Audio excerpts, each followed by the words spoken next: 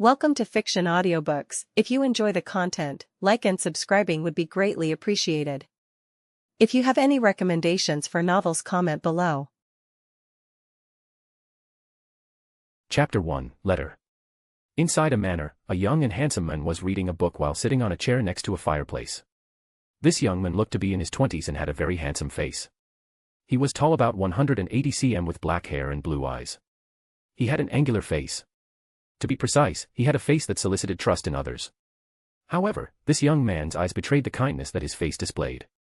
Deep in his eyes were a terrifying calmness, a calmness that bordered on indifference to anything and everything, even human lives.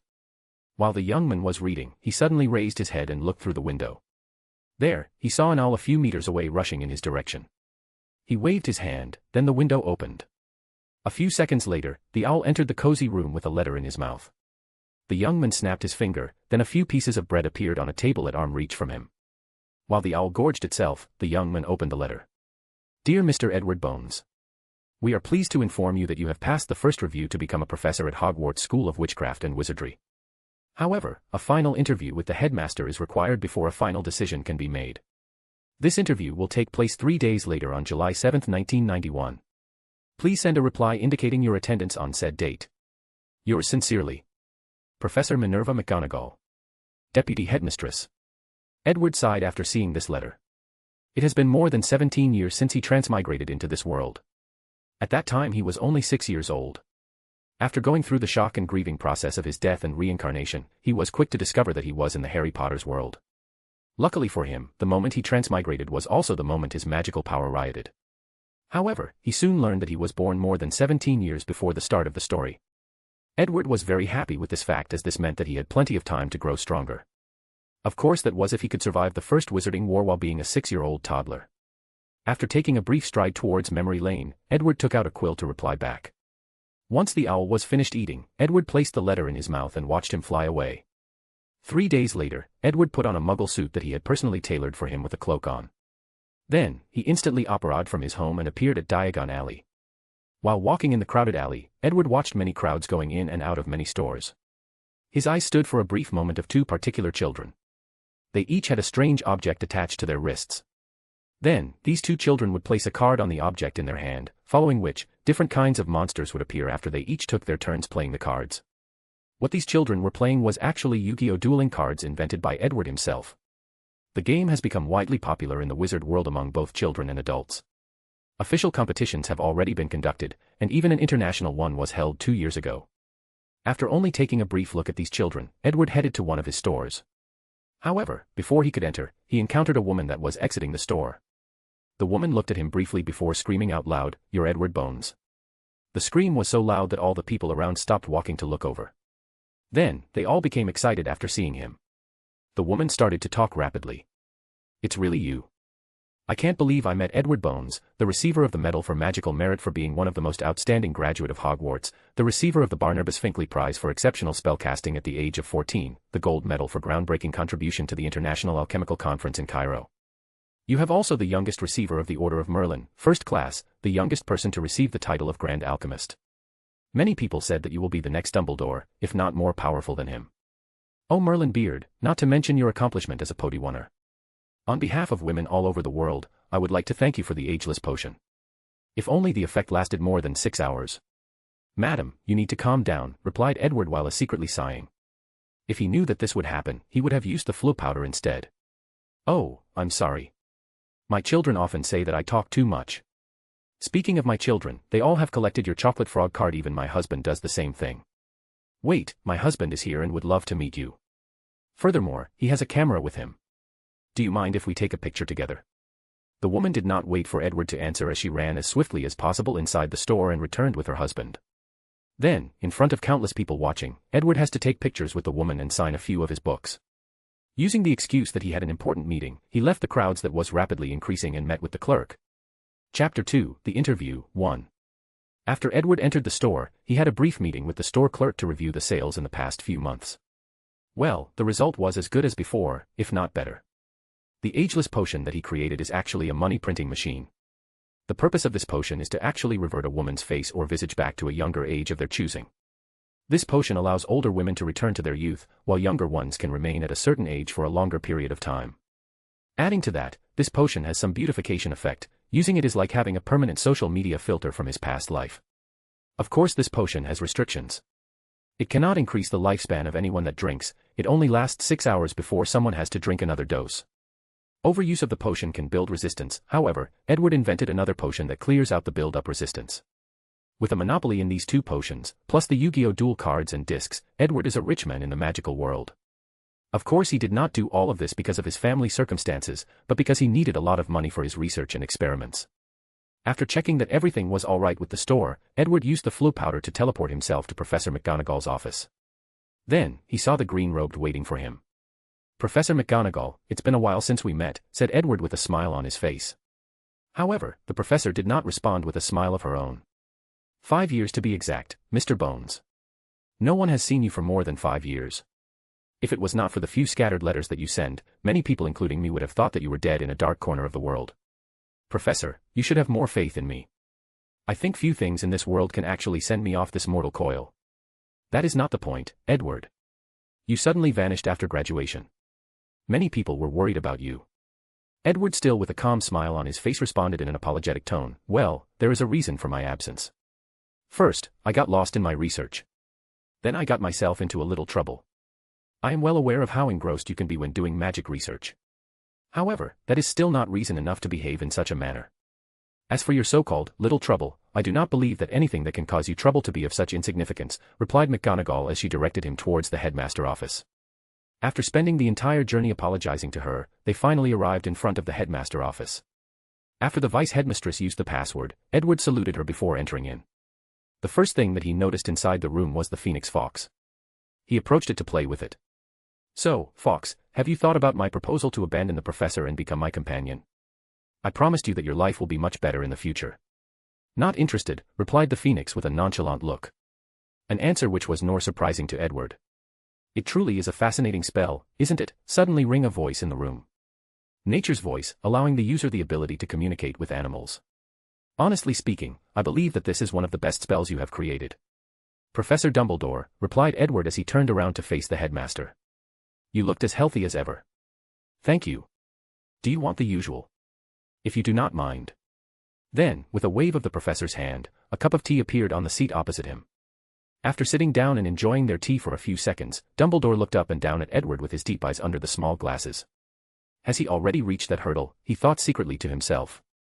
This is faster than me and Gellert, and even faster than Tom. After secretly sighing to him, Dumbledore then asked, "So, Mr. Edward Bones, where have you been the past 5 years?" After taking a sip of his tea, Edward replied, "After you refused my application to be a professor at Hogwarts, I followed your advice. I traveled the entire world. I went to the United States, visited the Amazon forest in South America, toured the pyramids in Egypt. I even went as far as visiting the Soviet Union and China. And I did not only visit the magical side of these worlds, but the Muggle side as well." As a matter of fact, Edward lied, or did not tell the whole truth. He did indeed visit all these countries, but it was not for a vacation. No, it was to steal knowledge. You could say that in the past 5 years, Edward became the greatest international thief in both the magical and Muggle world, leaving countless legends both true and false. Chapter 3, The Interview, 2. After transmigrated to this world, Edward was also granted his golden finger, however his was not some system or mysterious object. It was a perfect memory that allowed him to remember every single thing as long as he focused his mind. His golden finger was essentially the same thing as the mindscape that he has seen in so many fanfictions of his past. However, his was innate. Another golden finger he has was his overwhelming talent for magic. Like Voldemort, at 6 years old, he could easily control and use magic as if it was a part of him. Whether it was floating things, making them disappear, or lighting things on fire, he could easily do them. Not to mention his overwhelming understanding or comprehensive abilities. Edward could easily learn most spells after reading about them and practice a few times. Magic was natural to him as breathing. However, Edward still had to face some problems when he first transmigrated. One of which was his parents. It turned out that he was born in the midst of the First Wizarding War, a time where Voldemort's strength was at an all-time high. Wizards and their families were dying every single day.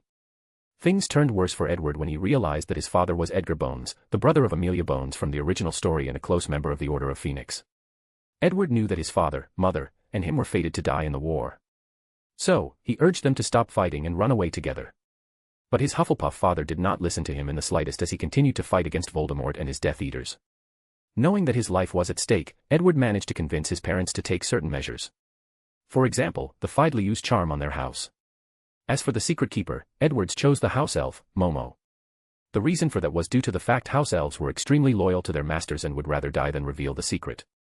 Another reason was that these guys had the ability to apparate and most anti-apparition of wizards are useless for them. Of course, this was far from the end. Edward's paranoia at that time reached its peak. He had his parents install many Muggle weapons in the house, then have them magically altered. So, if someone were to intrude in his house, not only would that person have to get rid of the protective enchantments, they also had to deal with a few Gatling guns.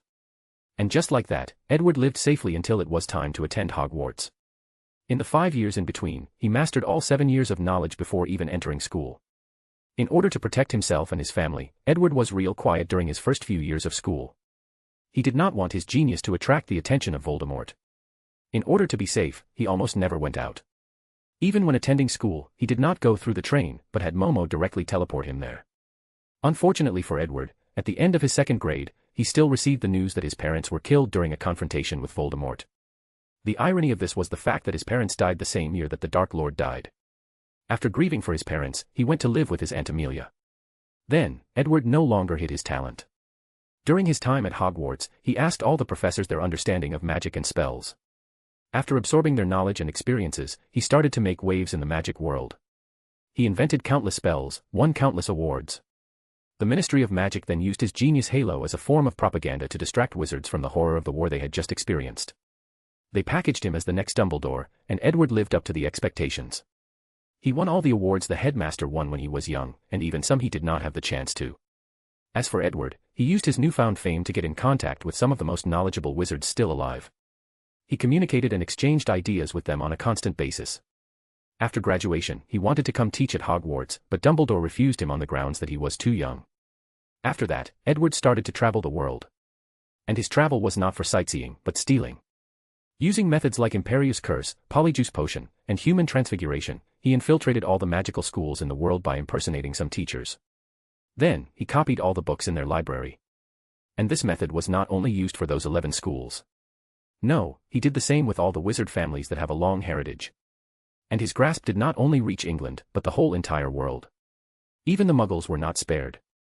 According to history lessons, Edwards knew that many witches and wizards were hunted in ancient times. So, he theorized that many ancient magic books might be still in the hands of certain Muggle authorities. And he was right. After successfully sneaking into the Vatican secret archive, Edward discovered many real magic books containing lost knowledge. Of course, many of these books were also fake. However, even the fake books inspired him as they provided him with ideas or directions for creating new spells. Of course, during his years as a thief, Edward still encountered a few troubles.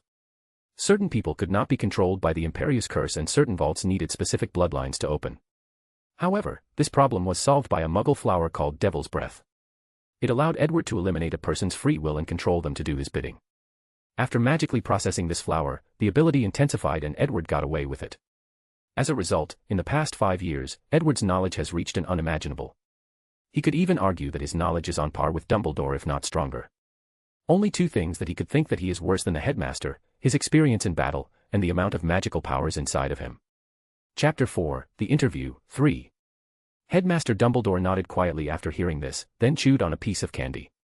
So, what made you want to work at Hogwarts? With your abilities and all the honors or awards you have received, you have so many options. Whether it is to work for the Ministry of Magic or using your wealth to spend the rest of your life in comfort to study magic, you have so many options. So, why be a professor? The professor's deep blue eyes started to scrutinize Edward under his glasses, his gaze deep and penetrating as if he wanted to see through him, see through his soul.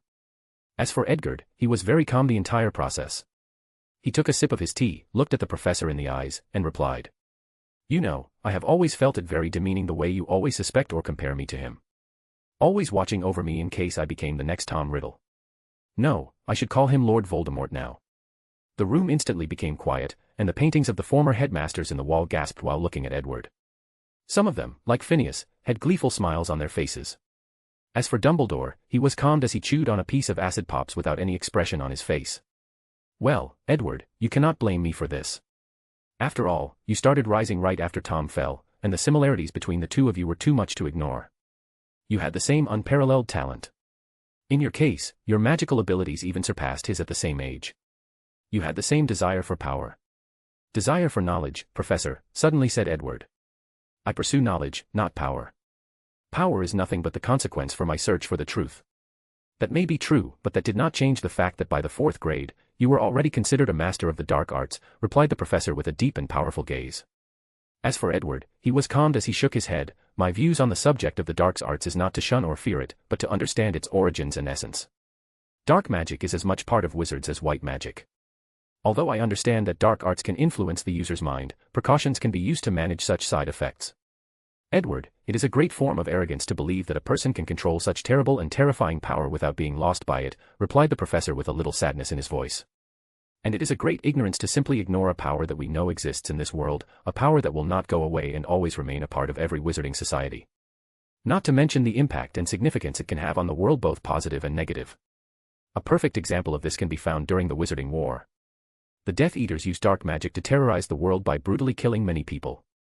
However, the war started to turn around as soon as Barty Crouch passed the law that allowed the Aurors to use the 3 unforgivable curses. Dark arts are not inherently bad nor any less harmful than white magic. In the end, it all comes down to the will and choice of the user. The room then became quiet again. The 2 people talking in this room are some of the most powerful and knowledgeable wizards in the world. As such, they each had their own ideas, will, beliefs and philosophies. So, it is not easy to change their mind. After a few minutes of silence, Edward looked at the window while saying, "You know, I used to be as ambitious as Tom, if not more when I was young." "Oh, how so?" "Once, my dream or goal was to build a true wizard civilization. I would gather all the wizards in the world, pooled all our knowledge and resources together to push the civilization of wizards forwards towards a bright future. Then, we would explore the universe. Muggle scientists have already determined how vast the universe is and how our planet is nothing but a small piece of dust in a small solar system. They have started to wonder whether there are other lifeforms out there, what kind of other civilization exists in the cosmos." Edward took a sip of his tea, however, it had turned cold while he was talking. He waved his hand, then steam started to come out of his cup again. After knowing about this, I started to ask myself the same question as to them. Are there any wizards out there on different planets in the universe?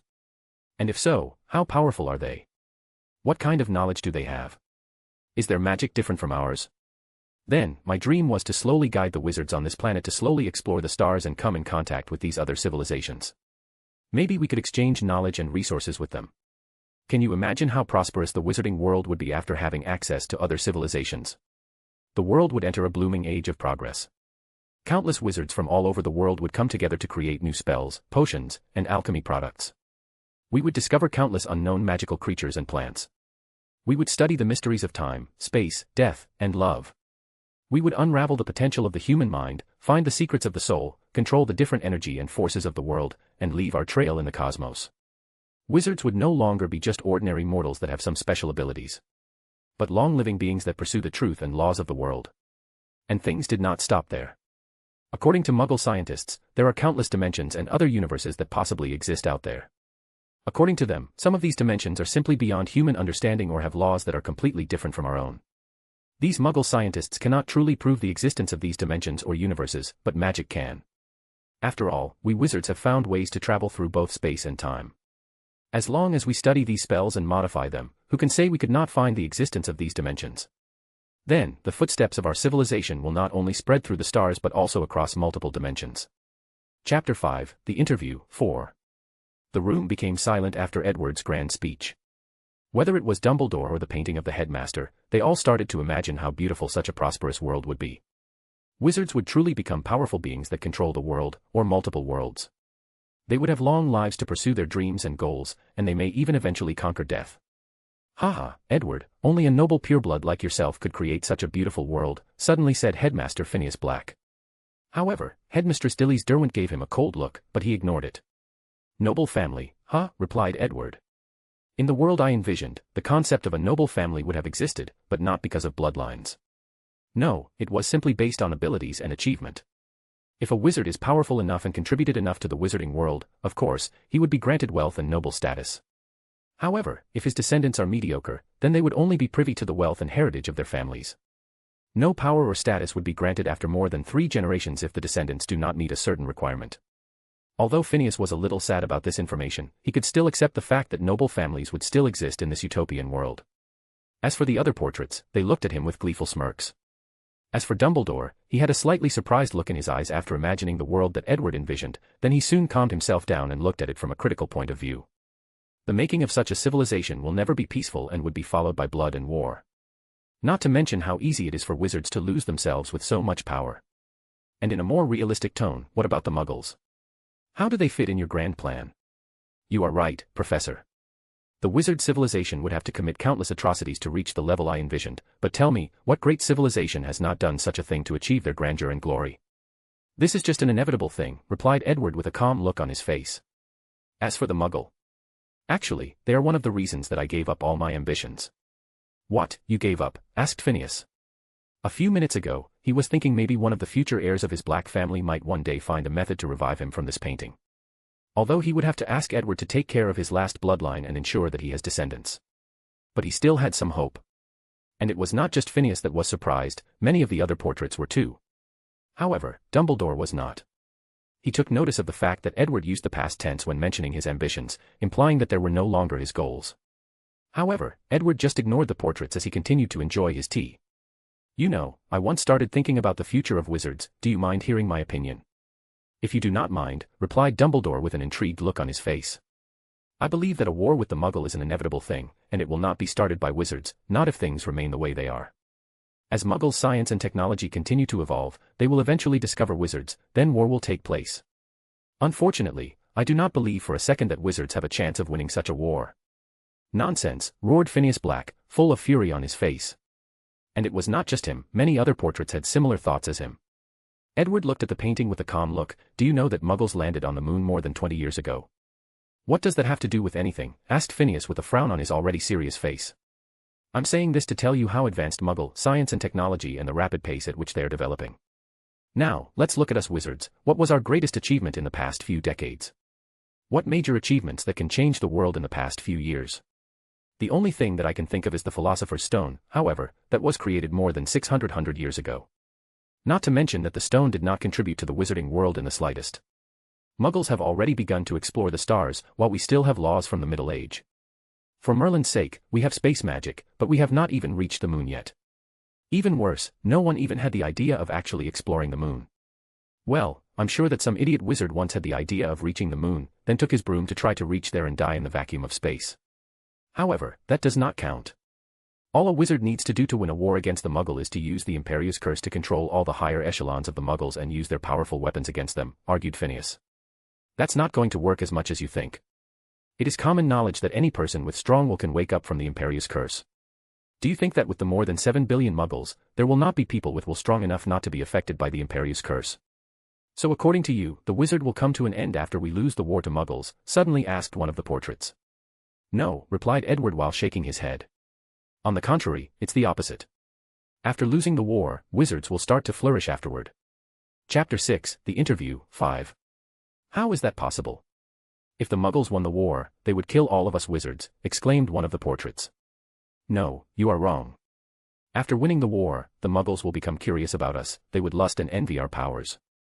Although this war would have proven that science and technology are no worse or even better than magic, their desires to become special or unique will get the best of them. As such, they will study wizards thoroughly. For a long period of time, I imagine that wizards will become nothing but experimental subjects, little lab rats in a laboratory. The Muggles will try to find the source of the power of our magical powers. I believe that they will succeed. It may take him some time, but they will eventually succeed. After that, they will want to grant such power to Muggles. And I also believe that they will succeed in that endeavor. Then, a brand new group of wizards will rise from Muggle society. Let's call them Neo-Muggle wizards. These individuals will start to combine magic with technology, thus creating a brand new magical civilization. And with the large population of Muggles, even if only 1% of them can actually turn into Neo-Muggle wizard, the number of wizards then will still be exponentially more than the current time. After that, the Neo-Muggle wizards with their advanced thinking from science and technology will also explore the universe and countless dimensions, thus creating a prosperous age or civilization of wizards. Preposterous. Absurd. The very notion of your words is ludicrous, yelled Phineas Black, who seemed very agitated. All the other portraits had similar ideas as him, but they tried to remain calm. "Calm down, Phineas," said Dumbledore, who was not as calm as he appeared on the surface. "This is just a hypothetical future. There is no need to become so riled up." Phineas Black then looked at Edward with a fierce look, then closed his eyes and shut off his senses. Or at the very least, it appeared to be doing so. As for Dumbledore, he was a little shaken, as this was the second time in his life that a powerful wizard warned him of the future danger of the wizarding world. His old friend had tried to use radical methods to deal with the problem, while the one in front of him seemed rather indifferent. "Edward, you mentioned that this was one of the reasons that you gave up your ambitions. What is the other reason?" Edward pondered for a few seconds before answering. "It was because of my parents. After their deaths, I came to a realization: Voldemort did not kill them, but the wizard world did. Voldemort is a result of all the things wrong with our society. Whether it is the wanton discrimination or racism of those pureblood theorists, the social inequality between muggle-born wizards, half-bloods and purebloods, the backwards mindset of wizards for millennia, or the superiority complex of most wizards towards other races, both magical and non-magical. All these problems resulted in the creation of Voldemort, thus leading to the death of my parents. In my mind, the Dark Lord was not the only person that killed them, but the wizarding world. Why would I lead this kind of people to create such a prosperous civilization? Are they worthy?" The room became quiet again. Many of the portraits had a complex look on their faces as they looked at Edward, and they sighed to themselves. As for Dumbledore, he also sighed before saying, "I'm sorry, Edward, about your parents. However, I do not think you should judge the entire wizard world because of a minority few. There are plenty of good-hearted people in the wizarding world willing to do good things. A perfect example is your parents. When Voldemort was in power, they rose to the occasion and fought for what is right. You may be right, Professor. But do not forget that the minority few that you talked about are actually the ones with all the power and influence in the wizarding world." The room once again entered a brief period of silence. As a matter of fact, Edward did not tell the whole truth. One of the main reasons that he did continue with his ambitions was because he realized that he did not really need the help of the wizarding world to accomplish his goals. With his talent and relentless pursuit of magic, he strongly believes that he will one day discover the way to travel through dimensions and other universes. After that, his journey through the sea of stars and dimensions will begin. He will pursue the path of magic until he becomes one of the most powerful wizards in countless dimensions and universes.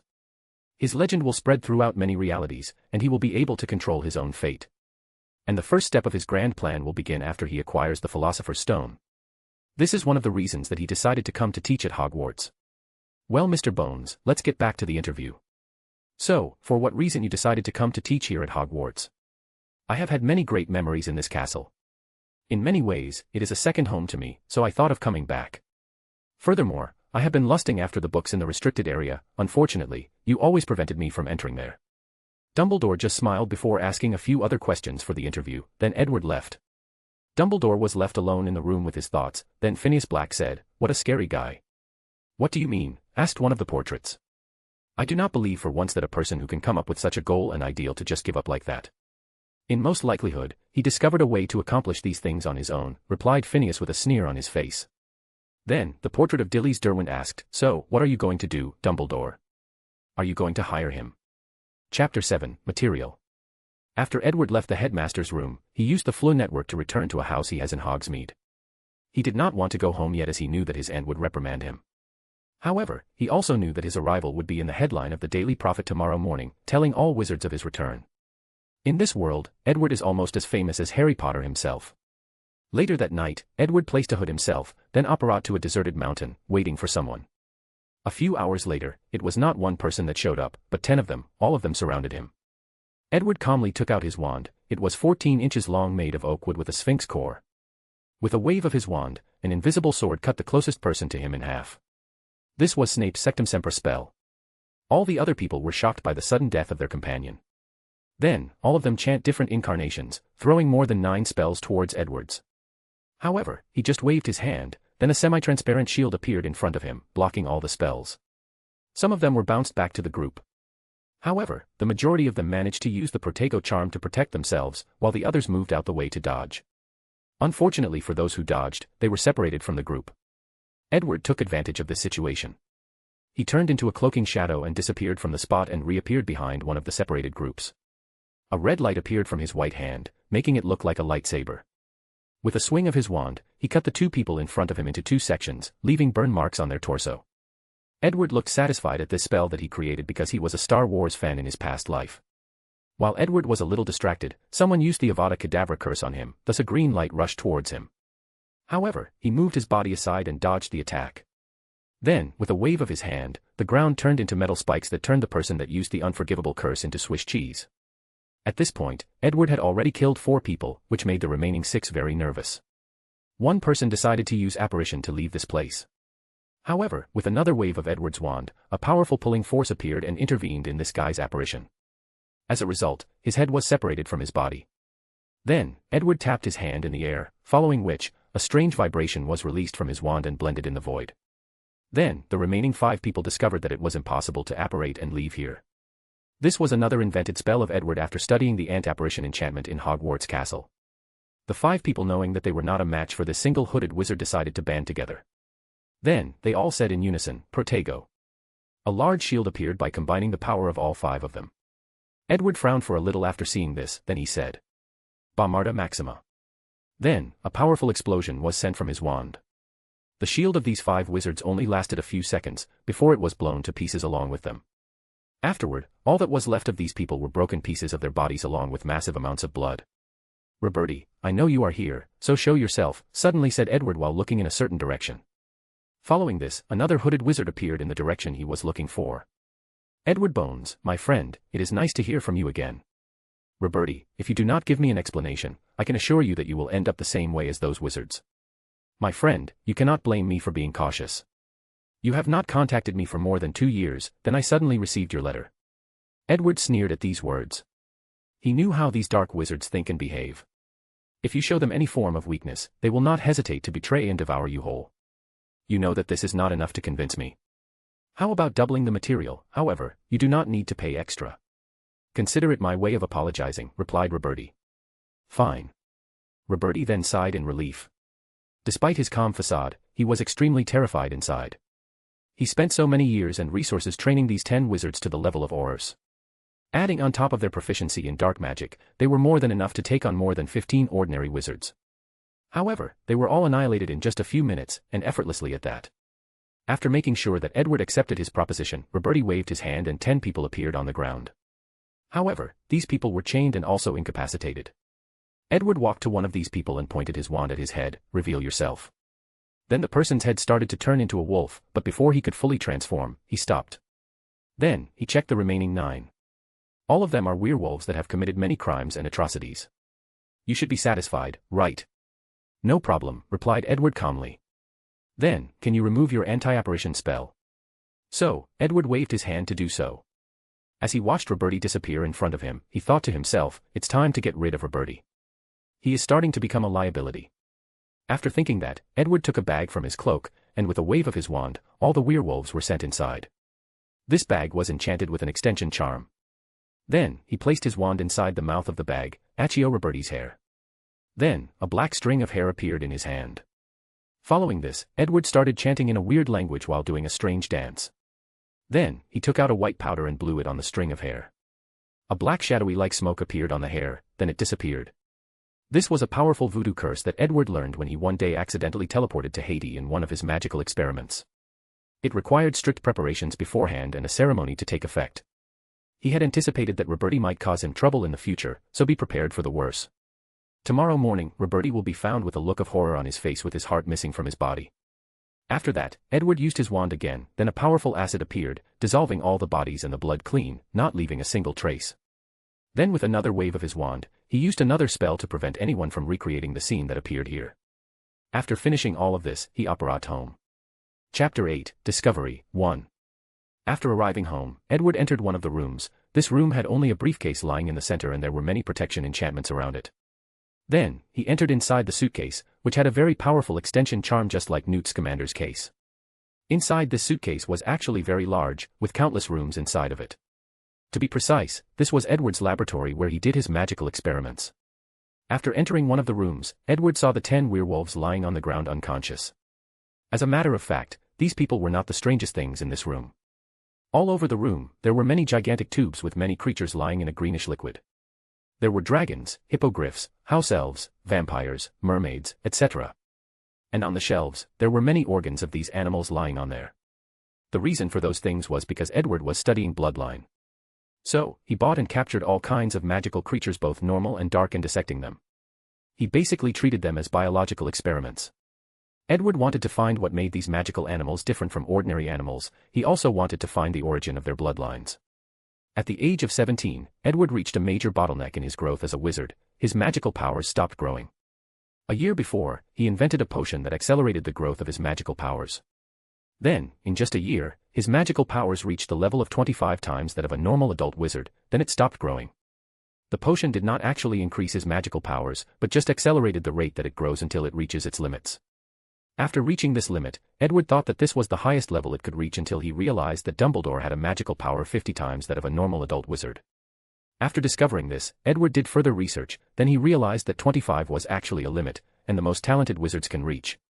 And the majority have to spend all their lives to allow their magical powers to reach that level. However, his potions allowed him to reach that level at such a young age. However, the problem came: how did Dumbledore break that limit? And was he the only one? After turning into one of the guards, he visited Nurmengard Castle and took a look at Grindelwald. And as expected, this first generation of Dark Lord also broke that limit and reached the level of 50 times the magical powers of a normal adult wizard. After that, Edward theorized that these talented people have found a way to break that limit. He guessed that Voldemort probably did it too and probably used the Horcruxes to break that barrier. He guessed that Dumbledore used the Phoenix Fox as a way to break that barrier, while Grindelwald might have used either the Elder Wand or some other method. As for him, he chose the path of the bloodline to break that barrier. Edward theorized that the first wizards that ever existed were due to surviving an accident after ingesting the blood of powerful magical animals, thus granting them a bloodline of their own. So, he believed that as long as he discovered the bloodline of wizards, then modified it, he could break that barrier and open the gate to a brand new world. To further his study, Edward stole a few technological machines designed to observe DNA. However, these machines did not reveal much information at the time due to the low level of technology.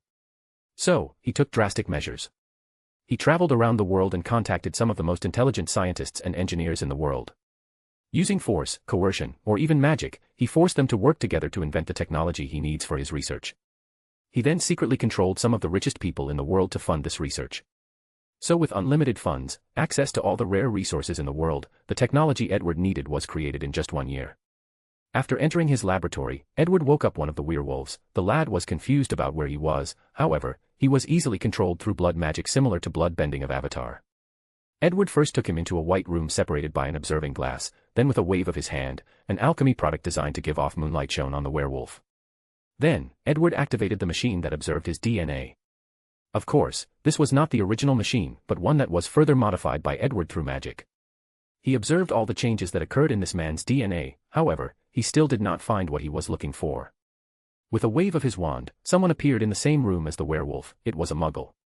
Without hesitation, the muggle was bitten by the werewolf. However, he was separated from the wolf before he was ripped apart. Then, Edward watched calmly and indifferently at the changes in the muggle's DNA. The reason that he chose werewolves was that they were the few creatures that could actually change the bloodline of both muggles and wizards through saliva and blood. So, Edward believed that as long as he observed the bloodline transformation of any wizards or muggles, he could find the place the bloodline originated from and study it. Chapter 9, Discovery, 2. Edward watched the muggle transform into a werewolf. However, he did not feel magical powers from him, nor did he find anything in his DNA. He felt that he was close to something, but he could not discover exactly what it was. After pondering for a while, Edward went to the next room. This room was full of all kinds of potions.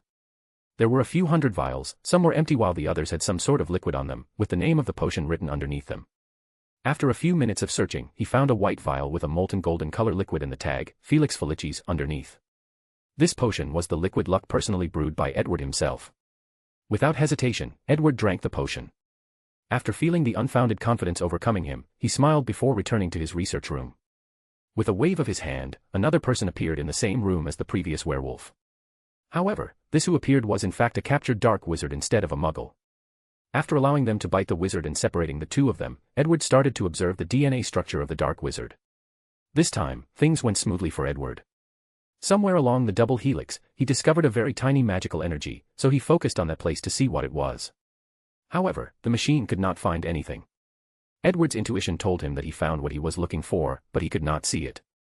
Then, he remembered that muggles could not see some magical creatures like dementors. So he thought that maybe the machine could not actually see what he was looking for.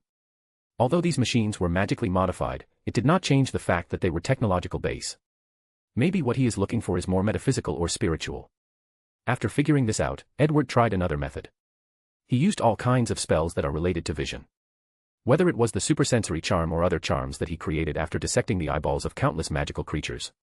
He placed all of them on him, then he concentrated on the specific spot that the machine first discovered. And then, Edward saw it. It was as if he entered a different world, and that world was full of unintelligible scribbles. There were all kinds of strange symbols, glyphs, and pictures. It took him a while to really focus on these scribbles before discovering some sort of pattern. Then, Edward realized that these unintelligible scribbles were actually ancient rune language. He had studied it back in Hogwarts under the tutelage of Professor Bath's Haida Babbling. Edward spent a great deal of time studying ancient runes as they were used in many ancient manuscripts, so he could write and read them fluently. Furthermore, some of the people he corresponded with regularly are actually real scholars of ancient runes that have studied the subject for decades. After taking a few hours to translate the ancient rune, Edward was left with a complete shock with his discovery. What he discovered was something he referred to as life code, and as the name states, it is the fundamental code or engineer of the human body. It is divided into 3 parts: body, soul, and bloodline. The body part is essentially the DNA of a person, and it dictates everything about the human body: hair, skin color, and other types of genetic information. As for the other 2 parts, they are self-explanatory as they dictate the composition of the soul and the kind of bloodline of a person. Edward became excited after making this discovery, as he knew that he was really close to solving his problem of magical power. So, he focused more on the bloodline section of the life code. He discovered that Muggles also have a life code, but the bloodline section is empty, while the soul section has very little compared to wizards.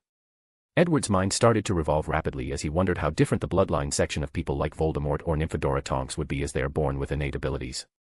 Edward knew that he could not get access to Voldemort's blood to study, but he could still get Tonks. As Metamorphmagus, her bloodline must be different from other people. Furthermore, Edward is still interested in the relationship between bloodline and soul.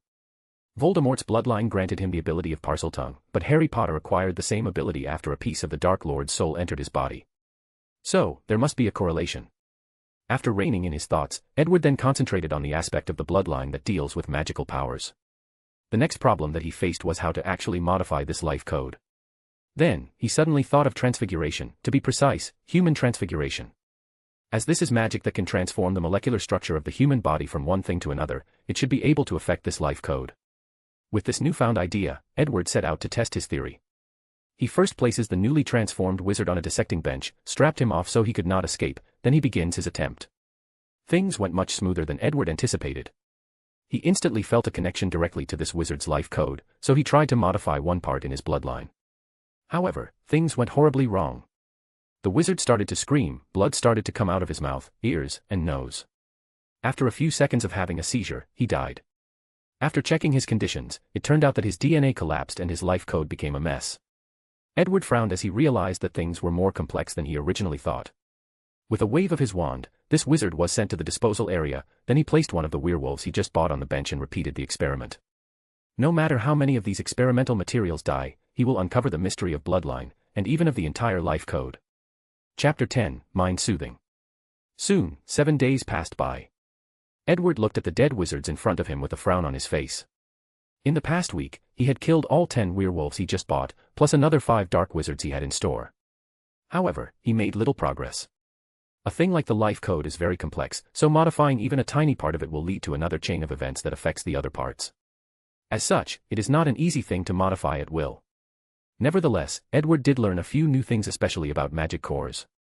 Long ago, he had discovered that every wizard had a magic core that held its magic powers. According to his previous research, wizards had a few different shapes of cores, some were round, triangular, and cubic. And wards had a cubic-shaped one. As a matter of fact, even squibs have a magic core inside, however, theirs is inactive. In his previous study, he tried to transplant the magic core of one wizard into the body of another in an attempt to increase his magic powers. But, he failed after solving many difficult problems. The first of which was taking out the magic core. Just like the life code, the magic core was a metaphysical thing that could not be seen or accessed under normal circumstances. However, after discovering a way to actually taking out of the body and plant it in someone else, 2 things would happen.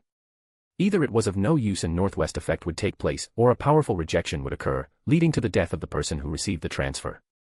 Previously, Edward did not know the real reason behind this rejection, but after studying the life code, he knew that bloodline did decide whether someone had a magic core. However, the core was also linked to the soul.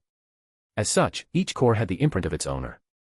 So, when it was transplanted into another person's body, this led to severe rejection. After finishing his last experiment, Edward took a break as he did not have any more experimental bodies. And also because he ran out of ideas.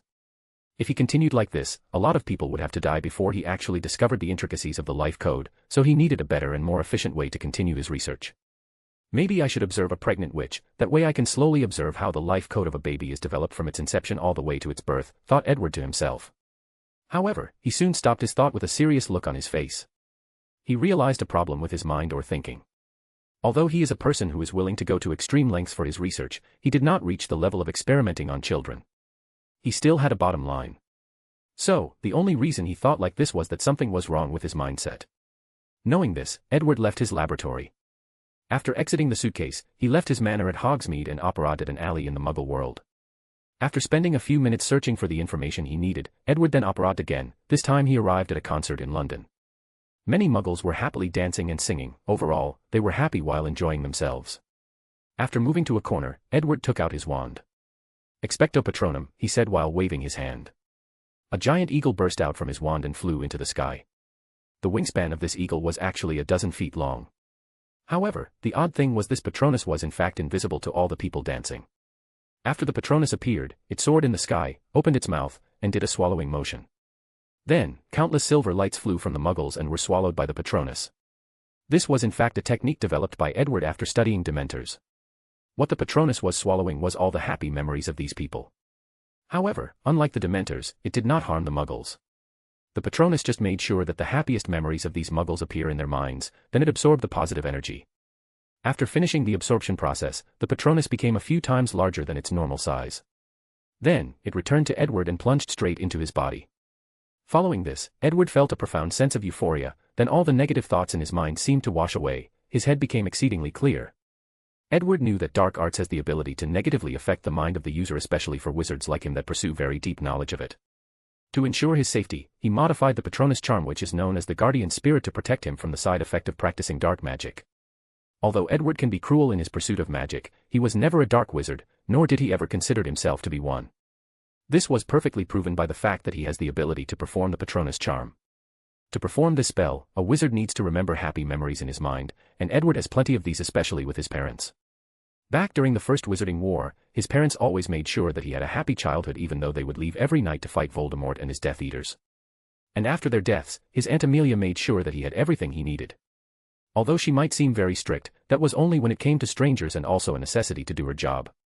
Furthermore, Edward made sure to enjoy his life. After all, he died once and he did not believe that he would have a third chance. Additionally, he pursues magic, not due to power, but because it makes him excited. Every time he made a discovery, Edward always felt a sense of satisfaction. It was as if the goddess of magic was in front of him, then he started to slowly unveil her skirts. Even if he manages to lift the skirt a few millimeters, it would bring him a sense of anticipation and euphoria, as he believed that one day, he would see what is underneath. In conclusion, Edward is not someone that focuses only on studying magic, he often enjoys himself when given the opportunity. A perfect example of this was his 5 years traveling the world. He did not just steal a bunch of books and do magic research all day. No, he experienced different cultures, different foods, and different types of women. Overall, he enjoyed himself during travel as much as possible. After leaving the concert, Edward took a mirror and placed his wand on it, then he sent a message. "Are you available now?" "No, you can come by if you want," replied the mirror a few minutes afterward. Chapter 11, Inspired. After Edward received the reply from the mirror, he returned to his own house and used the flu powder to travel somewhere else. As soon as he arrived, he saw a beautiful woman waiting for him. She looked to be in her late 30s, however, she had a more refined and noble temperament surrounding her. Not to mention that her age added a level of maturity that was quite appealing. As soon Edward arrived, she jumped into his arms and they started to kiss each other passionately for a few deep seconds. "Edward, I have not seen you for more than 5 years." "Well, I have been busy. Let's not talk about these kinds of things. You looked as ravishing as the day that I met you." "Well, your aging potion works wonders for me. Couldn't you make it last longer, or even permanent?" "If I did that, how would I make money?" "That's true. Sometimes I wonder whether you are a Slytherin instead of a Ravenclaw." "Well, the Sorting Hat did hesitate before choosing where to place me. Fortunately, my passion for knowledge superseded my ambitions." Then, the two of them started to snug each other again. However, midway through, Edward stopped again to ask, "I'm guessing that your husband is not here?" "No, he left with the kids and won't be back for a few hours." Then, those two people started to remove each other's clothes even before they reached the next room. A few hours later, Edward was lying in a bed, with another naked body in his arm. He was in deep thought. After a few hours of exercise, his mind became even more clear and another idea just came to him. The werewolf bit is like a virus that can transform a person's bloodline. As such, it can also change a person's life code. What he has to do is isolate the specific things, whether it is a virus or a specific protein, and find a way to control them. Then, he can effectively find a way to change the life code. Of course, this method would only allow him to turn people into werewolves without biting them, and even reverse the process. The next step would be to modify the virus to be able to affect all aspects of the life code. Of course, Edward has not given up on his idea of slowly observing babies and how their life codes are slowly formed. However, he will only use animals and creatures that are very close to humans. Maybe I should subdue a few Death Eaters like Bellatrix Lestrange and have them do the dirty work that I am not willing to do. However, her craziness is a major problem, suddenly thought Edward. Then, he looked at the woman next to him that was staring at him. Soleil, if you have something to say, just do it. I am just wondering if you have found a solution to Astoria's blood curse. After all, I do not want anything to happen to my daughter. And, for anyone who is wondering, no, she will not be the main heroine. Just one of Edward's many flings.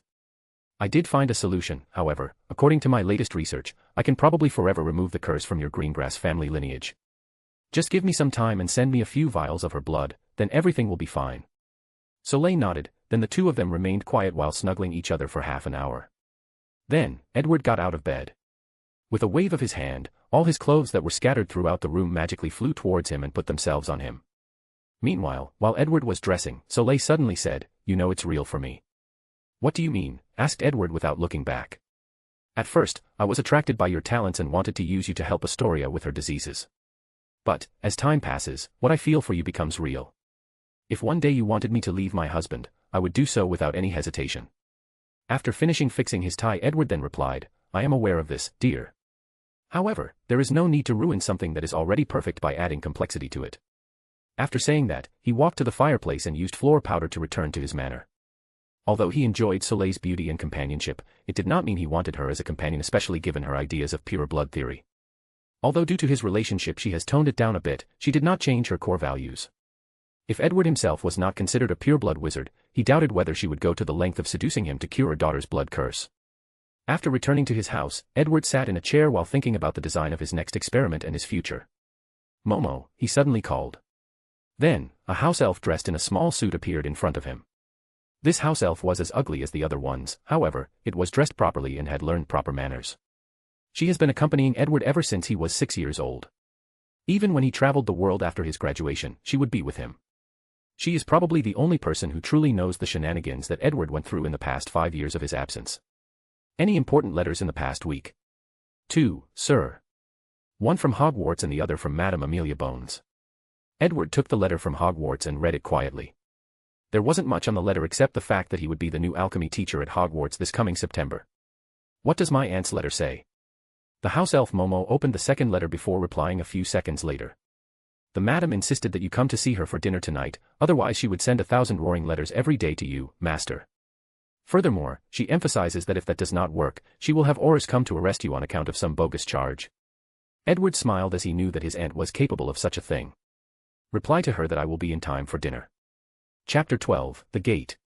After answering the 2 most important letters, Edward then spent the next few hours responding to other letters. As he had correspondence with some of the most powerful and influential wizards of this world, he had a lot of letters to answer. In his correspondence, they would discuss all kinds of topics, from potions to alchemy, from transfiguration to spells. There are also ancient runes and even the dark arts. All the people he talked to are masters in the fields, leaders of associations, and even members of Britain's Wisengamot and the International Confederation of Wizards. Although he always kept in touch with these people during his 5 years' absence, it was only on rare occasions. But now, with news of his return circulating in the Daily Prophet, many people knew that he had shown and sent him many letters. After finishing his correspondence, Edward went to a specific room in his house. This room was even more guarded than the one he placed his briefcase in. There were so many protective enchantments in this room that it made Hogwarts look like a children's toy. Even house elves could not apparate inside this room. Edward has spent a great deal studying the magic of house elves to create anti-apparition enchantments for them. Not to mention all the terrible curses he placed on the entrance of this room. If someone other than him were to open this door, they would die a very miserable death. Inside the room was a massive metal-like door full of strange symbols. The door was emanating powerful magical powers. The space around this gate was fluctuating greatly, and there was even a slight temporal wave coming from. This door was called the Gate of World by Edward. Although it had a grandiose name, it was not as powerful as its moniker would imply. However, one could see the grand ambition of its creator. Ever since Edward transmigrated to this world, he wondered why he came here. More importantly, he wondered whether there were other worlds out there based on the movies, books, and TV shows of his past life. And there were. How could he get there? So, he started to study any magic related to space and time to break the dimension wall of the Harry Potter world and reach these other worlds. After years of studying things like apparition, flu powder, and the flu network, and port keys, Edward created this gate based on all his findings. This Gate of World is his greatest alchemical invention, pooling in together all of his magical knowledge. He had encountered many troubles before he could acquire all the knowledge to create this gate. A perfect example of that was the fact that flu powder was only created by one company in the entire magical world, and they were very secretive. It took Edward a lot of planning to get the recipe. Unfortunately for him, he has not reached the level he desires. This gate can allow him to teleport anywhere he wants in this world, even breaking through Hogwarts and the Ministry of Magic's anti-apparitions enchantment. It even allowed him to teleport to anywhere in the solar system as long as the coordinates are calculated correctly. However, he was nowhere near his objective of crossing through dimensions. Edward knew that he needed to also use the power of time to accomplish his goals, so he tried to study the time turner. However, in the 3rd grade, when he tried to acquire one by taking all the classes at Hogwarts, Dumbledore did not allow him to get one. So, he had to use his family connection in the Ministry of Magic to get it. However, his results have been very disappointing. Despite how powerful this gate is, it can only travel back in time for 3 hours, even less than an actual time turner. Not to mention that he did not find a way to combine both the space force and time force in the gate, it can only use one of them at a time. This is one of the reasons that Edward decided to go back to Hogwarts. There are many things he planned to use the plot to acquire. Then there is also the fact that he hoped to find something useful in the restricted area of the library. After spending a few hours researching the Gate of World, it was already time for his dinner with his aunt. So, Edward took a quick shower and changed his outfit. Inside the Bones family manor, Edward was sitting at a dining table with a fork and knife in his hand. Opposite him sat a middle-aged witch who was staring at him deeply with a strict look on her face. "Now that you have turned into an adult, you think you can do whatever you want?" asked Amelia Bones as she slowly placed a piece of chicken in her mouth. "Aunt, there is no need to be mad. Before I left, I told you about what was going to happen. That does not absolve you of the fact that I barely saw you for 5 years straight. To be fair, you are the only person who received a weekly letter from me." Amelia scoffed after hearing this. "So, I should be grateful that my nephew whom I have raised as my son send me 1 letter a week notifying me that he is still well and alive." Edward then almost choked on his food after hearing this, so he said, "How is work going?" Trying to change the subject. "Do not think that this is the end of things. As for work at the ministry, it is just fine. Only Fudge's incompetence can be bothersome sometimes. You should have listened to me when I told you to run for the position of Minister of Magic. At that time, Fudge had the backing of Dumbledore, so it was not easy for me to win. If you had used the tactics I told you about, winning would have been an easy task. Well, soon enough, you will regret your decision." "Did you predict something else again?" asked Amelia with a more serious look on her face. She knew that her nephew had some divination ability as he predicted Voldemort's downfall and even the death of a few people. "In about 4 to 5 years, Voldemort should return, and shortly after that, the Second Wizarding War will take place," replied Edward with a calm look on his face. However, Amelia had stopped eating and had a serious look on her face. "You do not need to worry about anything with me here. However, you should start taking power in the Ministry of Magic as a form of preparation." Amelia nodded before replying, "Well, with the magic potion you gave me and the tutoring you did for me, my magical ability has greatly improved beyond what I thought possible. So, it would be easier for me to train a few loyal people inside the ministry. Well, you can use the lesser magic potion that I gave you to entice people to your side. However, I should warn you to stay away from the people of the Order of Phoenix. You can become close to them, but do not try to add them to your inner circle." "Boy, I know politics better than you," replied Amelia, despite intending to listen to her nephew's advice. She knew the reason for such a warning. The people of the Order of Phoenix were loyal to only one person, Albus Dumbledore. "Your cousin Susan will be attending Hogwarts this year, so do take care of her if you can." Edward nodded, then the two of them continued to talk about different topics before separating. Chapter 13, The New Base. The next day after the dinner, Edward had a new idea, and that was to move his gate and laboratory to the moon to prevent possible trouble for himself. The Gate of World is an alchemy wonder and a powerful weapon that would draw the envy and desire of anyone who knew of its existence. So, it is best to place it somewhere inaccessible to anyone but Edward. The gate emitted powerful magical powers, and any truly powerful or experienced wizard can sense it if they are close to it. That is one of the reasons that Edward placed so many enchantments around it.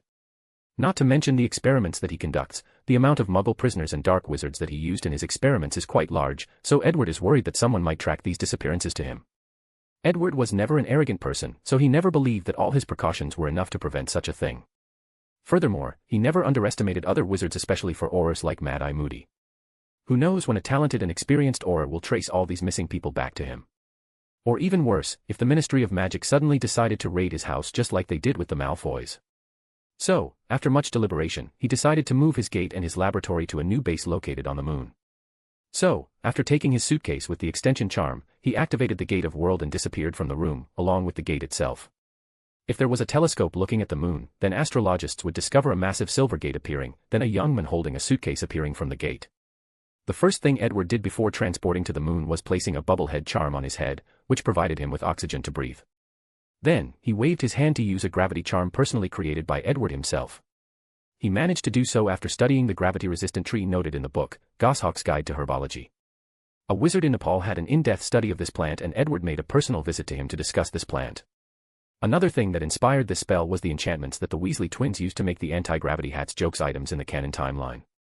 So, after using the gravity charm to walk properly in the room, Edward used the incendio charm to heat his surroundings, then he headed to the dark side of the moon and used earth magic to dig a deep tunnel. One of Edward's major achievements since coming to this world was his understanding of elemental magic. To Edward, wizards are people that use fireball, ice spear, and earth spike. So, he spent a lot of time modifying spells like incendio, aguamniti, defodio into elemental magic. Edward went as far as recreating many of the jutsus from Naruto and a few elemental spells from D&D from his previous life. According to Edward's current ability, his most powerful type of magic is the first elemental, then spatial magic due to his in-depth study of the Gate of World, and lastly, transfiguration. However, the last one was not due to his effort, but a result of all his biological experiments. Throughout the years, he has dissected so many magical and non-magical animals that he can easily remember their anatomical structures with his perfect memory, then recreates them through transfiguration. After digging a cave deep underground somewhere on the moon and recovering it, Edward first placed an extension enchantment on the cave, then he transferred all the rooms in his suitcase into the cave. He placed a gravity enchantment in the cave and used any magical plants to create a living environment. Whether it was temperature, gravity, oxygen level, he recreated the living environment of Earth through magic. Then, he chose a room to place the Gate of World. After spending a few days placing countless protective enchantments around this base, Edward then continued his experiment. A few weeks then passed and he had to stop what he was doing because he received a message from his house elf Momo. In the past few weeks, he had managed to set up the experiment to observe the life code of magical creature fetuses. However, this process would take some time, so he focused on finding the specific substance of the werewolf bit that was capable of perfectly altering the life code of any individual. The reason he stopped his experiment was that he received news through a two-way mirror. The reason that she did not report directly to Edward was that this new base was hidden even from the house elf. The news that he received was that Hagrid took Harry Potter to Gringotts to acquire money. Edward was very interested in the Philosopher's Stone as he believed it would play a great role in his future. So, he must get it to study. And the perfect time to do so was when Hagrid first took it out from Gringotts. After operating back to Earth and to Diagon Alley, Edward placed a disillusionment charm on himself. He waited on a corner for Hagrid to leave the bank. Fortunately, he did not have to wait long as Hagrid soon came out of Gringotts looking very suspicious. Unfortunately for Edward, he soon discovered a few wizards disguised in normal clothes that were secretly following Hagrid. It was then he realized that Dumbledore must have backup plans for the stone. After all, even if he trusted Hagrid, the stone was too important to leave it to him alone. As such, Edward knew that it was impossible to acquire the stone now. However, he did not mind as he still had the opportunity back at Hogwarts. Chapter 14, Year 1, First Day. September 1st, 1991. Today was Edward's first day as a professor. After leaving his base on the moon, he changed into a new suit designed personally by Madame Malkin, took his suitcase, and operated in the dark forest. At first, Edward wanted to take the train to relive his time in school and also see Harry Potter, but he gave up the idea as he lost interest and considered doing so a waste of time. After appearing in the dark forest, Edward floated in the air and flew in the direction of the castle. Edward can be a very arrogant person sometimes. Since he knew that Voldemort discovered a way to use magic to fly unsupported, he wanted to do it as well. And he succeeded. By combining the levitation charm with his gravity charm, he can use unsupported flight easily. After flying a few meters, he saw someone waiting for him on the ground, so he landed. Then, he saw a person the same size as a toddler standing there. It was Professor Phileas Flitwick. Professor Flitwick, it is good to see you. Edward, my boy, it's been more than 5 years since I last laid eyes on you. Where have you been? After the greeting, Edward lowered himself to hug his favorite professor. Well, Professor, I've been everywhere around the world. Now that we are colleagues, you can just call me Phileas. Now, tell me all about your adventures. I am sure that you have learned a lot of things. Edward nodded while discussing his travel with Phileas. At the same time, the two of them headed to the castle while talking. The relationship between Edward and Phileas is very close. For one, he was a Ravenclaw, so the professor was his head house during his time in school. Another reason was due to their study of the dark arts. Edward was a very talented wizard, so he was loved by all his teachers, especially by his dean. One day, Edward went to Phileas and told him about the fact that he was going to study dark magic and needed his guidance. Phileas refused at first, but once Edward explained his views on how dark magic should not be feared, but studied with great precautions to understand it, Phileas hesitated. Of course, what changed his mind was the fact he knew that he could not change Edward's mind even if he refused to teach him, so, Phileas figured out it would be better for Edward to learn under his supervision. So, the two of them began to study the dark arts together. However, Phileas had many rules as conditions. For example, Edward has to use the Patronus charm before every session to show that he was not corrupted by the dark arts. Additionally, they have to take 2 weeks to break every once in a while. And during that time, both of them were forbidden to use any form of dark magic. As a result of this partnership, the two of them co-wrote and published many papers in the category of defense against the dark arts. And it was all due to their in-depth understanding of dark magic. As a result of their papers, the two of them are very high-level members of the Dark Force Defense League and hold real power there. Of course, their partnership hit a little trouble when it was discovered by Dumbledore. However, Phileas defended Edward and they continued their study until he graduated. A few minutes later, Edward was led to the high table of the teachers in the Great Hall. After spending a few hours talking to the other teachers and reminiscing about his time in school, the other students entered the Great Hall. Following this, the first year entered. The Sorting Hat did his little song, and Edward was more than happy to sing along with it. Then, it was the turn of the sorting ceremony. First was Hannah Abbott, then it was Susan Bones, Edward's cousin.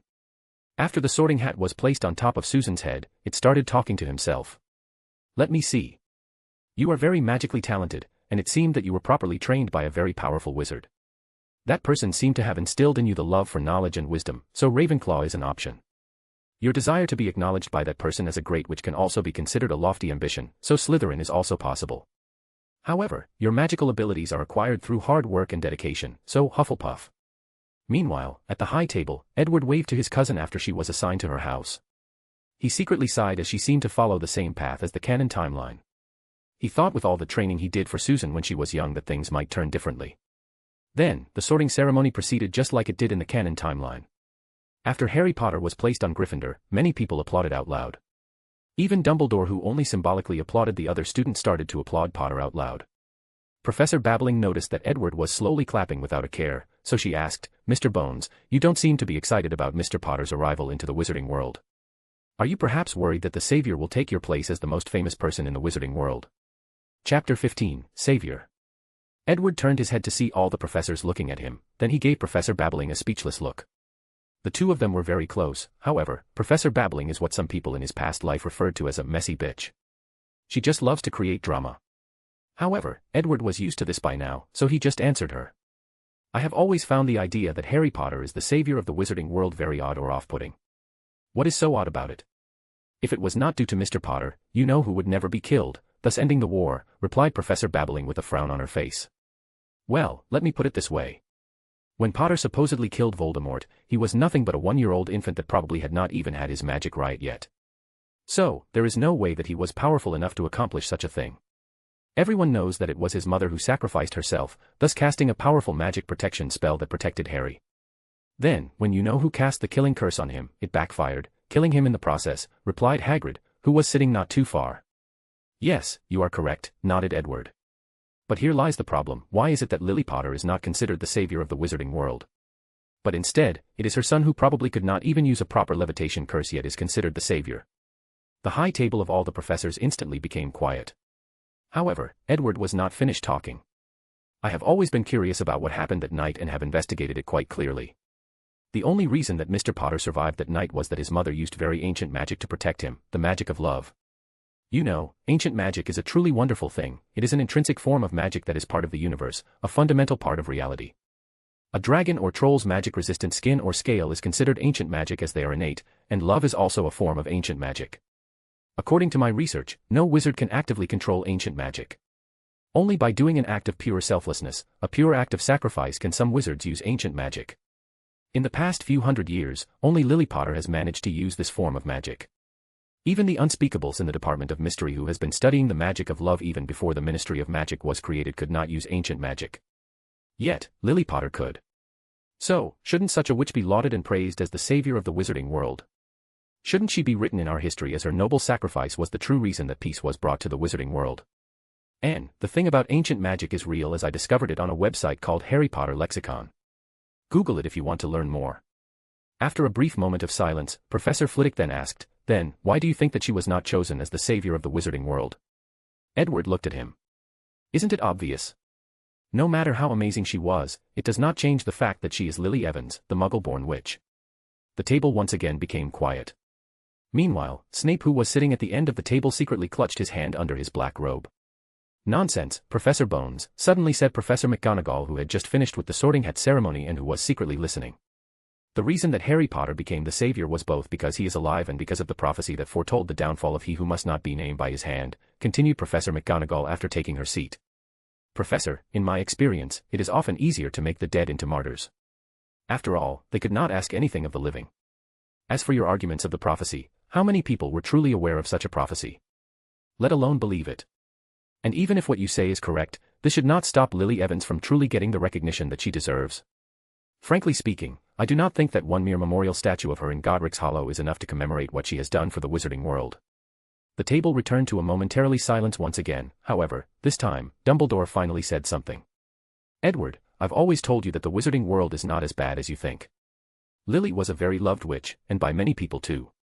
As for the reason that she did not receive the recognition that she deserved, it has nothing to do with her origin from non-magical parents. After the war, most wizards just wanted some sort of spiritual substance, and thought that they could repay her sacrifice by elevating her son to the status of a hero, a savior to be praised and looked up to." Edward took a sip of his drink before answering calmly. "One of the things that most wizards felt to understand is that there are different types of discrimination. One does not need to openly say that they hate or despise Muggle-born wizards to be counted as discrimination. Some forms of discrimination are more subtle, systematic, and sometimes, a person might not even be aware that their actions might be perceived as such. A perfect example of that is Arthur Weasley. He loves Muggles and has no problem with them. On the contrary, he loves them and finds their ways of life, technology, and cultures fascinating. And he would jump at the chance to ask them all sorts of questions given the opportunity. However, do you think that Arthur has even thought of the possibility that his actions were demeaning to Muggles? That his overenthusiasm might be perceived as an insult? That his actions might make Muggles feel like they are a rare piece of objects that is being studied? All the teachers had a pensive look on their faces. Most of them knew Arthur Weasley and knew that he would act exactly the way that Edward described him. The truth of the matter is the fact that all the wizards in the wizarding world accepted the fact that a Potter witch is a very ancient and renowned magical family as the savior instead of the Muggle-born, first-generation magical family of Evans is itself a problem. Not to mention that none of you sitting here actually questioned the oddity of the situation until I brought it. Don't you think that this is a problem itself? This mode of thinking. All the professors were a little ashamed after hearing these words, as Edward was right. They never had such thoughts, and just accepted Harry Potter as the savior. After noticing the embarrassments of the professors, Edward added, "No need to be embarrassed, as I am not any better than any of you. Although I am aware of the situation, I never tried to do anything about it." This sentence did make them feel better, so Professor Flitwick asked, "So, why did you not do anything about it?" Edward then answered with a calm face, "Because I and the Bones family can greatly benefit from the rotten system of the wizarding world." Many people almost choked after hearing this, while the rest just sighed helplessly. Then, Headmaster Dumbledore stood up from his chair to say a few words to the students who were staring at the high table, confused about why they had to wait for so long. Chapter 16, Introduction, 1. All the professors noticed that the students had weird looks on their faces. To be precise, it was a look of shock and confusion. They instantly knew that something was wrong, so they looked around to figure out what happened. It turned out that Professor Babbling had secretly used the amplifying charm, Sonorous, during their conversation, so all the students overheard them. All the professors gave her a reproving gaze, but she did not seem to mind. The reactions of many students were different. The Weasley twins just looked at each other before starting laughing. They agreed with how Edward described their father. Ron was mortified, so he lowered his head. As for Percy, he took out a quill and parchment and decided to write a letter to his mother and father talking about today's incident. Draco Malfoy was sneering after hearing the conversation. Although he did not like the idea of Potter's mudblood mother being the savior of the wizarding world, he was as happy that someone finally saw Harry Potter for who is, just an ordinary wizard, just like everybody else. He was no savior. As for Harry Potter himself, he was quiet, not because someone said that he did not deserve to be the savior. No, Harry never believed for a second that he was special. The reason that he became quiet was that he finally learned what happened to his parents the night he received the scar on his forehead. It turns out that his mother sacrificed her life to protect him. Maybe this professor is right. My mother is the one who deserves to be the savior, not me, he thought to himself. One of the people most affected by this conversation was the little witch Hermione Granger. As a clever person, she realized that the wizarding world is not just a mysterious and magical place full of wonder. It is a normal place, a normal civilized society, and one full of discrimination at that. And in the future, she will have to struggle very hard to make a place for herself. She will have to work 3 times to 4 times harder to achieve the same result as a wizard from a pure-blood or half-blood family.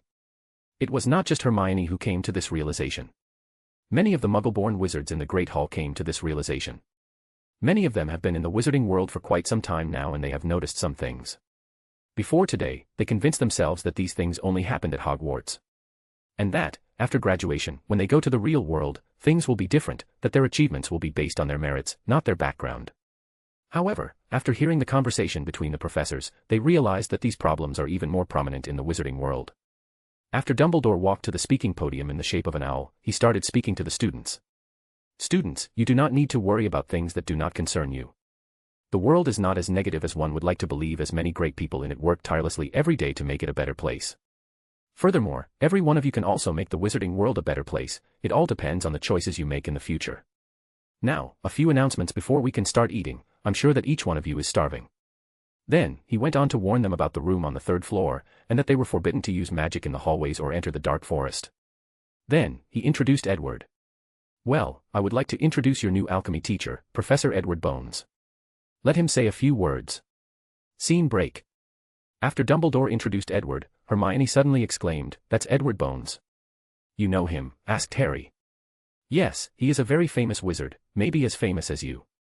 When he was young, he was head boy, prefect, winner of the Barnabas Finkley Prize for exceptional spellcasting, British youth representative to the Wizengamot, gold medal winner for groundbreaking contribution to the International Alchemical Conference in Cairo, Wizarding School's Potions Championship, and he is the youngest person to receive the title of Grand Sorcerer and Alchemist Grandmaster. He is one of my idols. And all of these titles and rewards are real, except for the Alchemist Grandmaster one, which I made up. Additionally, according to my research, alchemy is the study of the 4 elements and the process of transforming metals into gold, and the search for a panacea, a remedy that would cure all maladies. For the sake of this fanfiction, let's decide that alchemy is all those things mentioned above and the study of how to make magical items like the joke items that the Weasleys sold in their joke shop." "Hermione, how do you know all these things?" asked Harry Potter. "That's because I have read a book about the most celebrated wizards of the 20th century. Both Dumbledore and Edward Bones were in it." Harry nodded his head. However, Ron Weasley, who had his head lowered, suddenly said, "You should probably stay away from Edward's Bones." "Oh, why is that?" asked Hermione, obviously displeased. "I heard from my father that the Bones family advocates the use of black magic. They believe that dark magic is not something that should be feared, but studied it thoroughly to better understand how to defend against it. And many people in the ministry agree with them." Of course, Minister Fudge and Dumbledore strongly disagreed with them. "What's wrong with Professor Edward's ideas?" asked Harry Potter. "Don't you know?" replied Ron. "Dark magic can turn a person crazy and evil. My father even said that the Bones family wanted to unite many wizards together to study the 3 unforgivable curses and create a counter-curse for them." "What are the 3 unforgivable curses?" asked Harry back. This time, however, it was Hermione who answered. "The 3 unforgivable curses are the 3 most cruel and sinister dark magic in the world. You know who used them a lot during the Wizarding War, killing and torturing many people. According to what I know, the scar on your head is due to one of the unforgivable curses, and Harry, you are the only person in history to have ever survived from the unforgivable curse. Now you understand how dangerous it is to study this kind of dark magic," said Ron. "You should not talk bad about Mr. Bones, he is a good person," suddenly said Neville Longbottom. The trio looked at him while wondering while he was defending the new professor. However, they did not ask as Edward had started to introduce himself. Chapter 17, Introduction, 2. On the table of Hufflepuffs, as soon as Dumbledore finished introduced Edwards, someone immediately said, "Susan, your surname is also Bones, are you related to this new professor?" Susan nodded her head. "Yes, he is my cousin." "In that case, you must know him very well."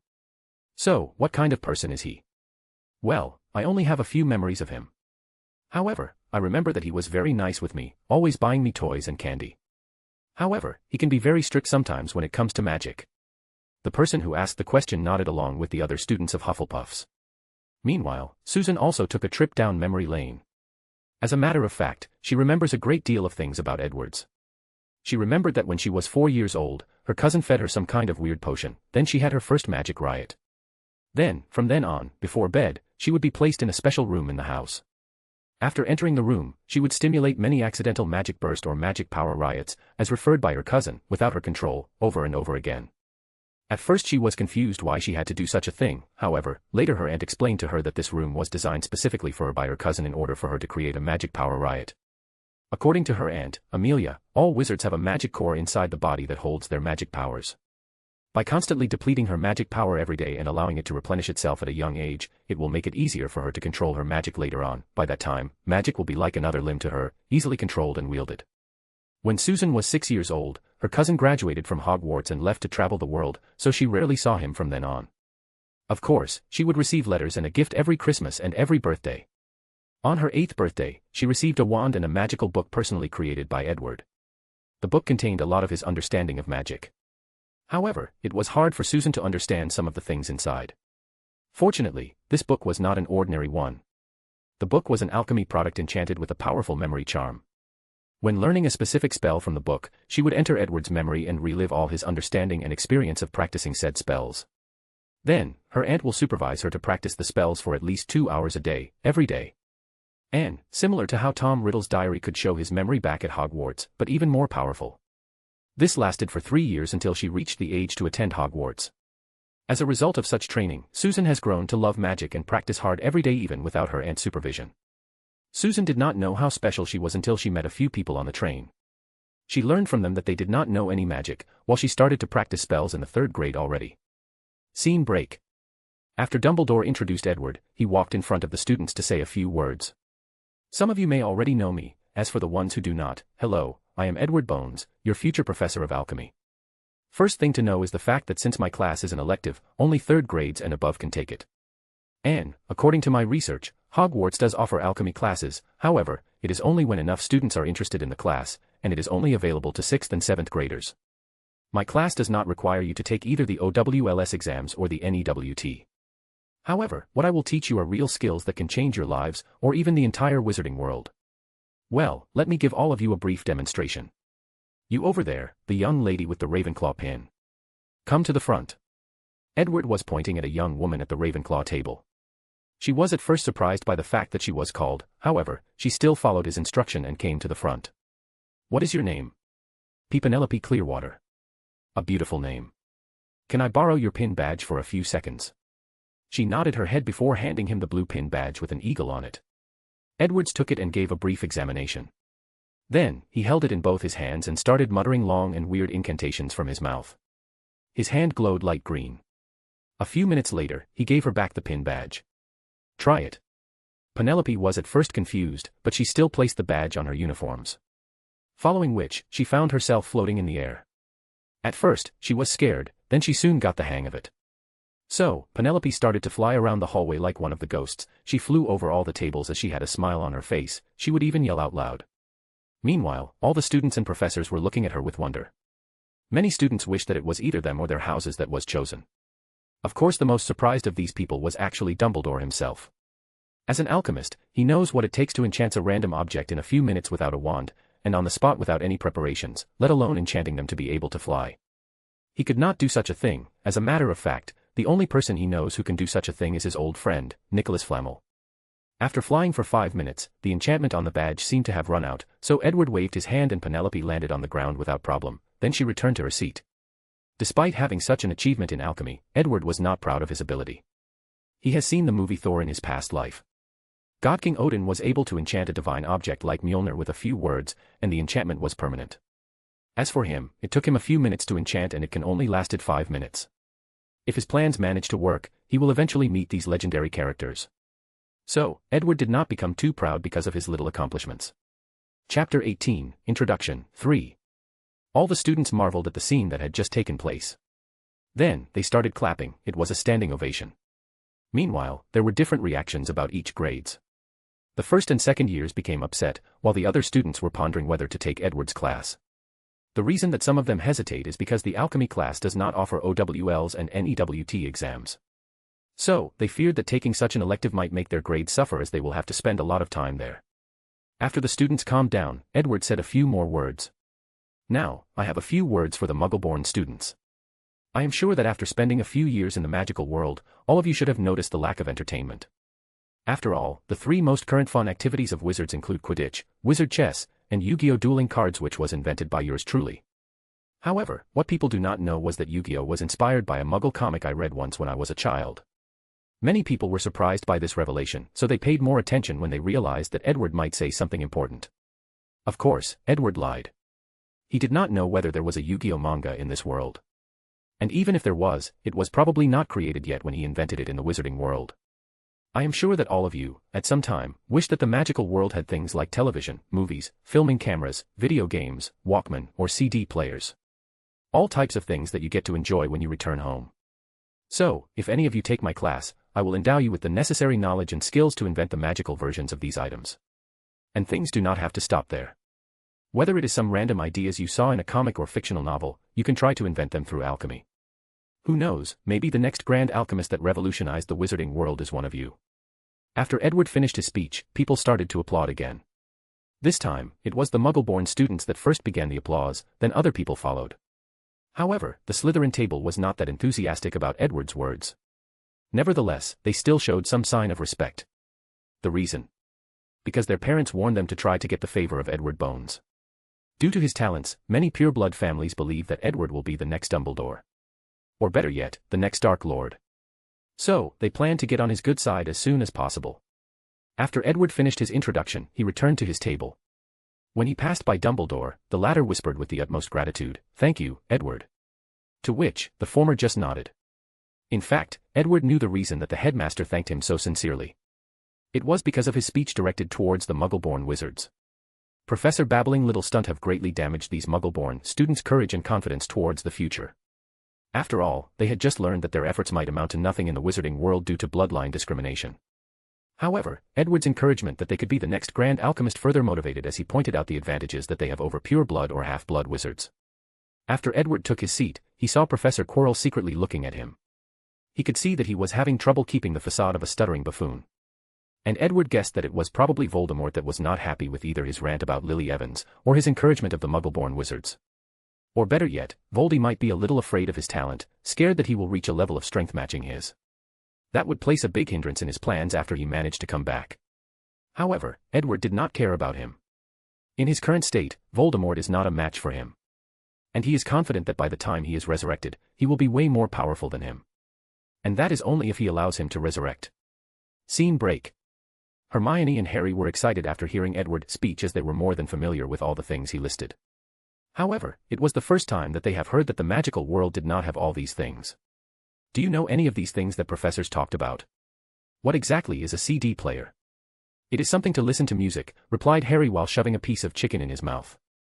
He has been starving ever since the train ride, but now he could finally eat something. While the trio were eating and discussing, a ghost suddenly walked through their tables, almost scaring a few people. "That's Headless Nick," said one student. "I heard from a 7th year that Headless Nick used to be nearly Headless Nick." "How can someone who used to be nearly headless become headless?" asked Seamus Finnegan. "Well, let me explain," suddenly said Headless Nick. "My neck used to be almost cut off. Then, he showed the students how his head used to be, with only a little skin attached. Now, it can be completely removed." He then proceeded to completely remove his head. "How is that possible?" "No magic can actually permanently damage a ghost as they are already dead," said Ron Weasley. "That may have been true previously," said Nick, who was holding his own head in his hand. "But when Professor Bones was in his school, he invented a spell that permanently hurt ghosts, and he used it to make me completely headless. Now, I am a proud member of the Headless Hunt." Headless Nick was correct. When Edward was in school, he began to study the soul, and that eventually led to him studying ghosts. He promised nearly Headless Nick that if he allowed him to study him, he would help become completely headless. And Edward fulfilled his end of the bargain after finishing all the experiments he needed to do. The dinner lasted a few hours before everyone left for their own destination. Edward was escorted by Phileas to his own professor quarter. After entering, he took a note from his coat that read, See me in the dark forest tonight. You owed me an explanation. Severus Snape. Chapter 19, Contract. Later that night, Edwards left his room and headed to the Forbidden Forest. After arriving there, he saw a magical mark guiding him somewhere, so he followed it until he discovered Snape waiting for him. He still had that same expressionless look on his face, while wearing a dark cloak making him look like a bat. Edward Bones, it's been more than 5 years, and you have yet to show me the final proof. What are you worried about? Didn't I already show you that my words were true, replied Edward with a rather calm look on his face. Yes, but we are still missing the final piece of the puzzle. Do not forget that you are also under a magical contract. Fine, I'll show it to you. Then, with a wave in his hand, Edward and Snape disappeared from the Forbidden Forest. Scene break. When Edward was in his 6th year, he had an interesting conversation with Snape in his office. At that time, Severus had only been teaching at Hogwarts for a few years. After entering his office, Edward handed him a piece of paper. It was a magical contract. After reading the contract, Snape sneered before saying, "Are you fooling with me, Mr. Bones?" According to the contract, once Snape signed it, Edward would have access to all his magical knowledge including both charms and potions. All the spells and potions created or improved by Snape would belong to him. Snape would never accept such a thing. Edward was not mad at the professor's words. He knew that Severus Snape was a very talented individual. And as such, he must have his pride and dignity. Professor, there is no need to be angry. Just wait until you hear what I have to say. Go on, Mr. Bone. However, I hope that you will not waste both of our time, replied Snape with a cold look on his face. After organizing his words for a few seconds, Edward then elaborated. When my parents died, I became fascinated with death. I started to wonder whether there was any kind of magic that could bring death back to life. Unfortunately, there was none. Or at least, none I could use. So, I decided to create one of my own. I have studied the concept of death for many years and I have discovered something fascinating. Death can be divided into two aspects, the body and the soul. Once either of those two things has a problem, then people or animals die. After further investigation, I realized that the majority of deaths are due to the body as there is very little magic that can affect the soul. Well, to be precise, the soul is one of the few nearly immortal things. Even the killing curse does not affect the soul. After this discovery, I started to wonder if I could recreate the body of my parents, then place their souls back into their bodies, maybe I can bring them back. Snape's breathing became rapid for a few seconds before he managed to calm himself down. That is preposterous. Even a grand alchemist like yourself should be aware that it is impossible to recreate a perfect body, let alone the issues regarding the soul. Edward nodded his head. You are correct. Even with all my knowledge of alchemy, I cannot do such a thing, yet. However, the science and technology of Muggles can do such a thing. Through DNA cloning, they can perfectly rebuild a human body.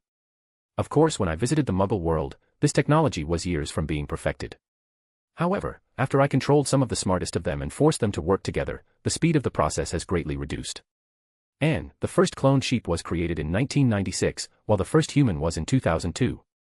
However, there is no proof that a real human clone was created in 2002. Severus took a deep look into Edward's eyes. Unfortunately for him, the other party's acclimacy was even more profound than him. Even if what you say is the truth, what about the issue of the soul? Edward smiled before continuing. Professor, it is quite easy to determine whether I am telling the truth. All you have to do is visit the Muggle company that I am in control of. As for the issue of the soul, well, I also investigate this aspect as well. And the answer I came up with was one of the Deathly Hallows, the Resurrection Stone. With it, I could summon the souls of my parents from the clutches of death itself and bring them back to life in their new bodies. Your story is still absurd, Mr. Bones, replied Snape. Any wizards can tell you that the Deathly Hallows are nothing but a tale told to children right before bed. You are wrong, Professor. The Hallows are real and I know the location of all three. Two of them, the Elder Wand and the Cloak of Invisibility, are in the hands of Headmaster Dumbledore. As for the last one, well, because it is currently protected by a very powerful dark magic, I could not take it.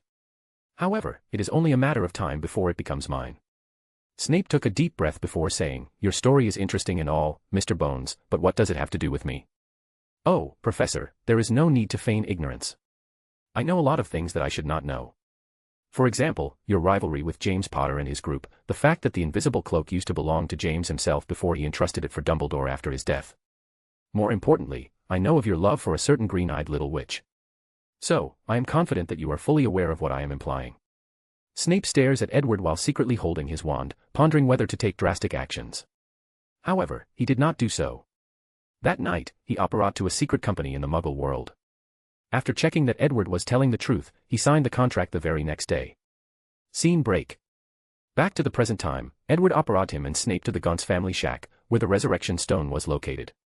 After spending more than a half hour to temporarily disable all the protection that Voldemort placed on the house, he retrieved the ring. As soon as Snape saw the ring, he recognized the stone on top of it. He has spent the past 7 years researching every single detail about the stone. With a look of yearning, he reached out to take it. Fortunately for him, Edward caught his hand before he managed to touch it. "Do you want to die?" "Forgive me," replied Snape. "I simply could not resist myself." "Well, you would not be the only one." After that, the two of them left the shack and Edward reactivated all the previous protection. Outside of the shack, Edwards looked deeply into Snape's eyes before saying, "Severus, you are not to tell anyone about this. I know how to keep a secret." "Severus, you seem to not understand," replied Edward with a deep bloodlust in his eyes. "I have my plans for this ring, and if you were to ruin them by opening your mouth, then I can guarantee you a one-way voyage to meet your lovely Lily. Do you understand me?" Severus' heart skipped a beat as he took a half-step back. The only time has seen such powerful bloodlust was in the eyes of his former master. So, he knew that Edward was not joking when he said these words. "I will swear an unbreakable oath that I will not reveal anything." "That's good." That night, Edward returned to the castle after Snape swore the oath. However, while walking back to his room, he felt someone shadowing him. "I know you are here, so you might as well show up." Chapter 20, Encounter. After Edward said these words, a white and illusory shadow showed up in front of him. At first, it was in the shape of a white ball, then it turned into a figure. To be exact, it was a beautiful woman floating a few inches from the ground. This woman had waist-length hair, with a scholarly, intellectual, or cultured air about her. As a result of this, she can appear to be prideful. However, her beauty more than made up for this flaw. "Helena, how have you been?" asked Edward with a smile on his face, showing his joy at seeing her. "I would have been better if you did not abandon me for more than 5 years," replied the ghost of Helena Ravenclaw with a calm look on her face. "Before I left, I specifically warned you that this would happen, so you cannot blame me for this. So, you're telling me that with your ability, you could not just apparate to see me. You know that it is impossible to apparate directly in Hogwarts. So, you could not apparate in the Forbidden Forest, then sneak in to see me. Or better yet, just make your house elf apparate you." Edward smiled stiffly after hearing this, while also appearing a little embarrassed. "Let's not talk about the past. What matters now is that I am back and we can spend all the time together while I am a professor." Then, Edward took out his wand and pointed at her. "Corporeal body," chanted Edward. Following this, Helena's transparent ghost body slowly turned into flesh and blood. From her skin, all the way to her hair, and even her 10th century clothes turned real. After that, Edward embraced her in his arms, then gently kissed her in her soft and red lips, turning their conversations into a deep and passionate kiss. There is no need to focus too much on the past. Now that I am here, we can make up for all the time we missed. You are lucky that I found you very charming, otherwise, this would not be the end of things," replied Helena with a soothing voice and a blush on her face. Then the two of them started kissing like they were two lovers separated for countless years, and yet the passion remains between them. However, midway through their snogging session, they heard the sounds of footsteps approaching, so they separated, reluctantly. Edward could guess that it was Filch doing a night tour to ensure that no students were up past the curfews, but he was not happy despite knowing that this caretaker was doing his job. So, he took out his wand, and with a wave of it, he placed a disillusionment charm on the two of them. Then, Edward floated in the air while still embracing Helena, then he flew to his own professor lounge in the castle. That night, he and Helena spent a wonderful evening together. The two of them expressed their emotions through pure physical actions. You would think that Helena, who was a witch-born and lived in the 10th century, would be quite reserved when it comes to physical intimacy. Unfortunately, she has been slowly corrupted by Edward over the years. In some ways, she was more enthusiastic than him. The next day, Edward woke up early. However, he did not find Helena sleeping next to her after checking. It seemed that the power of the corporeal body charm I placed on her ran out early. I should probably do something about the duration. However, she did not have to leave without mentioning something to me. Is this her way of saying that she is still mad about the past 5 years, thought Edward secretly. After that, he took a shower and went to the Great Hall to grab something to eat. His first class did not begin until a few days later. However, midway through, he saw one of the first year looking around. He seemed to be waiting or searching for somebody. As soon as Edward approached, the person seemed to lit up and rush towards him with great excitement. "Mr. Longbottom, what can I do for you?" "Professor, I would like to give you these." Then he proceeded to hand Edward 2 packages. "My grandmother sent you the first one, while I saved enough money for the second present. This is to thank you for all you have done for my parents. We know that this is probably not enough, but this is the best we can do to express our gratitude.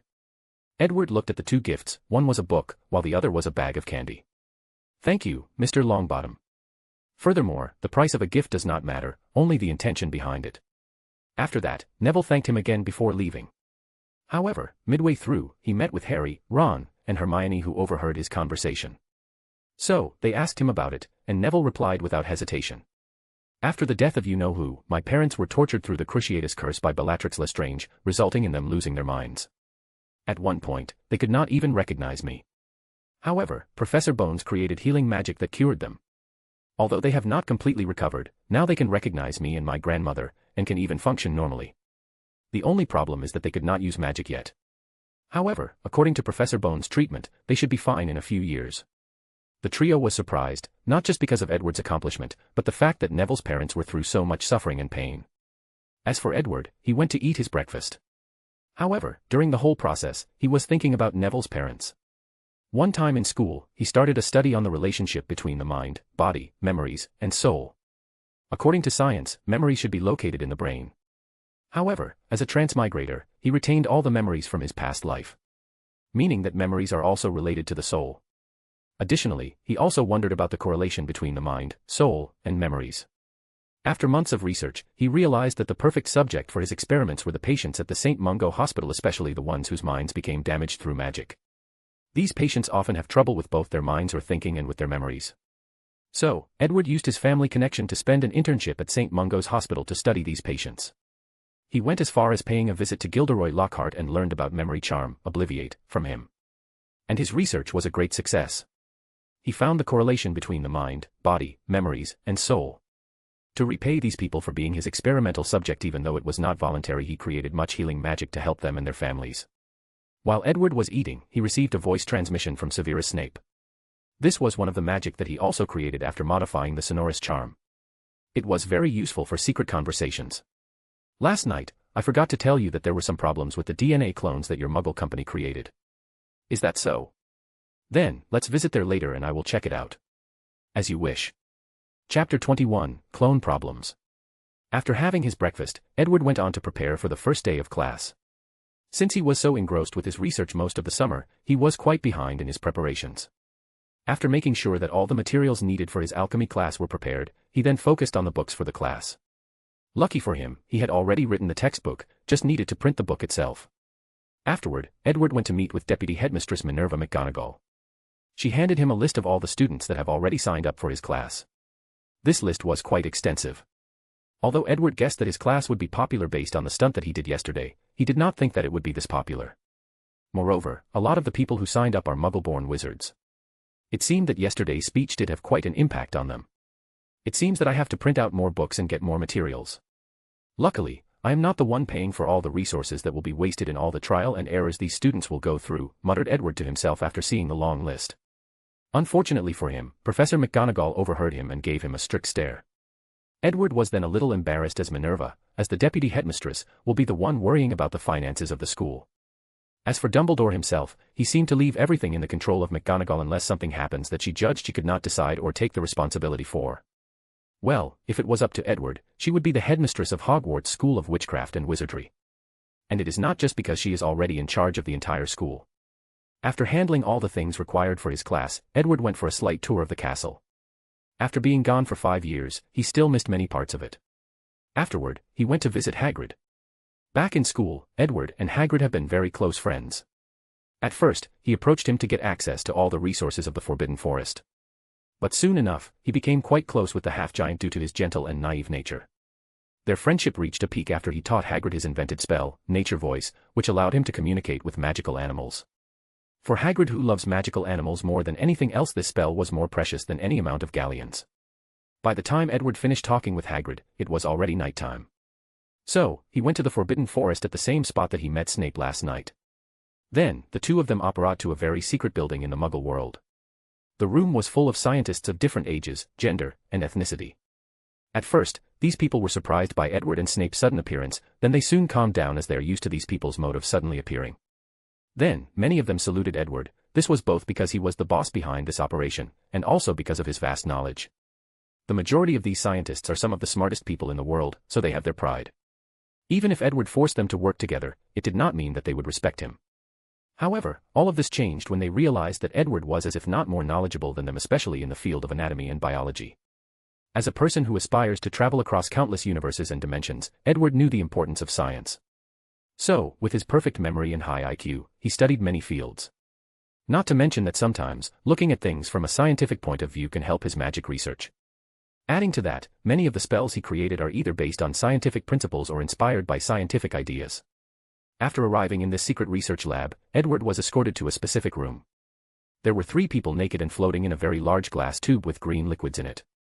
Of these 3 people, 2 were women and 1 was a man. The first 2 people were Edward's parents, Edgar Bones and his wife, Johanna Bones. I could not find the name of Edgar's wife, so I chose a name for her. As for the last woman, of course, it was Harry Potter's mother, Lily Potter. To be precise, they were clones of them. After looking at the calm and peaceful look on these clones, Edward asked the chief scientist in charge of this particular project. What is the problem with them? According to our findings, none of these clones can live for more than a year before dying, replied a white-haired old man. Is it due to gene collapse? Asked Edward with a frown on his face. Yes, sir. Edward nodded with a pensive look on his face. Snape approached him with his usual somber look. Do you have a solution? Chapter 22, more question than answers. After a few seconds of thinking, he replied, why don't you fix the problems yourself? However, Snape just looked at him plainly before answering, there is no need to mock me. If I could solve the problem myself, I would not have asked you. Why can't you solve the problem yourselves? Continued Edward. Isn't it obvious, Mr. Bones? I do not understand any of these muggles' so-called science and technology. Why don't you solve the problem using magic? Asked Edward back while looking directly into Snape's eyes. What do you mean? Asked Severus with a confused look on his face. If you have something to say, please be blunt. You are an excellent potion master, have you thought about using magic potions to solve the problem? Snape had a pensive look on his face for more than half a minute before he asked, how would I go about doing that? Simple, replied Edward with a smile on his face. Since we know that the problem lies with the clone's DNA, what you have to do is invent a potion that stabilizes the DNA. You can acquire a bunch of magical herbs or plants, then have Muggle prisoners eat them and observe the different effects on their bodies, especially the DNA. Then, with your expertise as a potion master, it should be quite easy for you to create a potion that can stabilize the clone's DNA after a few trial and errors. Severus Snape took a few seconds before calmly nodding in acknowledgement of the idea. However, despite his serious face, Edward swore that he saw sparkles in Snape's eyes after hearing his idea. Or maybe, it was just in his head. After this brief conversation, Severus left to prepare for the potion. Meanwhile, Edward was thinking of something completely different. He walked to one of the clones and took out his wand, Resero Codex Vita. Then, the life code of these clones appeared in front of him. This spell was the result of his research in the last month during vacation. It allowed him to access the life code of any human, wizard, or animal without any machines or applying countless ocular spells on himself. And, as you can imagine, this is not a canon spell, but one created for this fiction. I thought that I would use Latin to make the story more authentic, but you guys can tell me whether to continue doing so or just use English words like in the previous chapters. As expected, the body section of these people's life code was as unstable as their DNA. However, Edward was not paying attention to this. What he was wondering about was the fact none of the clones had a magic core and magic powers, so technically speaking, they were muggles. After their souls are placed back on their bodies, would something change or would they remain the same? According to Edward's understanding, bloodline was responsible for granting wizards magic powers, and none of these clones had any bloodline according to their life codes. Additionally, a person's soul is connected to their bloodlines. So, would they regain their magical connections after their soul returned to their bodies? After all, souls have been seen to perform magic. A perfect example of that was when the souls of Harry Potter's parents and Cedric Diggory managed to use magic for a brief moment when Voldemort tried to kill Harry Potter in the grave after his resurrection. Another example is the fact that Voldemort was able to use some sort of magic to possess Quirrell's body while he was still in the shape of a soul. If it is proven that the soul can indeed use magic, Edward then wondered whether a muggle would acquire magical powers after the soul of a wizard occupied his body. Although Edward has deep research in the soul, he never actually thought of these questions until now. Unfortunately, for him, it will take quite a while before he finds the answers to the questions. His study of the life code has just begun and he has many things to learn. After dealing with the problems at the cloning research lab, Edward returned to the castle. He first tried to find Helena, however, he did not see her as she seemed to be avoiding him. Then, he took the opportunity to read the book that Neville gifted him this morning. This was a book about herbology. After reading it, Edward discovered that this was a very old book and a very precious one too, he guessed that it might be one of the family heirlooms of the Longbottom family.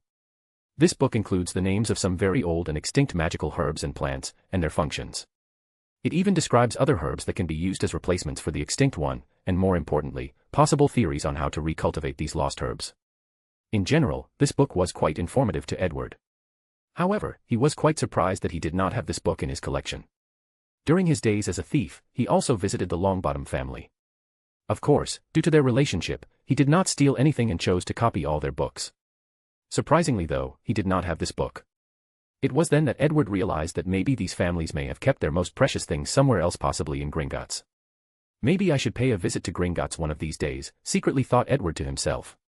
Then, he fell asleep after reading the book. He wanted to go to bed early as tomorrow was his first day as a professor. Chapter 23, First Day of Class. The next day, Edward got ready and went to his first class. He was teaching third year first, while he had another class in the afternoon and the rest of them were scattered throughout the week. After entering the class, Edward saw all his students were already there waiting for him. "Good morning, class." "Good morning, professor," replied all the students in the class in unison. Edward then took out his wand, and with a wave of it, the pile of books on his desk floated from their places and each student had one book flying to them. The books were called Introduction to Alchemy, written by Edward Bones. After each student had a book of their own, Edward started to introduce the study of alchemy. Alchemy is composed of two categories. The first one is the study of the four elements and their composition, the study of the transmutation of metals into gold, and the search of a panacea rumored to be able to cure any malady. The second category is the study of the invention of magic items. This class will only focus on the second category as only some of the most powerful alchemists can study the first category, not to mention the number of resources needed to do so. "Professor, can you turn metals into gold?" "After all, you are a grand alchemist," suddenly asked one student, who did not raise his hand. Edward looked over at the person who asked the question and saw that it was two of them. "You guys must be the Weasley twins." "Have you heard of us?" asked both Fred and George at the same time. "Of course," replied Edward. "Professor McGonagall did warn me about you two's antics. Additionally, I knew your brother Bill when I was in school. Although I was 2 years older than him, we often talked and he mentioned some of the things you guys have done back home." "Fred, it seems that our legendary escapades are known far and wide," proclaimed one of the twins while looking at the other. "That's true, George. Even the famous Edward Bones knows about them." "Okay, you two need to calm down so that I can continue with the class." "But Professor, you have not answered the question," said another student. But this time, it was one from Ravenclaw. "I will answer the question, however, from now on, if anyone has a question or wishes to say something, please raise your hand first." All the students quieted down and began to listen. After organizing his words, Edward continued. "Yes, I have managed to turn all kinds of metals into gold. Unfortunately, this change has never been permanent. It can only last for up to 6 months. According to my knowledge, there is only one alchemist alive that is capable of doing a permanent change of matter." "Yes, Mr. Davies, any question?" "Is that alchemist Professor Dumbledore?" asked Roger Davies from Ravenclaw. "No, it is not the headmaster. And if any of you are curious, go find the answer in the library. Now, let us get back to class. To make any magic items, you first need to understand all the different materials and how conductive they are, and how to process them. However, this aspect of alchemy is pure memorization, and we will deal with the procession another day. Today, I will guide you to the creation of your first alchemical item." With a wave of Edward's hand, two things appeared in front of each student. One of them was a circular plate, while the other resembled a quill-like object. "Who among you knows the Protego charm? Raise your hand." Only 3 people in the entire class raised their hands, the Weasley twins and Cedric Diggory. "I completely forgot that under Minister Fudge's rule, the education at Hogwarts has been quite subpar recently." "Well, you guys should know the levitation charms, right? If I remember correctly, that is the first spell that you learn in the first year." All the students nodded their heads. "Okay, what I need all of you to do is to take your enchanting quills, and write the incantations for the levitation charm Wingardium Leviosa on the circular piece of metal. Remember, when you are writing these words, do not forget to remember the feeling you have when you use the spell." After saying these words, Edward did a demonstration to the students. He engraved the word, Wingardium Leviosa, on the metal. Following this, the metal plate started to levitate on its own. The students became excited and decided to give it a try. Unfortunately, they soon realized that things were more difficult than they imagined. For once, the enchanting quill did not always write the words that they wanted it to. They had to concentrate deeply before it could function properly. Secondly, if the magic power was interrupted during the process of writing, then all the previously written words would be wiped away. Not to mention that the students have to deal with certain resistance from the metal plate itself. As such, Edward walked around the classroom, giving pointers and pointing out the mistakes the students made. However, despite the many failures, they seemed to be having fun. By the end of class, many of the students managed to finish their engravings, thus making their medals plate levitate from the ground. Of course, the majority of them only levitated a few centimeters, while the best of them could only levitate a few inches. After class, Edward did not give them parchment papers for homework, but gave them the metal plate and enchanting quill and asked them to practice on their own. Furthermore, he also asked them to learn the Protego charm, as this would be their next practice. Chapter 24, Plans for the Future. After finishing his evening class, Edward finally had some free time for his own. So, he headed to the restricted area of the library to read, as this was one of the main reasons that he came back to Hogwarts. On his way there, he started thinking about his plans. According to Edward, he planned to use his knowledge of the future to his benefit, and as such, he needs to interfere with the plot as little as possible. And if he does intervene, then, he must ensure that things proceed similarly, with only a few minor details changed. This is one of the reasons that he forbade Snape from taking the Resurrection Stone or telling anyone about it. According to the canon timeline, this stone was one of the main reasons that led to Dumbledore's death, and Edward is not about to change that. Personally, Edward has no real problem with Dumbledore. On the contrary, he admires him greatly. He admires the fact that Dumbledore always refuses to use his power to his advantage. In the canon timeline, he let people like Fudge and Rita Skeeter walk all over him and his legacy, yet he did nothing to defend himself. As one of the most powerful wizards of modern time, he did not have to let his dignity being trampled on like this, and yet, it still happened. Edward himself knew that he could never be like Dumbledore. A perfect example of this was the fact that after his rise, Rita Skeeter once wrote an article about him insinuating that he was a dark wizard that killed women and children. The next day after this article was released, Edward visited her and instilled the fear of Merlin into her. That same day, that article was removed and she issued a personal apology in the Daily Prophet for lying and writing fake news about Edward to draw more attention. Many people guessed that there was something shady behind Rita's sudden change of attitude, but there was no evidence and Rita herself refused to say anything more about the entire situation. Edward is very grateful for Dumbledore as the headmaster can be considered his teacher. After Dumbledore discovered that Edward was studying dark magic and that he could not stop him, he tried to divert his attention to something else. As such, he would secretly give him a bunch of precious books about alchemy. Some of them were even Dumbledore and Nicholas Flamel's notes containing their understandings, ideas, and experiments. One of the reasons that Edward was able to become a grand alchemist so quickly was due a lot to Dumbledore. Unfortunately, the headmaster underestimated Edward's learning ability, so not only did he learn all the alchemy knowledge he received, he still made rapid progress in his study of the dark arts. Despite the teacher-student relationship that he has with Dumbledore, Edward still has no plans to save the headmaster. Edward can foresee that it is only a matter of time before he becomes the most powerful wizard of this world. By then, he did not want someone else to challenge his power or decision at every turn. As such, Dumbledore must die. As for Edward, even if he believed that most of the wizards in the wizarding world are not worth anything when combined, they are still a powerful force to reckon with. And maybe, in his future travel throughout dimensions, he might need their help. Not to mention that he might still need to recruit some talented people even if the number is small in scale. Throughout the 7 years, Harry Potter is in school, many interesting things happen and many rare things of the wizarding world suddenly appear, rare objects that Edward desires. For example, the Philosopher's Stone, the Basilisk, the Goblet of Fire, and so on. Not to mention that Edward planned to use certain situations to his advantage and acquire other forms of benefits. Especially the events that occur in Harry Potter's 5th year. Edward has grand plans for it as he believes that this might be the final thing he needs to finish his Gate of World, so he cannot wait. At the same time, he must ensure that the general outline of the plot also remains the same. After thinking about all these things, a happy mood enveloped Edward as he headed to the library for a long session of reading. Chapter 25, Halloween. Just like that, a few months passed by. And it was already Halloween time. After checking, Edward realized that most of the plots proceeded the same way without him. Whether it was Harry Potter joining the Quidditch team after Neville had an accident in class, the midnight duel with Draco that led to Harry, Ron, Hermione, and Neville finally meeting Hagrid's Fluffy. As today was Halloween, Edward knew that the troll incident would occur. At first, he did not plan to intervene, but he suddenly changed his mind. Edward realized that with her intelligence and wit, Hermione was the perfect person to be part of his future elite team of powerful and talented witches and wizards that he planned to create.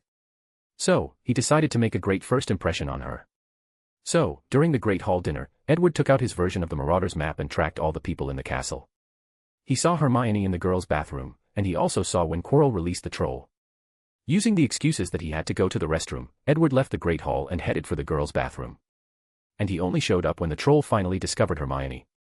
Edward watched as the troll raised his club and was about to hit her, he waved his wand and a shield charm appeared around her, also deflecting the troll's massive club.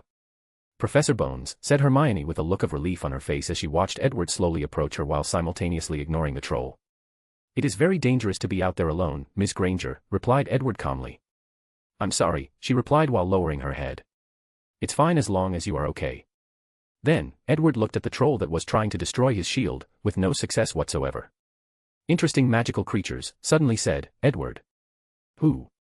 Trolls?" asked Hermione with a puzzled look on her face. "Yes. Many people think that they are stupid magical beasts with a very low level of intelligence. However, most people fail to see the value in them. Do you know that a troll's skin is very magic resistant?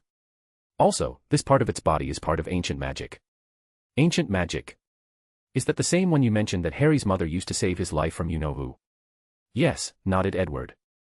"Imagine if wizards could thoroughly understand this kind of magic and replicate it. Imagine having the magic resistance of both dragons and trolls, with the strength of giants. That would truly be a fascinating thing, wouldn't it?" "But Professor, didn't you say that ancient magic could not be wielded by wizards? That only act of pure self-sacrifice can allow a witch or wizard to use it?" asked Hermione. "You are partially correct. I do not think a wizard can wield the power of love like Harry's mother did. However, replicating the innate abilities of magical animals like trolls and dragons is still possible, just need the right method. Not to mention that even if ancient magic is impossible to wield, it doesn't mean that we should not study it. I believe that magic is like science, meaning there are underlying principles that govern them. And our jobs as wizards is to study and discover these principles." After saying this, Edward then looked at the pondering Hermione and he secretly nodded. He came here not only to give her a first good impression but also to spread some of his ideas to her. Now that he was done, he decided to finish this troll off. With a wave of his wand, the club of the troll transfigured into long chains that bound the troll until he fell on the ground, squirming and trying to free himself. Then, Edward walked next to his ears and pointed his wand. A powerful scream ringed on the troll's head, rupturing his eardrum, then he passed out. The odd thing was that this sound did not travel out loud but only stayed in the vicinity of Edward and Hermione. The spell that Edward used by one he modifies the sonorous charm into a specific sound wave attack to either kill or incapacitate his enemies depending on the intensity that he chooses. Soon after Edward dealt with the troll, he saw Harry and Ron rushing to the girls' bathroom. "It seems that you have some true friends willing to go through danger to save you, Mississippi Granger. That is an enviable thing." "It seems so." A few seconds later, Harry and Ron rushed inside and saw the troll on the ground. However, they were more occupied by her safety. After making sure she was alright did they notice Edward and the passed-out troll. Soon after, the other teachers came, and things proceeded similarly in the book with Hermione admitting that she went after the troll. Of course, she also acknowledged the fact that it was Edward who saved her life. Then, everybody proceeded to go their ways. Chapter 26, Body Modification. The next day after the troll incident, the school did not immediately return to calm as all the students were talking about it. As for Edward, he was thinking about his future increase in strength. All the things that he said to Hermione about ancient magic were not just random words but a plan he had made for himself. On top of increasing his magic power level, Edward also planned to modify his life code to have a similar ability to dragon skin and even the strength of giants. In the original canon timeline, Hagrid was able to bend Vernon Dursley's shotguns into a knot with his bare hand. Although Edward considered himself a pure mage, he did not mind having extraordinary strength just in case he found himself in a place where magic does not work normally. At first, Edward wanted to transplant another creature's bloodline into himself in an attempt to change his own life code, but he soon changed his mind after reading one of the books on the restricted area. It turned out someone in the past had a similar idea as him. Although this person did not discover the life code, he did find a way to isolate the bloodline of magical creatures and transplant it into other people. However, according to that particular book, this was a dangerous practice as the majority of bloodline transplants failed. As for the ones who succeeded, their appearances were forcibly changed to be quite similar to the creatures that the original bloodline came from. For example, if someone were to transplant a Norwegian ridgeback dragon's bloodline into them, then said person will develop reptilian features and scales all over their bodies, turning them into half-human and half-magical creatures. In the past few months, Edward went back to his secret base on the moon and recreated the experiment in the book.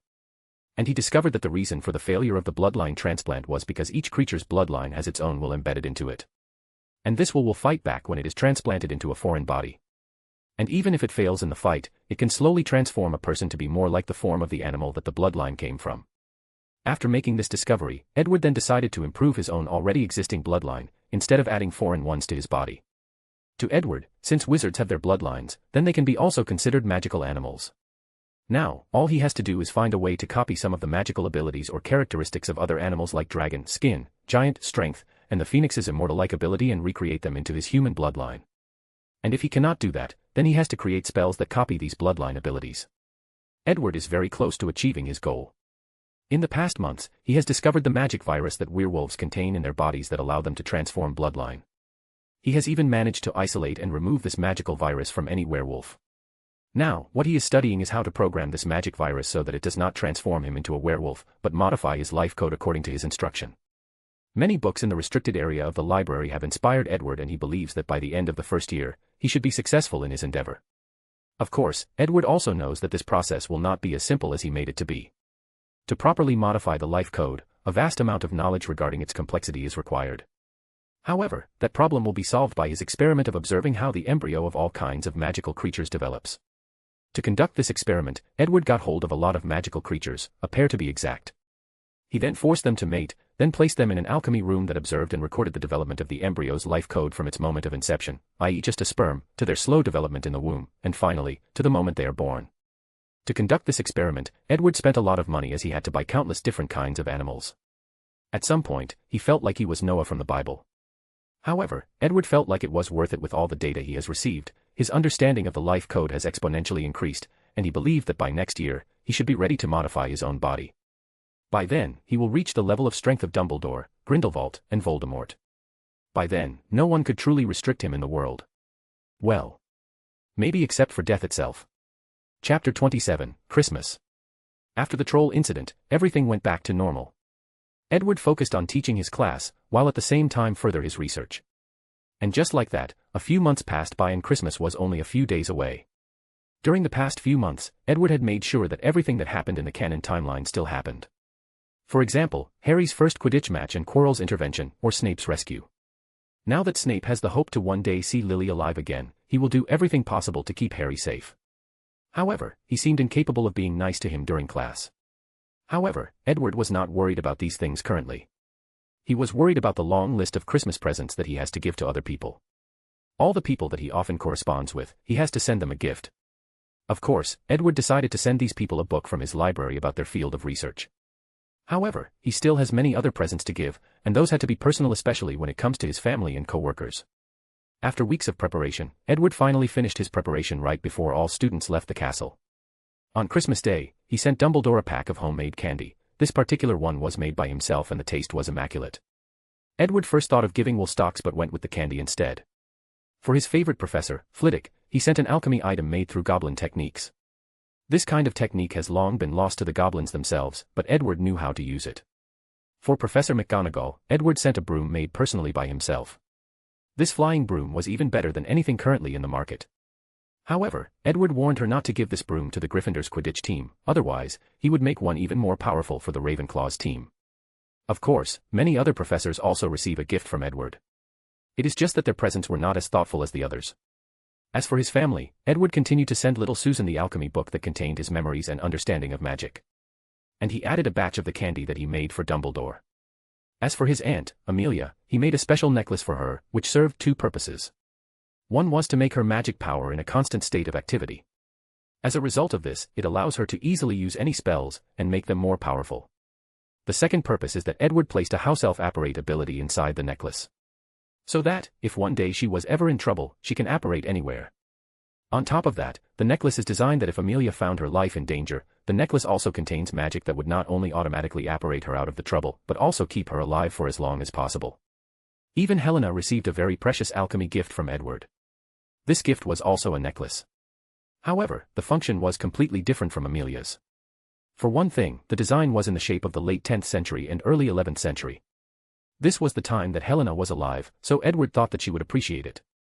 One function of this necklace was the fact that it could turn into the shape of a ghost. Meaning that Helena could wear it at all times, and people would simply believe that the necklace has always been a part of her. As for the main function, it was to allow her to turn into a real body anything that she desires. Now, Edward did not have to use any spell on her for her to turn into a corporeal body, she can choose to do that any time that she wants. Scene break. One day, Edward was walking in the hallways of Hogwarts Castle. He had a happy spring on his feet as he had just spent a marvelous night with Helena. Let's just say that she was more than pleased with the present. However, midway through his walk, Edward sensed that something or something was actually around him. Immediately, he activated different kinds of senses, whether it was thermal vision or echolocation, he had a spell for all of them. Then, he looked in one direction. With a wave of his hand, a powerful gale blew away everything that was in that direction, revealing the hidden figure. Mr. Potter, it is not wise to be sneaking in the hallways at night. I am sorry, Professor, I thought that there was no one left in the castle. Is that so? Well, it seems that you are heading in a certain direction. If you do not mind, I can accompany you. After hesitating for a while, Harry decided to show the professor the mirror that he has been enamored with in the past few weeks. Chapter 28, Death, 1. Under Harry Potter's lead, Edward was led to the room where Dumbledore placed the mirror of Erist. After entering, Edward saw the gold-framed mirror with the words, Erist stra eru oit ube kafra oit on wosi, written on them. Meaning, I show not your face but your heart's desire. Professor, this mirror has been showing me my parents, elaborated Harry after entering the room. Edward nodded before starting to examine the mirror. As an alchemist, he was fascinated by ancient items like this one. Suddenly, Edward's eyes turned purple. This was a spell he developed that allows him to examine any new items that he first meets. The gist of this spell is that Edward's eyes will scan the item, then he will rapidly recall all the knowledge inside his head and compare to see whether he recognizes any of the materials or enchantments that were placed on said item. For example, after scanning the mirror of Erist, Edward instantly knew all the materials that the mirror was made of. As for the enchantment that allows one to see their innermost desires, although he did not recognize it, the spell he used to scan the mirror will also show Edward possible ways to achieve the same effect. This spell, which Edward calls Alchemy Eye, allows him to easily study any alchemy item or artifacts as long as he first sees and touches them, and as long as his knowledge reserve is enough to create it. And it is not, this spell will give him hints on how to go about it. After finishing analyzing the mirror, Edward then looked directly at it. What do you see, Professor? Asked Harry Potter. I see myself as one of the most powerful wizards of all time. My parents are also alive and well. I am accompanied by a harem of beautiful women, traveling across multiple universes and dimensions, in the pursuit of knowledge and truth. Professor, exclaimed Harry. Although he was young, he knew what the word harem of women meant. There is no need to be embarrassed, Potter. You know, as the savior, it is not that hard for you to have a harem of your own. However, Harry Potter just blushed and lowered his head. He did not comment further on the subject. A few seconds later, Edward then said, I am sure you are aware that the thing shown in the mirror is false, and dwelling on them is not a healthy way to live. I know, Professor, but I just could not help it. I can somewhat understand how you feel, as I have also lost my parents. And I have been luckier than you, as I had more than 12 years with them before they were gone, replied Edward. If you think about it, he has lost his parents twice already. The first time was in his previous life. He lost his parents during a car accident when he was in high school. Oddly enough, Edward also died in a car accident years later. The second time was when he lost his parents during the First Wizarding War. Although Edward believes that he will bring them back to life one day, he does not know for sure whether there will be complications in the process. As for his parents from his previous life, well, it is not possible to bring them back to life. Maybe later after he becomes more powerful. However, Edward had a feeling that it might simply be impossible. Professor, I have been curious about something, but I do not know whether to ask, said Harry Potter. Go ahead, Potter, if I know the answer, I will gladly answer you. What do wizards know about death? What do you mean by that, Potter? After taking a few seconds to organize his language, Harry then explained, well, in the Muggle world, there are different religions that explain what happens to people after death. But I was wondering about wizards' views on the subject. After all, wizards are capable of many things, maybe they have a certain understanding of death. Edward took a deep look at Harry for a few seconds before saying, what you are talking about, Potter, is considered a form of a taboo amongst wizards. No ordinary wizard will pursue death and the magic related to it. Professor, I do not think that you are the kind of person that lets things like taboo get in your way. You are correct, Mr. Potter, replied Edward. After a few seconds of silence, he asked, have you heard of the story of the Peverell brothers? No.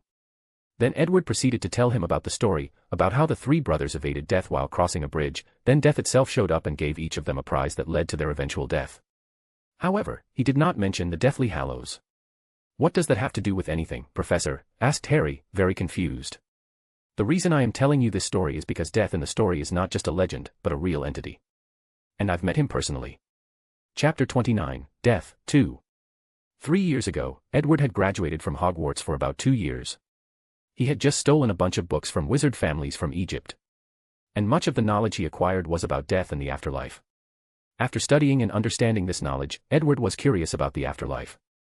If he were to one day bring both his family and Lily Potter back from the dead, he would need to recall their souls from the afterlife. And from what happens to Harry Potter in the canon timeline after Voldemort killed him, Edward believed that some sort of afterlife existed in the Harry Potter world. Or, at the very least, a separate dimension where the souls of people go to rest after death. Since he wanted to find the answer, he decided to experiment on himself. First, he brewed the draft of the living dead potion which would place him on a death-like slumber. Then, Edward took an Egyptian scarab which symbolizes resurrection and was believed to be able to lead pharaohs through the afterlife. He processed the scarab by attaching his soul to it. He did not make a Horcrux but used the scarab as a way to pull his soul from the afterlife. Then, he had his house elf Momo stand by with an antidote as he drank the draft of the living dead. After that, Edward found himself in a white room similar to what Harry Potter saw. However, he was not at King's Cross Station but a place similar to his laboratory. On top of that, Dumbledore did not come to see him, but death itself. "Interesting wizard," said a tall and very intimidating figure. "Are you not afraid of not being able to go back?" "Are you death?" asked Edward towards the tall, shadowy figure that suddenly appeared in this white space. "That is what people often referred to me as," replied Death, as it looked up and down at Edward. "You do not seem afraid of me." "Should I be?" asked Edward back. "Throughout my long years of living, many wizards have taken similar action as you. Many of them have tried to find the truth about death. Or worse, try to conquer it. However, all of them become afraid after meeting me in person. Well, for once, I am not like ordinary wizards." "Second, that's because they do not know the things that I do," replied Edward calmly. "And what would that be?" asked Death with an intrigued voice. As for its face, it was covered by a dark cloak. "That you are the physical manifestation of the laws of death in this world. As such, you cannot take action against any wizards in the real world. Your job is to only bring the soul of the departed to the afterlife, nothing more and nothing else." Death was silent for close to a minute before speaking again. "How do you know such a thing?" "Well, it is obvious based on how you had to use the Deathly Hallows to kill the Peveril brothers, instead of just killing them on the spot. Of course, the main reason is that you just admitted it to me just now." "You dare trick me," roared Death with a raised voice. "Not really," replied Edward nonchalantly. "I did not expect you to reveal such information so easily. And so what if I trick you? It's not like you can do anything about it. Look, I'm standing a few meters away from you, yet you did not do anything. Meaning, there are very strict rules that govern the concept of death. Even me, in this special state, is not considered truly dead, thus rendering you powerless to do anything against me." Death stared deeply at Edward for a few seconds before saying, "Indeed, I cannot do anything to you, but I can still do something to them." Then, with a wave of its hand, two people appeared in this white room with their eyes closed. They were Edward's parents. "As the ruler of the afterlife, I can determine whether your parents' lives are peaceful or very painful after their death." Then, it snapped his finger. The white room turned into a fiery pit of hell. With a wave of Death's hand, the souls of Edward's parents floated over the fire, and they slowly started to descend. It was only a matter of time before they touched it and burned alive, being tormented for God knows how long, possibly for all eternity. Chapter 30, Death, Finale. Unfortunately for Death, he did not see any panic, dread, or terror from Edward's face, just a plain and absolute calmness. He wondered whether this guy did not care as much as his parents as he let on. "If you do such a thing, I can assure you that you will regret it," replied Edward calmly after seeing what was happening to his parents. "And would that be?" "Mortal, you are not arrogant enough to think that you could actually hurt me?" asked Death with a sneering tone in his voice. "Of course not," replied Edward, still with a calm look on his face. "I am not hubristic enough to believe that I could fight a literal god, at least not yet. However, what I can do is to share all my knowledge and understanding of death to all the wizards in this world." "Hee hee, and what would that accomplish?" replied Death nonchalantly, still with the sneer in his voice. "You can pretend all you want, but I know. In the past few years, I have tried many times to call the souls of either my parents or Lily Potter back to the living. However, I never actually succeeded. And I know that the reason I failed was not because my magic did not work, but someone actually interfered in the process. I am guessing that it was you who prevented me from succeeding. I am also guessing that you secretly investigate what it is that me and Snape are doing. And that after I acquire the Resurrection Stone, then it will be impossible for you to stop me from doing so.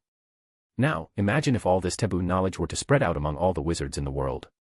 Imagine having thousands of wizards trying to revive their dead loved ones, or trying to escape the shackles of death itself. What do you think would happen to the world?"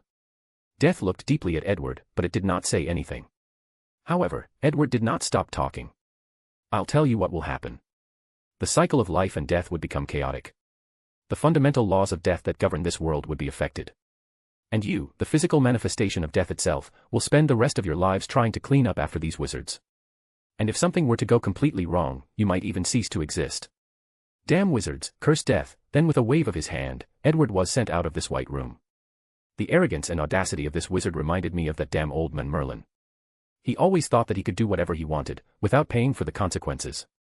After muttering those words, both death and the soul of Edward's parents also disappeared. However, they were no longer being burned alive. Both Death and Edward had come to an understanding. Death will treat Edward's parents with the utmost care, and in return, Edward will keep those taboo knowledge to himself.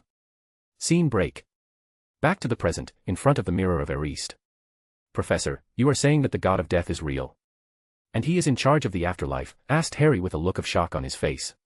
That is correct. Are my parents there? Giving that mine are, most likely yours are too, Mr. Potter. What is death like then?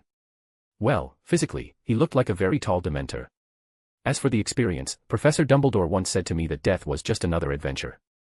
And in many ways, he was correct. What is a Dementor? Asked Harry in confusion. A very nasty, yet intriguing creature. You will get a chance to meet them later, Potter. Following this conversation, the two of them became quiet as they stared at the mirror. A few minutes later, Edward spoke again. Mr. Potter, if you do not mind. Can you lend me your invisibility cloak for a while? No problem, but is there a problem with it? No, there is not. It is just that as an alchemist, I can feel that your particular cloak is different from the typical ones. And I wish to study it for a while before returning it. After taking Harry's cloak, Edward thought for a few seconds before taking another invisible cloak from his ring that he had placed an undetected extension charm on. This one was made personally by him. You can use this one while I am studying yours. Professor, you do not have to. Potter, think of it as a Christmas present. Finally, after Edward's persuasion, Harry took the second's invisible cloak and left, while Edward had the Deathly Hallow in his hand. Chapter 31, Visits. The next day after meeting with Harry Potter inside the castle, Edward went to the Three Broomstick Inn at Hogsmeade to wait for someone. While he was waiting, Madame Rosmerta approached him. She stood opposite him as she stared deep into his eyes. Now that you have graduated from Hogwarts, you suddenly do not want me anymore, Edward. Rosmerta, my dear, I have been busy lately. Didn't you get the presents that I sent to you the past 5 years? Replied Edward with a smile on his face. Then, he stood up from his seat and went to embrace her. However, she just shrugged him away. If it was not due to these very pure bottles of youth potions that you have sent me, I would not even talk to you now. Don't be like that. I have some free time during the holiday. How about we spend some time together? Replied Edward while holding Madame Rosmerta's hand. The odd thing was that while these two were flirting openly inside the bar, no one paid attention to them. This was because cast a very powerful illusion on his table. This illusion was based on the muggle-repelling charm but was tweaked by Edward to work on wizards with lower levels of spiritual powers than him. As a matter of fact, Edward knows that he is a menhor, but he didn't care as he loved the accompaniment of beautiful women. And Madame Rosmerta is amongst some of the beautiful women that he shared the process of bodily fluid exchange. And she belongs to the Wild One. After using the aging potions, she can return to her youthful beauty, then she becomes quite wild. At first, she was resistant to Edward's advance due to the age gap. However, she soon could not resist his charm. Not to mention the fact that wizards do not care about age gaps as muggles do. A perfect example of that is the age gap between Tonks and Lupin in the canon timeline. After spending a few minutes apologizing to Rosmerta and promised her a bunch of benefits, they set a date during the Christmas break for Edward to come to visit her, and they will spend a magical night together. Then, Edward went back to wait for his guest, which showed a few minutes later than the previously arranged time. Tonks, you are late, said Edward at the approaching young woman. I'm sorry, Edward, but aura training went longer than expected, replied Tonks after taking a seat across from Edward. The two of them knew each other back in school. When Edward was in his final year, Tonks was in the second year. At that time, Edward had just started to study bloodline and he was interested in Tonks, the natural-born metamorphmagus. Edward can say that he owes many of his accomplishments in human body transfiguration by studying Tonks' ability. So, after meeting again after a few years of not seeing each other, the two of them started talking about many things. They talked about their time in school, Tonks' aura training, and Edward's 5 years long vacation and travel. Then, they got to business. Have you brought it? Asked Edward calmly. Yes, replied Tonks as she took out a bunch of tubes filled with blood, her blood.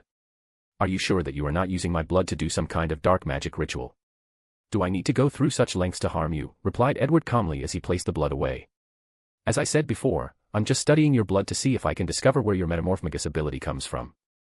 After saying that, he took out a bag full of coins. Here is your reward. There should be enough galleons inside for you to be considered a wealthy wizard among some small family. After his transaction with Tonks, Edward talked with her for a while before leaving as he had another meeting with someone else. This time, it was with Daphne Greengrass' mother, Soleil. She was also another one of his lovers. After making sure that her husband was not at home, he visited her. However, this time, both children were home. So, Edward had to place a sleeping charm on them after arriving. After spending a few hours in bed with her, Edward started to think about his future. With all the women he is involved with, his weak wizard body is starting to not be able to keep up. Luckily for him, when he was traveling in China, he acquired a potion that reinvigorated the kidney and made him a stud in bed. Edward spent many nights praising the Chinese potion master that invented that potion. However, he was aware that if the number of ladies increased in the future, that this potion will not be enough. As such, his body modification plan is of the utmost importance. After reining in his thoughts, Edward looked at the half-naked Soleil lying next to him. All right, today, I will deal with your troubles. Chapter 32, Blood Malediction. One of the main reasons that Edward came to see Soleil today was to deal with the blood medication that her second and youngest daughter, Astoria Greengrass, suffered from.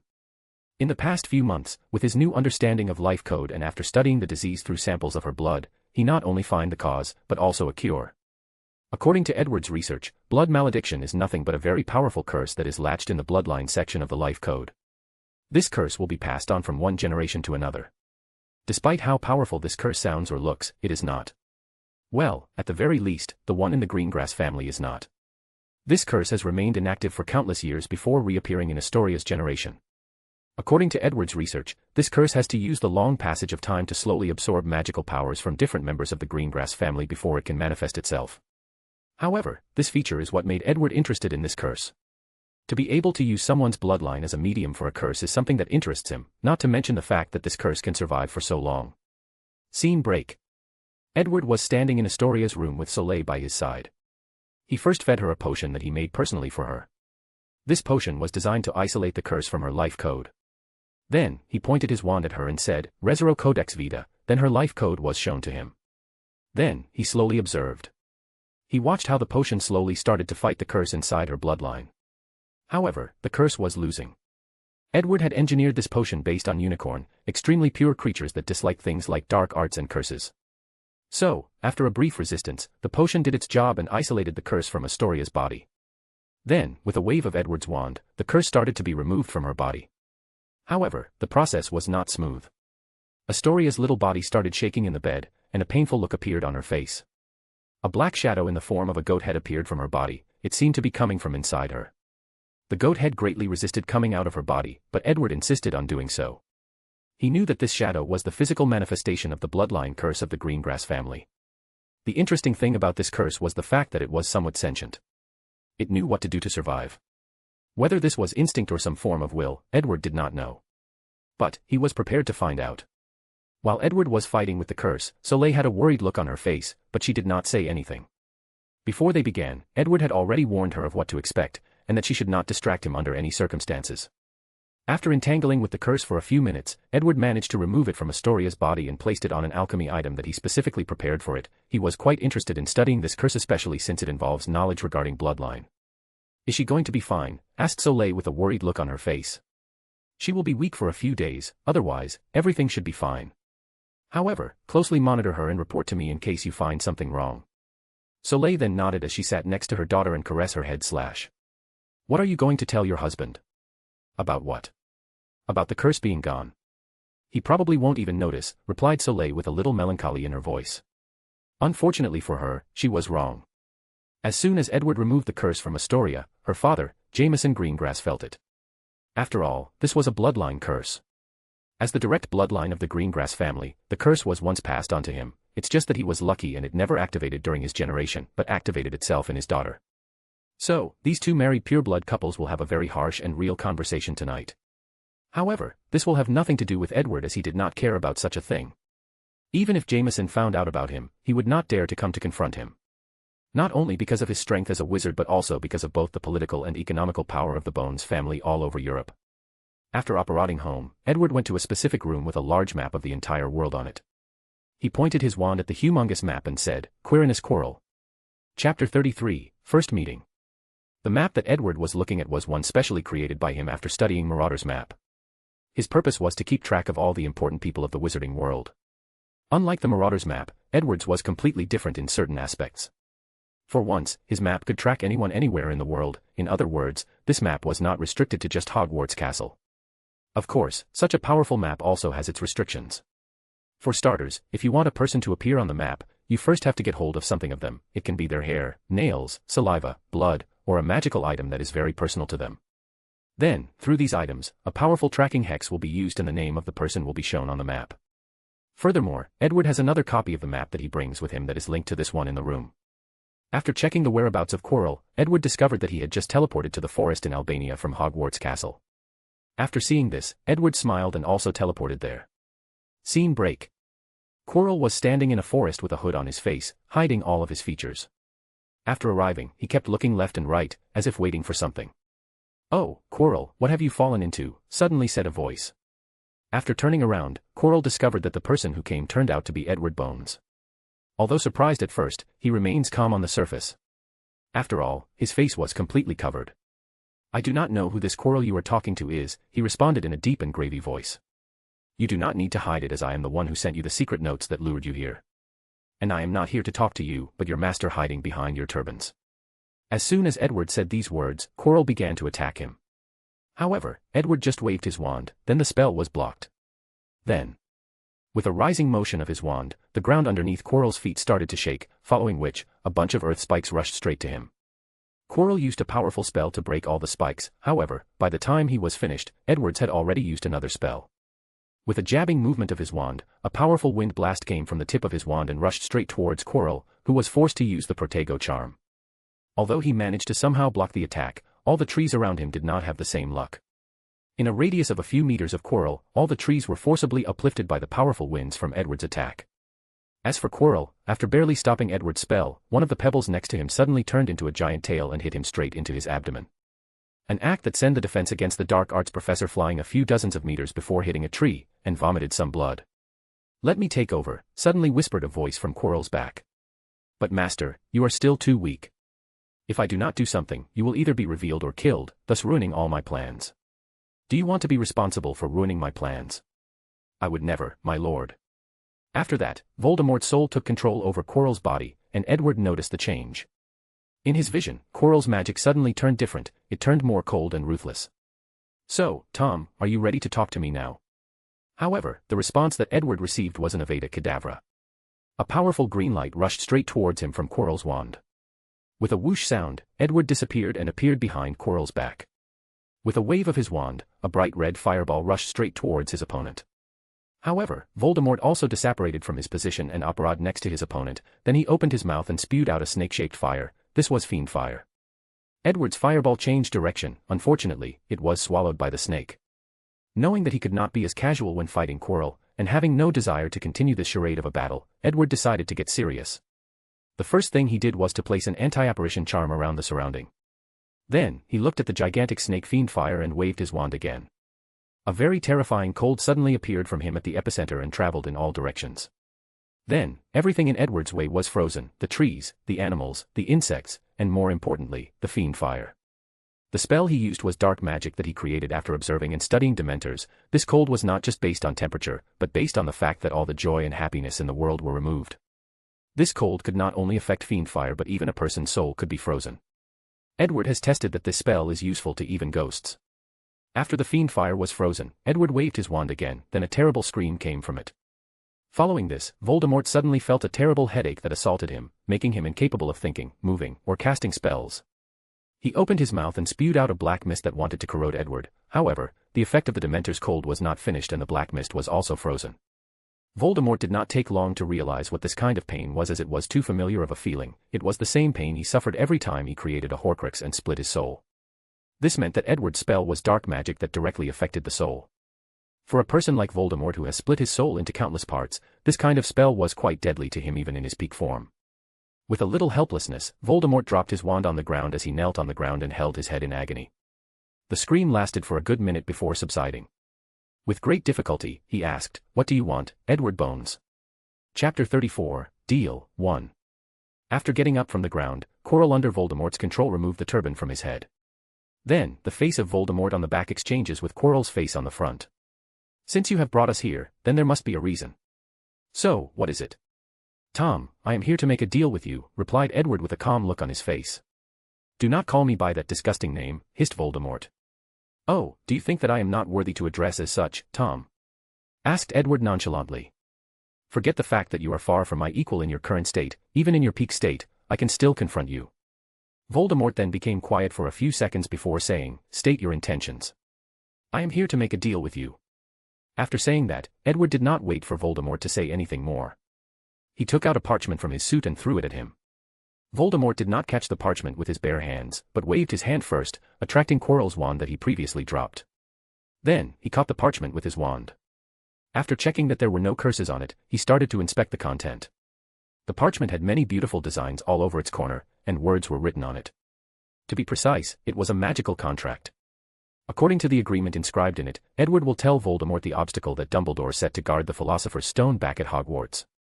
And in return, Voldemort will give Edward all of his magic knowledge. That includes all his magic research, his understanding, his experiment, all his skills and experience in using magic, both practice and fighting experiences. Voldemort became very furious after reading this magic contract. "Why would I sign something like this? It's not like you have a choice, do you? Do not sign it, and I will just destroy you here and now. You may have escaped death, but you are still not a threat in your current state." After contemplating for a while, a strange smile appeared on the Dark Lord's face. "Edward Bones, you and I are similar in many ways, we both have an unquenched thirst for the pursuit of power. Why don't we both join hands and rule the wizarding world together?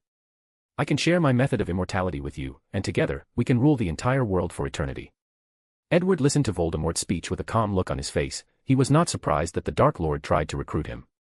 After all, he is very talented and a member of the pureblood family. He is the kind of person that Voldemort likes to recruit the most into his inner circles. "Tom, you are right in saying that we are alike in many ways," replied Edward calmly. "However, there is one way that I am different from you, one major difference: I am way more arrogant than you. If you can find a way to escape death, do you think that I will not be able to do it too and on my own?" Voldemort was quiet after hearing these words as he realized that Edward was right. For a genius of his level, if he focused on studying death, there is a high chance that he will find a way of immortality on his own. Voldemort then looked at the contract in his hand.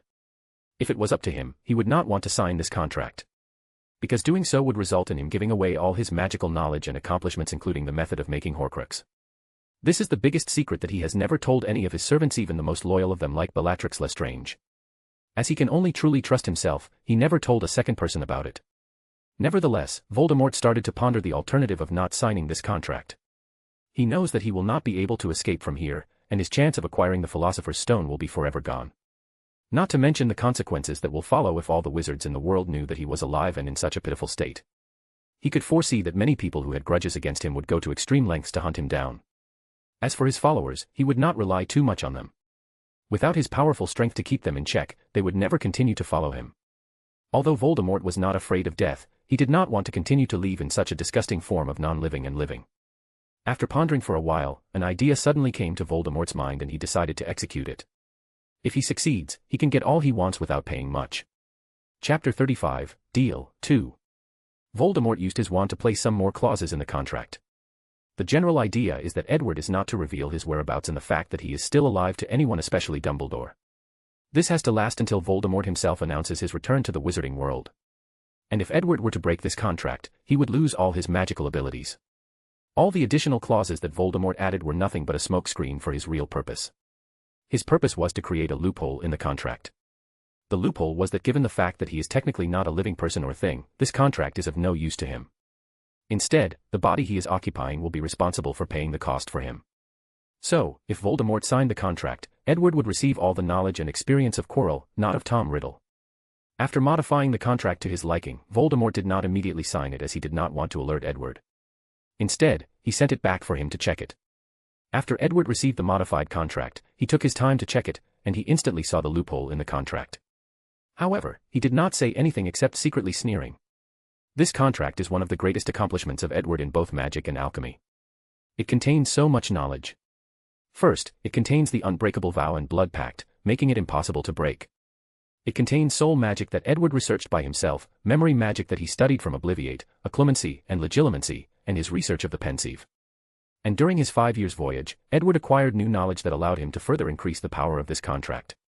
One of the many books that Edward stole from the secret vault of the Vatican talked about demonology. In one book referred to as The Lesser Key of Solomon, Edward learned how to summon demons, how to control them through contracts, and how to use schemes when signing contracts. For example, all the beautiful designs on the corner of the parchment were a demonic language that allows Edward to place countless hidden clauses on the contract. So, he did not care about the little trick that Voldemort thought that he made in the contract. Compared to the ones that he made, it was nothing. So, after pretending to review the contract for a long time, he used his wand to sign the contract. Then, he sent it back to the Dark Lord, who also signed the contract after making sure that there was nothing wrong with it. Unfortunately, he soon regretted this decision. As soon as he finished signing the contract, Voldemort felt countless of his memories were removed from his soul and rushed towards Edward's in the form of white strings. The memories involved all his knowledge, understanding, experience, or skill of magic. Every time that Voldemort used a spell, the experience he felt, the thoughts he had about the spell, the feeling he had. All of them were turned into memory strings and headed towards Edward. As a master of occlumency and legilimency, Voldemort tried hard to prevent his memories from escaping. Especially the ones about his Horcruxes, but it was to no avail. He felt a powerful will forcibly snatch these memories from his very soul. Additionally, Voldemort felt a deep threat of death as he continued to resist the magical powers of the contract. He has a feeling that he would truly die if he resists, and even his Horcruxes would not be able to save him. After a few minutes, countless white strings of memories were all around Edward. He took out an alchemy item that looked similar to Dumbledore's Deluminator. With a wave of it, all the memories were perfectly stored inside, and Edward has a happy and satisfied smile on his face. As for the Dark Lord, he wanted nothing but to immediately kill Edward. However, he knew that he was in no shape to accomplish such a task. However, Voldemort has placed Edward as the second person that he must get rid of after Harry Potter once he is resurrected. Edward Bones, do not forget that you are also under contract, so fulfill your end of the bargain, said Voldemort in a hoarse, almost hissing sound. That's true, replied Edward. Then, he sent another parchment to the Dark Lord before operating long before he even read it. As for Voldemort, he started to roar out loud after reading a few words from the parchment that said, Mirror of Erist.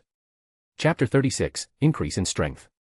After Edward made the deal with Voldemort and acquired all of his magical knowledge and experience, he spent a few days reviewing all the memories, absorbing them to be a part of himself. Because Voldemort has done countless dark magic experiments, Edward had to absorb happy or positive emotions often through his Patronus charm. However, the payoff was worth it. With his abnormal memory and talent for magic, he absorbs all the knowledge in just a few weeks. Because he was so engrossed in his learning process, he almost forgot his rendezvous with Madame Rosmerta. Luckily, Momo reminded him. After absorbing all these memories, Edward acquired all the skills of Voldemort. All the unique magic he used during his battle against Dumbledore at the Ministry of Magic, the way he can use unaided fly, his ability to speak Parseltongue. Well, Edward could already do that, just not as easy or fluent as the Dark Lord. More importantly, all of his experience. The one thing that Edward always lacked was fighting experience, especially fighting powerful wizards like Dumbledore. However, from Voldemort's memory, he experienced all the time that the Dark Lord fought against Dumbledore himself during his rise in the First Wizarding War. With this experience made up, Edward can say with 100% certainty that he is the most knowledgeable wizard in the modern era except for maybe Nicholas Flamel. However, from his understanding, Flamel is only knowledgeable when it comes to alchemy, not using spells and the dark arts. The only thing that prevents him from being the most powerful wizard of modern time is his lack of magical powers. Edward still has not broken through the limit of 25 times the magic power of an adult wizard. One thing that caught Edward's interest among all of Voldemort's experiments was the way that he broke through the 25 times limit.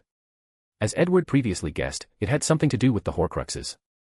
Every time that Voldemort broke a piece of his soul, an immense magic power wave was produced during the process.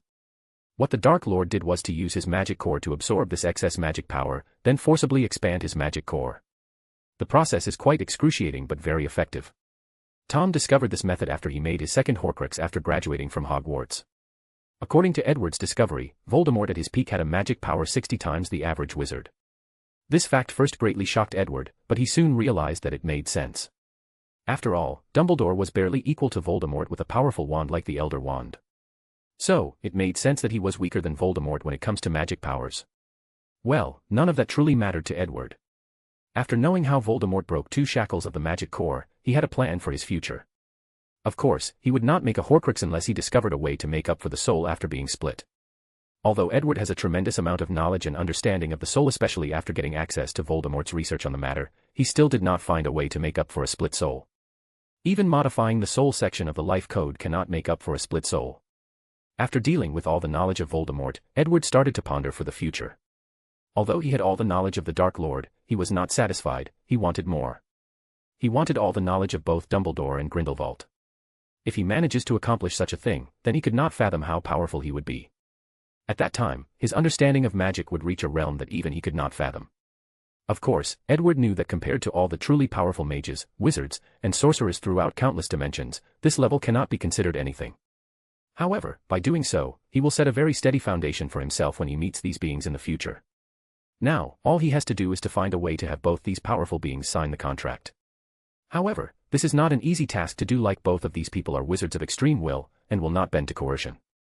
And they would rather die than be forced to do something against their wills, ideologies, or beliefs. When it comes to Grindelwald, Edward has a vague plan that can be accomplished during the summer of next year after acquiring the Philosopher's Stone. However, when it comes to Dumbledore, he is quite helpless. Maybe I can use the chaos when the Chamber of Secrets opens next year, thought Edward to himself. Chapter 37, Deathly Hallows, 1. After absorbing all of Voldemort's magical knowledge and research, Edward finally focuses on the invisible cloak that he borrowed from Harry Potter. Which was one of the Deathly Hallows. After using his alchemy eye charm on the cloak, Edward only came up with a bunch of blanks. None of his knowledge could help dissect the material or how the cloak was made. However, Edward did discover very powerful energy or a mysterious power in this cloak. Then an idea came to him. To verify this idea, Edward had to also examine the resurrection stone that was part of Gaunt's family ring. So, he apparat to the old shack, temporarily disarmed the enchantment protections, and took the ring out. This time it was easy for Edward to remove the ring as he knew what kind of curse that Voldemort placed on the ring. Using such knowledge, he also temporarily disarmed the power of that curse and removed the resurrection stone from the ring. After that, he left after returning everything to its original state. Back home, Edward then started to analyze this stone and how it was made. However, his alchemy eye also did not provide him with much information except for the fact that the material of the resurrection stone was nothing but a very common or regular stone. The real reason that this stone had such tremendous power was only due to the fact of the mysterious power inside of it. Then, Edward started to remember the tale of the three brothers. According to this story, the resurrection stone was made from a random stone that Death took around the river. The Elder Wand was made from some random wood taken from a tree that was nearby. Only the invisibility cloak was different, only the cloak came from a part of Death's body. With his previous conversation with Death, Edward had already determined that there was some truth to this story. By that logic, the only reason that these things became so powerful is due to the power of Death itself. The power of law, muttered Edward to himself. Ever since he saw that strange power in the invisible cloak, he theorized that possibility. Unfortunately for him, even if he knew the answer, he could not change anything.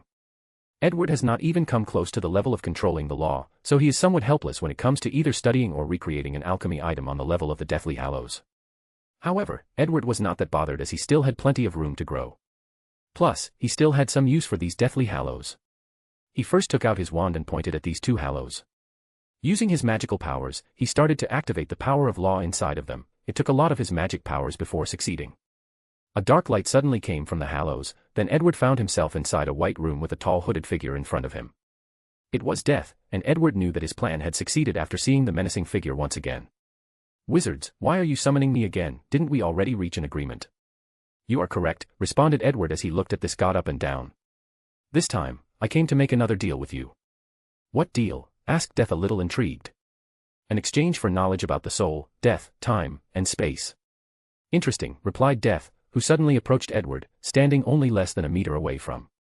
Its figure was more than 15 feet tall, and it was quite intimidating. "And what do you offer in exchange?"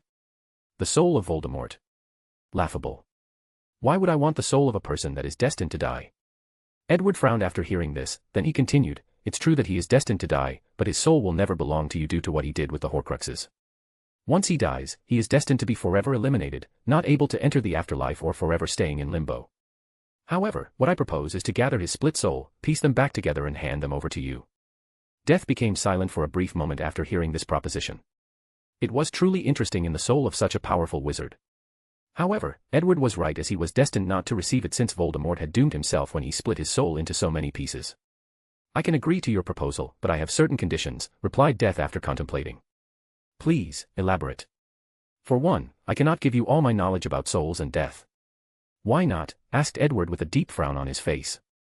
"I am the literal embodiment of the laws of death that govern this entire universe. Can you fathom the amount of knowledge I have regarding the soul and death? And what repercussions would it have if such knowledge was in the hands of a mortal wizard?" Edward had a deeper frown on his face after hearing this. He could probably understand Death's meaning. Its understanding of the soul and death probably reached the level of law, so it would never give such knowledge away, especially just for the sake of Voldemort's soul. "So, what is in it for me then?" Chapter 38, Deathly Hallows, 2. I will give you all my knowledge regarding space, time, and dimensions. It should be more than enough to finish constructing your little gate. Edward was not that surprised that Death knew about the Gate of World. As probably the strongest existence in the Harry Potter universe, there is probably nothing that he could not know or hide from his sight. Edward guessed that if it was not due to the severe restriction placed on it, Death should be able to do anything it pleases in this universe. That's it. That's all I get, asked Edward, a little unwilling. What else do you want? To control the power of law. In this world, there have been only two people that could control the power of law, Merlin and Morgan Le Fay. However, it had nothing to do with their talents or understanding of magic, replied Death calmly. So, that power I felt in those deathly hallows was indeed the power of law, secret thought Edward. However, his face did not show any abnormal reactions. What do you mean by those words? Asked Edward instead. He was truly intrigued by these two legendary figures. These are not secrets that you should be privy to, replied Death in a mysterious manner. An act which frustrated Edward. Well, at least, he looked that way on the surface. He could guess some of the details of what Death was talking about. If you think about it, those two people are very suspicious. Throughout countless universes and dimensions, there exist either their legends or a version of themselves. Why is that? What made them so special that their existence can reach across multiple multiverses and dimensions? Are those different versions of them a clone of a truly powerful being? Are they somehow connected? And how powerful one has to be to reach the level of existing in countless dimensions? Edward has at some point pondered these issues. And he believed that maybe one day, he will find the answer to these questions. Meanwhile, Death was enjoying itself after seeing the look of annoyance on Edward's face. Their last meeting left a bitter taste on its mouth, so it was enjoyable, making Edward uncomfortable. So, do we have a deal or not? Asked Death. No problem, but we still have to sign a binding magical contract. Edward took out his contract. Unfortunately for him, Death was able to see through all his little tricks with the demon language and erased them. An act which made Edward's face a little ugly. However, Death was enjoying the entire process. After the contract was signed, Edward then asked for a favor. I need you to recreate a replica of the Resurrection Stone. It does not need to have any ability, but it must look the same as the original one. No problem, responded Death. Then, with a wave of his hand, another stone looking exactly like the original Resurrection Stone appeared. However, Edward did not sense any mysterious power in it. I am guessing that you are going to use this stone to plan the death of the greatest white wizard of this century, said Death. How do you know? Replied Edward with a look of shock on his face. Hee, mortal, you could not possibly fathom the depth of my powers. Edward had a serious look on his face after hearing this, then he took out the fake stone and disappeared from the white room. However, he could still hear the sound of Death laughing echoing as he left. After returning to reality, the somber and scared look on Edward's face was gone, replaced by a deep sneer. As a powerful Occlumens, he can easily control all his emotions, so how could he act in such a way in front of Death? After taking a seat, he started thinking about all the things he learned from Death during their conversations. First thing, it's that Death has the power to predict someone's time of death. This was shown when he knew that both Voldemort and Dumbledore would die. However, this power should not be absolute. If I guess correctly, the Peverell brothers in the story should have died while crossing that bridge, but they somehow managed to evade their demise. That's the reason that Death showed itself and used the Deathly Hallows to lure them to their deaths. Second, although Death is a powerful god, it still has a range of human emotions. He can get angry, frustrated, and so on. Not to mention his massive ego and his desire to show his power. Edward then spent a few hours thinking about his conversation with Death and reviewing all the information that he might have unknowingly released. After that, Edward entered his mind palace where all the books he had read appeared in the form of a giant library. The library was more like a city instead of an actual library due to how vast it was. Everything was perfectly categorized and Edward only needed to think of the book or knowledge he needed to review and it would appear in front of him. He then located a book written by him with the simple title, An Analysis of the God of Death, and started updating it with all the information that he received today from their discussion. Chapter 39, Back to School. After reorganizing all the information he had about Death, Edward started to plan for the future. He does not trust Death, he does not even trust the contract that they had just signed. Edward had the confidence to become one of the greatest wizards that ever lived in this world. And according to his calculations, this won't even take long. At that time, no one would be able to stop him from doing what he wants except for Death. As the literal embodiment of Death of this world, there are very few things that are even effective against him, let alone hurt him. So, Edward decided to placate this powerful being by making it look like he was working for him. By making himself seem less threatening than he was. As for the contract that they signed, Edward does not believe for even a second that this contract is binding to a being of law. From the beginning, Edward planned to use his power to finish that gate. Of course, if he could not finish the gate on his own, then the contract would be his last backup plan. Well, only if death hold his side of the bargain. Of course, Edward will also take other precautions. The invisible cloak, for example, is the only thing that could hide a person from the gaze of death itself. Ignotus managed to live his entire life without being found by death, so Edward must use this cloak for himself. Of course, that is only possible if someone knows the proper method to activate the cloak, otherwise, it is just a normal invisible cloak made by the hair of demiguise. Unfortunately for him, there are still some problems with his plan, and that was Dumbledore. Edward could foresee that the headmaster would know that he had borrowed the cloak from Harry Potter. So, if he does not return it, things will become complicated. So, Edward decided to create a fake to replace the real one. However, this plan is not simple as well, given that he has to fool the greatest wizard of modern time. And Edward had a plan, and it was a very simple one. All he had to do was to transfer some of the power of law from either the resurrection stone or the invisibility cloak into the fake one. That part was a little easier as Edward already knew how to activate the power inside the stone. This is how he managed to contact Death to make the deal with him. The hard part was to find a material that could withstand the death laws. Although Death could place his powers on anything, a stone or branch, Edward was not him, so he needed specific material to accomplish the task. As such, Edward spent the remaining Christmas vacation making a very powerful invisible cloak that could fool Dumbledore. Scene break. Edward entered his classroom and looked at all the students. The majority of them were still talking about their vacations, but they all quiet down after seeing the professor entering the room. "Okay, class," said Edward out loud. "Today, we are going to learn about double enchantments. Does anyone know what that is?" The classroom instantly became quiet. However, a few seconds later, someone did raise their hand. "Mr. Weasley, please answer the question." Professor, I do not know what double enchantments is, I just had a question." "Does your question have anything to do with our class?" asked Edward calmly. "I am afraid not. But it is a good question. And I am sure that many people are interested in hearing the answer." "Fine, ask away, Mr. Weasley." "Professor, during the holiday, I read the Yu-Gi-Oh comics that your company just recently released, and it was very exciting. I am wondering whether you are as good of a player as Yugi Muto." Edward's mouth almost twitched after hearing this question. Meanwhile, the entire classroom became noisy and excited after hearing Fred Weasley's question. "That's a good question," added Lee Jordan. "I heard my father say that most people realized how terrible they were when it comes to playing dueling cards after the comic came out this Christmas, even international players. So, they started to model their decks after the characters in the comics." Edward had to sigh secretly after hearing this. Lee Jordan was right. Most wizards were indeed terrible at the game despite playing it for so long.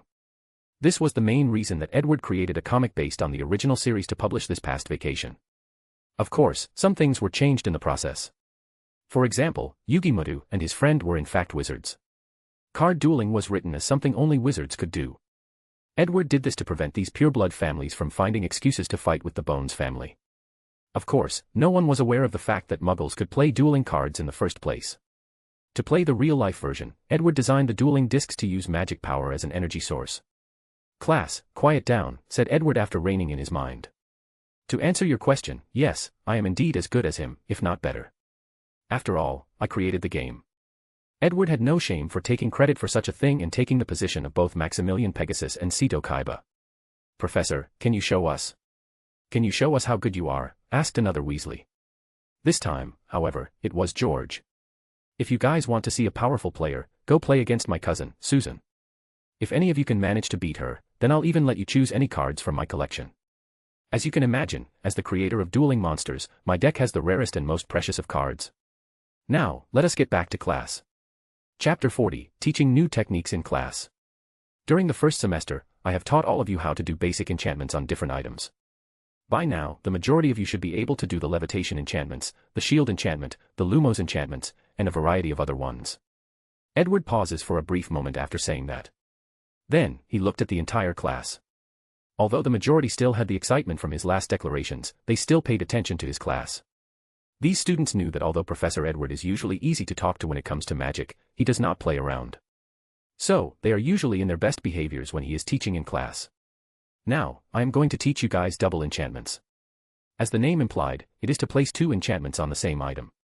These two enchantments can be the same kind or two different ones. After saying that, Edward started a demonstration. He took out a metal plate, and with his enchanting quill, he wrote the word Protego on it. The words light up blue before vanishing from the metal. This simple metal had just turned into an alchemy item, although the most basic kind. Edward then waved his hand and another piece of metal appeared in front of him. He also wrote the incarnation, protego, on it. However, he did it twice on the second piece of metal, the front and the back. Taking out his wand, Edward pointed at the first alchemy item and said, Bombarda. A powerful light flew from his wand and hit the floating metal. Then, a semi-transparent shield appeared in front to protect it, but the shield only lasted 3 seconds before it was destroyed, along with the metal. Immediately afterward, Edward pointed at the second floating metal and used the same spell. A piece of light flew from the tip of his wand heading for the second metal. Just like previously, a semi-transparent shield appeared to protect the alchemy item. However, its ending was different from his brethren's. After 3 seconds, when the shield was about to be destroyed, a second shield appeared, thus increasing the protective ability of the item. Class, just like you see, double enchantments of the same kind or homogeneous double enchantments dramatically increase the strength of one enchantment. The students became surprised and excited after seeing such a magical process. They all wished to immediately give it a try. However, Edward stopped them. Now, please be patient as I am also going to demonstrate another form of double enchantments, which is called heterogeneous double enchantments. Although you guys will not have to try during today's class, it will be part of our learning syllabus for this semester. After saying these words, Edward once again waved his wand and another plate flew from the desk on the corner of the room in front of him. He took out his quill and started writing. He first wrote Lumos on one side, then Incendio on the other side. Then, he lightly threw the metal in the air. A bright light flew out of it, followed by a bright flame. They each floated around each other, it was like they were planets orbiting one another. As all, you can see, heterogeneous double enchantments can also mean to place two different kinds of enchantments on the same item. All the students marveled at this rare view that took place on them. Throughout the first semester, the professor had always mentioned that alchemy was a wondrous form of magic. And the students agreed with him. In the past few months, they have learned so much about how to make different alchemy items. Although alchemy still has the boring part of studying different types of magical metals and ores, understanding their properties, and how to properly mix them to get the best and most efficient metal for any alchemy item, everything else was fine. On top of that, today they finally learned that what they have learned is truly only the tip of the iceberg. Suddenly, one student raised their hand. Yes, Mr. Diggory. Any questions? Professor, can you combine two different enchantments into a brand new one? Yes, replied Edward while nodding. This technique is referred to as amalgam enchantment. With a wave of his hand, the alchemy item with two different enchantments flew on his hand.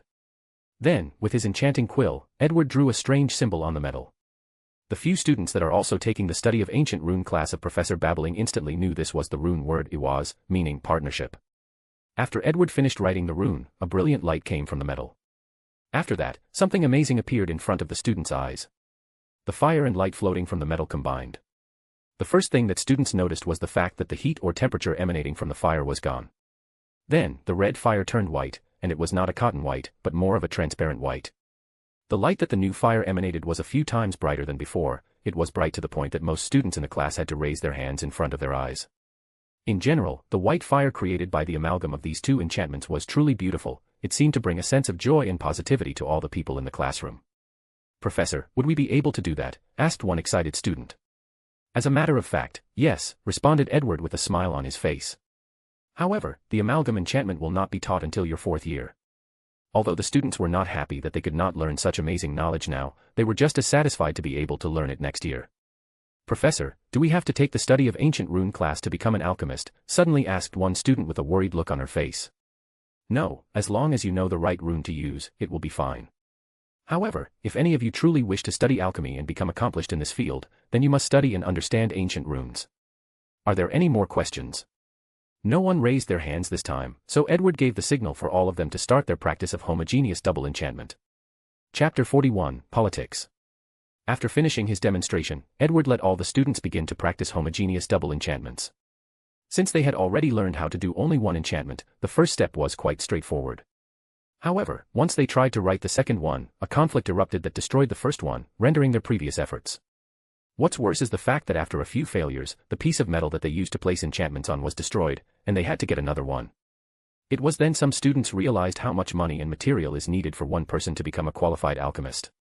Without the proper wealth and resources, a wizard from an ordinary family can't become an alchemist unless they are extremely talented. And even then, talent could only reduce the resources wasted.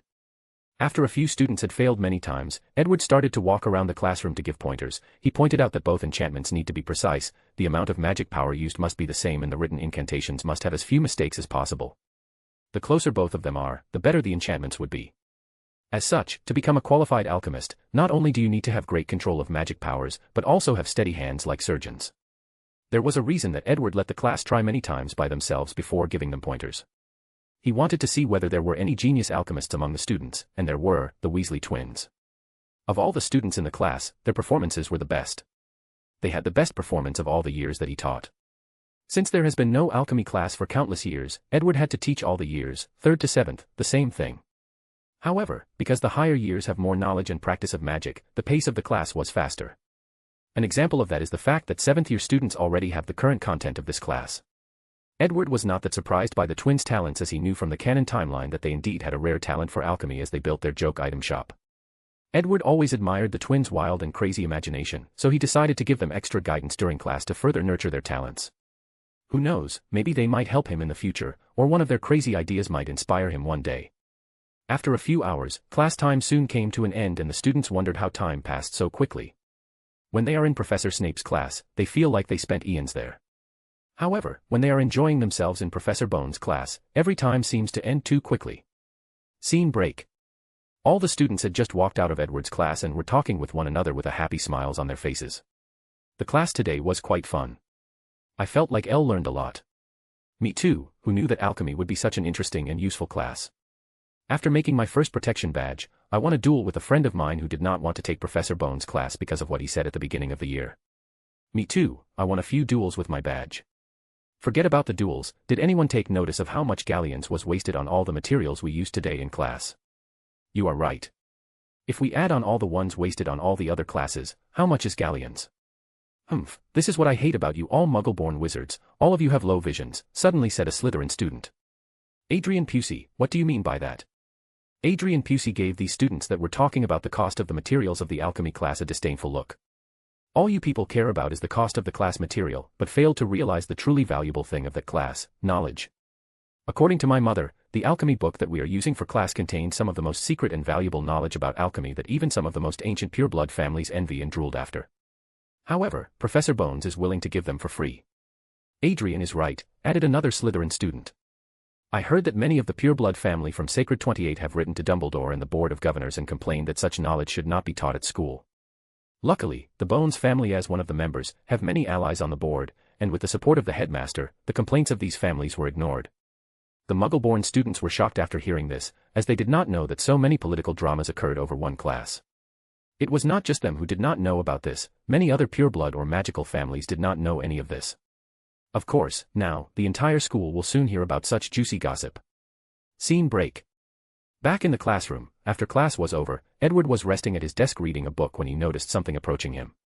After raising his head, he saw Patronus charm in the shape of a phoenix appearing in front of him. It opened its mouth and spoke. Professor Bones, if your class is over, please come see me in my office. The password is Sherbet Lemon.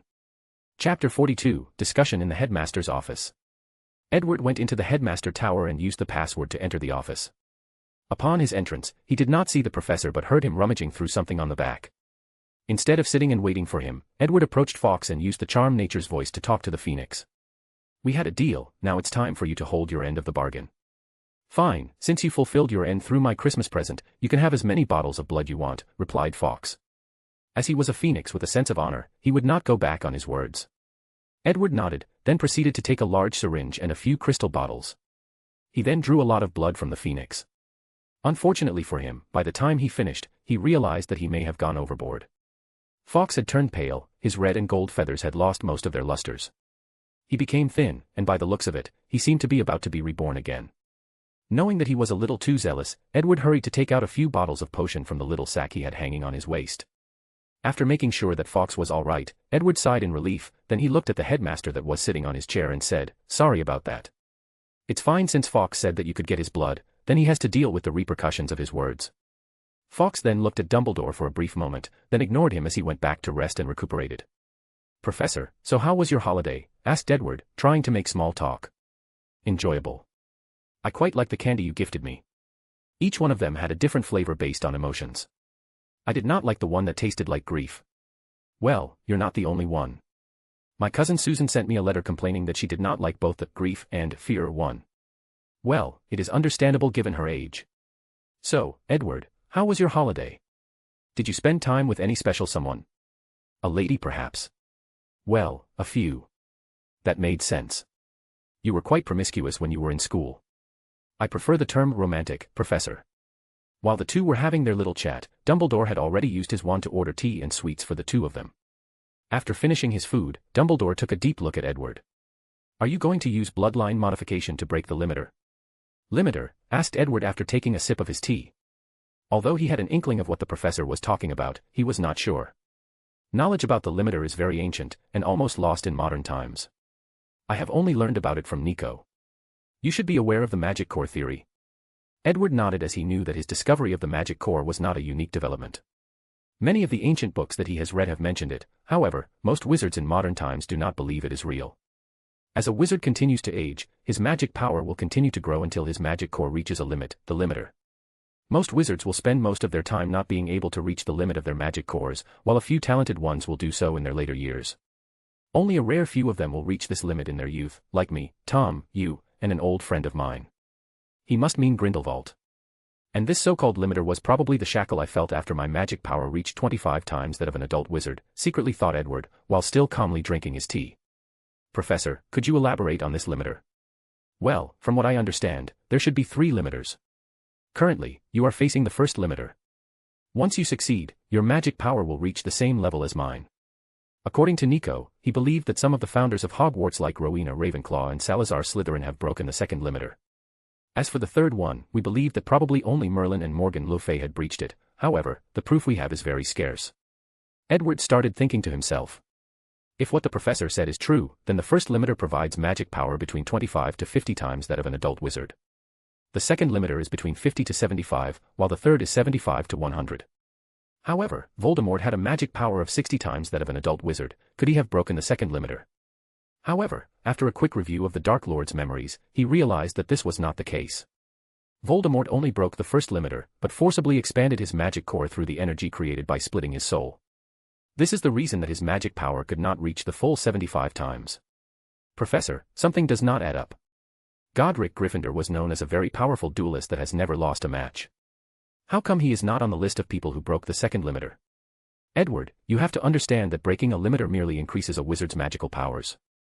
A truly powerful wizard is based on their knowledge, skills, and use of charms and spells. A large amount of magic power is not worth anything if the person does not know how to use it.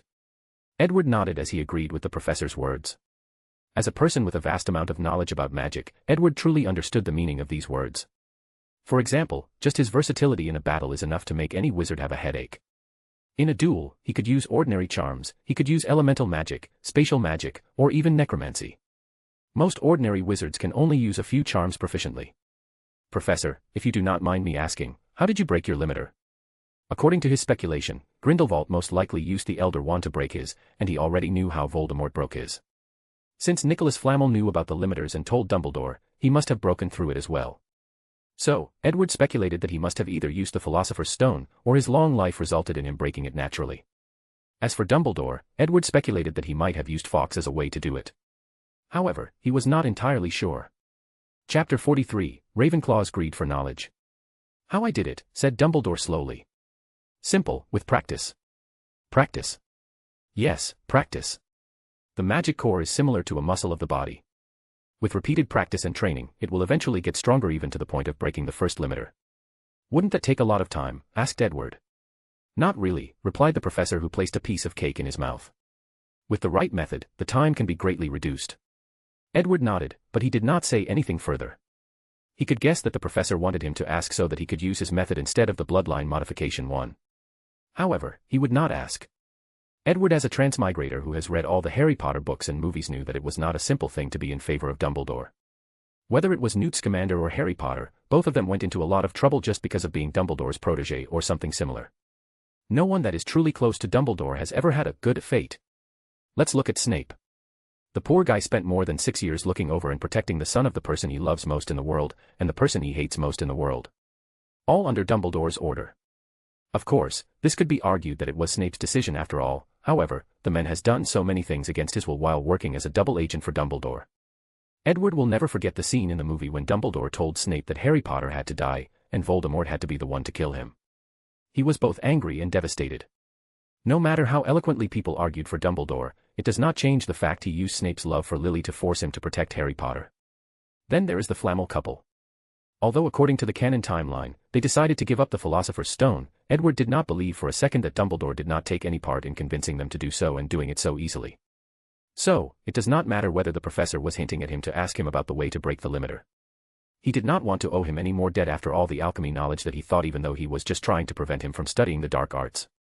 Despite his rejection of this offer, Edward still lusts after Dumbledore's knowledge, and not just the ones about the limiter, but all of them.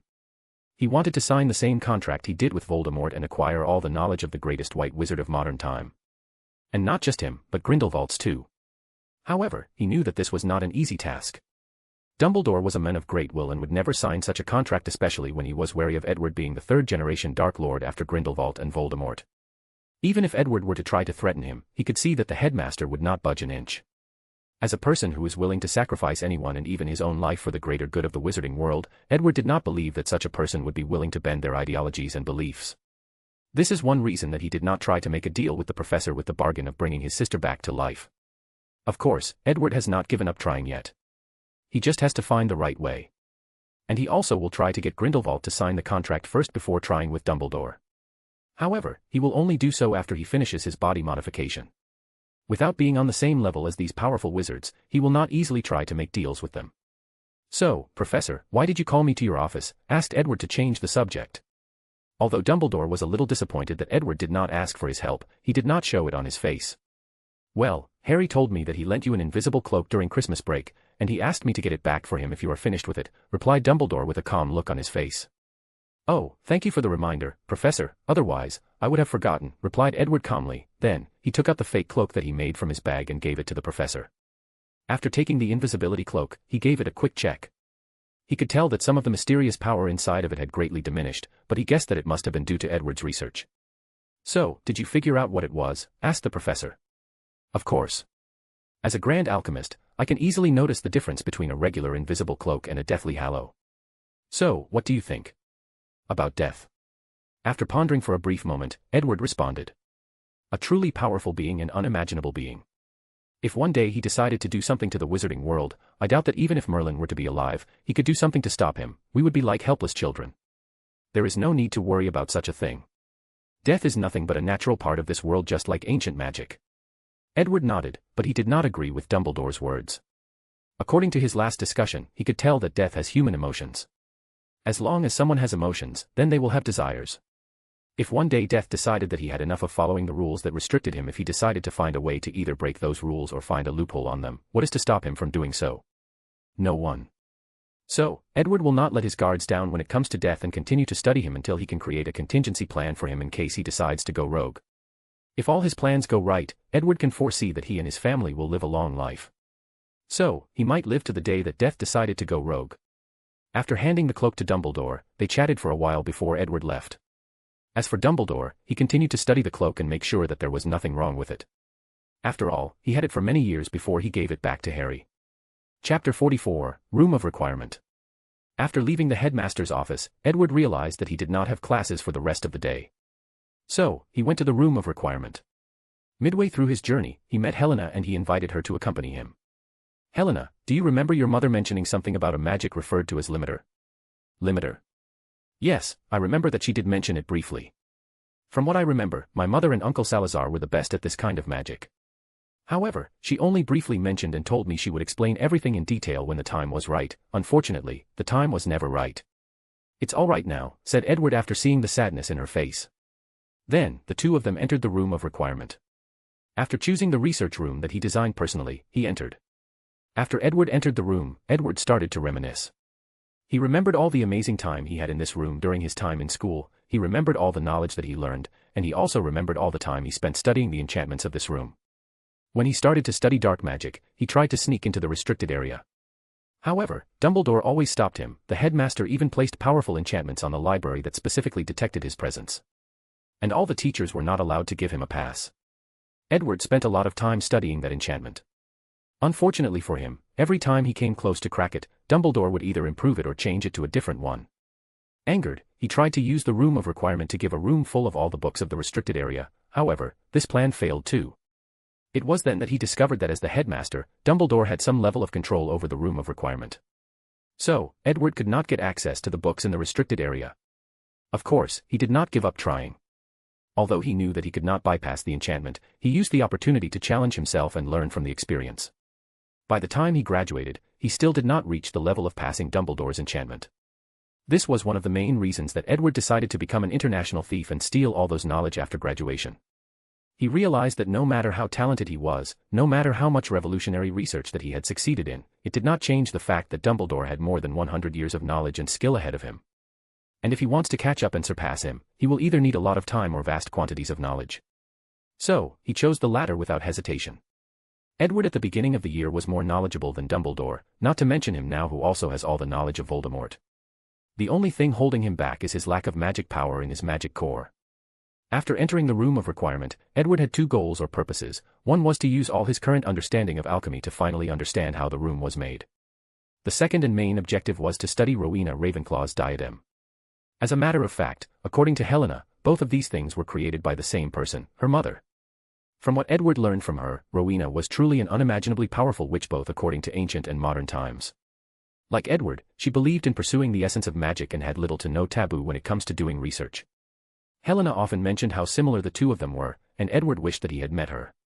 He has always been interested in the diadem that can make someone smarter, so he studied it greatly. Due to being turned into a Horcrux, a lot of the enchantments of the diadem were broken. So, Edward had to seal the soul of Voldemort's inside of it before he could study it. However, it was no use until now. With the knowledge of the Dark Lord, he can perfectly remove the soul from the diadem without damaging it.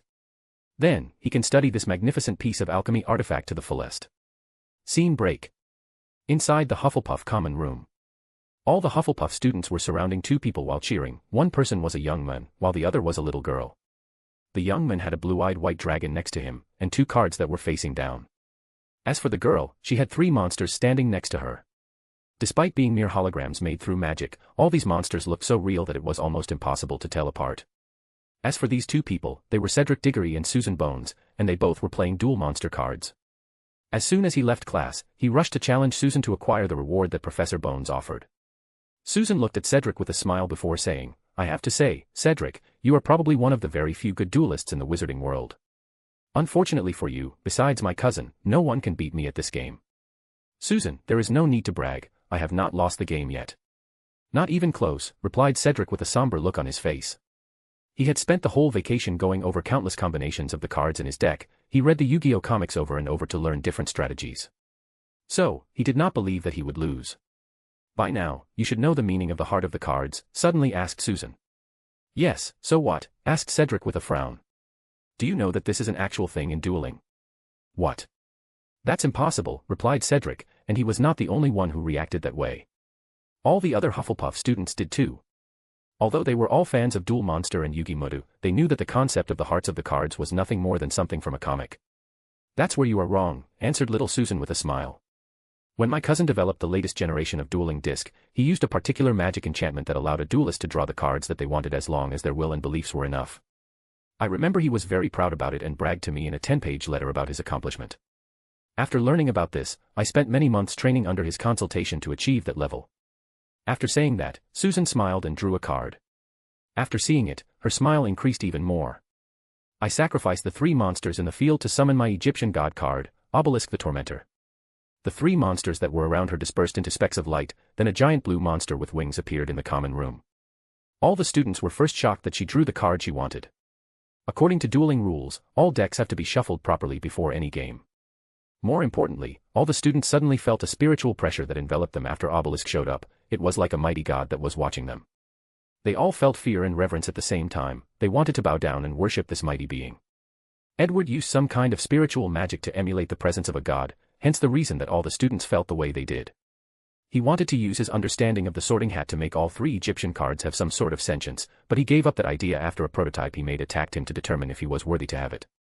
Although the spiritual magic that the winged dragon of Ra used to attack him back then was nothing to him, this could not be the same for other ordinary wizards, especially children. Back to the Hufflepuff common room, after Susan summoned such a powerful card, Cedric did not stand a chance in this match. His blue-eye white dragon along with all his remaining cards in the field was instantly destroyed, and he lost the game. As for Susan, from that day on, she became the rising star of Hufflepuff. And soon, the entire school. Chapter 45, The Diadem. Inside the Room of Requirement. Edward had just finished studying the diadem after removing the soul of Voldemort from it and storing it in another object. Although he technically has not slept for a few days, he still had a powerful vigor. This kind of situation was normal for him as he is used to spending months without end when studying things that he is interested in. Of course, he has developed potions that have provided his body with the nutrition needed and his spirit at an all-time high. Your mother was truly an unimaginably powerful witch, said Edward with fascination after comprehending the enchantments on the diadem. Many people have said similar things. She was not only the most powerful witch of her time but probably one of the very best throughout history, replied Helena, who was standing not far from Edward with a complicated look on her face. I am sure she loved you very much. Maybe you are right, but that does not change the fact that she did not spend any of her time with me. Between all her magic research and running Hogwarts, I barely saw her except for when she was teaching me. Edward sighed after hearing this. He knew that ghosts stayed in the world of the living for two reasons: afraid of death or unfinished business. As for Helena, it was unfinished business. She wanted to see her mother again and gained her forgiveness for her past transgression, and she also wanted to voice all the wrongdoings that she suffered during her childhood. This was one of the reasons that she stole the diadem. Not just because she was jealous of her mother's intelligence and importance, she wanted to gain such intelligence to make certain achievements as a witch, then gain her attention. She wanted to have a real relationship with her, even if it was through magic. Edward sighed but did not mention this topic again. However, he promised to find a way to help her in the future if he can. Living like a ghost is like a curse. No one should live like that unless it is of their willingness to escape death. Edward then focused on his recent finding. This diadem is a piece of art when it comes to alchemy. It grants the user the power of accelerated thought process. When someone puts it on, all their thought processes, calculation ability, and processing speed will dramatically increase. In simple words, the user will begin to function as a computer, being able to process information at an unnaturally fast rate. It is the perfect tool for understanding and researching magic.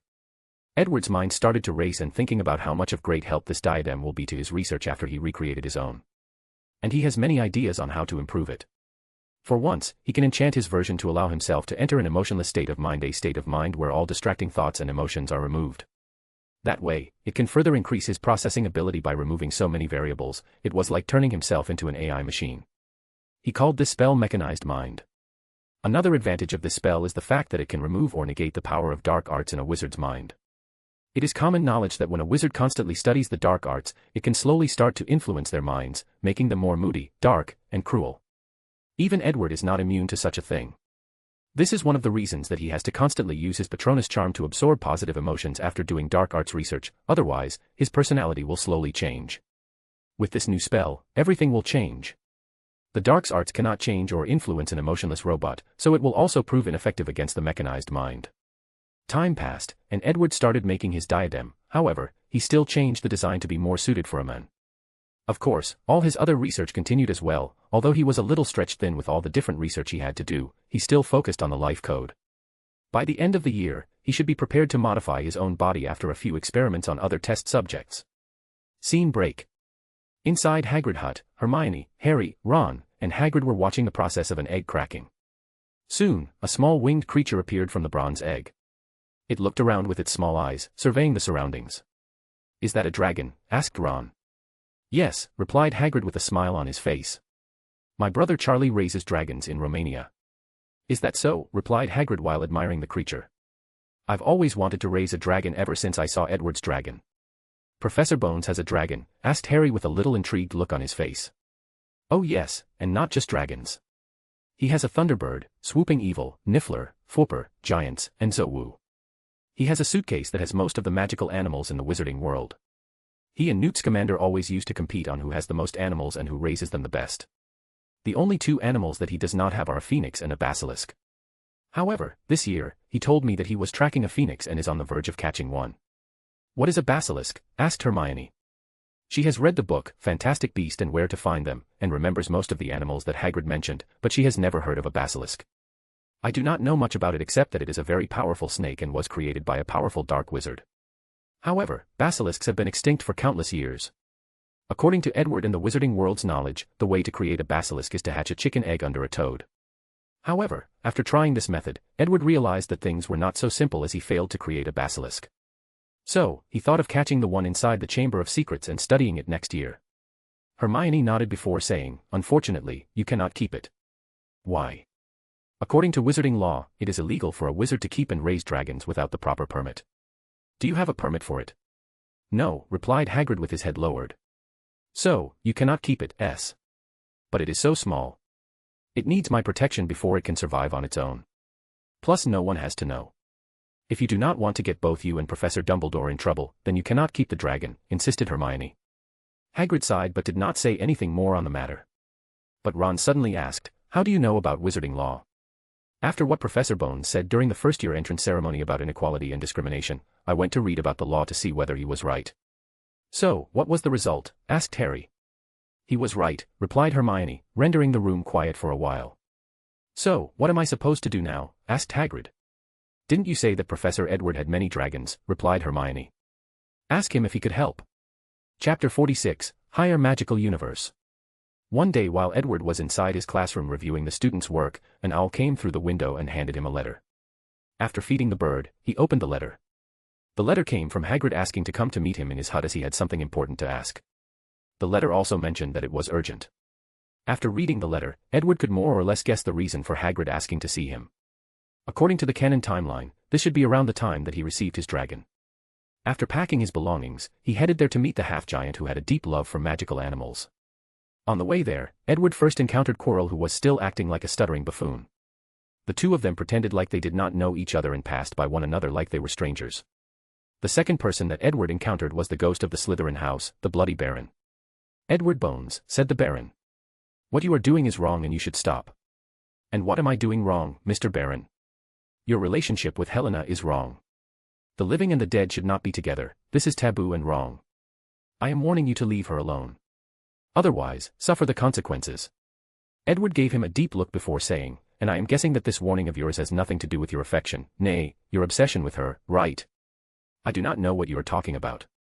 But heed my warning, replied the Baron with a cold look on his face. And if I don't, what can you do? Although I cannot do anything to a powerful wizard like yourself, I can still haunt you.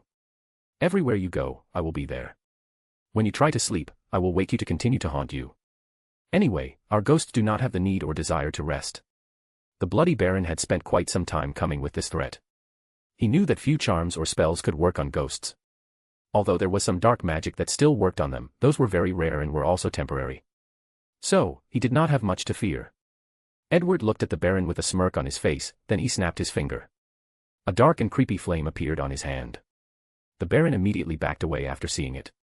While looking at the flame, Edward said, "This flame is called Demon Flame, summoned from another dimension. The method used by wizards to become ghosts is to live an imprint of themselves in the living world after their deaths, thus being able to exist in such a form. As a result of this, all of you take a non-corporeal form that is immune to most magic. Unfortunately for you, Baron, this flame can instantly erase the imprint that exists in this world and kill you. What's worse, after you die again, you will not enter the afterlife like everyone else, but cease to exist in this mortal coil." The expression of the Baron became distorted, he gave a deep look at Edward before flying away. Meanwhile, Edward was looking at this flame while secretly sighing. He learned this dark magic from the book, The Key of Solomon. Both, The Lesser Key of Solomon, and The Key of Solomon, are books that Edward stole from the Vatican, and they both talked about how to summon demons and control them. Additionally, there is some demonic magic related to them. Unfortunately, after countless trials and errors, Edward discovered that he could only summon a few very weak demons and nothing more.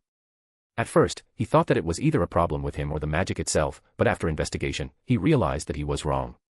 Just like there is a separate dimension for the afterlife where death exists and rules over, Edward also discovered a dimension where demons exist. And that is where these summoned demons came from. Unfortunately, he could not enter that dimension just like he did for death no matter what he tried. Even worse, no other powerful demons could also be summoned in the material world. So, these two books were seriously nerfed. After that experience, Edward theorized that the Harry Potter universe might have been extremely powerful at some point in time, but for some reason, was reduced by several reasons.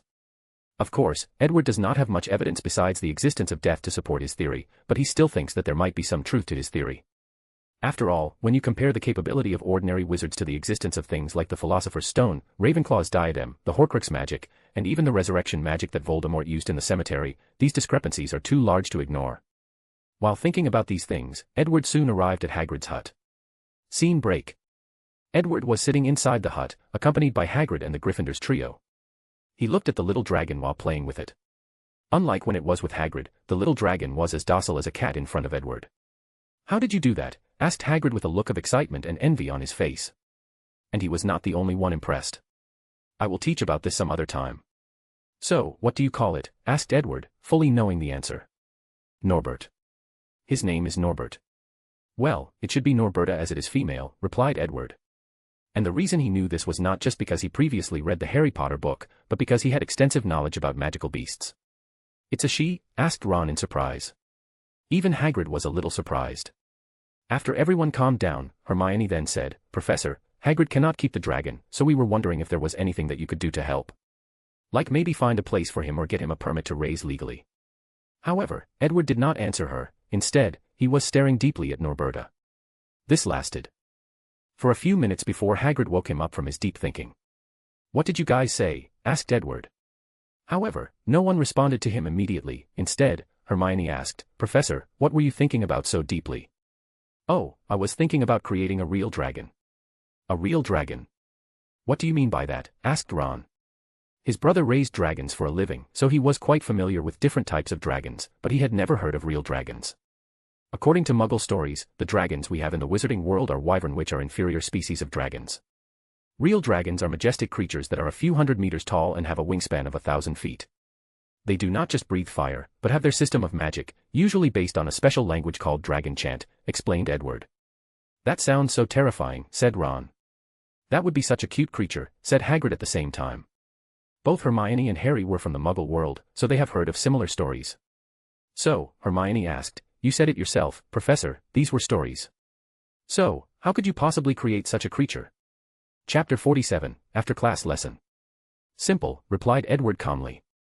By purifying the bloodline of current modern-time dragons and seeing if their ancestors were real dragons spoken in the stories. Even if I were to fail, then I would still like to see what a dragon would turn into after his bloodline is purified. Magic can do such a thing? Asked Hermione. I have never heard of any book that mentioned such a thing. Edward looked at her deeply before answering. Miss Granger, magic is a very powerful and mysterious force with unlimited possibility. The only limit of magic is us, the users. After saying that, Edward paused for a moment before saying something else. Miss Granger, let me give you a piece of advice. If you think that by just memorizing all the things in the book that you can become a great wizard, then you are truly mistaken. Truly powerful wizards like me or Dumbledore are like Muggle scientists, we look at magic through curiosity and observation. Have any of you ever asked yourselves these questions? What is magic? Where did it come from? Why can wizards be born with magic while Muggles are not? Is it some form of energy, or something else? Why is it that some people are born with special talents while others are not? Why is it that some animals are born with magic while others are not? There are so many unanswered and unexplored things that us wizards do not understand, but the problem is the fact no one but few is asking these kinds of questions.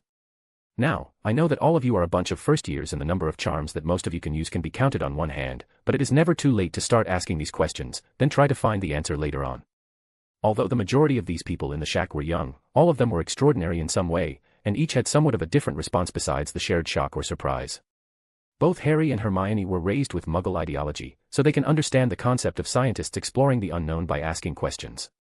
Despite this, their initial reaction or thinking differed after this. Harry Potter just thought that Edward was amazing, however, he did not think further about such a thing. He did not have good grades in science class, so he did not care about these questions that Edward asked. The same could be said for Hagrid.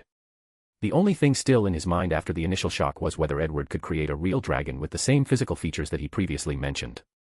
Ron, as a person who grew up in the magical world, asked himself for a brief moment why he never heard anyone including his father talked about these questions Edward asked. For a brief moment, he asked himself whether it was something that only dark wizards did. Of course, the person who was affected the most by these words was Miss Hermione Granger herself. She realized that she has been looking at magic the wrong way. She thought that magic was this mysterious and secretive thing, but she should have been looking at it through the lens of a scientist. She should have been asking all types of questions. Of course, Edward as a powerful Legions could tell what all these people were thinking with just a glance.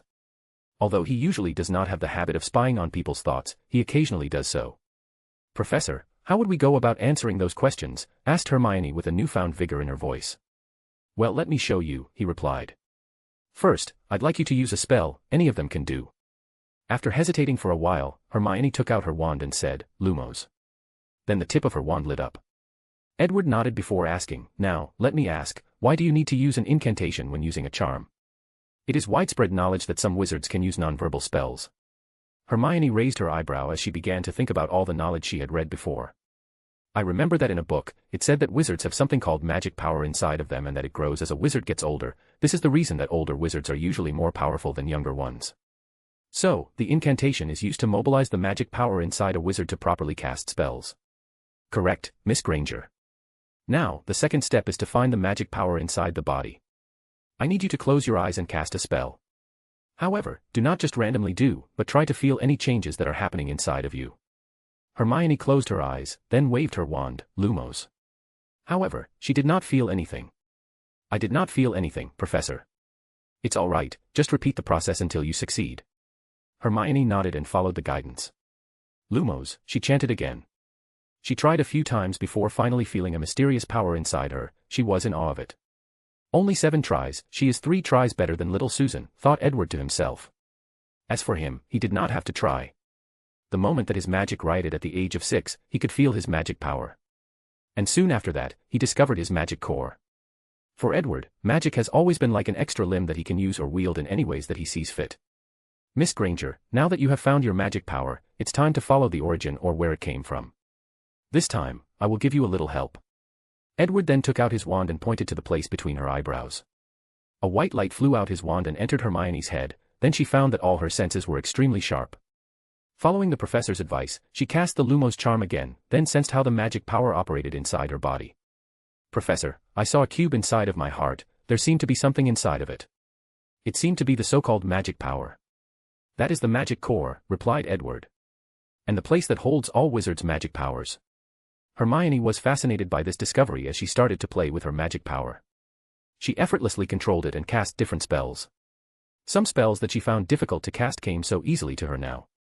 Unfortunately for her, after a few minutes, the spell that Edward placed on her was gone, and her senses returned to normal. Although she could still feel the magic power in her body, she could no longer find the magic core. Chapter 48, Bloodline. Hermione had a look of regret on her face after not being able to sense the magic cube inside her body. The ability to be able to control magic so easily was quite fascinating.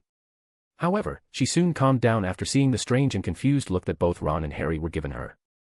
After pondering for a while, Hermione suddenly asked, Professor, since you talked about purifying Norberta's bloodline, does that mean that the concept of bloodline exists? Edward gave a brief look before answering, that is correct, Miss Granger. I have just recently discovered it myself. Then, doesn't that mean that the pureblood concept of blood supremacy is real? The room became silent after she asked that question as everyone then looked at Edward waiting to hear his answer. Well, the answer is both yes and no. Everyone then looked at him with a look that seemed to say, are you playing with us? What does that even mean? Edward smiled before explaining. After discovering the wizard's bloodline, I theorized that the ancestors of us wizard kind were ordinary muggles. But after injecting the blood of magical animals or through rituals that allowed them to share a bloodline, the first wizards were created. After years of procreation, wizards have developed their unique bloodline. Edward has been doing some research on that topic. He tried to plant magical beasts' bloodlines on a few muggle prisoners, but the result was a disappointment. He concluded that maybe the bloodline of modern-time magical beasts was not the same as back then. However, today he was inspired after seeing Norberta. After purifying these magic animals' bloodlines, he will try to transplant them again.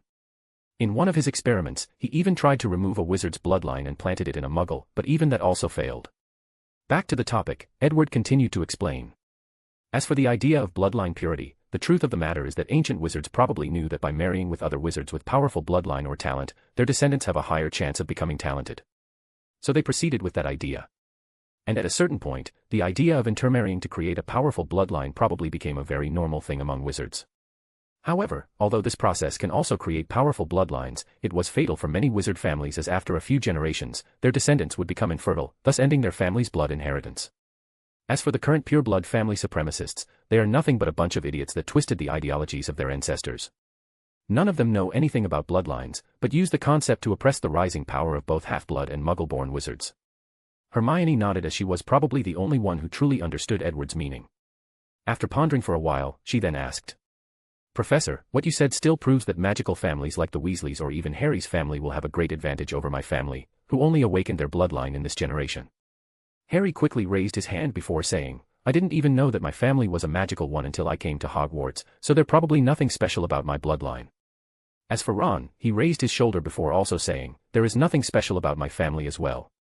All three of you are wrong, replied Edward calmly.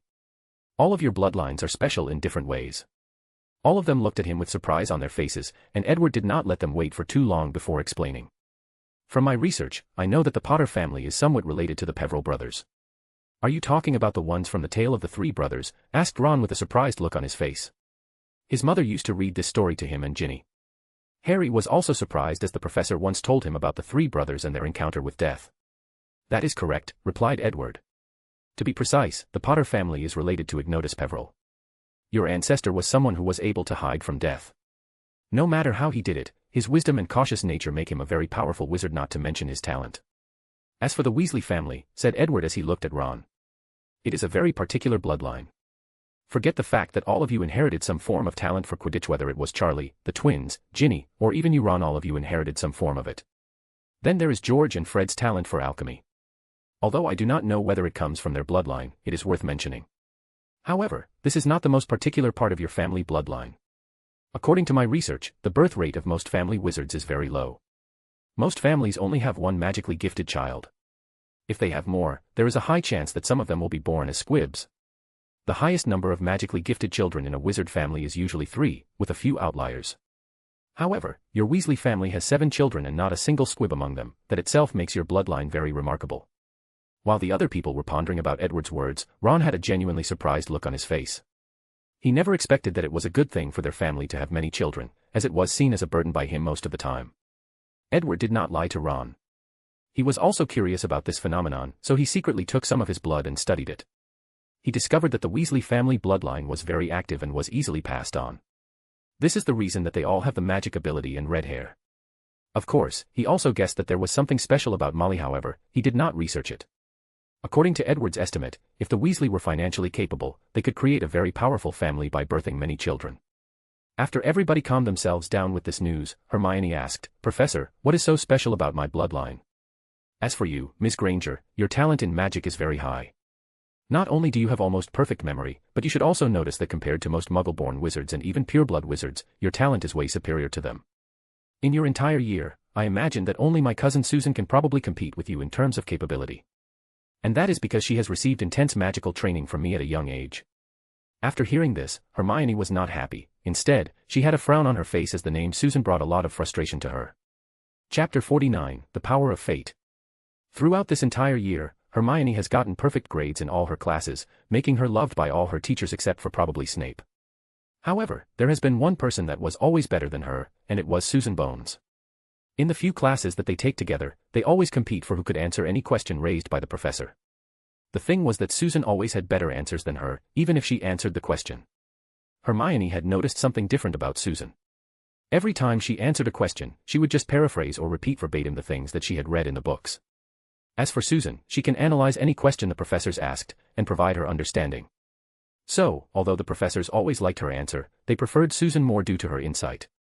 According to rumors, even Snape once complimented Susan during potion class, making her the first and only non-Slytherin to receive a compliment. Of course, Edward does not count. Hermione has always wondered why Susan was so good at a young age. Although there were rumors that she was related to Professor Bones, many people thought it was just rumored. But it seemed that the rumors were correct. Susan was probably trained by such a powerful wizard at such a young age. No wonder she knew so much. I bet she already knew about the magic core and can control it easily, thought Hermione to herself. Professor, is there a way for me to get access to the magic core on my own? Asked Hermione with a look of expectation on her face. There is, replied Edward with a slight smile on his face. It's all about constant training and trying to sense. Every night before you go to bed, all you have to do is to constantly use a spell, then try to sense the magic core. Do this until all the magic power in your core is exhausted. This way, not only can you train to sense the core, but also train your magic core and magic power to be as flexible as possible, and also stimulate the growth of your magic power. Wait, Professor, are you saying that constant depleting of magic power and letting it regrow on its own will facilitate its growth? That wizard does not have to only rely on age to grow their magic powers, asked Hermione in shock. That is correct, Miss Granger, replied Edward calmly. Hermione was indeed shocked as this news completely broke her worldview, and it was not just her, but everyone in this room. Even Hagrid knows that the only way that a wizard's magic can grow more powerful is through time. Now, Edward told them otherwise. After hesitating for a while, Hermione then asked, Professor, this kind of thing should be a secret, right? Shouldn't you hide for the Bones family or something? What would other families do if they knew that we knew such a secret? And why are you telling us this? Edward looked at her after she said these words. Worthy of the smartest witch of her age, not only can she see the potential benefit of this knowledge, but also the potential danger, secretly thought Edward. Well, the reasons I am telling you all this are very simple. For once, I do not believe that knowledge should be hidden due to being too precious. Only by sharing, communicating, and exchanging can the magic be further developed. Secondly, let's just say that I have a soft spot for talented wizards and witches. Whether it is you Miss Granger, the Weasley twins, or Cedric Diggory, all you are very talented. So, sometimes, I will give you guys some extra lessons. However, you are right to be worried that such knowledge could bring you guys trouble. So let me help you out. Then, Edward took out his wand, and with a wave of it, a silvery white light as thin as a finger traveled from his wand and entered the heads of Hermione, Ron, Harry, and Hagrid. Suddenly, they felt like something in their mind was protected, like a lock was placed on their minds. With this spell, I have placed a lock on your memories regarding what I have spoken about tonight. With this, although you guys will not forget what happened today, it will be impossible for you to tell a second person. Every time you wish to do so, you will instantly forget about the information, before it returns to your mind a few hours later. On top of that, no wizard can use legilimency to spy on your mind and read that particular knowledge. All of them nodded, but there was no awe on their faces. With these people's knowledge, they could not possibly fathom how difficult such a spell was. This spell was an application of Fidley's charm which allows one person to place a secret deep inside a person's soul. Edward modified it so that it locked a specific secret inside a person's mind, then used Obliviate to erase that secret temporarily when a certain condition is met. And that condition is when the person wants to reveal the secret. This is a perfect way to keep a secret without harming the person keeping the secret. If Edward wanted, he could set up this spell to instead kill the person who decided to reveal the secret. This was the purpose that he invented the spell in the first place. After everything was done, Edward then finally asked, "Why did you guys call me here again?" It was then that everybody remembered the reason that they contacted Edward in the first place.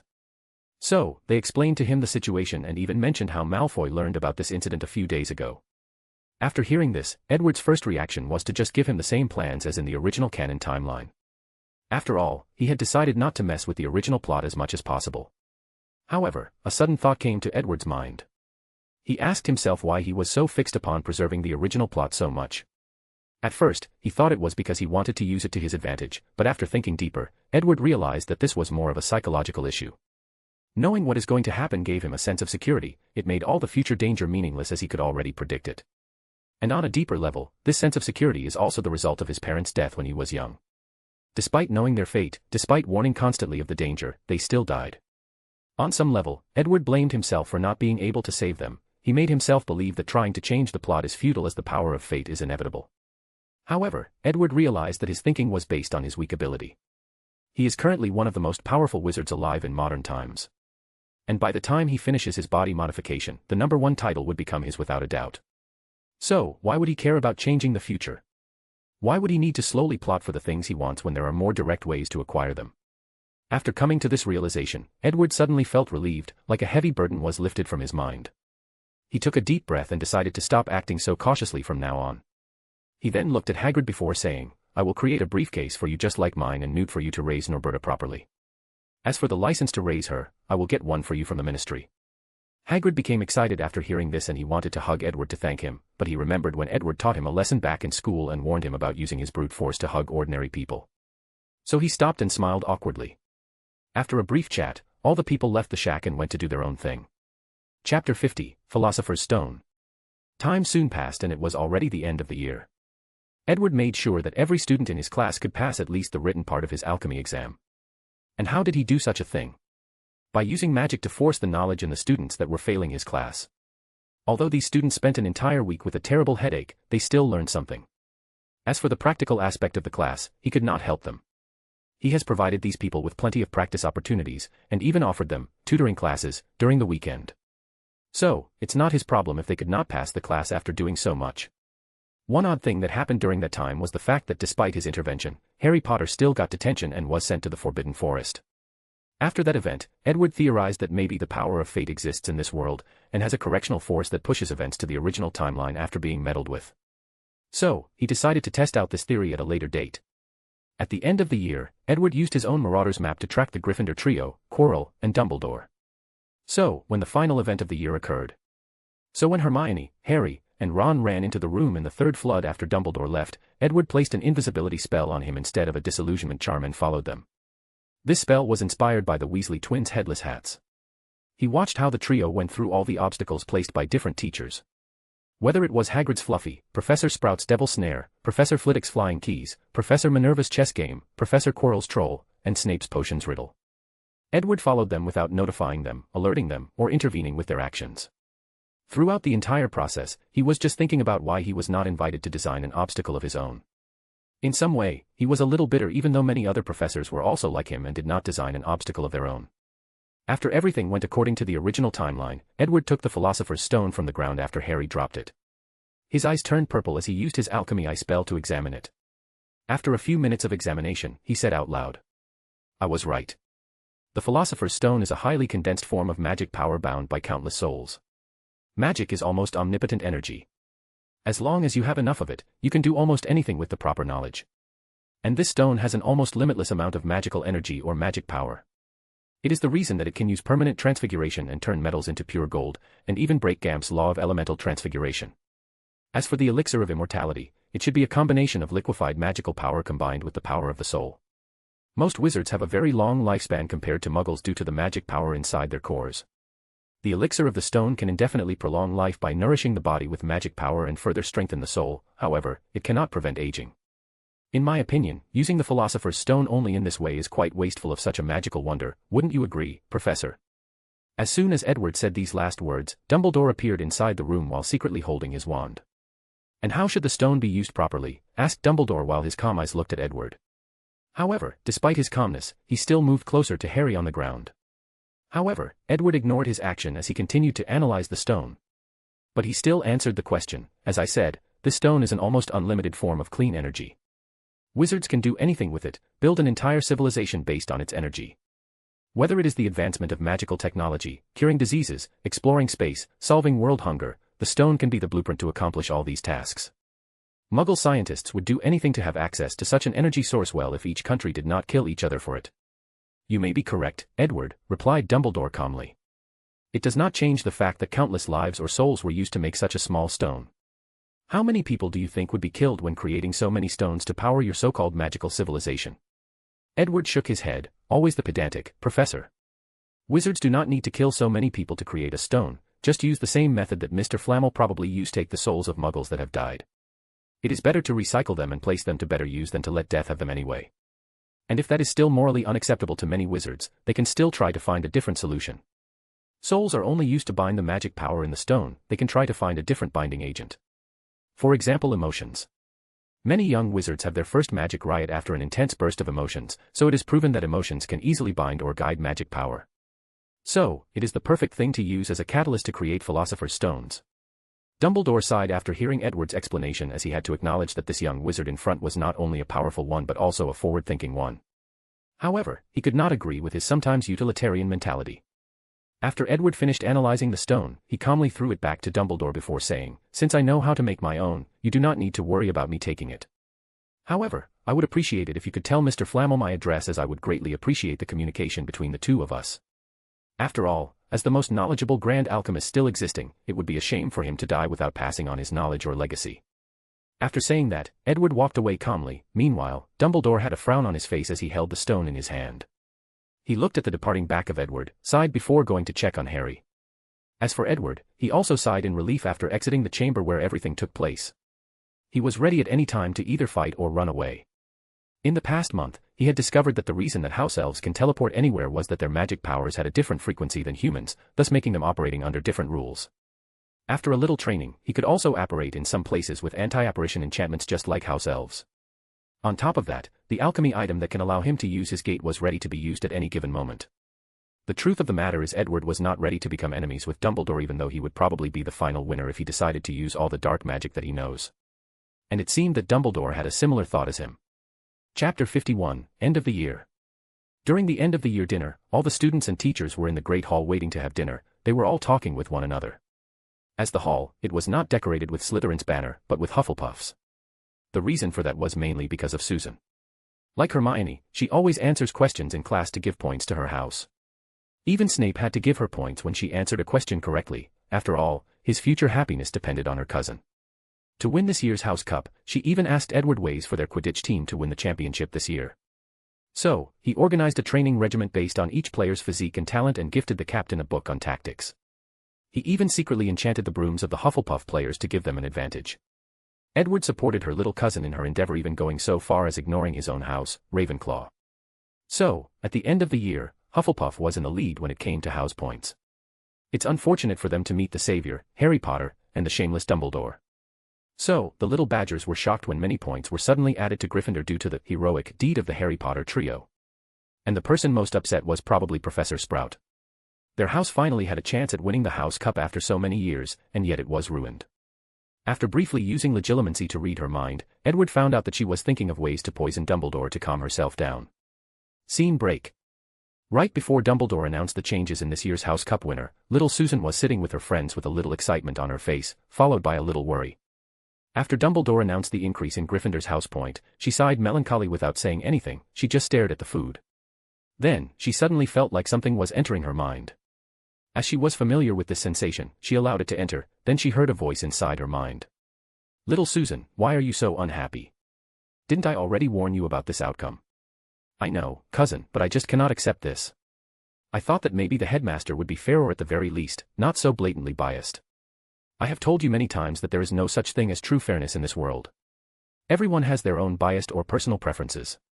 Cousin, can't you do something about this?" asked Susan with a ray of hope in her mind. From what she could remember, her cousin was omnipotent and could do anything. "Unfortunately, no," replied Edward. "Plus, I told you that even I have my limitations. Southwest, do not place me on a pedestal, otherwise you will never have the opportunity to surpass me one day." Susan sighed in disappointment as she ignored Edward's last words. She does not think that she can surpass her cousin. After seeing that his cousin was still in a bad mood, Edward added, "Cheer up, tonight I will take you and Aunt Amelia to see a beautiful and magical sight." Susan nodded before forcing herself to eat something. Although she could not get rid of her sadness so quickly, she had something to look forward to. Maybe this terrible day can be salvaged. Meanwhile, Edward cut off the mind communication he was having with his cousin. The spell he was using was based on legilimency. Instead of reading a person's mind, it establishes a connection with it, then they can communicate directly through the mind. Usually, Edward asked a person's permission before establishing the link and communicating. However, he could also forcibly invade that person's mind and talk to them. As for the beautiful sight he was talking about, it was Earth from the moon. He planned to take his cousin and aunt on a sightseeing tour around the moon. Of course, he would not reveal his laboratory. It should be quite the experience for his two remaining family members on this planet until his parents are revived. Scene break. Dumbledore was sitting in his office with a mirror in front of him. "What do you think, Nico? Is that feasible?" he asked the person on the other side of the mirror. "What a truly marvelous idea," replied Nicholas Flamel. "One of the reasons that I never made a second stone was because of the difficulty, and more importantly, the guilt I felt after making the first one. Now, who would have thought that there was another way?" "So, is it possible?" asked Dumbledore again. "Yes, it is perfectly fine to use emotions instead of souls. Although the effect of the elixir of immortality would greatly decrease, it will also reduce some of the side effects." Dumbledore nodded before asking, "So, what do you think of his ideas of the possible function of the stone? To be able to create a powerful civilization based on it." Flamel sighed deeply after hearing this, then he replied, "The stone has been in my possession for more than 600 years and I never thought that it could be used in this way. I feel like I wasted my life when thinking about all the things I could accomplish with it. There is no need to blame yourself, Nico. After all, not everyone is as forward-thinking as Edward. I imagine that his vision is probably the most unique among all the great wizards that have ever existed." The room then became quiet for a few moments before Dumbledore asked, "You have lived longer than me, what do you think about Edward?" "Well, in my lifetime, I have met a few wizards like him," replied Nicholas Flamel. "Their morality aligned on the neutral side, neither good nor evil. In their pursuit of magic, they can do many things. However, as long as they have families or loved ones, these people usually have some sort of moral fetter and keep some bottom lines that they will not cross. What you should worry about is if something were to happen to Edward's family. If he has no one to restrain him morally, then this is where things will truly turn for the worse." Dumbledore nodded while still having a deep pensive look on his face. "So," Flamel added on, "I told you many times, Albus, to leave the future of the wizarding world to the young people. I know that you would love to leave the future to a person whose morals are more aligned with you, probably that boy, Harry Potter. However, as long as Edward exists, this is simply impossible. Once he makes his own Philosopher's Stone, he will have an unlimited lifespan, adding to that the youthful potion that he already developed, he can stay youthful forever. Additionally, you have said that he is studying bloodline modifications. If he succeeds in deciphering the power of the phoenix, he will acquire a powerful regenerative ability and another form of immortality. Since you did not stop him in the basement, your chance is probably forever gone. Just enjoy your old age and watch how he changes the world. Chapter 52, Successful Life Code Modification. After school ended, Edward entered deep research mode. He first sent letters to all his acquaintances and lady companions that they should not contact him as he would be busy. Of course, to appease his aunt, he took her and little Susan to the moon and enjoyed the beautiful sight of Earth from space. During his magic research retreat, he had 3 major things to do: his life code modification, followed by the creation of his own Philosopher's Stone, and use that stone as an energy source to power his gate of world. However, he still decided to focus more on his strength first, so he proceeded to deal with the body modification first. The first step of that process was to try whether the modification was problem-free by testing it out on a few dark wizards he captured himself. This time he did not go through a third-party middleman like Roberti. Although there were a few problems that he did not take into account when he first designed the modification, he easily fixed them after they were discovered. Of course, these dark wizards who survived the process were instantly killed afterward. He would not let such powerful wizards walk around in the world. Although Edward pondered for a brief moment whether to try to control these wizards instead, he changed his mind soon afterward. Only him, his family, and possible future loved ones can be privy to such power modification, and even then, he will not use the best modification that he made for himself. Edward was never a saint, and he admitted that he was also selfish. After everything was prepared, he started his modification. Scene break. Edward was inside his laboratory on the moon. He was sitting on a bed in a very white room. Although this room looked empty, it was not the case. This room was full of enchantments designed to keep him alive at all costs. There were enchantments for every possible scenario of death that Edward could think of / whether it was any failures of his organs or any part of his body, or maybe his magic core was destroyed during the process, or maybe his soul had problems. In the worst-case scenario, the enchantments will prioritize preserving Edward's soul, then a clone body of his was also stored in another room. If something were to go wrong, he could transfer his soul into another body. He even activated the power of the invisibility cloak to hide from the gaze of death. In summary, Edward did not want any complications. The first thing that Edward did was to drink a small vial of Felix Felicis or Lucky Potion. It has been almost a year since he drank the last vial, so it was all right now. Then, he took a syringe and looked at it before injecting it inside his body. This syringe is the werewolf magical virus that can affect the bloodline section of the life code. After more than a year of studying the life code through observing how children of different magical animals are created and born, Edward had a deep understanding of the life code. So, he modified the werewolf virus to modify his own life code, not to turn him into a werewolf, but to add many other advantages to his own already existing bloodline by copying other magical animals. 30 seconds after he was injected, Edward passed out on the bed, then his transformation started. The process looked very terrifying from the outside. First, his skin fell off his body, followed by all the other parts of his body. His entire body turned into some sort of liquid that smelled horrible. Then, a flame appeared where the gooey liquid was Edward's body. Afterward, a new body started to regrow itself. The process lasted for 7 days, and during the whole process, Edward did not feel anything. Luckily for him, it was as if he was in a coma. When Edward woke up, he instantly felt the difference between his current self and the old one. The first obvious difference was that he grew taller. He was now more than 2 meters tall. And many people have commented that 1.80 meters were not tall, so now I have to change it. Then, he checked his magic core. His cube-shaped core seemed to have another bigger cube surrounding the small one. After a quick calculation, the bigger cube seemed to be able to hold the same amount as the small one, 25 times that of an adult wizard. Edward was ecstatic as he finally solved his problem of magic powers. However, he soon calmed down as he knew that he just broke through the first limiter and there were 2 more behind to break through. However, he was surprised that he only broke one of them, as his modification should be more than enough to break 2 at the same time. Maybe there is a secret behind this. He made mental notes to study this subject later on. After checking his magic power, Edward continued to test his new ability. A sudden flame appeared on his body and he disappeared and appeared a few meters away. This was the Phoenix's apparition ability. After nodding in satisfaction, Edward suddenly said out loud, "Siri, use different levels of attacks on me." "As you command, sir," responded a sweet and melodious voice seemed to come out of the entire room. This was a magical version of artificial intelligence that Edward recently created to help him with his research. It was based on his study of the Sorting Hat, actually AI, and the accelerated thought processing enchantment he learned from Ravenclaw's diadem. He was going to name it Jarvis, but change it to Siri due to the female voice and to commemorate his past life. Unfortunately, this artificial intelligence still has a lot of room for improvement when it comes to capability. After Edward made the order, countless different spells came out of nowhere and hit him all over his body. However, he was completely fine. In fact, not a scratch could be found on him. After a few minutes of constant bombardment, Edward asked, "Siri, what are the findings?" "Sir, according to calculation, your magic resistance surpassed that of both dragons and trolls. It would take at least 20 ordinary wizards to attack you constantly for 30 seconds before you could be injured." Edward nodded before continuing asking, "What about wizards on the level of Dumbledore?"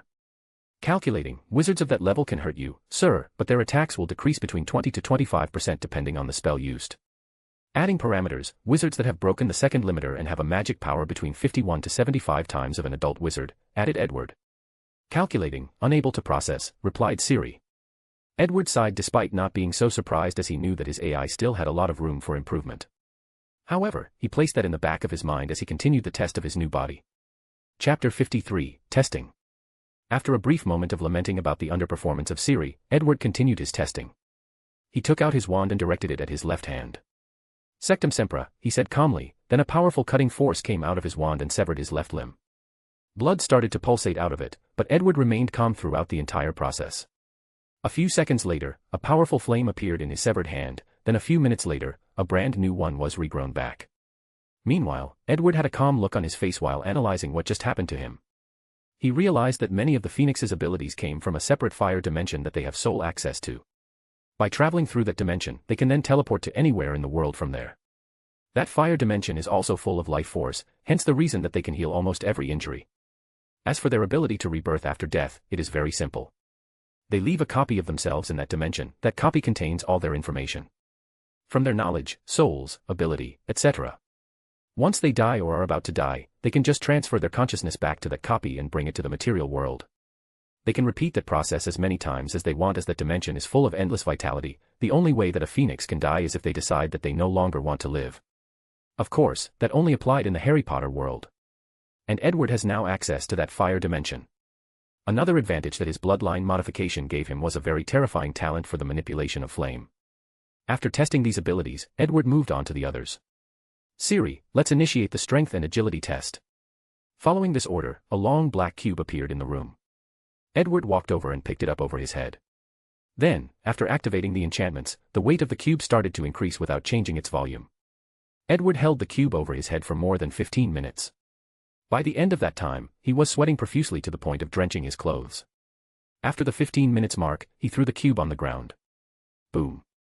The ground in the white room shook after landing. A few cracks appeared in the place it landed, but soon afterward, they were magically fixed. "Siri, what was the maximum weight that I lifted?" "Sir, according to the calculation, you lifted 1,263.89,456 kg, replied Siri. "About 1.4 tons, not bad," thought Edward. His strength did not come from giants or trolls, but from the Phoenix's ability to lift a great amount of weight with their tails. He modified his life code to treat his limbs as a phoenix's tail. The next test was his running speed and reaction speed. All of them have broken through the human body limits, so Edward was satisfied.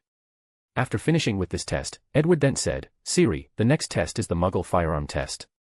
"Yes, sir." Following this, a pistol appeared in front of Edward, then fired point blank at him.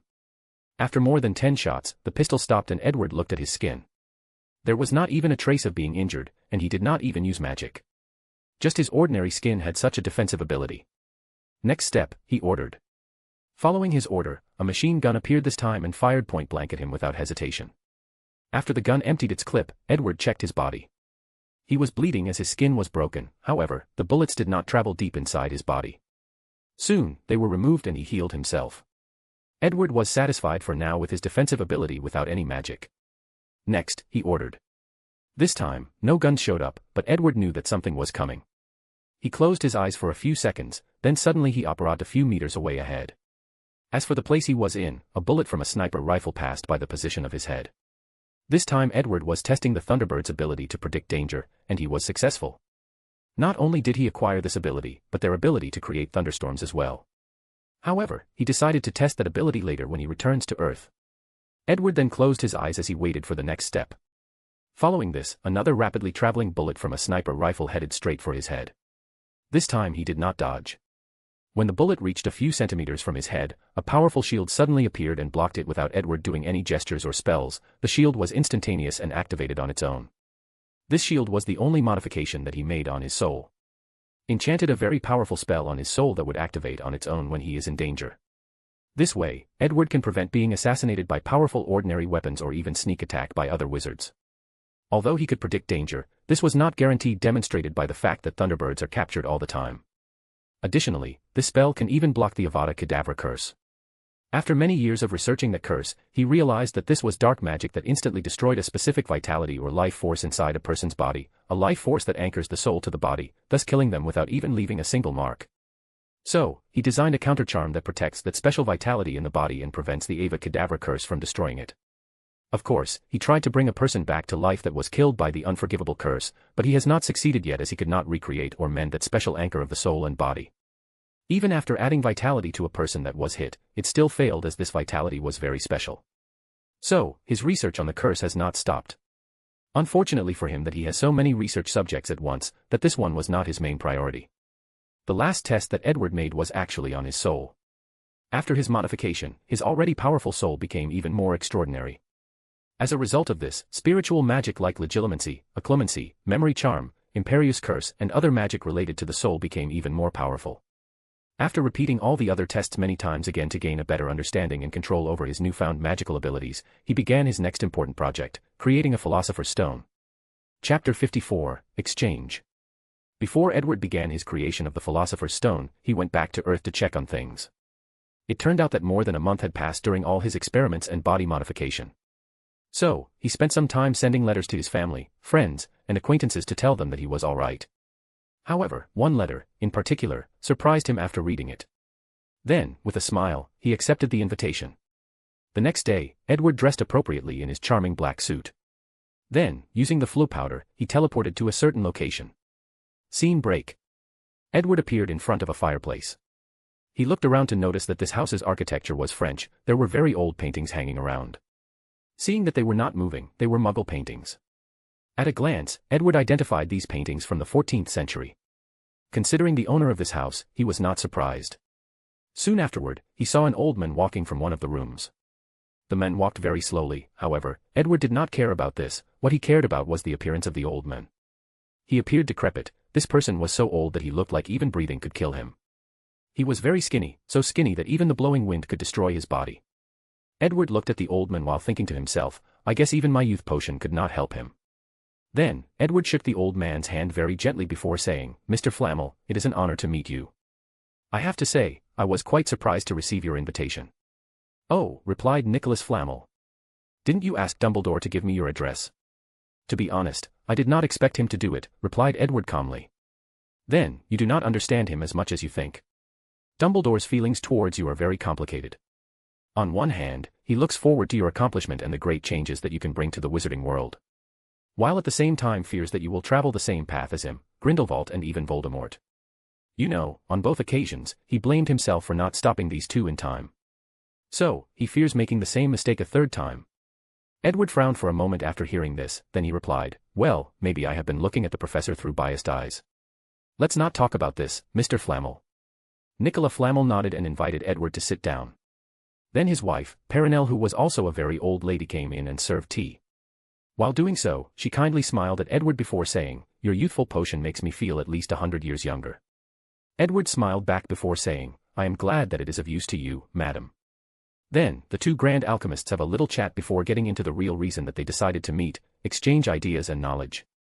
Mr. Flamel, said Edward, I have a way for us to quickly exchange knowledge if you do not mind. However, the process will be a little painful. Oh, replied Nicholas with a look of intrigue on his face. Go ahead. He was not afraid of Edward doing anything to him. As long as he lived, Nicholas was no longer afraid of death. More importantly, ever since Edward walked into his house, he could feel that this young talented magician broke the first limiter. From what he heard from Dumbledore, this person was using bloodline modification to do so, meaning he most likely succeeded. Although Nicholas did not know what power Edward received after his transformation, he was sure that it must be very powerful. So, even if he activated all the enchantments in his house, he didn't think that he could do anything to Edward. Since he was powerless and defenseless the moment Edward entered his home, he did not need to suspect his motive. Edward nodded after receiving Nicholas' consent, then he took out a crown from his bag which has an undetectable extension charm and placed it on his head. Nicholas Flamel, as a powerful alchemist, instantly realized the wonder of this crown. After staring at it for a few seconds, he asked, Is that Yes, replied Edward. Rowena Ravenclaw's diadem, well, one I made myself after copying the original. Nicholas Flamel then sighed at Edward's luck to find such a magical piece of alchemy wonder and his talent for being able to replicate it. Meanwhile, after Edward placed the crown on his head, he said, "Are you ready, Mr. Flamel?" "No problem." Then Edward took out his wand and placed the tip on his forehead. A white line came out of his forehead and headed straight for Mr. Flamel's head. Without hesitation, the old alchemist allowed the white line to enter his forehead.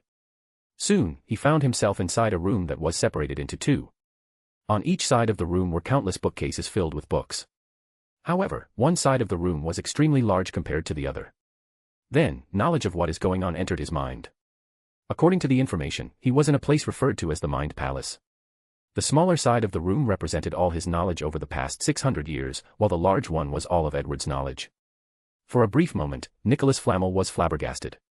My 600 years of accumulation is nothing compared to a wizard in his 20s. After sighing to himself, he soon noticed that Edward had also appeared inside this place. Then he said, "Mr. Flamel, here lies not only your knowledge but also your memories. So, if there is something you do not want me to see, you just have to hide. Now let's begin." After Edward said these words, one book inside of the room from each side flew from one side of the room to another. Following this, the pages of the book started to flip by themselves. Once they were done, both Edward and Nicholas Flamel felt like another piece of knowledge was added to their minds. Following the principle of equivalent exchange, Edward traded one book with one another, while focusing more on alchemy as he knew that this was the specialty of Mr. Flamel. Of course, this method was not completely accurate as no one could evaluate the preciousness of certain knowledge. So, just like that, the two grand alchemists exchanged not only their knowledge but also ideas and experiences. Chapter 55, Bright Future. Both Edward and Nicholas Flamel did not know how much time that they spent in their mind palace exchanging knowledge. All they were focused on were the books that kept flipping through on each of their sides. These books did not just contain the knowledge that these two great alchemists read, but their experiences, experiments, and memories of alchemy and magic. So, while ignoring the passage of time, these two men indulged in the process of learning. Unfortunately, at least for Mr. Flamel, his knowledge reserves were soon empty by Edward. So, he had nothing to exchange, so he could not learn anything more. So, after Mr. Flamel opened his eyes in the Mind Palace, he looked at Edward's side of the room and he sighed. He imagined what kind of secrets were hiding in these books. Once in a while, he will choose to look at some of Edward's magic research instead of alchemy, and he was truly shocked. Some of the discoveries there truly marveled him, even the ones regarding the dark arts. Of course, Edward did not show some of his most powerful knowledge like the life code. After repeatedly sighing to himself, Flamel noticed that Edward had also opened his eyes, so he nodded to him before leaving the Mind Palace. He knew that Edward would not give him access to further knowledge without anything in return. Scene break.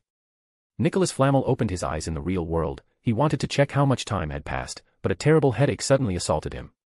He screamed in pain as he felt that his mind was suddenly cramped with countless information. His wife tried to rush to his side, but her old age prevented her from moving too fast. She looked at Edward before asking, "What did you do to him?" She was truly horrified. 2 hours ago, both her husband and Edward suddenly closed their eyes, and they have not moved much ever since until now. Meanwhile, Edward only winced for a few seconds before waking up. "So," he explained, "this is the repercussion of the magic I just used. Although only 2 hours passed in real time, we have spent months inside our minds rapidly exchanging knowledge. However, you do not need to worry. The reason I used such a rude and rough method was that his soul is powerful enough to bear it." Although Pernelli understood that her husband would be fine, she still had a worried look on her face. Noticing this, Edward took a potion from his bag and handed it to her. "If you can trust me, you can feed him this and he should be fine in a few minutes." After taking the potion, Pernelli hesitated for a brief moment before feeding it to her husband. Less than 5 minutes later, Nicholas Flamel stopped wincing in pain and he opened his eyes while massaging his temple. His head no longer felt painful. On the contrary, he felt calm and his mind very peaceful. All the knowledge he just learned from the Mind Palace was part of him now.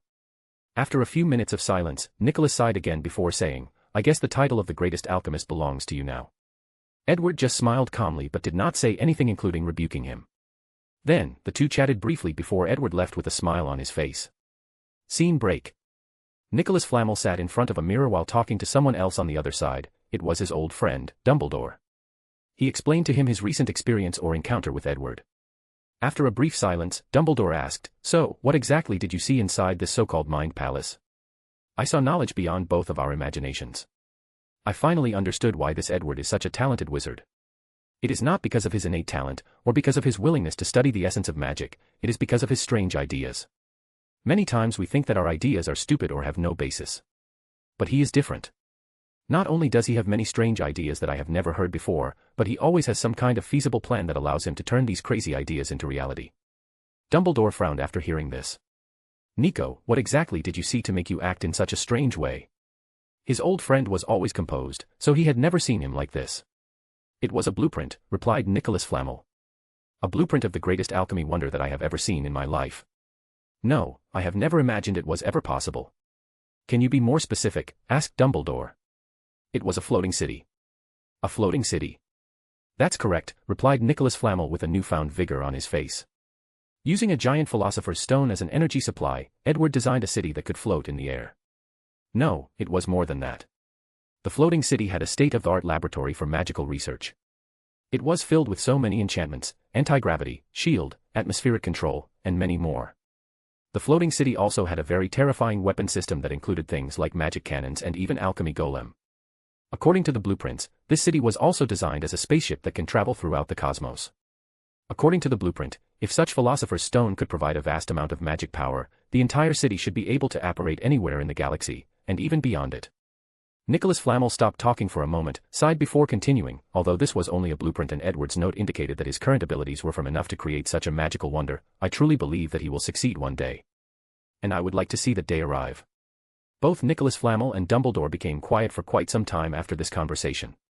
Both of them were marveling at what it would be like to witness such a sight. How much progress would wizardkind progress as a civilization if they ever managed to create such a magical wonder? As for Dumbledore, he started to reminisce about the conversation he had with Edward during his professor interview. He realized that Edward was not just talking nonsense when he said that he had a plan to turn the wizarding civilization into a truly unique and powerful one. Then, he sighed. No one, not even himself, knew whether this sigh was because Edward gave up his plans, or because of it. Chapter 56, First Step in Creating a Philosopher's Stone. After Edward left the Flamel's house, he did not immediately return to his base on the moon but went to visit his Aunt Amelia and little Susan. He spent a few days with them, then he talked to his aunt about the limiter and the possibility of her breaking it herself. However, Edward was not prepared to use bloodline modification but decided to design a potion that allowed wizards to break the limiter. In a year or two, his aunt should reach the level of magic power needed to break the first limiter, 25 times that of an adult wizard. The potion should be ready by then. As for little Susan, she was far from that level yet. However, with Edward's careful guidance and many potions, she should reach that limit by the time she reaches adulthood, which would be even faster than Edward himself. Hence, she will greatly benefit from having a powerful older cousin as a teacher and predecessor. After spending time with his family, he visited all his lady's friends, even Soleil. It was then that he learned that her husband discovered their affair. However, after hearing that it was Edward was involved, he did not dare to do anything. Nevertheless, things have been very strange at home for Soleil. Edward did not care about that. Although a bit heartless, he had warned Soleil long ago about the fact that there was no future between the two of them. One could argue that in the beginning, they both were using each other. Soleil wanted someone that could cure her daughter's blood curse, and Edward was fascinated by her beauty and let lust take control of him. Now, although both of them have developed some level of fondness with one another, it did reach the point of getting together, at least not for Edward. After his escapade in the realm of lust and pleasure, Edward started sending letters to his pen pals both in England and internationally. Conversing with these authorities in different magical subjects always inspires him, not to mention that it is always beneficial to have powerful friends all over the world. Although his knowledge far surpassed these people combined, he did not underestimate them. After all, he was not omnipotent or omniscient. In certain fields, these people are more capable and even outclass him, as he did not focus on them. Once everything was done, then Edward proceeded to make his first philosopher's stone. Just like previously stated, after analyzing the stone that Nicholas Flamel made, this stone was condensed magical energy. So the first step in creating one is to find a place with a large quantity of magic power. One of Edward's experiments was to determine whether magic power existed freely in the environment in the Harry Potter world, just like many other magical worlds he read about in his past life. Unfortunately, the answer was negative. Edward once speculated that if magic power existed in the environment, wizards in this world would be way more powerful than they are now. As they have to rely on their magical powers to cast spells, the power of the spells was hence greatly reliant on the wizard itself. But if magic power existed in the environment, wizards would be able to use said magic power in the air to cast truly powerful spells. Although magic power did not exist in the air, it still existed in certain places with great concentration. To be precise, it existed in ley lines nodes that travel underground throughout the entire world. In the nodes, vast magical powers existed underground. As such, certain magical or historical places are built on ley line nodes, for example the British Ministry of Magic or Hogwarts Castle. The magic power in these ley line nodes powers up the magical constructs in these buildings. Edward even discovered ley line nodes on the moon and built his laboratory on the most powerful one. This discovery was also one of the reasons that he believed that the Harry Potter world used to be a high magical universe. His current theory is that these nodes are used to produce large amounts of magical powers into the environment. However, for some reason, they are currently sealed or recharging. Unfortunately, Edward did not find any evidence of a seal in these nodes. The second step in creating the stone was the large number of souls needed to bind the magic power. Scene break. Edward walked to a special room. Inside the room was full of diamonds the size of marbles or bigger. He walked over to pick one and looked inside. There he saw something lying in the fetus position with its eyes closed. Those were souls of muggles. Edward had long predicted that he would need souls to make a philosopher's stone, so he was prepared beforehand. So, he traveled throughout the world and was present during most major wars or conflicts between 1985 to 1991. Once some muggles die, he would collect their souls and store them for future use. As for the reason he used diamonds, it was because he discovered that they could store souls for a long time after being magically processed. The large quantity of diamond was because he controlled a few mines in different parts of the world, especially Africa. Edward mostly collected the souls of grown men and women, while leaving children aside.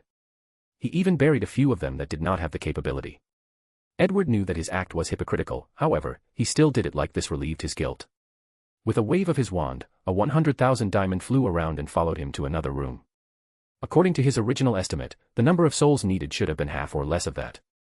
However, after his exchange with Nicholas Flamel, Edward discovered one downside of the Philosopher's Stone. Using the elixir of immortality with so many souls will have side effects due to the grievances of all these souls. After all, no one would want their afterlife to be disturbed, let alone used as magical material. This is one of the reasons that Nicholas Flamel's body is so weak and brittle. It's not just because of long-time aging. Additionally, these grievances could even affect a person's soul after long-term exposure, going as far as greatly reducing the magical ability of a wizard. This is the reason that Nicholas Flamel is not the most powerful wizard that ever lived in this world. With more than 600 years of constant growth, his magical prowess should be far beyond any wizard's. After knowing the problem, Edward quickly came up with a solution, and he was finally about to test out whether it was possible. Chapter 57, Second Philosopher's Stone in the World. Edward entered a room filled with beakers with different color solutions in them. The room looked like a chemist's room. Then, he started mixing a bunch of different solutions. The difference between his room and a chemist was the fact that his beakers and test tubes had different ancient runes inscribed on them. Every time that Edward mixed a solution, these runes would light up. Furthermore, once in a while, he would mutter an incantation before and after mixing the solutions. After everything was done, the result of Edward's solution turned into a crystal-clear stone similar in size to Nicholas Flamel's Philosopher's Stone. This stone was the container of the magical powers. After this was done, Edward proceeded to process the souls needed for the stone. His first plan was to purify these souls. Unfortunately, he does not have any knowledge regarding this subject, and the ones he does have proven to be useless. Edward once tried to purify a soul by using the magic he learned from some Buddhism monks in India, Taoist monks in China, and some voodoo priests he met from some places in Africa and the Caribbean. And even the ones he learned from Native Americans located in the United States. Unfortunately, this purifying magic was not created to remove all the negative factors of a soul, but to allow grieving spirits to move on to the afterlife. These magics were even proven to be ineffective against wizard ghosts. Even trying to modify the life code of these souls has proven to be useless, thus showing to Edward that his understanding of this magic is not as deep as he imagines. He still has plenty of room to grow and learn. So, Edward focused on another solution, using a similar method as his mechanized mind spell. He stripped the souls of their intelligence, will, mind, spirit, and all their memories and emotions, essentially turning them into a blank slate. The result of that was these souls were indeed more pure, but it also dramatically decreased their strength or power. Hence, the number of souls needed to create the Philosopher's Stone was also dramatically raised. What a waste, muttered Edward after seeing the amount of soul left after his little operations. Fortunately, this experience has greatly improved my understanding of the soul. After repeating this soul operation more than 100,000 times, Edward then focused on the next part of the process. He went to another room where a lake was located. The lake was blue with specks of gray light flying around it every few seconds. He first places the previously created crystal in the lake, then controls the lake water to enter the crystal. This lake water was in fact magic power liquefied. Edward had made countless before creating this lake. Unfortunately, the water dispersed into the environment once leaving a few meters from the lake. And no matter how he tried to store it, it was virtually impossible until today. After the crystal absorbed the vast magic power, Edward waved his hand and countless souls were floated inside the room. However, unlike previously when they were in the shape of a human, this time they looked like floating clouds. With his wand, he controlled these souls to enter the crystal or stone. Afterward, countless ancient runes that were carved in the crystal were lit up one after the other, then a magical transformation took place. The souls perfectly bound the magic powers inside the crystal, turning it into something solid. Edward did not have to use ancient runes as he could simply enchant the crystal. However, according to his research, using runes instead of normal enchantment improved the quality of any alchemy items between 40 to 60%. This is the reason that even when teaching his students, he taught them to use runes in their enchantments even though most alchemists do not. After 3 days, the magical transformation of the stone ended. The result was that Edward's philosopher's stone was blue instead of red like Nicholas Flamel's. After that, he tested the stone by turning any metal into pure gold. With it, Edward was able to witness the highest level of transfiguration magic, permanent change of any object. In Muggle scientist terms, this was essentially the ability of matter manipulation on a subatomic level. Then, he proceeded to test out the elixir of immortality. After drinking it, Edward found that his soul's power was increased by a mysterious force, then his body was washed over by a powerful magical power. After testing himself, he realized that his cells had broken through the Hayflick limit on how many times they can divide. It was then that Edward realized that this stone was not only a magical wonder but also a scientific one as well. After these simple trials, Edward walked into another room. He stood in front of it for a few seconds muttering to himself, "I need a room with the highest level of defense that all my knowledge can create." After that, he entered the room holding the blue philosopher's stone in his hand. Inside the room, there was a complete replica of Hogwarts Castle. Without hesitation, Edward pointed his wand and said, "Bombarda." A white light flew from his wand and hit the tallest tower of the castle, then boom, the entire tower was destroyed. The debris left from the explosion fell on the other parts causing even more destruction. If this was the real castle, this level of destruction would truly be catastrophic. So, Edward nodded in satisfaction with his power. This version of Hogwarts was a perfect replica as it even has the same protective enchantments. "Siri, provide me with another castle," said Edward out loud. Following this, the destroyed castle was soon replaced by a new one after a few minutes. After seeing this, Edward nodded in satisfaction to his room of requirement. For it to be so powerful, Edward improved many of the enchantments and dedicated a ley line node specifically for this room to draw magical power. Edward then removed his smile, and with a serious look on his face, he held the stone in his hand. After concentrating, he started to channel the magical power inside his body. He felt very powerful energy enter his body and grunted. If it was not due to his recent body modification, he reckons that his body would have exploded with so much energy running through his veins. With a little effort, he pointed his wand towards the castle and said, "Bombarda," again. A massive light came out of his wand and headed to the castle. Boom. A large and powerful explosion occurred after the light reached its target. A cloud of dust more than 20 meters could be seen, followed by a terrible shockwave that spread in the surrounding area. A shield suddenly appeared in front of Edward as he experienced the power of that spell. He did not move his eyes as his clothes fluttered in the wind. Soon after, he saw the result of this attack. The entire Hogwarts castle was destroyed with few remaining debris left. The protective enchantments were also annihilated. As for Edward, he finally realized the power of the stone he created. Unlike Nicholas Flamel's stone which is full of grievances from the souls inside, his is pretty pure, meaning that it is easy to control the magic power inside and use it. And Edward knew that this was not the full power of the stone as more power could be drawn from it. The only reason he did not do so was that his body could not bear it. However, alchemy items had a higher threshold than humans, so he could easily create powerful magical weapons at the level of nuclear bombs and more. Additionally, the previous test was using a simple exploding charm. If he used elemental spells that have a wide range of attacks, or the fiend fire spell that can burn anything, this would truly be terrifying. After sighing for a few seconds, Edward left to proceed to his next plan. Chapter 58, 1926. After finishing testing his stone, Edward headed to the room where he housed his Gate of World. After entering, he placed his hand on the gate and used his magic power to activate it, then the door opened from the middle, revealing a grayish-black veil in the shape of a door. Edward stepped inside. There, he found himself in a white corridor with two doors with labels on top of them. One said Leisure Room, while the other said Core. The Leisure Room was essentially a vast space that held a large mansion that could probably house more than 100 people. Without hesitation, Edward walked to the door labeled Core and placed his hand on it. Then another female robotic voice said, "Scanning begins." This voice was different from Siri's. Fingerprints match, eye skin match, physical appearance, 60% match, magical powers, unknown, bloodline, unknown, soul fluctuation, unknown. Detecting intruder. Activating counterattack. Following which, countless spells seemed to be activating around Edward, whose mouth was twitching non-stop.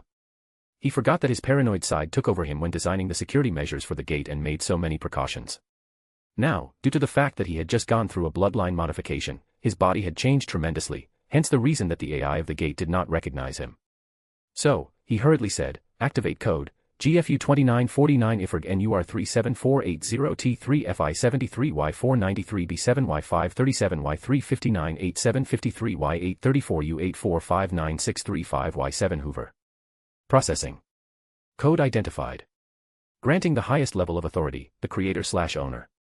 Welcome Mr. Bones, any commands? Rescan all my body parameters and use them as the new security protocol. As you command. Then Edward spent the next hours rescanning and registering all his parameters, face, height, bloodline, magical powers, and soul. Only then did he enter the core room of the gate. Inside the room was another white room about 29 square meters, this room full of writings all over the floor and the walls. Some of these writings were ancient runes, while some were enchantments. After his entrance, Edward started to modify the enchantments in the room while adding a few others. Then, in the very center of the room, he placed the blue philosopher's room. Blue energy lines suddenly appeared from the stone traveling throughout the entire room. "Sir, massive energy output is detected," suddenly said Morgana, which was the name of this particular AI. "I know. Detect to see whether any of the enchantments are malfunctioning," commanded Edward. Scanning.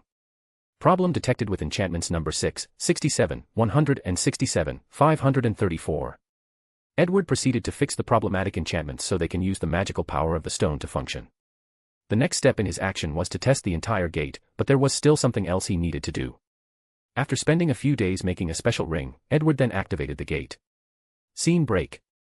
Edward was standing in the core room with a holographic image in front of him. Through it, he saw that the gate was time rapidly going backwards. His laboratory on the moon started to be destroyed or returned to its original state. After traveling to more than a year, Edward found that his gate was buried deep underground in the moon. After an unknown amount of time, the gate of wonder stopped, and Edward had a frown on his face. The gate can travel through time, but not space-time. It seems that my understanding of these two forces is not enough. If I want to perfect this gate, I still have a long way to go, thought Edward to himself. Morgana, did you record all the phenomena that occurred during our time travel trip? Yes, sir. All energy fluctuation, life form, or matter around us was recorded for you to analyze later on. Edward nodded before taking out the alchemy item that allows him to use the power of the gate remotely. He placed an invisible charm on himself, then he teleported back to Britain on Earth. After arriving in Diagon Alley, Edward uses legilimency on a passing wizard to read their memories. 1926, he muttered. This should be the time that the Fantastic Beast movie took place. Edward's first reaction was whether his presence could alter time too much, thus causing the disappearance of some future people. He knew that there was a high chance of this happening as there are precedents of people who tried to use the time turner to mess with time. However, he soon gave up thinking about this as he did not care. As long as his family is not involved, it does not matter to him, and if his family did become involved, then he will use the gate to go back in time to try to fix it. Of course, Edward did not know that his reckless thinking was a result of his recent increase in magical prowess. Soon after landing, Edward did a little investigation while recollecting his memories about all the information he had about the movie. He learned that Newt Scamander had left for America a while ago, so he instantly operated to a corner he once visited in New York. Unfortunately for him, he forgot that he was in New York 1926 instead of New York 1992. Luckily for him, he did not remove the invisible charm, so when he operated in the middle of a crowd full of muggles, no one actually saw him. After stealing the wallet of a very wealthy muggle individual, Edward stayed at a luxurious hotel for the night. Before going to bed, he spent a great deal of time planning what he is going to do in this timeline and the benefit he can reap from the plot. The next day, after getting ready, he took out his own worldwide Marauders map. After recalibrating it, he discovered Newt Scamander's whereabouts. Since the original version already had his name on it, Edward did not need his hair or precious item of his to track. Edward made sure to keep watch of all the people close to Dumbledore, including Newt Scamander, even if he was a retired old man. Then, without much hesitation, he showed up to Tina and Queenie Goldstein, who were having dinner with Newt and Jacob Kowalski. After opening the door, Tina frowned as she looked at the handsome young man with blue eyes in front of her. She asked with vigilance, "Who are you?" Chapter 59, Obscurus, I. Tina Goldstein looked at the well-dressed young man in front of her. Although the suit looked very expensive, the style was weird and she had never seen it before. More importantly, she did not recognize the strange wizard that suddenly showed himself in front of her house.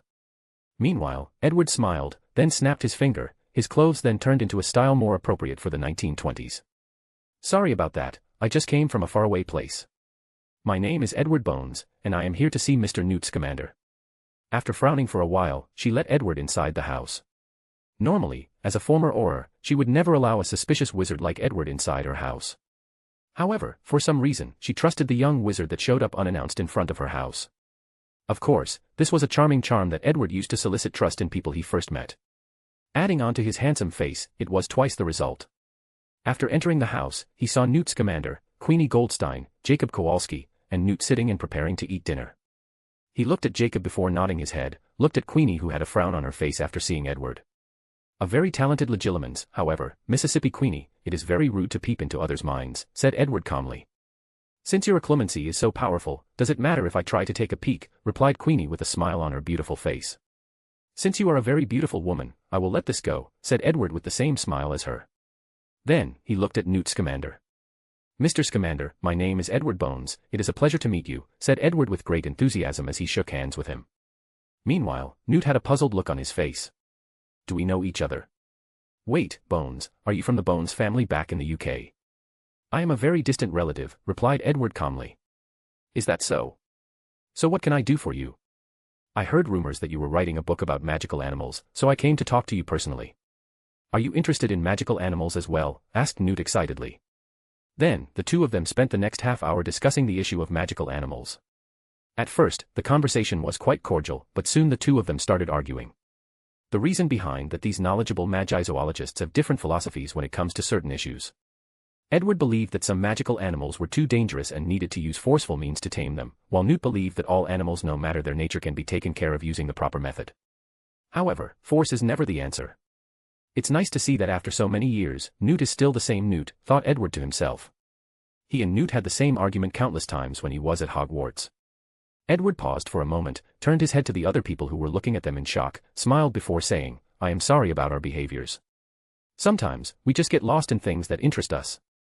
Meanwhile, Newt, who did not have Edward's social skill, lowered his head in embarrassment as he looked at his cold food. Nevertheless, Queenie could feel that he was very happy today, most likely, happy to find a person with the same interest as him, and the knowledge to back it up despite the difference in philosophy. It's all right, Mr. Bones, replied Tina as she looked at the already cold food. Edward, noticing the situation, snapped his finger, then the food of everybody in the room was heated up. As everybody ate their food, he focused his attention on the beautiful witch Queenie Goldstein as he started to flirt with her. He did not care about the ugly looks that Jacob was given him. So, Mrs. Queenie, what do you do for a living? Just call me Queenie. I work in the work permit office, spending most of my days making coffee or unjinxing the Johns. It's a shame to let such a talented witch such as yourselves do such a menial job. Queenie gave a deep look at Edward before saying, most people see my beauty before they see my talent. You are a different kind of wizard, aren't you, Mr. Bones? You can call me Edward. And a lot of people have said these words to me, replied Edward with a charming smile on his face. Mr. Bones, how do you feel about the rise of Grindelwald? Suddenly asked Tina. She finally noticed that something was wrong. First, she let Edward inside her house too easily. Second, Edward knew all of their names without any of them introducing themselves. Adding to that the way that he can so easily use wandless casting, this proves that this young wizard that she let inside her house is possibly very powerful. Meanwhile, Edward stopped talking to Queenie, looked at her big sister before saying, it does not matter what I think. What matters is the fact that since so many wizards are willing to show their support to him, it showed that many people share his views and beliefs. This should be enough for different leaders in different countries to come together and discuss whether to change the status quo of wizards in this world. Unfortunately, we all know that such a thing will not happen. As a result, for the next few years, the entire wizarding world will be embroiled in war under the leadership of a powerful wizard like Grindelwald. Grindelwald will be stopped, replied Tina, full of certainty. You are wrong, Miss Tina. The only person that can stop him is Albus Dumbledore, but it seems that he has no intention of doing so. Maybe he has his reason, suddenly said Newt. Maybe he has. But this will change anything, will it? Replied Edward back. After that, all of them had a slightly joyous meal, with Edward spending the majority of time flirting with Queenie, and she, flirting back. Afterward, Edward said to her, Queenie, this was the best meal I had in a very long time. Then he said goodbye to everyone and returned to his hotel room. There, he started to review all the benefits he got tonight. The main reason that he approached Newt was that he wanted to get his knowledge about obscurus, especially how he separated them from a person's body just like he did to the child in Sudan. During his brief argument with Newt, he briefly mentioned obscurus. Then, once the memories of that night appeared in his mind, Edward was able to get all the information from him. He had always wanted to do such a thing to old man Newt. Unfortunately, he was also very adept at occlumency. Edward guessed that after his experience with Queenie, old Newt decided to learn occlumency. Of course, Edward could have still read his memory, but he could not do it so sneakily without him knowing, like he did today at dinner. After all, Edward still had to behave a certain way in society given his status and reputation. And forcibly reading a person's memory was not acceptable behavior. Chapter 60, Obscurus, 2. Credence Barebone had just finished a secret meeting with someone whom he trusted very much. However, when he returned home, he saw his mother waiting on the stairs for him. At first, he tried to explain or justify tardiness for returning home, but upon realizing that his mother did not care, he just handed her his belt and received a severe whooping. However, Credence did not cry or pleaded for leniency, he just bore it silently. At this point in his life, he was used to being beaten, it was nothing new. After returning to his room, he wanted to use a little cream that he prepared for this occasion when he suddenly noticed that someone else was in his room. Startled, he instantly screamed, "Who are you?" hoping to alert everybody else in the house. However, the young handsome man with blue eyes that trespassed in his room just looked at him with a smile on his face. "You know, it is because of jealousy," said the young intruder who was Edward himself. "What are you talking about?" "More importantly, who are you?" replied Credence while looking at the door for someone to come in. However, he was disappointed. "Your mother's hatred for anything magical. I once knew a person like her name was Petunia, and she had a sister that was a very talented witch. Unfortunately, Petunia did not have any talent for magic, so she became envious of her sister and often called her a freak of nature. Later, she took all her frustration on her sister's only son after her death. Well, I guess some credit could be given to her for even raising him for so many years. And no one will be coming as I have placed a charm in this room to prevent our conversation from being heard." Despite how he was acting, Credence was not afraid as he had something very powerful to rely on. So, after the initial panic, he calmed himself down, then asked, "You still have not answered my question. Who are you and what do you want with me?" "Who I am is not that important. As for the reason that I am here, it is to make a deal with you." "Deal? What deal? I have nothing to offer to someone like you." "Oh, we both know that is not true. As for the deal, I will teach you magic. In exchange, I want you to sign a magical contract for me." Credence frowned after hearing this, then he thought about it for a moment before answering, "I am sorry, but I have someone else as my teacher. So, I will not sign any binding contract without even knowing what it is for." Edward was not that surprised as he could read Credence's mind like it was a well-written novel. "So," he said, "are you referring to the promise that Percival Graves gave you?" "Unfortunately, you are gravely mistaken if you think that he will keep his words." "What do you mean by that?" asked Credence, a little agitated. "Percival is the kind of person that despises muggles or the gnomage, and without knowing how incredible your talents are, he will easily get rid of you after he believes that you have found what he is looking for. Of course, once he realized that you were what he was looking for, he would be more than happy to change his tune." After frowning for a moment, Credence then asked, "How do I know you are not like him? After getting what you want from me, you will also break your promise."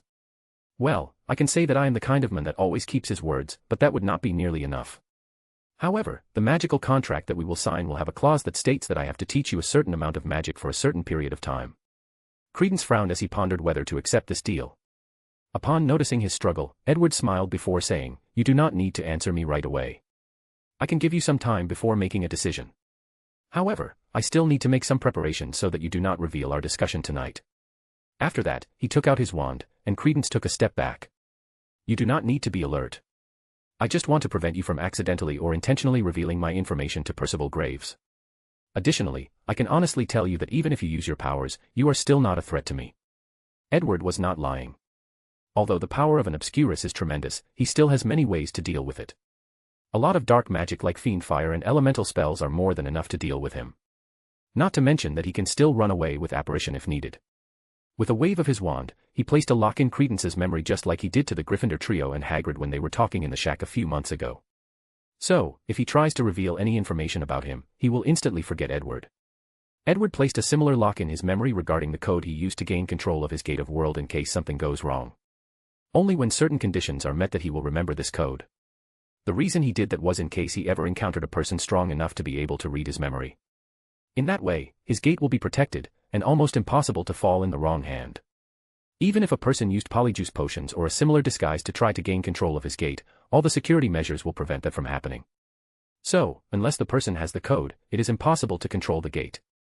If they try to use force, the gate is programmed to attack any intruder. And if that also fails, it will initiate the self-destruction sequence in an attempt to try to kill the invader. After preventing Credence from revealing his identity, Edward left to wait for the right time to appear again, and he knew that it was not long before Percival would reveal his true nature to Credence. Then, Edward will show up and offer his help again. By then, with the knowledge he acquired from Newt, and after studying credence, he will have a deep understanding of the magical entity known as obscurus. Chapter 61, The Power of Numbers. After making contact with credence, Edward returned to his hotel room, then took out a crystal ball. After activating it, he began to watch what was going on through it. He watched the entire plot of Fantastic Beast inside his luxurious and very expensive hotel room. This crystal ball is a form of divination magic.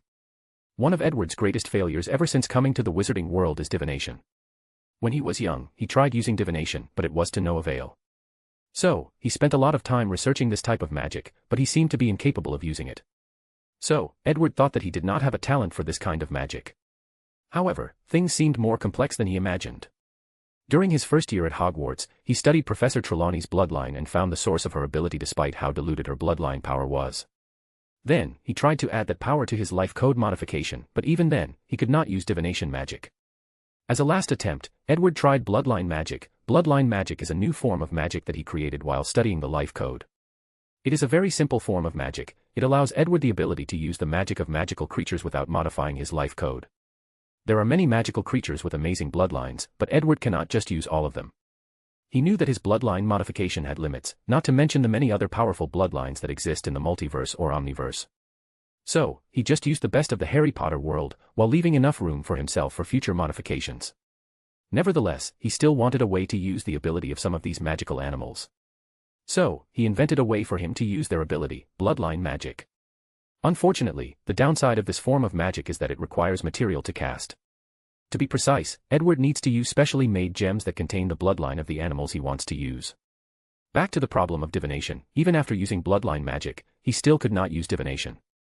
After discovering the correcting force of fate that made the story of Harry Potter go back to its original trajectory, he knew that peeking in the secret of fate was not a simple thing and that there might be a reason that he could not use divination magic beside the simple answer that he did not have the talent.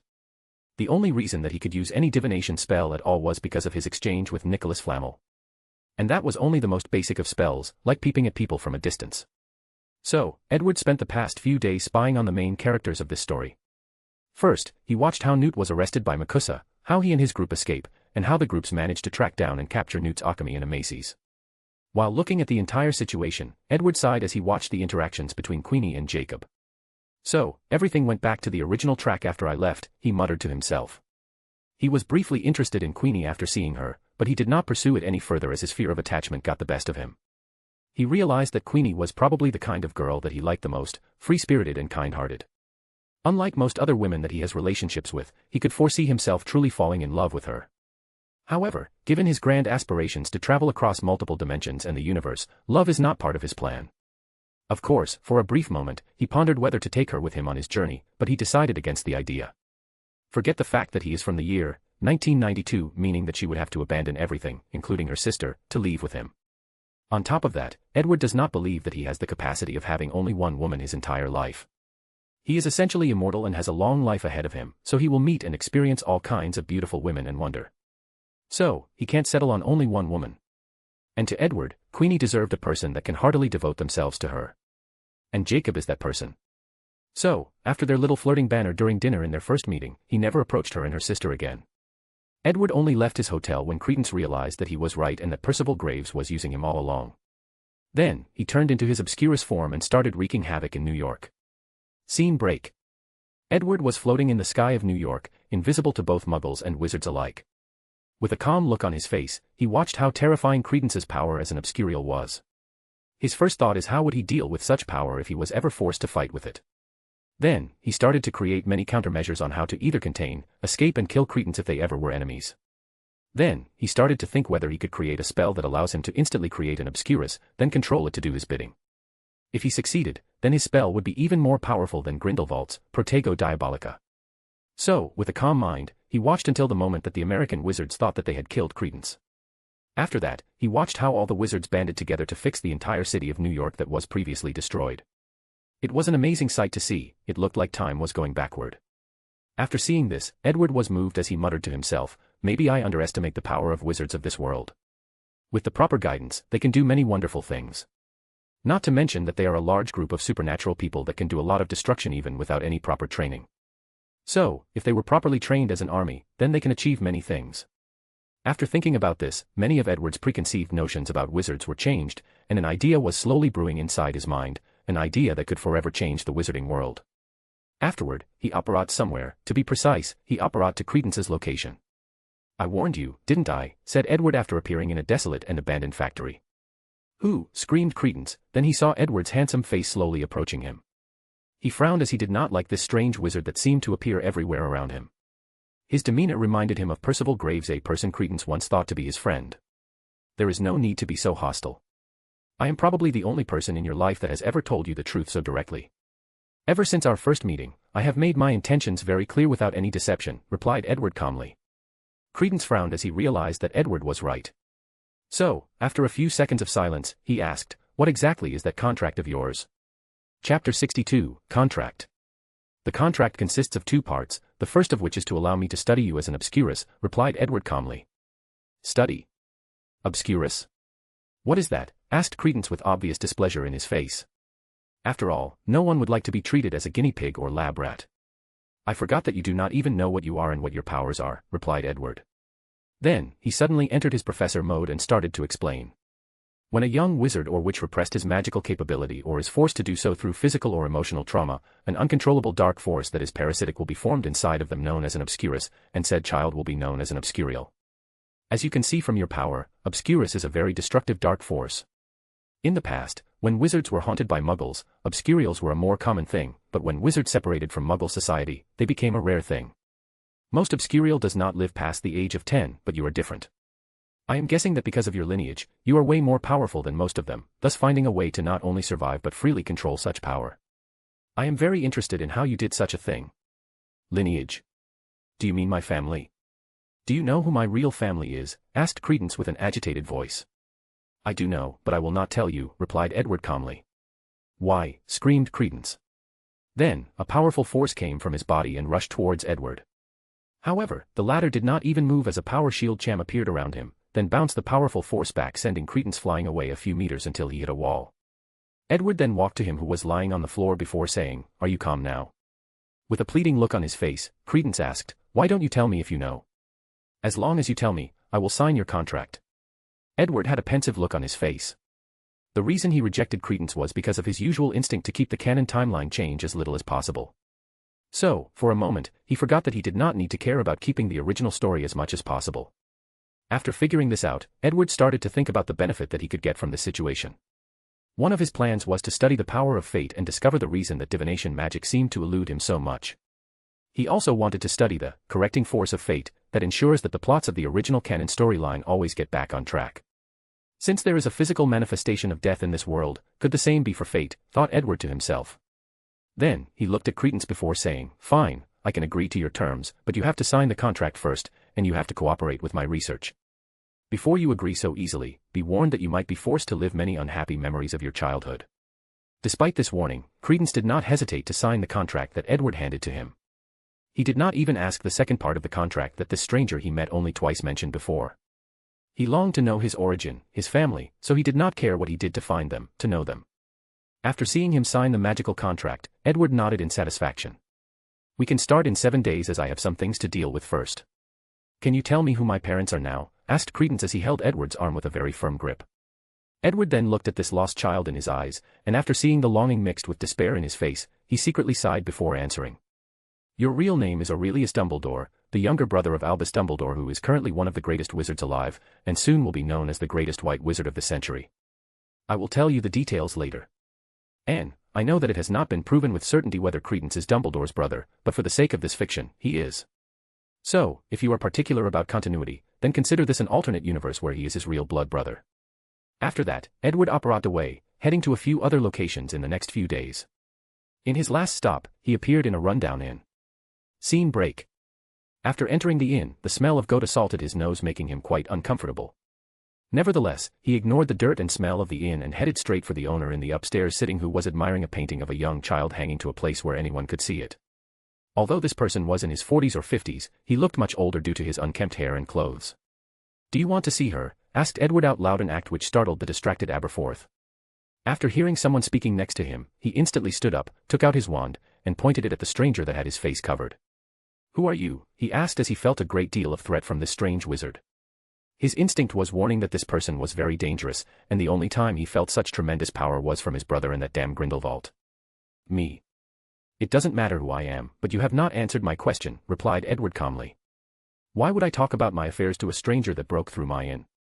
That sounds fair. In that case, I will be more direct. I need you to sign a magical contract for me, and in exchange, I will let you see your sister again for a few hours. You can talk to her and say all the things you wished you had before she left. Aberforth became even more on guard after hearing this, so he did not lower his wand. He squinted his eyes at Edward before saying, "You must think for a fool that I would believe such nonsense." Nevertheless, Edward was not offended. With a calm and slow motion, he took out a small stone or gem from his pocket. I am sure that your brother was not the only one who ever researched such a thing, am I right? That's the resurrection stone, one of the Deathly Hallows, stuttered Aberforth, who wished nothing more than to rush to Edward and confiscate it from his hand. Fortunately, his reason still got the best of him. The truth of the matter is that this stone was not the one that Edward has in the future, but the one from this timeline. He used the Imperieuse curse to control the Gaunt's family to take the stone, and he will return it later and modify their memories. At one point he wanted to know what would happen if he brought this one to the future, but because he might have to deal with death if he did that, he stopped his plan for now. Yes. With this, you can see her again and talk to her. I can do more than that. I can finally resurrect her, added Aberforth. Unfortunately, that is not possible. At least the resurrection stone is not enough to do such a thing. Aberforth finally woke up from his delusion after hearing this, then he sighed melancholy. Nevertheless, after a few minutes of silence, he asked, "What's this contract about?" Chapter 63, Cruel Intentions. Edward smiled under his hood before saying, "This contract is not about you, but your brother Albus." "Of course it is," replied Aberforth. "Most dangerous things that occur in the wizarding world involve him one way or another. Nevertheless, please be more specific." "Well, I lust after your brother's knowledge of magic. However, knowing him, he would rather die than willingly hand it over to me. So, I have to become creative in finding ways to acquire what I want. What, don't you just say that you are not his opponent, so you are trying to use me to get to him?" "Unfortunately, you are wrong, Mr. Aberforth. If there was a list of the most powerful wizards in this world, I would be first, your brother second, and Grindelwald third or fourth," replied Edward while thinking about Credence's power. This obscurial might be ranked third given his ability and potential. Aberforth frowned after hearing this, as he could not tell where this person's confidence came from. Despite being estranged for many years, Aberforth knew how powerful his brother was. He knew, despite his calm and nice persona, was a very terrifying wizard. And if it was not that because of the blood pact, his brother would have long stopped Grindelwald. After a brief moment of silence, he asked, "How am I signing this contract going to help you get to my brother? I could spend a lot of time explaining to you the power of bloodline, but I do not have a lot of time to spend, so, do we have a deal or not?" replied Edward calmly. If it was not that his magical contract had the restriction that the user had to sign it of his own volition, Edward had many ways for him to force Aberforth to sign the contract. Whether it was to use the Imperieuse curse, influence his mind, or even straight up enslave his soul, he could do all that. Edward's morally grey character often shows up when it comes to magic and knowledge. Unfortunately, this contract had severe restrictions when it came to this. He had tried before, but the contract did not work. After hesitating for a while, Aberforth asked for the contract and Edward handed it to him. The first thing that the oldest of Dumbledore noticed was how beautiful this magical contract was. There were so many strange patterns on it which were glowing with magical lights. Then, he spent some time reading. The general gist of it was that his younger brother was to hand over all his magical knowledge, and in exchange, Edward will allow Aberforth to see his sister, Ariana, for a few hours in the next 3 days. Of course, there were clauses like to keep this contract a secret between the two of them, and other things. After making sure that there was nothing wrong with the contract, Aberforth had to make sure, as he was once played by the goblins of Gringotts due to a contract, he did not immediately sign it, but asked, "Why is the time duration so short?" "You should have read The Tale of the Three Brothers," asked Edward back instead of answering. Aberforth nodded. "Then, do you remember what happened to the second brother's wife after her soul was summoned from the afterlife? She was sad and cold, separated from him by a veil. Though she had returned to the mortal world, she did not truly belong there and suffered," muttered Aberforth. "That is correct. By using soul magic, I can summon your sister without having any problem. However, she cannot stay in the world of the living for long. At least without the proper anchor," thought Edward to himself. Aberforth then sighed before signing the contract, an act which greatly relieved Edward.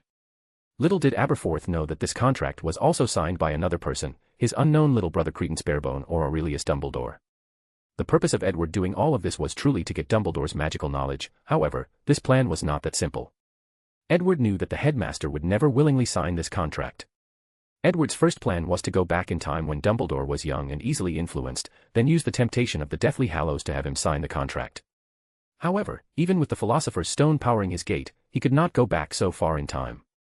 So, after realizing that he was in 1926, he created another plan. By using the power of bloodline, he will have the headmaster's relatives sign a contract bound to the Dumbledore family's bloodline. Then, Edward will have him pay it.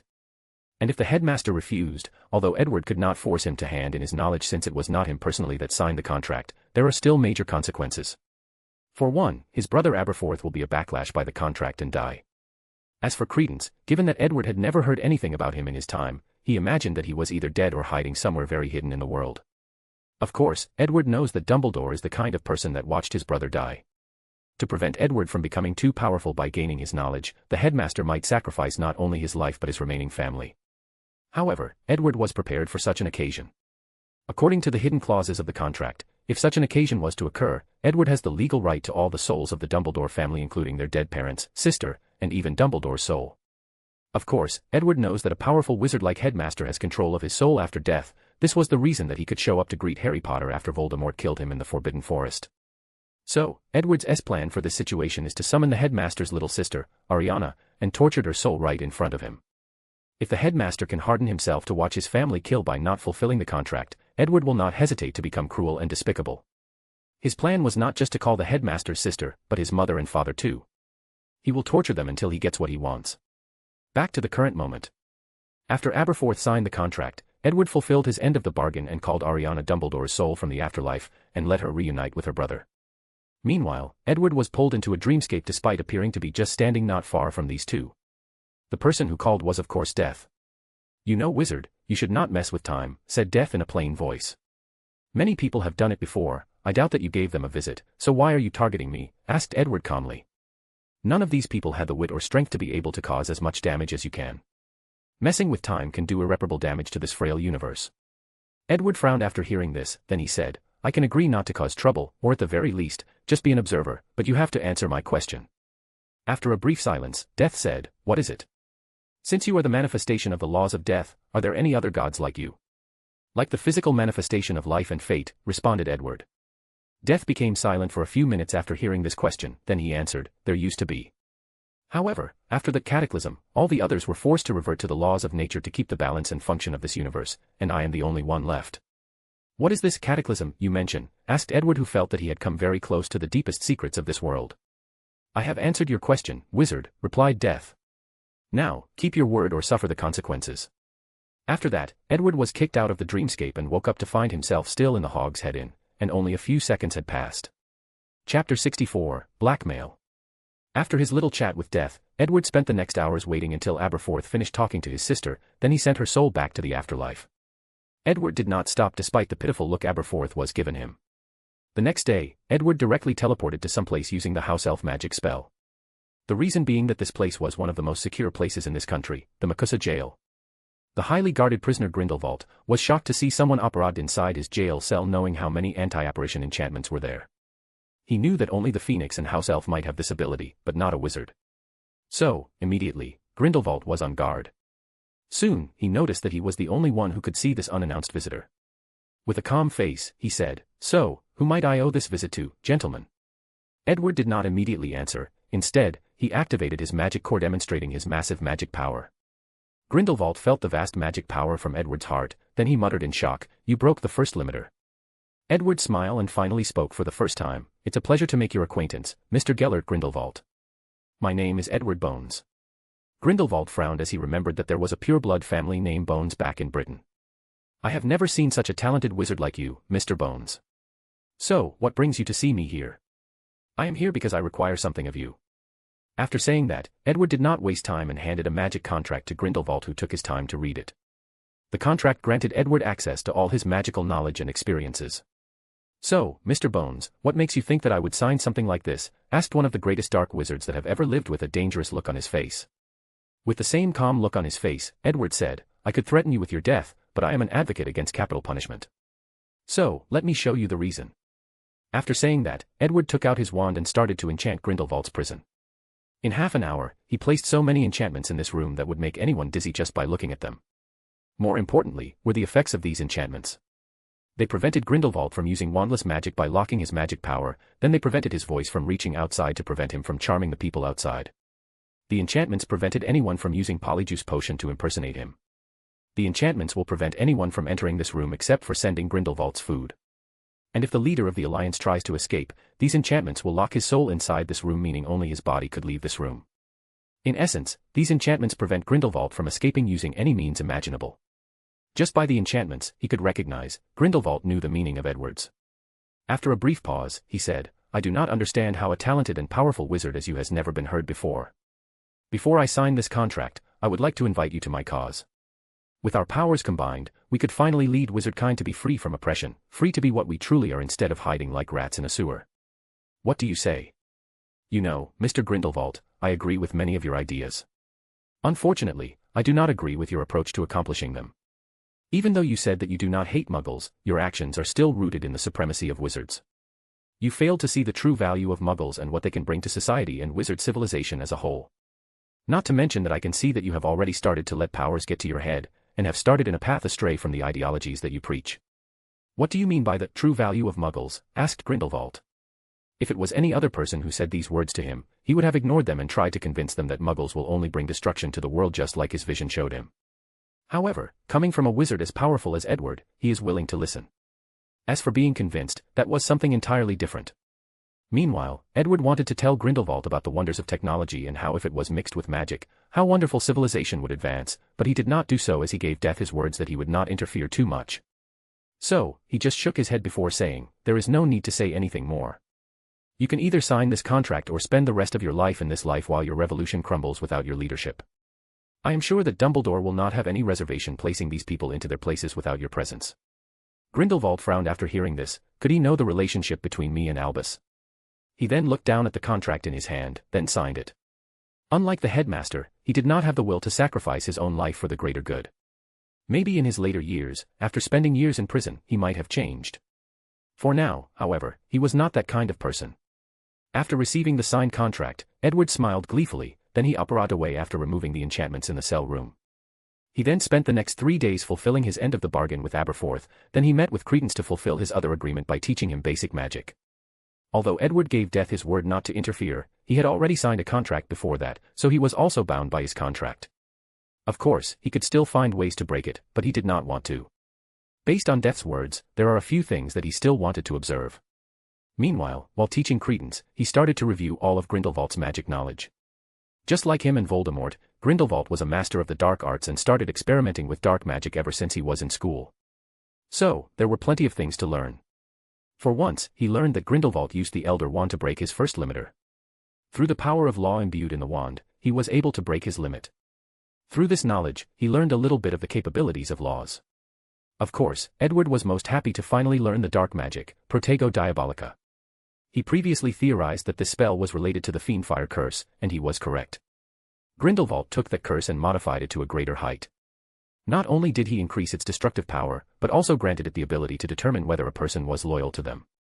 Edward was very satisfied with this ability as this would be of great help to the plans he recently made after seeing the power of wizards when they worked together when they repaired New York. Another thing that he acquired that made him satisfied and that would be helpful to his plans was Grindelwald's ability to charm people with his words. Through his memories, Edward learned mannerism, linguistics, persuasive speaking, and emotion manipulation, all the things that Grindelwald used to charm wizards to follow him in his revolution. Chapter 65, Wild Theories. After reviewing all of Grindelwald's knowledge, the contract did not cease to exist. No, Edward would not make such a rookie mistake, so the contract will not be invalid until he squeezes the first-generation Dark Lord to his last value. He knew that Grindelwald still had plenty of room to grow even when he was imprisoned. He did not believe for a second that Grindelwald did not think about magic during his time imprisoned at Nurmengard. More importantly, Edward wanted the memory of his battle with Dumbledore in 1945. This battle was described as legendary by the people who witnessed it, so Edward wanted to see it and experienced it. So, he planned to activate the contract again after returning to the present. After he was done, Edward finally took time to reflect on the brief conversation he had with Death, and all the information he received in just a few sentences. First, if he messes up with time, he will have to suffer heavy consequences. Most likely, Death will be able to break the rules of his non-intervention and deal with him. Second, there used to be many gods like Death in this world, but after suffering from something called the cataclysm, they were either dead or forced to revert to the basic principles that govern realities of this universe.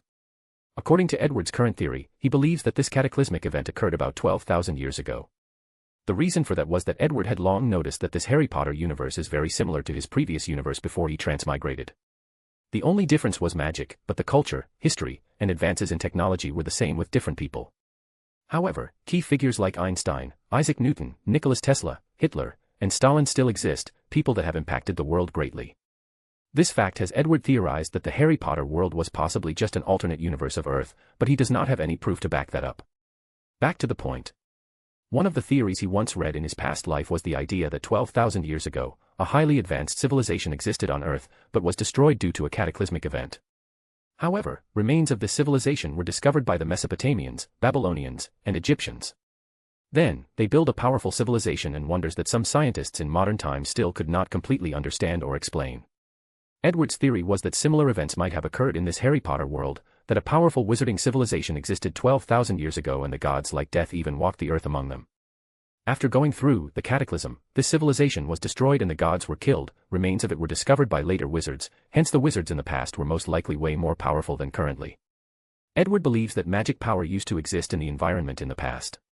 But as time passed, the magic power gradually decreased, hence the reason that modern wizards are so weak. This theory also explains why ley line nodes contain magic power, but the environment does not. This theory can also explain Edward's other theory that the Harry Potter universe was a high magical universe but slowly weakened over time. Another proof of this far-fetched theory was the pyramids located all around the world. After connecting them in a certain way, they formed a strange pattern that looked like a magical array to Edward. After discovering this, he visited all of them during his 5 years voyage around the world. He discovered that they were located in the most powerful ley line magical nodes on this planet. On top of that, there are signs of very powerful enchantments in these pyramids. Unfortunately, these enchantments were mostly destroyed due to the passage of time, so Edward could not reconstruct them with the little remaining nor guess the reason for the pyramid's construction. However, now that he has the Gate of World, once he increases its ability to travel back in time, he will visit all these pyramids again and recreate these enchantments and discover the secrets of the past. Anyways, he only promised death not to intervene in the events that occurred in the past, he did not promise not to travel back in time as an observer and recorder of history. Another plan Edward made after summarizing this incident was to return the Harry Potter universe to its former glory. And the first step in doing this will be to reactivate these ley line nodes and ensure that magic power is returned to the environment. However, he had a feeling that things would not be as simple as he imagined. Nevertheless, he had plenty of time to realize his plan. Scene break. After absorbing the essence of Grindelwald's knowledge, Edward placed his attention on Credence, to be precise, on the obscurus inside of him and his ability to control it. According to their previous agreement, Edward had to teach him basic magical knowledge, and in exchange, Credence had to allow Edward to study him. So, during the next 6 months, Edward did countless tests and experiments on Credence. He even reviewed all his memories of when he first became an obscurus, an experience which was very unpleasant to the latter. According to Edward's discovery, an obscurus is formed when a young wizard consciously or subconsciously suppressed his or her magic power inside the magic core. Then, all the negative emotions of trauma or abuse fused with the magic power, creating a dark and powerful parasitic force with tremendous power. In terms of Eastern ideologies, the obscurus is the negative side or yin of the magic power inside a wizard. According to his research, the reason that adults cannot become obscurus is that no matter how dark their thoughts are, they still have some level of control over it, but children do not. Additionally, after the age of 10, the magic power of most wizards or witches turns into a very stable and hard to control state, hence the reason it becomes more difficult for children after this age to accidentally use different magical abilities based on their emotions. This probability keeps decreasing as they grow older. Most obscurus do not leave past the age of 10 years old, but Credence was different. The reason for that was his powerful bloodline. Edward has to admit that the Dumbledore family is full of talented individuals after analyzing his result. Credence's bloodline granted him vastly superior magical powers than ordinary children, thus his obscurus was way more powerful than an ordinary one. Secondly, his bloodline granted him a very powerful soul, which then granted him a very powerful mind or spirit. What Credence did was to separate his mind into two, one was his original self, while the other is all the dark, negative or unhappy memory or trauma that he suffered at the hands of his adopted mother. This second personality is also the source and origin of the obscurus. Using his main personality or mind, he was able to control the second personality, the obscurus. As a result of this situation, he was able to freely control this dark parasitic force inside of him. Of course, Credence did not have total control as he was easily influenced by the second personality. Once his emotions got the best of him, the second personality would take control, hence the reason that he easily lost control after discovering Percival Graves' betrayal and went on a rampage around the city of New York. After analyzing Credence, Edward had an idea on how to create the Obscurus spell, but he still needed some much-needed data which he will try to acquire after returning to 1992. Chapter 66, Operation Jormungandr. After teaching Credence magic for the past 6 months, Edward did not immediately return to the future, but observe how the changes he made would affect the world, and also discover how the power of fate works. So, without any surprise, things went to their original track without Edward's interference. Grindelwald still escaped his prison in Makusa, Credence still met and developed a relationship with Nagini, Queenie still became of the Acolytes. More importantly, Credence was still convinced by Grindelwald to join his cause in an attempt to use him to kill Dumbledore. Even though he was already aware of his heritage, Grindelwald still convinced the naive boy that Albus Dumbledore not only stole his family from him but all the glory that should belong to him. As for Edward, he watched all these things from the comfort of his hotel through a glass ball using divination. Although he wanted to see the confrontation of Grindelwald and Credence against Dumbledore, he did not want to wait so long. He knew that this would be an interesting battle as Credence also broke his first limiter through the power of the Obscurus. He might be the youngest person to ever do so. According to his research, Credence's constant repression of his magical power allowed it to grow rapidly under the influence of the Obscurus. Then, when he reached the limit of 25, the Obscurus broke through that barrier or limiter for him. Oddly enough, it did not break the second limiter. After experimenting on Credence, he also discovered the mysterious power that prevented him from breaking the second limiter. Under his guidance, he had Credence use his Obscurus to try to break that second limiter, but it was no use. No matter how much power is used, it was to no avail. After that, Edward reviewed some memories he got from Nicholas Flamel. According to him, the Grand Alchemist used his stone to break the first limiter. However, after realizing that the grievances in the stone were affecting his magical power, he did not want to use this method for his wife. So, he studied another method to accomplish this task, which was a way for wizards to break the limiter through natural practice and hard work. A method he taught to a young Dumbledore after the latter graduated from Hogwarts and met Nicholas Flamel and became friends. Oddly enough, his method worked for his wife but did not allow him to break through the second limiter. Edward then summarized his findings in this matter to research it later, but then decided to just ask Death about it. However, knowing how the latter operate, he knew that without a proper reason or benefit, Death would never give him such knowledge for free. So, he has to find a way to entice him. Scene break. Edward was floating in the air, invisible to everyone present, while a group of wizards listened to a man in the center giving a grand and motivational speech. This person was of course Gellert Grindelwald. Edward watched how the events of the second, Fantastic Beasts movie, unfolded without intervening. After Nicholas Flamel used a countercharm along with other gifted wizards to save the city of Paris from the Protego Diabolica curse. After that, he took out an alchemy item and used it to activate the power of the Gate of World to return to the small dimension inside. After that, he returned to 1992. As soon as Edward walked out of the gate, he felt the power of time enveloping him and rapidly aging him by 66 years. However, before that power had the chance to act, the ring that Edward made before traveling through time released a temporal aura that protected him from the effect. After a few seconds of constantly fighting this aging curse, Edward left his laboratory on the moon to start his grand plan. Scene break. An old man was standing in front of the garden watering his plants. Suddenly, some new memories that he did not have before appeared in his mind. I met Edward in 1926. Before he was even born. Is this rascal messing with time now? Muttered the old man. Soon after, an old woman slowly walked next to him before saying, Newt, did you just have a random memory of Edward in 1926? Newt just nodded to his wife Tina. So, what do we do? Just ignore it. Edward knows what he's doing, and it has nothing to do with us, replied the old man calmly. Then, the two of them continued their slow-paced life. Meanwhile, a few people like Queenie and Grindelwald also received similar memories. Aberforth received a memory as well, however, he did not know Edward's identity as he covered his face during their encounter. As for the nomage Jacob Kowalski, he died of old age more than a decade ago leaving his wife, Queenie, a widow. Scene break. After spending a few days going around the world, Edward was having dinner with his aunt, Amelia.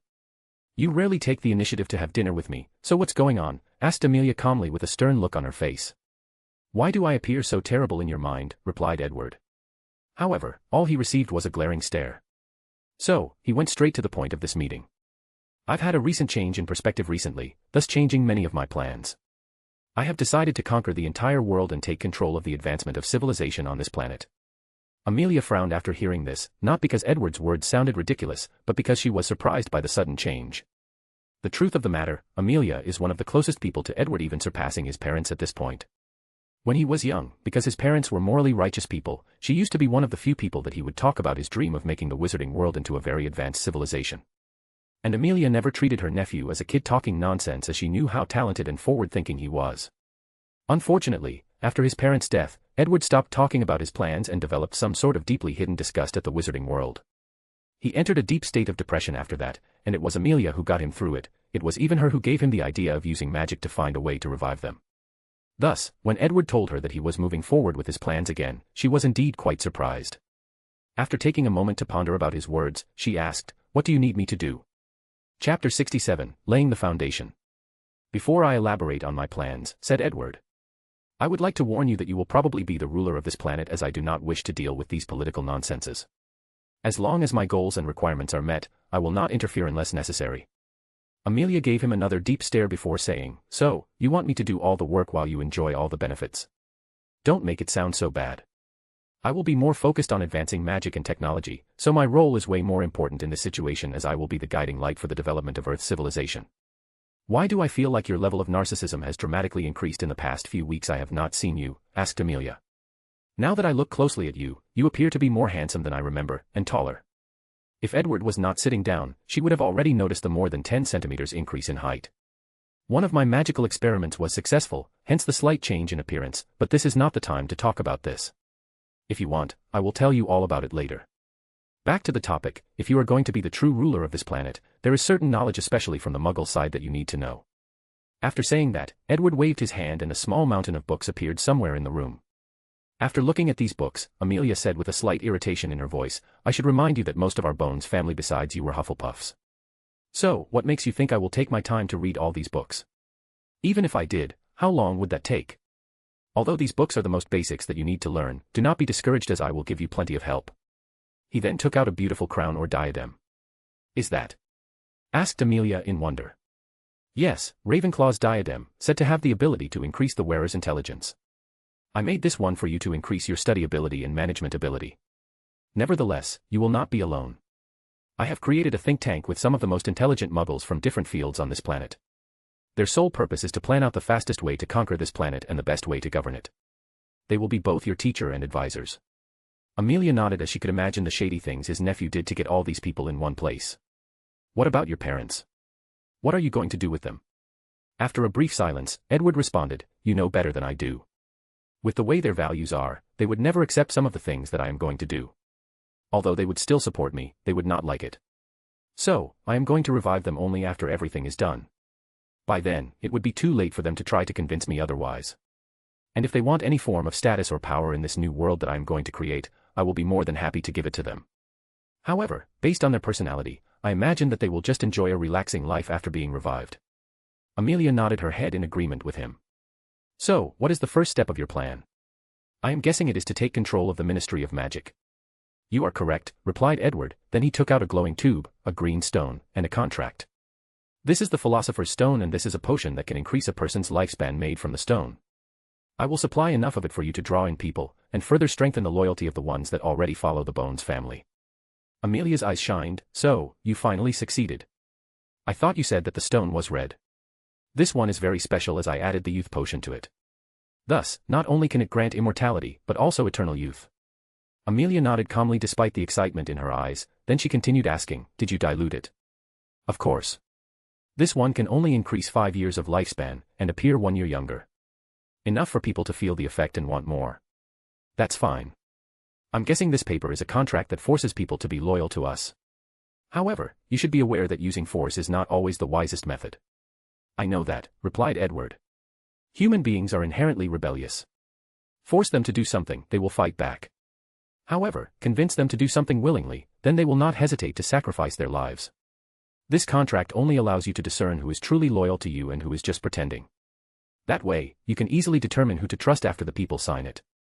Amelia nodded, then the two of them discussed the next step of action.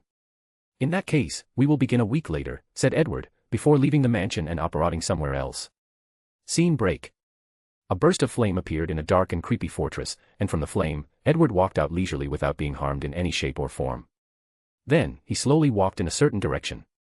As he went further into the fortress, an eerily cold that seeped deep into his soul could be felt, and soon, the reason for this phenomenon was discovered: Dementors. Hundreds if not thousands of them. After feeling the exuberant emotions from Edward, they all rushed to meet the uninvited guest who dared to trespass into Azkaban. Many of them were excited at the prospect of finally having a proper meal.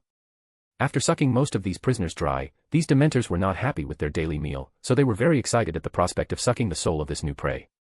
As for Edward, despite being surrounded by so many dementors, had a calm look on his face. He took out his wand and waved it. A Patronus charm did not come from his wand, but a dark light that enveloped all these dementors. Following this, all of them aligned themselves in two separated rows while leaving the middle road empty. They looked like well-trained soldiers at a military parade, and Edward looked like their army commander. Although Edward admitted that dementors were indeed truly foul creatures, he did spend a lot of time studying to understand the soul. His research came to new heights when he discovered manuals and books written by both Rochaidian and Echristes. These two were some of the most dangerous dark wizards that ever lived, and some of the research that they conducted made Voldemort's Horcrux look like child's play. Echristes used to live here in Azkaban, and this place was his magical experiment laboratory. He is the creator of dementors. After discovering his inheritance, Edward realized that many of the dark things he did were quite cute, especially when he saw how dementors were created. As for Rochaidian, he created a way to control dementors like they were his slaves. Oddly enough, both these ancient wizards were very narcissistic and wanted their knowledge to be passed on to later generations, so they created maps to guide people to find the place they left their research. However, these guys were still twisted, dark wizards. The place that they left their knowledge was full of terrible traps and enchantments. While going through these traps, Edward saw the bones of so many people. He even wondered how many maps did these people leave behind and whether this was just a twisted game for them to kill wizards of future generations. Luckily for him, these guys did leave much of their dark arts research and even used magic to preserve them for a very long time. After controlling the dementors, Edward headed straight for a particular cell. He looked down at the crazy and disheveled prisoners on the floor, then said, "Bellatrix Lestrange." Chapter 68, Right-Hand Man. Bellatrix raised her head to look at the person who called her. A deranged smile appeared in her mouth before saying, "Are you sent by the Dark Lord?" "No," replied Edward. "Tisk, in that case, I do not need to care about you." After that, she muttered ever softly to herself, "Only the Dark Lord has the right to be this handsome. When he comes back, I will gladly torture this pretty boy and enjoy making many cuts in his face." Of course, Edward heard her as she was not as quiet as she believed. However, he did not care about her words. What he cared about was her mind. After taking a tour there through legilimency, he truly understood what the term crazy meant. Bellatrix's mind was full of thoughts of killing, torture, and an unnatural devotion to Voldemort. With a frown on his face, he walked inside her cell, pointed his wand at her before saying, "Resero Codex Vita." Instantly, he started analyzing Bellatrix's life code. After deciphering the ancient runes that made up her bloodline and soul, he realized that there was an actual reason for her madness. After countless years of inbreeding, the Black family bloodline has become broken beyond repair, even affecting the soul. The mind is the link of the soul to the body. By affecting the soul, the mind is also affected. No wonder whether it was Sirius or her aunt Walburga, they all possessed a fierce and dangerous temper. In her case, the madness reached beyond imaginable. As for Bellatrix, she was looking at him with the look of an animal wanting to pounce on its prey. Unfortunately, she discovered that she was incapable of moving, so her plans of trying to bite off Edward's hand to take his wand proved useless. After analyzing Bellatrix's life code for a while, Edward muttered to himself, "I can deal with her bloodline problem later, the problem now is how to make her loyal to me." Her affection and loyalty for Voldemort have been so deeply imprinted in her mind that it even affected her soul. After pondering for a brief moment, Edward used a Kama charm on Bellatrix, then, with a wave of his wand, a transparent figure looking exactly like her appeared from her body. It was her soul. Then, Edward started to modify her memories, weaving a complex and intriguing tale. According to Bellatrix's new memory, once she was young, she accidentally received a prophecy. In this prophecy, she saw a vague figure standing in a floating city with countless figures standing behind him. This figure fought countless unimaginable beings, countless demons, and gods, and was victorious. Among the people behind this vague figure was her who was standing right next to him, and many other families in the wizarding world. After receiving that prophecy, she searched and waited for that person until she met Voldemort. With his unmatched power, Bellatrix believed that he was the hidden figure in the prophecy, so she became loyal to him. She devoted her body, soul, and entire being to him. Then, when Voldemort died and she went to torture the Longbottoms for information, she accidentally learned that Voldemort was a half-blood. She became devastated and outraged because the only thing she knew for sure about the hidden figure was that he was a pureblood. Knowing that she served the wrong person, she decided to punish herself by spending years in Azkaban. She was also waiting for that hidden figure to show up. Since she was by his side when he fought the gods, then they will eventually meet. Nevertheless, she did not want anyone else to notice the change in her behavior, so she displayed loyalty to Voldemort to the outside. Of course, none of these things happened, and Edward was just using Bellatrix's obsession with both pureblood ideologies and Voldemort to guide her to be obsessive and undyingly loyal to him. There was an easier way for him to get her loyalty. He could forcibly rewrite her own will. During his travels, while in the southern part of Haiti, he learned from a Haitian dark wizard how to refine zombies. This dark magic was similar to Inferius, except for the fact Inferi are created from the body of the dead, while zombies are created from living people. If Edward wanted, he could modify the zombie transformation and make it into an obedient slave that follows all his orders. The problem with that is the fact that people with no will of their own have no creative ability, just blindly follow orders. That is not what he needed Bellatrix for. So, to get her loyalty willingly without affecting her thinking ability, he went into so much trouble. Of course, this was not enough to reassure him. After finishing modifying her memories directly through her soul so that these memories would never actually be discovered as false, Edward placed her soul back into her body. Then, he pointed his wand at the dark mark on her forearm. A white light came from his wand and entered the mark. Following this, the dark mark changed from its previous design to an Ouroboros with a pyramid inside. Inside the pyramid was a lotus with a single eye at the center. The Ouroboros represents infinity, the pyramid stands for rebirth after death, the lotus symbolizes wisdom, and the eye stands for truth and knowledge.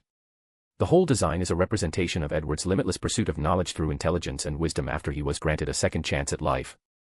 After the new mark was replaced from Bellatrix's hand, it started to move around in her skin before disappearing.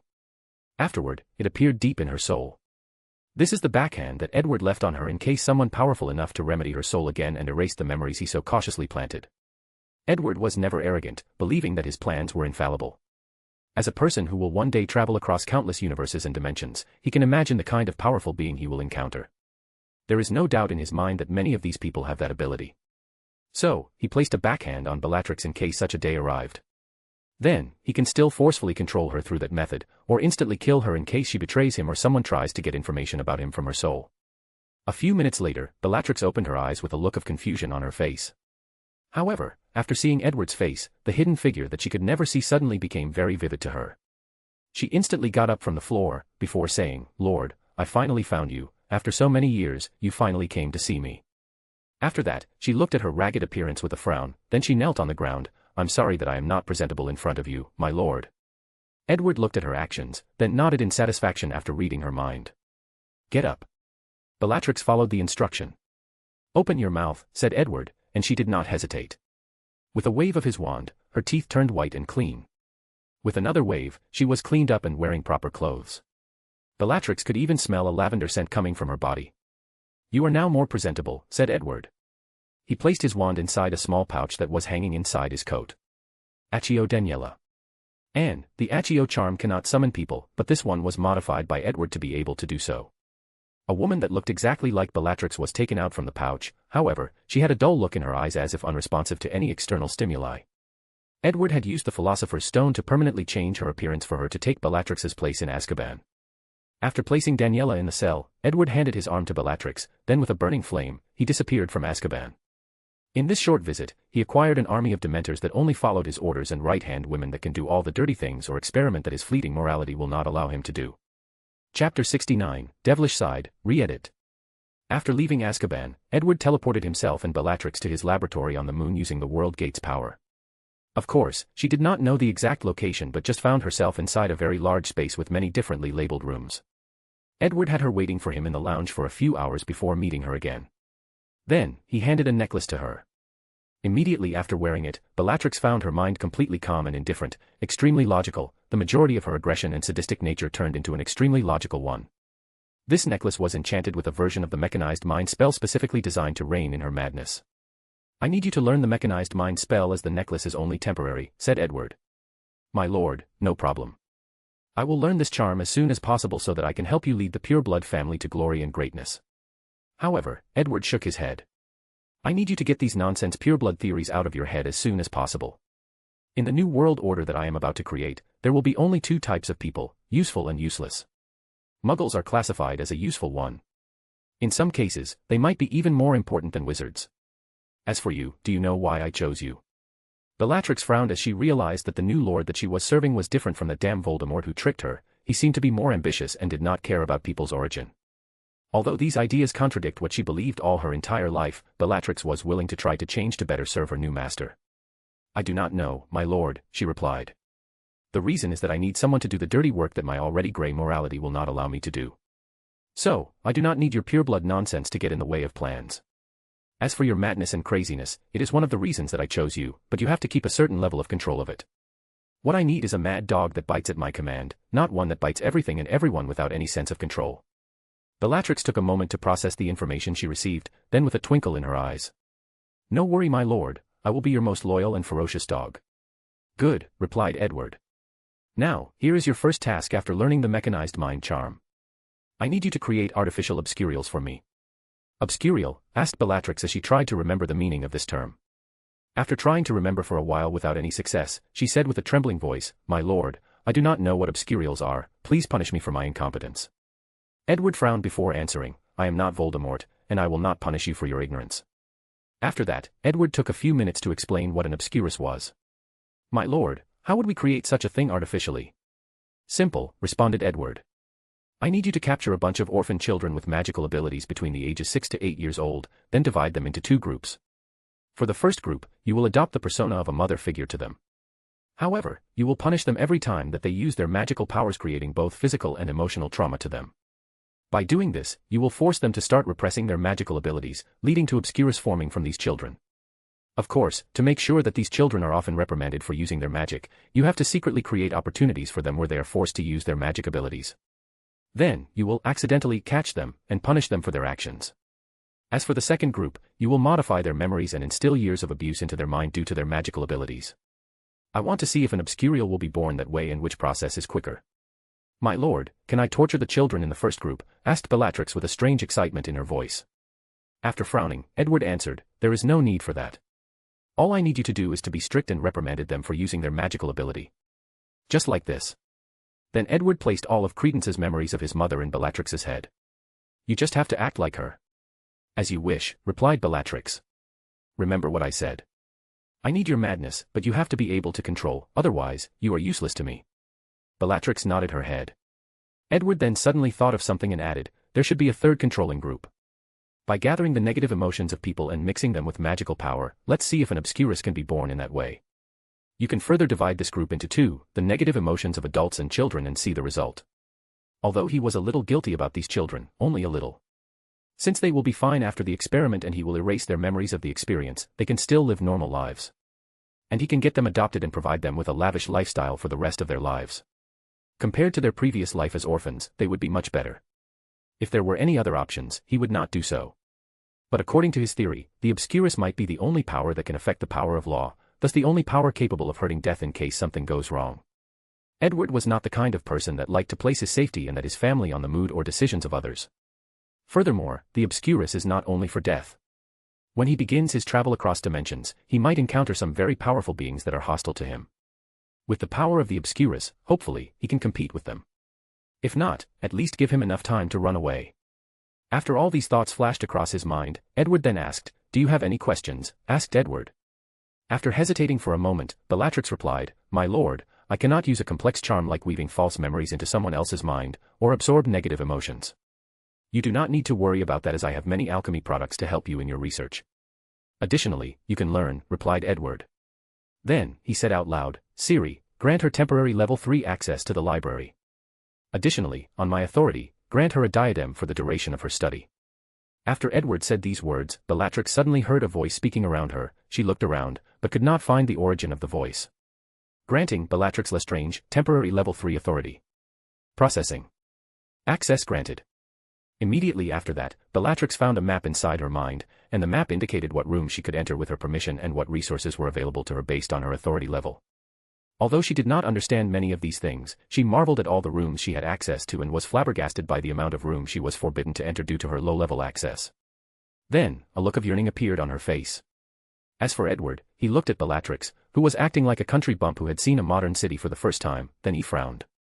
Siri, before she starts her magical study, use the temporal advantage of the Mind Palace spell to cram as much knowledge about modern Muggle society and scientists in her mind. As you command, sir. Edward then nodded in satisfaction. With this method, Bellatrix can study and understand basic modern knowledge, mostly basic scientific knowledge, in a very short time, thus becoming a proper researcher that can help him. Of course, as a result of this, Bellatrix will spend the next month with headaches so intense and painful that it would drive any ordinary person mad. With the help of potions, the side effects will be eased, but the process will still be brutal. Nevertheless, Edward still has faith in her that she can take it, especially knowing that she was doing it to be more helpful to him. After settling Bellatrix, Edward proceeded to prepare for his next step, a step that will forever change the magical world. Chapter 70, Sensational Announcement. A week passed quickly. A stadium that was used to hold international Quidditch match was full of wizards from all over the world. In the past week, news that the genius, Edward Bones, was going to make an announcement that will change the wizarding world has spread so rapidly that it astonished many people.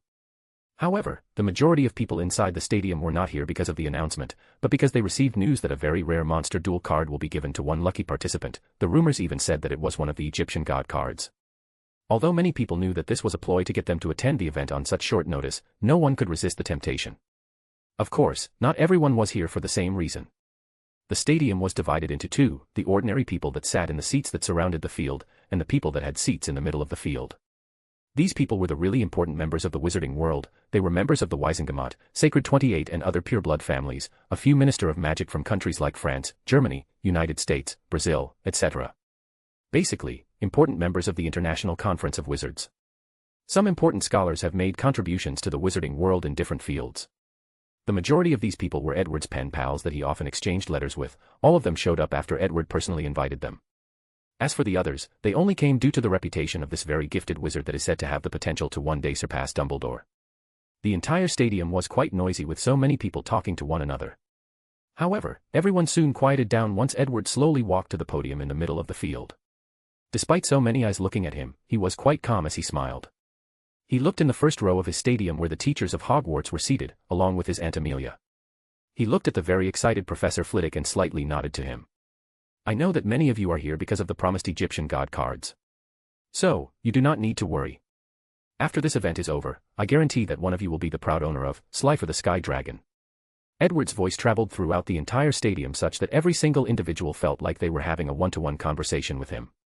Many people thought that he was just using an amplifying charm, sonorous, but all the elite of the wizarding world were essentially here, so they could tell that this was a very advanced form of magic. This spell was essentially the one Voldemort used when he asked the students of Hogwarts to hand over Harry Potter before the Battle of Hogwarts in the Deathly Hallows movie. After Edward's words, while most of the elite were thinking about his use of charm, the other ordinary wizards started laughing as they were a little embarrassed. After waiting for a few seconds for the crowd to quiet down, Edward continued his presentation. I am sure that the majority if not all of you here are aware of the three unforgivable curses, the Killing Curse, the Imperius Curse, and the Cruciatus Curse. Although the origin of these curses has long been lost in the annals of history, the amount of pain and suffering they have caused amongst us wizards is unforgettable. Whether it was during Grindelwald's rise to power or Voldemort's madness, many of us in this stadium has suffered at the hand of these curses. You may have a family or loved ones that had their wills twisted by the Imperius Curse, were mentally and physically tortured by the Cruciatus Curse, or killed defenselessly by the Killing Curse. Edward paused as he left his words simmered for a bit, rendering the entire stadium into a somber mood. He was correct, as many people in the stadium have suffered a great deal of suffering because of these curses, especially the older generations that were alive for both Grindelwald and Voldemort's rise of power. Many of them have lost loved ones and close friends during their battle against the tyranny of these dark wizards. After waiting for his words to sink in, Edward continued, there is no need to be saddened, as today, I have brought hope for all of you. From now on, we wizards will no longer fear the power of these unforgivable curses. We no longer have to worry about our mind being controlled, worry about our soul being tortured while being helpless, worry that we need to be Harry Potter to survive the Killing Curse. For today, I, Edward Bones, will announce the 3 counter curses that I have studied and created for them. From today on, the unforgivable curses will be nothing but ordinary dark art spells. All the attending wizards were first shocked, then they all stood up and started applauding out loud. This time it was not just the crowd on the bleachers that applauded, but even the scholars and elites also did the same. Some people had tears on their faces, some people hugged their families. In general, the entire stadium was enveloped by a joyous mood. On the row right in front of Edward's stage, the teachers of Hogwarts stood up while also applauding. As a member of the Order of Phoenix, many of them have watched their friends killed during the war against Voldemort and his Death Eater while being helpless. So, they knew the importance of such a discovery. They only wished that such a discovery was made sooner. Maybe many of their friends would have survived. In his seat, Snape had a cold look on his face as usual as he looked at Edward on the stage. Despite his calm exterior, a sense of sadness could be seen flash across his eyes for a brief moment before being replaced by hope and excitement. Meanwhile, in Professor McGonagall's seat, she also stood up while clapping with a smile on her face. She leaned over the person next to her before whispering, Albus, maybe we were wrong about the dark arts. Dumbledore, who was also clapping albeit with a calm look on his face, responds, maybe. However, his eyes never moved from Edward. In his mind, Edward's young figure was replaced by a charming and charismatic blonde wizard. He looks just like you, Gellert. Is that a good thing or not, thought the headmaster to himself. As for Edward, he waited until the crowd calmed down before starting explaining the spells that he created. Chapter 71, The Three Counter Curses. Let's begin with the Imperious Curse, which allows a wizard to place someone under their complete control. This curse is special amongst the other three, as someone with an exceptional will can indeed wake up from it. To deal with this curse, I have come up with two solutions. One is a set of potions that can slowly strengthen the will of the users. With this potion, wizards will have a very high resistance to the Imperious Curse, making it very difficult for any wizards to control them. Another solution is a charm similar to a clemency that I called Presidium Animamia, or Protection of the Soul. This counter curse can protect the souls of wizards and prevent them from being controlled against their will. After saying these words, Edward waved his wand in the air, then an image appeared in the stadium.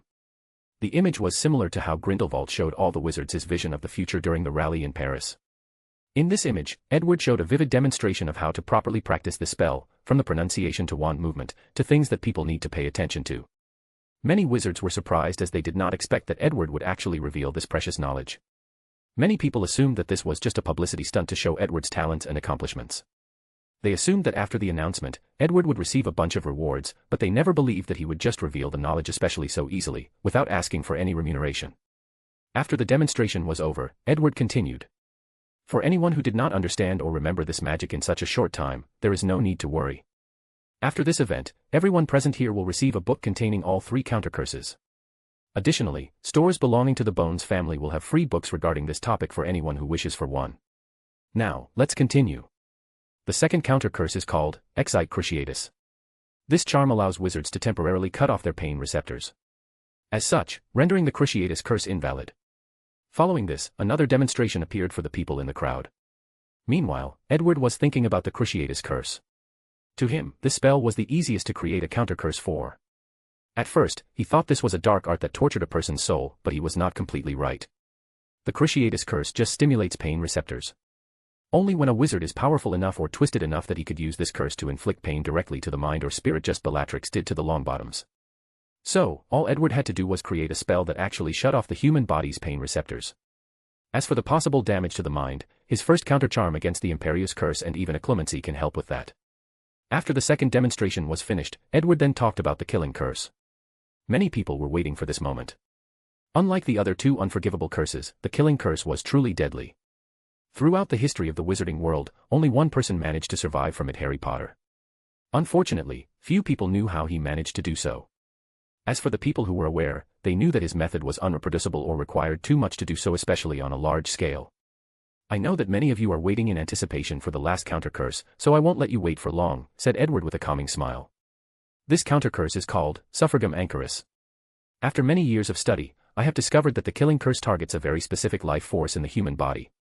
This life force is the anchor that binds the soul to the body, hence the reason that people killed by this curse have no scars on their body, both internal and external. However, my counter curse strengthens that anchor, thus rendering the Killing Curse ineffective. After that, another demonstration started. This time, another person appeared alongside Edward. It was Professor Flitwick. After Edward placed the counter curse on himself, Professor Flitwick pointed his wand at him and said, Avada Kedavra. A powerful green light flew from his wand and hit Edward directly. Many members of the audience gasped as they watched this occur. Fortunately, nothing happened to Edward. As a matter of fact, he was perfectly fine. So, with both excitement and reverence, all the 1,000 wizards in this stadium watched as Edward became the second person in wizarding history to survive the Killing Curse, and he did it effortlessly. The exciting part about this entire experience is the fact that from now on, Edward Bones and Harry Potter will not be the only ones. Soon, this kind of thing will become common in the wizarding world, making a lot of people excited by the very notion. After the crowd calmed down from the demonstration, Edward said with a little sadness in his voice, Unfortunately, I have not been able to save a person that has already been killed by the curse.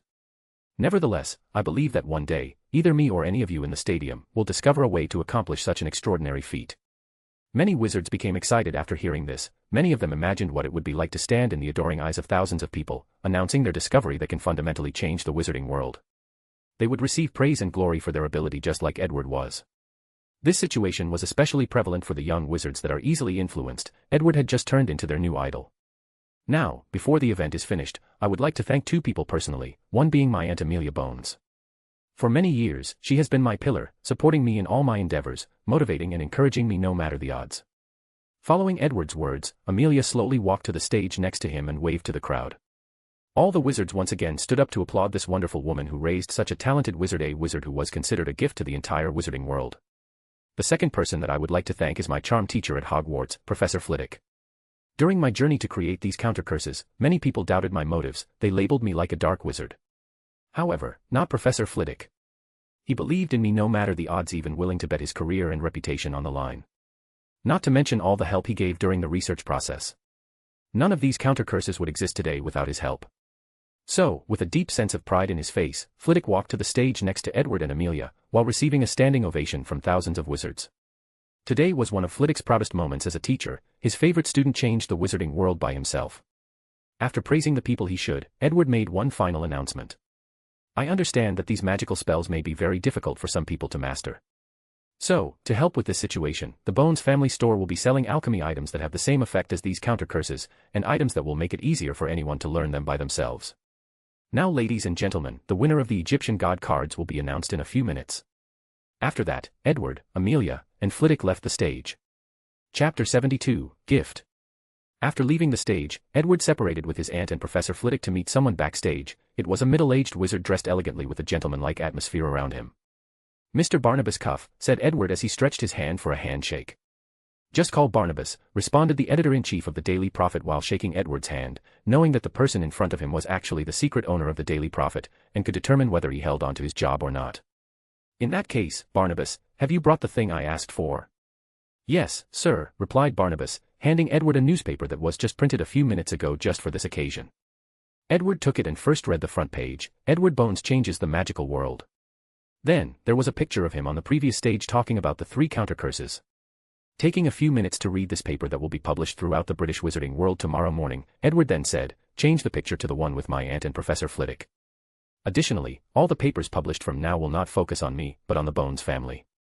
Make sure to always mention my aunt on a positive note, emphasize her all virtue and accomplishments in the magical world, but leave my cousin out of the spotlight. Quickly thinking about the meaning behind these actions, Cuff replied, as you wish, sir, but he did not say anything regarding the matter, and just went back to the Daily Prophet to change the news accordingly. As Edward watched Barnabas Cuff leaves, he slowly thought about how much the magical world will change from now with the release of these counter curses. Of course, these changes will not affect him in a negative way in any way possible. Wizards like him and Dumbledore do not care if someone has mastered these 3 counter curses. If any of them were to use the 3 unforgivable curses, these counter curses will not be of any much help.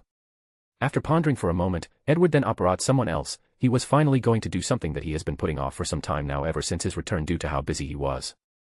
Edward walked into a dilapidated castle. In one of the rooms, he saw an old man who seemed to be waiting for him. Oh, time has not been kind to you, has it, Mr. Grindelwald, said Edward slowly. No, they have not, replied Grindelwald calmly. Have you come for that contract? Correct, replied Edward as he watched the old man closely. I have to say, I'm surprised you did not try to do anything to the Bones family after I left. Not because of lack of trying. However, every time I got close to any of them, I could feel the power of the contract warning me. Even if I sent one of my acolytes, the same warning manifested itself. So, I just gave up. Edward just nodded, but did not say anything more. He took out the contract and acquired all of Grindelwald's knowledge since 1926. After that, he prepared to leave. However, Grindelwald suddenly said, I have to thank you. Oh, why is that? Because you showed me that my dream of freeing wizardkind is indeed possible, it's just that I went about it the wrong way. Edward turned around and looked at the man who was once feared as the greatest dark wizard that ever lived. In his eyes, he did not see any sadness or pity for his failure, but hope. Did you have another vision of the future? Asked Edward calmly. You can say that, replied Grindelwald. Then, he got up from the floor and went to the corner of the room. After tapping a specific spot, a small chamber appeared. Inside were 2 sealed beakers, one full, while the latter had a small amount of blood well relative to the other one. This is my gift to you, said Grindelwald. I know that you are studying bloodline, so these 2 vials contained both my blood and Dumbledore. Unfortunately, during our battle in 1945, this was the little amount I could gather. However, I managed to preserve its freshness for so many years using magic. Edward looked at the 2 vials of blood for a moment, then with a wave of his hand, they floated in front of him before placing them inside his pouch. As a matter of fact, he did not need Grindelwald's blood as he already acquired it in 1926 when he was imprisoned by Makusa. All Edward had to do was secretly control the person in charge of the prison to use a reasonable reason to draw Grindelwald's blood. As for the reason that he did not take his blood when he forced him to sign the contract, that's because he did not want to push Grindelwald too far and forced him to resist. After all, blood is the medium for countless dark magic. Edward's cautious nature always made sure to use the most efficient and easiest way to accomplish his goal. Nevertheless, he was still very interested in the headmaster's bloodline. From Credence to Aberforth, all the members of the Dumbledore family seemed very gifted wizards. As such, Edward has always been very curious about their bloodlines. Now that he got Albus Dumbledore's blood, he finally collected all the Dumbledore's blood including both Credence and Aberforth, which he secretly collected. Due to time constraints, he did not have time to study their bloodlines, but now that his initial plan for world domination had been set, he could finally return to his experiments. Right before leaving, Edward asked Grindelwald, "Why are you helping me?" After a brief pause, he said, "Because I want to see the world you are going to create with my own eyes." And even participated in creating it, secretly thought Grindelwald. Meanwhile, Edward could guess some of the thoughts of this old and powerful wizard, so he said, "You should be aware that might require you to give up everything including your soul and will." However, Grindelwald just smiled without saying anything. Nevertheless, Edward understood the meaning behind that smile. Grindelwald was willing to do so, but now was not the time. That's because Edward still had one major obstacle standing in front of his grand dreams and aspirations, Albus Dumbledore, just like Grindelwald did. Only after passing through that obstacle will Grindelwald be willing to offer his loyalty to Edward. Not only because this will show that Edward is a more powerful wizard than him by defeating the men who defeated him, but also because Edward's victory will prove that in some ways, Grindelwald's ideas and philosophies were correct, it's just that he did not use the proper method to accomplish them. After comprehending Grindelwald's message, Edward smiled before operating away. He could not wait to experience the legendary battle between Dumbledore and Grindelwald in 1945. Chapter 73, Suspicions. After receiving Grindelwald's memories, he spent the next few days going over his memories since he left in 1926, focusing more on his legendary battle with Dumbledore. And the battle was truly legendary. Even with the advantage of the Elder Wand, Grindelwald still lost due to lack of skill. Of course, this was not the main reason. One of the reasons that he lost the way he did was because of his prophetic ability. Before his battle, he foresaw that he was imprisoned and having a conversation with a person. However, he could not see the face of the person nor what he said. He only knew that he gave that person his and Dumbledore's blood and all his memories before they agreed. After that, Grindelwald was able to deduce his eventual downfall in the hand of his old lover, and the fact that the person in vision was probably Edward. After taking a long time to accept this fact, he eventually concluded that for his dream to come true, his purpose in life is to help Edward as much as possible. So, he used all his strength to battle Dumbledore to gather information, then he secretly collected the latter's blood. Finally, after his incarceration, he secretly conducted much magic research so that Edward could absorb them through memories. After reading through all the memories, Edward sighed as he thought to himself, "I finally understood how this guy knew that I was studying bloodline in 1945. Additionally, I now know that prophecy seems to have little effect on me. Additionally, the research that Grindelwald made will be of great help to me. However, before I start using his research, I need to deal with the problem of the second limiter." After that, Edward started his research as there was still a month before school started. He was not yet willing to give up his job as a professor. After all, it is easier to influence these young minds of Great Britain as their professors. Scene break. Dumbledore was inside his office with a newspaper in his hand, seeming deep in thought. In front of his desk, there were also many newspapers lying there. Professor McGonagall entered the headmaster's office to hand Dumbledore a document. "Professor Dumbledore, Professor Dumbledore, Professor Dumbledore, Albus," she yelled near the end. Minerva, you are here," replied the headmaster, who raised his head after hearing her roar. "Albus, is everything all right? Ever since Edward's announcement a few weeks ago, you have been very distracted." After a brief pause, Dumbledore answered, "I just feel that something is wrong, Minerva." "What do you mean?" "Look at these newspapers, what do you see?" replied the headmaster.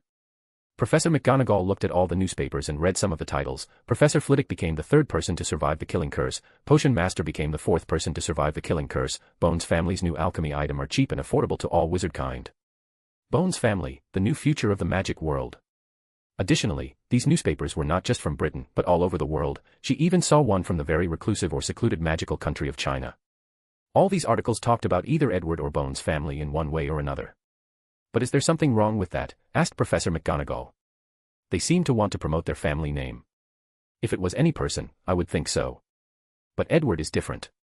After so many years of observing him, I know that he is different. Everything he does has a purpose." "What are you trying to say exactly, Albus?" Dumbledore sighed before answering, "I'm afraid that Edward has started his grand plan of world conquest and civilization building. Professor McGonagall frowned before asking, "Didn't you say during the interview, he told you that he was not planning on doing so? Did he lie?" Given his character, not likely. So, what made him change his mind? Dumbledore paused for a moment. "I received news from an old friend that he met Edward in 1926. Most likely, something happened there to change his mind." 1926, asked Minerva with a frown on her serious face. "He is messing with time, Turner." However, after seeing him a few weeks ago, he did not appear to age by more than 60 years. That's what makes me more worried. According to Nico, Edward has the recipe for the Philosopher's Stone. And it appears that he succeeded in crafting one of his own, thus attaining immortality. Adding his youth potion, maybe even eternal youth. The room instantly became quiet for a good half a minute. Then Minerva asked, "So, what are you going to do?" Dumbledore sighed as he looked through the window of his office. "I do not know, Minerva. Part of me wants to see the world built by him, while another part fears that he will become lost in the pursuit of power, no, the pursuit of knowledge." Minerva did not say anything after hearing this, as she too looked forward to what world Edward would build. She once had a conversation with him and he told him that transfiguration was probably one of the magic with the most potential despite the majority of wizards ignoring its value. According to Edward, the highest level of transfiguration that he envisioned is called matter manipulation. When Edward explained to her the concepts of atomic manipulation, subatomic manipulation, macroquantum manipulation, and quantum manipulation, Minerva spent a great deal of time to have a basic understanding of these concepts. Then, she was fascinated and truly wondered whether transfiguration could truly reach such height described by Edward. After waking up from his wandering mind, Dumbledore then said, "Well, now is not the time to think about these things as I have no definite proof of anything. What I am currently most concerned about is Cornelius, the Minister of Magic." "What does he have to do with all of this?" asked Minerva with a puzzled look on her face. "Based on recent events, I can deduce that Edward plans to increase the Bones family prestige, then have his Aunt Amelia run for the position of Minister of Magic. Like this, they will have the rightful right to control the British magical world. Nevertheless, I worry that Edward will not have the patience to wait for the next election, but use some unscrupulous method to achieve his goals." Minerva was not surprised by these words, nor did she think that Edward was not capable of doing such a thing. After years of knowing him, although she had to admit that Edward was her most talented student, she could see that he was the kind of person willing to bend the rules when necessary. "Do we need to warn Minister Fudge?" asked Minerva. "Yes, however, I fear that things may not go as easily as stated." Then the headmaster sighed before taking a parchment and writing a letter. Then, he had an all deliver it to the Ministry of Magic. Chapter 74, The Secret of the Limiter. Dumbledore's owl flew to a specific destination before dropping the letter in a container, which also contained many letters. Following this, a person came to pick up the letter and dropped it in at a specific department of the Ministry of Magic. This department was responsible for checking any mail sent to Minister Fudge and ensured that these letters were not enchanted with powerful curses. The person checking the mail was a female wizard. She would take the mail, then use a specific spell to check whether a curse was placed on the letter. However, when she saw that it was a letter for Fudge from Dumbledore, she paused for a very quick moment, then proceeded to act normally. However, no one noticed how she actually took that specific letter and placed it in a specific compartment in her desk. Then, the letter disappeared. Scene break. Amelia Bones was in her office dealing with countless papers. It appeared that she was a little overwhelmed as she had so many people to communicate with, especially the past weeks. On her desk, there was a small lamp with blue flame. This lamp appeared to be something she used to decorate her office. Suddenly, the blue flame turned green and a letter appeared on her desk. Upon noticing this, Amelia frowned a little as she took the letter. "A letter from Dumbledore to Fudge," she muttered to herself. Immediately afterward, Amelia took a small mirror from her desk. With a wave of her hand, the mirror suddenly expanded. A few seconds later, a disheveled person appeared in the mirror. It was Edward. He looked like he had not slept for weeks, nor properly bathed himself. "Are you all right?" asked Amelia with worry on her face.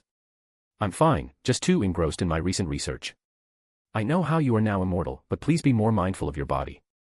"I will." Amelia nodded her head, then continued, "I will send you a letter that is magically sealed. See if you can open it." She then used the same lamp to send Dumbledore's letter to Edward, who had a similar lamp in his room. Using his wand, he opened the letter and read it. "Did he already notice our action?" asked Amelia. "It appeared so," replied Edward. "So fast." The headmaster did not become the world's most powerful wizard simply because of his talent. The man is wise beyond measure. Amelia nodded her head as she agreed with this statement. "So, do you need my help to deal with the situation?" "There is no need. I have learned a lot of things with the Muggle advisor that you acquired for me, so I can easily deal with this situation." After saying these words, Amelia sighed deeply before continuing. "I cannot believe how complex Muggle politics and strategies are, compared to the petty squabbles going on in the Ministry of Magic." Edward could guess her feelings. No matter how open-minded a wizard is, deep down, all of them still have some sort of superiority to muggles just because they can create miracles with magic, while muggles cannot. As a result, many wizards, even the ones that do not discriminate against muggles, still believe that wizard society is more advanced than muggles in many ways. So, his Aunt Amelia had her secret pride destroyed a few weeks ago when she met with the advisors that Edward got for her to help run the world in the future. As some of the most intelligent muggles in the world from all possible fields, these guys did not even take an hour to discover so many things wrong with the laws of the wizarding world from different countries. According to their words, these laws were simply barbaric and an insult to their intelligence. Although Edward did not care about these things, his aunt, however, had her worldview destroyed and rebuilt in only a single day. Luckily for Amelia, she had Edward's diadem, allowing her to learn quickly and barely able to keep up with these geniuses. "What do you want to do with the letter?" asked Edward. Since his aunt said that she could deal with the situation, he will not do anything. He was more than happy not to have to take action and continue his research. "Can you reseal so that Fudge cannot notice that someone tampered with it?" "No problem," replied Edward, who proceeded to do so. Then, using the lamp, he sent the letter back to his aunt. "There is one last thing that I need to make sure of," asked Amelia after receiving the letter. "If Dumbledore decides to use force to stop our action, can you stop him?" "You do not need to worry about this," replied Edward nonchalantly, and Amelia was relieved by her nephew's confidence. "That's good. On another note, are you still going back to Hogwarts as a teacher in a few days?" "Of course. Hogwarts will play a great role in our plans," replied Edward. Then, the two had a brief chat before ending their conversation. Immediately afterward, Amelia sent Dumbledore's letter back to its original place. The woman in charge of checking the letter for curses acted as nothing happened and secretly placed the letter on the pile that was labeled safe so that Minister Fudge could open them without worry. Although everything seemed normal after this event, this was not true. Soon afterward, a particular rumor soon spread throughout the entire ministry, to the point that it even reached Fudge's ear. Scene break. Edward finished the call with his aunt, then he started thinking to himself. He took out a contract and looked at it deeply. This was the contract that he was going to use to acquire Dumbledore's knowledge and memories. Since he already got both Grindelwald and Voldemort's memories, he did not really need Dumbledore's despite considering that the latter was more powerful and skilled than the two dark wizards. Nevertheless, Edward's greed for knowledge got the best of him, so he still wanted it. Adding to that, he spent so much effort to get that contract. Of course, he was not willing to give up now. "Unfortunately, now it is not the time," muttered Edward to himself. He had planned when his success rate would be the highest, the time when the headmaster was least likely to resist, thus not forcing him to resort to cruel means to get what he wanted. "All right, let's get back to my research. I think I finally found the secret of the limiter," thought Edward as he went back to his laboratory, leaving the political things beside and focusing on his magic research. Chapter 75, Little Trouble. One thing that has been plaguing Edward for quite some time now was the limiter.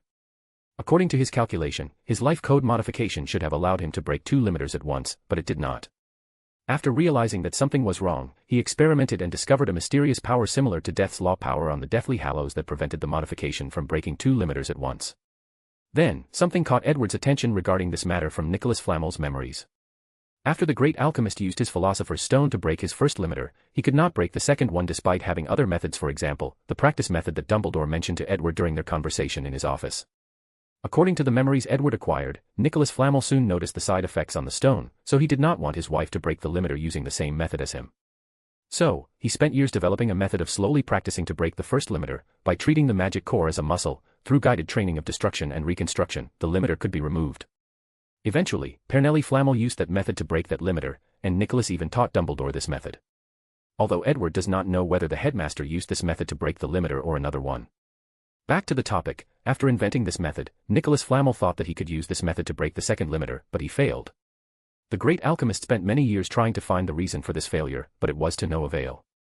However, another person managed to break the second limiter, his wife Pernelli. In her youth, she was also an ambitious witch.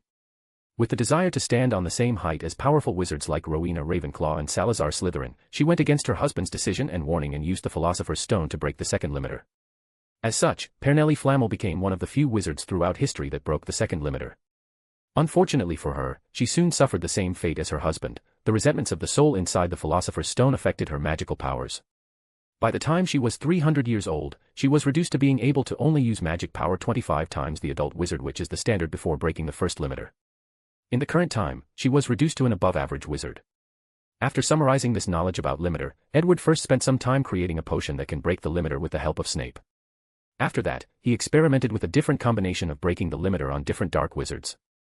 He had some of them use the practice method, then the potion method, body modification method, finally, the stone method. He focused on trying different combinations of methods. Since the practice method took time, Edward had to use the temporal power of his world gate and send these experimental subjects back in time while controlling them to spend years constantly practicing until they broke the limiter. Using this method of experimenting, Edward was even able to create a wizard who broke all three limiters, reaching the realm of legendary wizards like Merlin and Morgana. Of course, these experimental wizards only had a massive amount of magic power after breaking the limiters. Just like Dumbledore said to him, having a large amount of magic power meant nothing if you do not know how to use them. A person that did not break the limiter could easily beat someone who broke all three limiters if he or she was skilled enough with magic or spells. Nevertheless, these experimental wizards did not live long, as Edward did not allow such powerful and unstable people to stay in this world. As a matter of fact, these people would not live long even without Edward's interference. Breaking the limiters only allowed a wizard's magic power to grow on their own until they reach a certain level. It did not increase the magic powers of the wizard itself. An example was that with Edward's natural talent, he should have touched the threshold of the first limiter in his early 20s, which is very fast considering that Grindelwald's only reached that threshold in his early 30s. Most wizards do not even have the talent to reach that threshold in their entire life, while some can only reach it in their later years of life. Using potions, Edward quickened the process of his magic power, so he reached the standard when he was 17 years old. After breaking the first limiter, he also used a potion to have his magic power rapidly increase from 25 times of an adult wizard to 50 times, which is the threshold for the second limiter. Of course, he made sure that there were no side effects. So, the wizards used in his experiments were forced to have their magic powers increase in a very rude way that focused on efficiency instead of stability. So, even the ones that broke all three limiters were very unstable and their bodies were on the verge of collapsing. Nevertheless, Edward acquired a great deal of information regarding these limiters. For once, each limiter required one different method to break it, meaning if a wizard used the body modification method to break one limiter, he could not use it to break any of the other limiters. Second, in theory, any of the methods could be used to break any of the three limiters. For example, a person could, in theory, use the practice method to break the third limiter. Finally, and more importantly, a more powerful method is required to break the higher limiters. For example, if someone used the body modification method, then that person cannot use the practice or potion method to break the second and third limiter. However, if that person used the practice method to break the first limiter, he or she could use the potion method to break the second limiter, then the body modification to break the third limiter. As in Edward's case, since he used the body modification method to break the first limiter, then he cannot use both the practice and potion method to break the second limiter. He could only use the Philosopher's Stone. However, Edward knew that the stone method was the most powerful method that he currently possessed, so he was reserving it to break the third and final limiter. So, he needed another method to break the second limiter that was more powerful than body modification, but less powerful than the stone. Should I try Grindelwald's method of using one of the Deathly Hallows? No, that method relies on the power of law of the Deathly Hallows, and I do not trust death not to leave any backhand on these hallows, thought Edward to himself. Then he started walking back and forth. Then, I can only use that project to break the second limiter, then the Philosopher's Stone to break the last one, muttered Edward. I would not have to go through all this trouble if my plan to replace the magic core with the Philosopher's Stone succeeded. Anyways, I should not be in too much of a hurry. According to my research, the third limiter, or 100 times the magic power of an adult wizard, is the highest level allowed in this Harry Potter universe. However, if I can find a way to replace the Philosopher's Stone with my magic core, then I should be able to bypass this law. After thinking about this, Edward prepared to go do his research, then he suddenly remembered that his aunt mentioned days ago a little trouble that needed his help to resolve. However, he was so engrossed in his research that he forgot, and she did not want to bother him, so he did not even mention it during their recent talk. After sighing deeply, Edward took a proper shower, dressed nicely before operating back to Earth to deal with things properly. Chapter 76, The New Lord. Edward was standing in front of a manor waiting for someone. Fortunately, he did not have to wait long. After a few seconds of his arrival, another person operated in front of him. Severus, how are things going? Asked Edward with a smile on his face. Everything is fine, replied Severus Snape with a look of suspicion on his face as he wondered what had gotten into Edward's today. What about the clones? A month ago, I finally created a potion that stabilized their DNA. The Muggle scientists were fascinated by this and claimed that they can develop new cloning technology by studying these clones. According to them, it won't be long before they could develop the technology to create perfect clones without any problem. Nevertheless, I still discover a problem. Oh, can you be more specific? Asked Edward with intrigue. I discovered that these clones have developed a brand new soul of their own. How intriguing. I will check it out when I have time. However, you do not need to worry, as I can still remove these souls from their bodies when the time arrives. Snape nodded his head before continuing, I understand. So, why did you call me here? He did not believe for a moment that Edward just called him to chat or ask about the state of the clones. He could just stop by the laboratory to check the result. Edward did not immediately answer him, but walked next to the young potion master, patted his shoulder before saying, Severus, how have I treated you the past few years? Snape frowned as he had an ominous premonition. You have always been a person who keeps his words, so I have no complaints. True, replied Edward. Compared to the two other lords that you have served, I can be said to be the one much easier to get along with. Voldemort treated you like a servant and did not even keep his promise to you of not killing Lily. As for Dumbledore, he used emotional manipulation to keep you loyal to him, yet does not offer anything of value to you. Snape remained calm on the surface, but a great inner turmoil took place inside him. And it was not just because of Edward knowing all his secrets, but also because he discovered that his memories were being read, forcefully. He tried to use his occlumency to stop the invasion, but it was no use, so, he created false memories in his mind. But, that also did not work as these memories could easily be discovered and identified as false. It seems that I was right. After my body modification, my already powerful soul became even more mighty, thus increasing the power of spiritual magic like legilimency. Even a powerful occlumency master like Snape could no longer resist my power. Should I focus on spiritual magic like telepathy and psychokinesis? After all, I seem to be very gifted with this kind of magic. Forget it. As a wizard, I should control the power of the elements like flame, ice, and thunder. Then, bend space and time to my will. That's what a true wizard should be like in my mind. Forget about spiritual magic or using weapons to fight like those barbaric knights. What kind of wizard confronts his enemy head-on? These people should be ashamed to call wizards or magicians. However, I could use this newfound ability to my advantage. I wonder if I could read Dumbledore's mind to acquire all his knowledge. Forget it, use the contract first. If that does not work, use the torture. I can only use legilimency as a last resort. After all, Snape cannot compare to Dumbledore in terms of strength of the soul and mind. While all these thoughts were rapidly going through Edward's mind, Snape had a visibly disturbed look on his face. The reason being the fact that Edward placed a very memorable memory in his mind. In this memory, he saw how he spent years secretly protecting Harry Potter under the order of Dumbledore. Then, the Dark Lord was revived using dark magic and recalled all the Death Eaters to once again serve him. He became a double agent for Dumbledore to spy on the Dark Lord. The memories were not many or too small, but two of them caught his attention. One is when he is told by Dumbledore that Harry Potter, whom he was forced to protect for so long, had to die at the hands of the Dark Lord, essentially raising him like a pig to be slaughtered, which were the exact words his other self in the memory said to Dumbledore. The second memory was his own death at the hands of the Dark Lord. Despite being so loyal to him, he still killed him without hesitation, just because of the Deathly Hallow. Finally, in his dying breath, he told Harry Potter the truth about him and Lily, and how he was always protecting him all this time. After reviewing these memories, Snape took a few moments to calm himself down before asking with trembling words, "Is that your future?" "Yes," replied Edward calmly. Snape's hand trembled slightly, then used occlumency to keep his rampaging emotions under control. "Why are you showing me this?" Edward looked at him for a moment, then he said, "As Dumbledore already warned you, I'm about to create a new world order far more brilliant than any wizards throughout history could ever imagine. However, beforehand, I need to know where your allegiance lies." Severus Snape frowned after hearing this as he began to think about the situation. He knew that he could not hide his thoughts from Edward, so he did not try to fake his response, but thought deeply about the issue. "I have already served the Dark Lord, so there is no problem with serving Edward as long as he is powerful enough to prevent the previous master from getting his revenge. Additionally, Edward has allowed me to make amends for the mistakes of my past." So, Snape bowed to Edward while saying, "I pledge my allegiance to the Lord." "There is no need for all of this as I am not Voldemort," replied Edward as he lifted Snape from the bowing motion.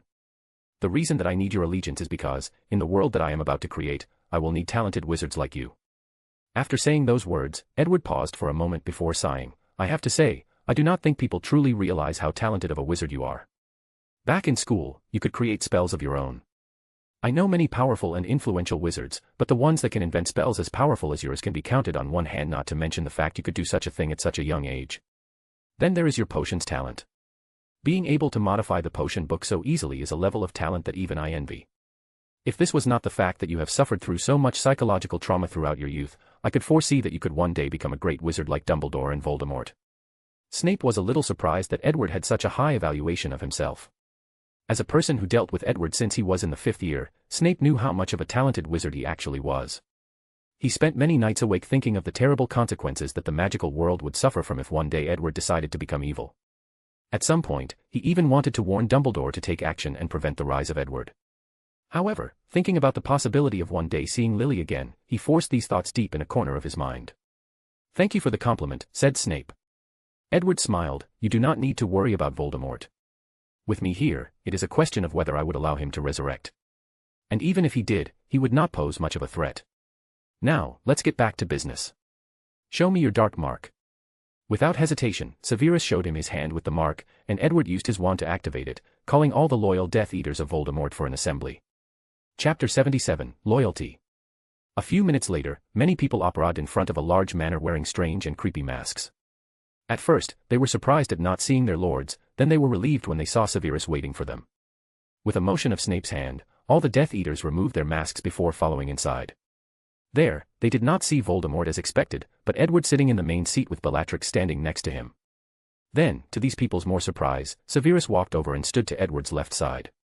"Seat," said a commanding voice. Many people subconsciously did so, while a few wanted to say something. However, before they could do so, they felt an overwhelming fear taking over their body, their souls, so they quietly sat down. "I know all of you were expecting your Dark Lord. Unfortunately, he is still dead. Well, at least, still hovering between life and death, and using any means to live his miserable life." After saying this, Edward waved his hand, then an image of Voldemort's life in the forest of Albania manifested in front of everyone. All the Death Eaters watched how their lord had to possess animals, and eat raw animals to sustain his life. The process did not happen only once, but day after day. The only words that could describe the current Dark Lord now are, miserable beyond belief. Meanwhile, in the corner of his eyes, Edward noticed the disdainful sneer on Bellatrix's face and the surprise on the Death Eater's face. Then, he started to speak. "All of you here are wise and should be able to guess my purpose in summoning you here, so give me your answer straight."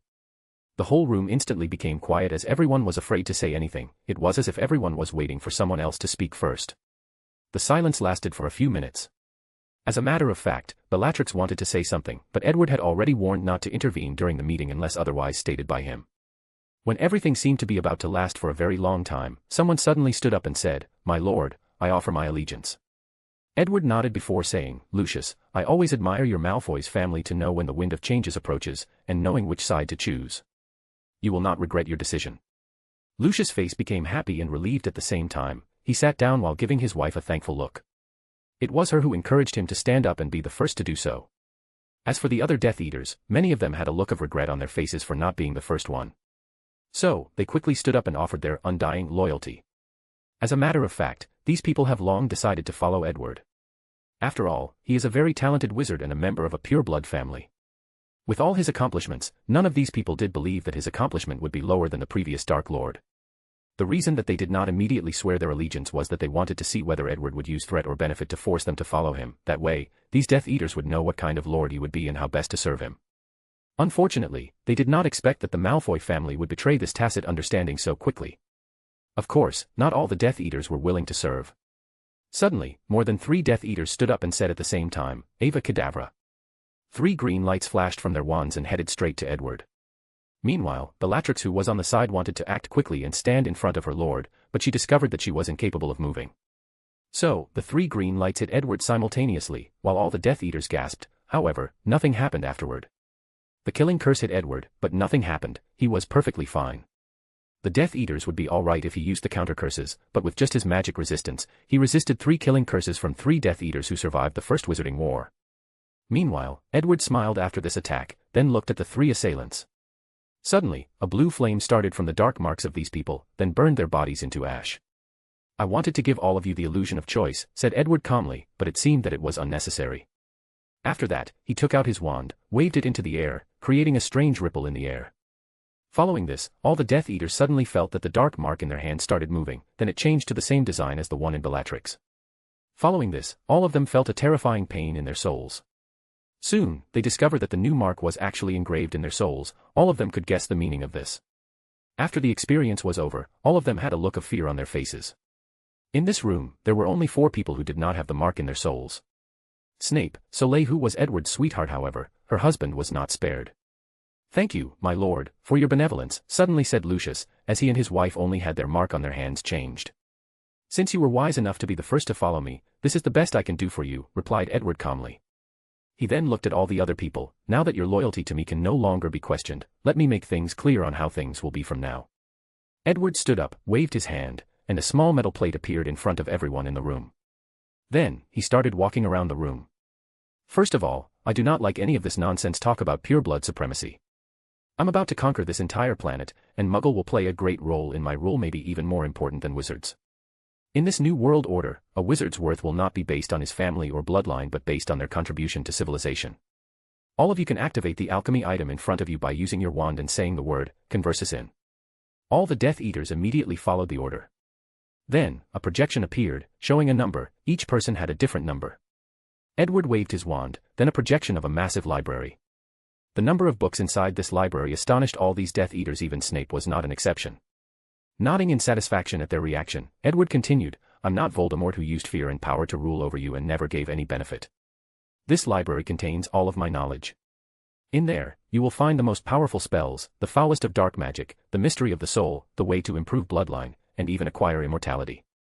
The breath of all these Death Eaters became rapid after hearing this.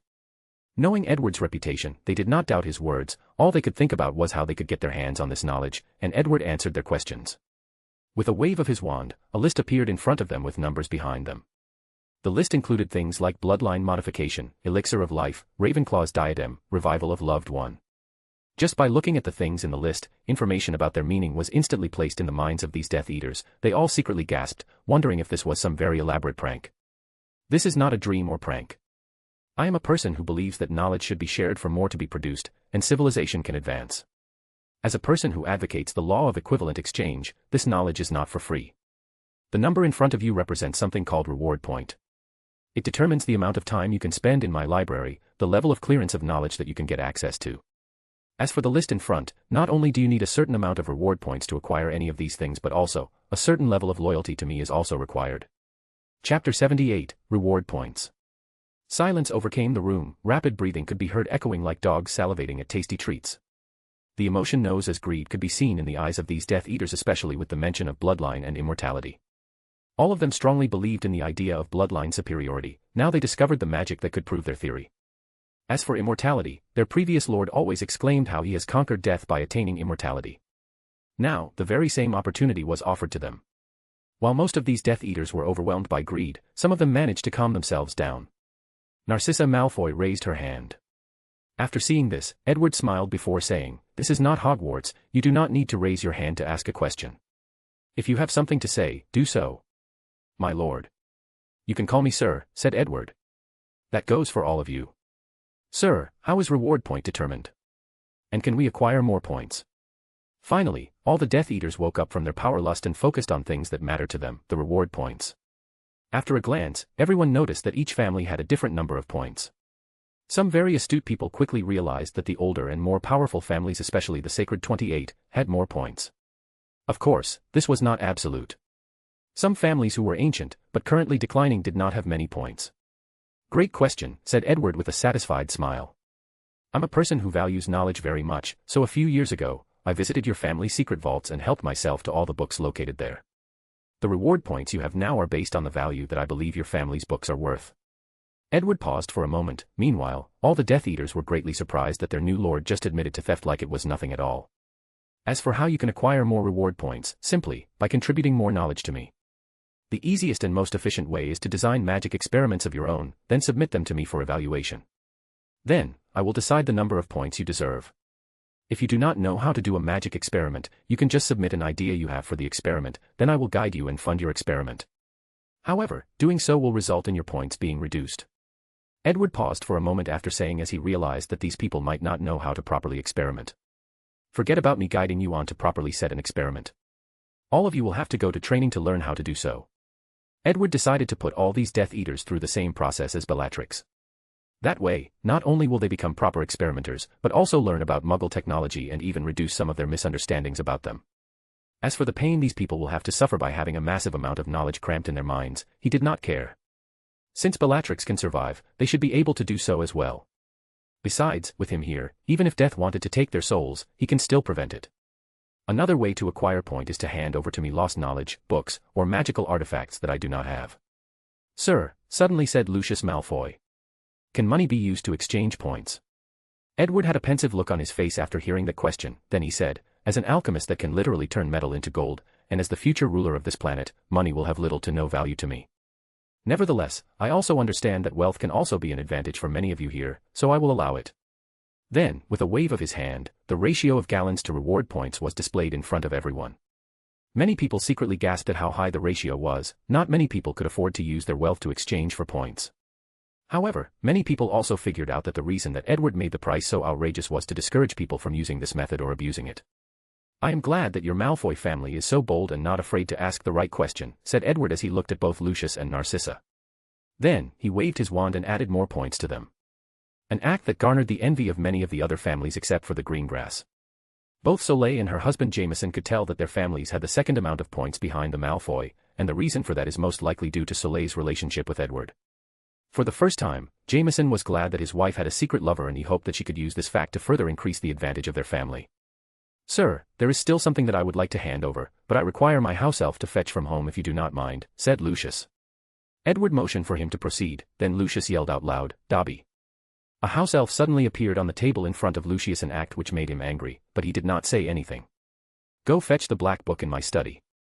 As you command, master. Dobby then disappeared, then returned a few seconds later with a black book in his hand. Lucius grabbed it from his hand while forcing him off the table. Sir, this is it. It was something that the previous Dark Low, I meant Voldemort, gave me to safekeep for him, said Lucius as he handed the book to Edward. With a wave of his hand, the book floated from Lucius and landed on him. This must the first Horcrux that Voldemort made. Horcrux. You can look for the information on the plate in front of you. There is a search option. All the Death Eaters immediately pointed their wand on the metal plate, then they learned that there is indeed a search option. As long as they thought about what they wanted to know, the information would show up. Following this, the information about Horcrux showed up. Horcrux, an alternate form of immortality that involves splitting the soul and attach it to an alchemy item with powerful magical power that served as a tether to the mortal world. As long as that item is not destroyed, then the owner is considered immortal. The maximum number of Horcrux that can be made is 7. History. This dark magic was created by an ancient Greek dark wizard named Herpo the Foul. But it was further improved by Tom Riddle, Voldemort. Warning, this kind of immortality is not recommended due to the side effects which include, change in appearance, splitting the soul is very painful, can lead to instability of the mind, can lead to the paranoia of people always discovering your Horcrux. Rewards point. All the Death Eaters sighed as they finally understood how their previous Dark Lords achieved his immortality. Nevertheless, despite the warnings at the end, many people were thinking about raising enough points to exchange the method for making Horcrux. After all, the other methods were too expensive. Some of them have heard about this kind of dark magic and wanted to check their family heritage to see if they still had a copy. Chapter 79, Insidious Death. Edward took a brief moment to scan the diary, before placing it on a bag with extension charm. So far, he had most of Voldemort's Horcrux, including the diary, the Ravenclaw diadem, Hufflepuff's cup from Bellatrix, and even the Slytherin locket which he had his house elf Momo steals from Creature in the Black family house. The only one left is Harry Potter. As for Nagini, Voldemort only made this Horcrux 2 years later in 1994. After doing this, Edward looked at Dobby, then waved his hand to telekinetically bring his body in front of him and started analyzing him. Sir, if my house elf offends you, I will punish him without hesitation, hurried said Lucius, with his voice trembling a little. There is no need, I just found your house elf special, replied Edward calmly as he took out his wand and used some sort of magic on Dobby, who had a terrified look on his face. Special? Asked Lucius in confusion. I have done a lot of research on house elves, and I discovered something fascinating, replied Edward while still analyzing the terrified Dobby. A powerful wizards place bloodline magic on the entire race, enslaving their bodies and minds. Hence the reason that they are so loyal to wizards. No, it goes beyond this. As a result of such magic, all house elves even love the prospect of being enslaved except for this one. He has his own will, his ideas, and beliefs. At first, I thought that his bloodline was special, hence the reason that he was different. But, no. It seemed that it is his soul that is unique. Meanwhile, Dobby was terrified as he felt that all his secrets were revealed, so he hurriedly said, Dobby is always loyal to Master Lucius. Were you going to tell Harry Potter to stay away from me after experiencing what you say in this meeting? Asked Edward with a smile on his face. Becoming ever more terrified, Dobby lowered his head. As for Lucius, he was furious. If he was not in front of people, Merlin knows what he would have done to Dobby. Edward looked at him and said, give him a piece of clothing. Lucius was startled at first, but he did not say anything. Without hesitation, he took out his handkerchief and threw it at Dobby, who hurriedly caught it. Now, little house elf, you are free. But, I still have to modify your memories for you not to intervene in my plans. After hearing this, Dobby became even more frightening. With the thought that he must warn Harry Potter, he snapped his finger to try to apparate. Unfortunately, to his horror, he discovered that his magic was invalid. So, he tried a few more times to no avail. Meanwhile, Edward just smiled and used his wand to modify this guy's memory. Then, with another wave of his wand, the house elf was teleported away. One of the Death Eaters raised his hand, then remembered Edward's previous word and lowered it. He said, "Sir, do we need to free our house elves too?" "In the future, you will have to, but not now." "The only reason I freed him was that he is useful for my plans," replied Edward. "Now, do you have anything to say? If not, this meeting will soon end." "Sir, I have an idea for an experiment, but I do not know if it is probable," suddenly said Jamerson Greengrass. "Oh, go ahead. I was wondering what would happen if I placed the soul of an animal inside a wizard." He did not say anything else besides looking at Edward and waiting for his answer. That's an interesting idea. From what I know, even werewolves who are considered magical animals have a normal human soul. In such an experiment, you can first try ordinary animal souls, followed by magical animal souls. You can try it on muggle prisoners and dark wizards. He then looked at Jamerson. "Does your family has the fund for this experiment?" "There should be no problem. In that case, after going to proper training, you can set the experiment on your own. I'm looking forward to the result." "Training, sir?" "Yes. All of you have to go through training to learn about basic muggles knowledge and how to set up an experiment. I'm warning you now, this training will be very painful, and some of you might become sick for a while during the process. So, I need you all to create a schedule when appropriate for any of you. After all, we do not want the world to suddenly notice that a bunch of members of pure-blood families all suddenly become sick at the same time." Edward then looked at Snape. "You are in charge of creating the schedule. As for you, Bellatrix, you have your own thing to attend to. As for me, I have a meeting with death." A sudden flame enveloped Edward as he disappeared from the room. Meanwhile, all the Death Eaters felt relief after his departure. It was like a giant weight has been lifted off their shoulders.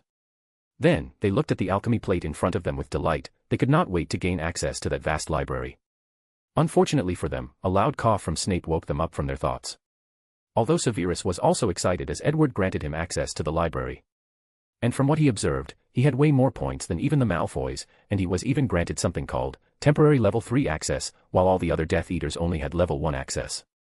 According to Bellatrix's envious explanation, it meant that he would pay less for any knowledge, and had access to deeper secrets.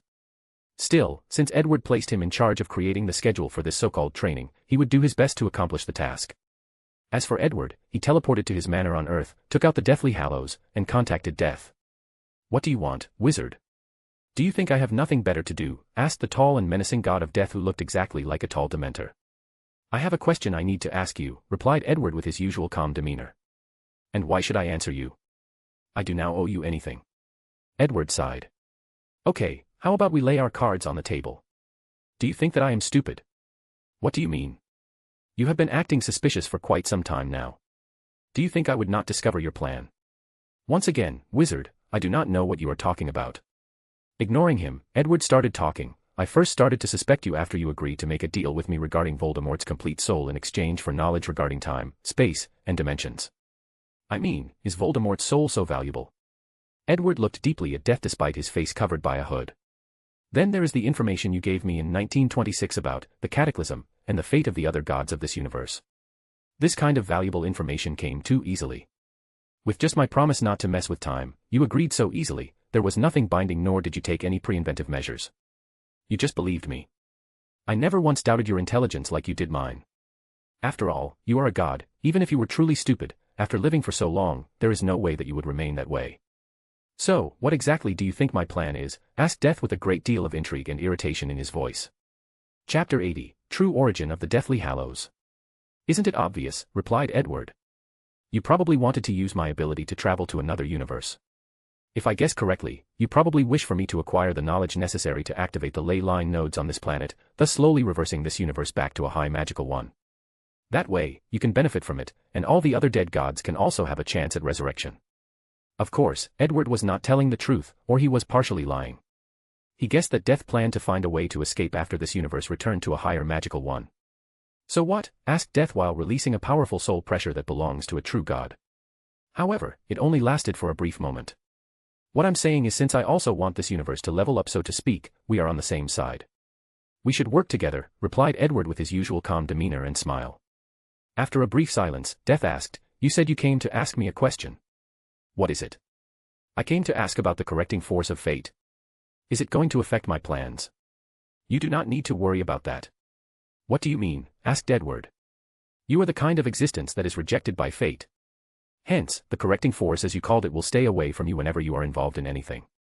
This is also the reason that you cannot use any divination magic and the reason that divination does not work on you. Edward frowned after hearing this, then he asked, If what you said is true, how come Grindelwald had a prophecy about me?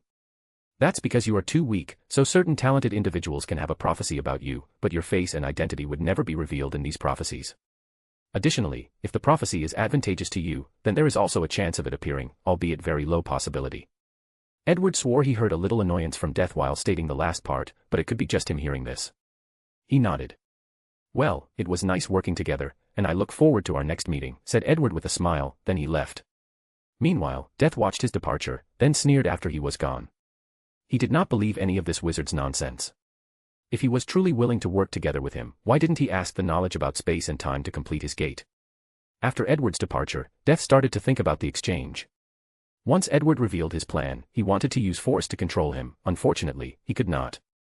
Looking at his body, Death could see countless invisible chains bound at him, and he cursed out loud. Of course, this was not the main reason he did not act. It was because he felt a faint threat from Edward. Unlike his previous encounters, he felt that this wizard had something that could threaten him. What's the reason? Could it be because he broke the first limiter? No, that does not make sense. Even if he broke all three of them and reached the ceiling of magical powers in this world, he would not be a threat to a being of law like myself. After thinking about this, Death started observing the world of the living. He could see everything that was happening, including all of Edward's secret development in the magical world. Then, it looked straight into the moon in the direction of Edward's laboratory. Unfortunately, he could not see anything due to the power of the invisibility cloak. Damn those deathly hallows, why did I make those things, muttered Death. No, it's those Peveril brothers that I should curse. Back then, it used all the power of faith that it gathered over countless millennia to temporarily visit the mortal world.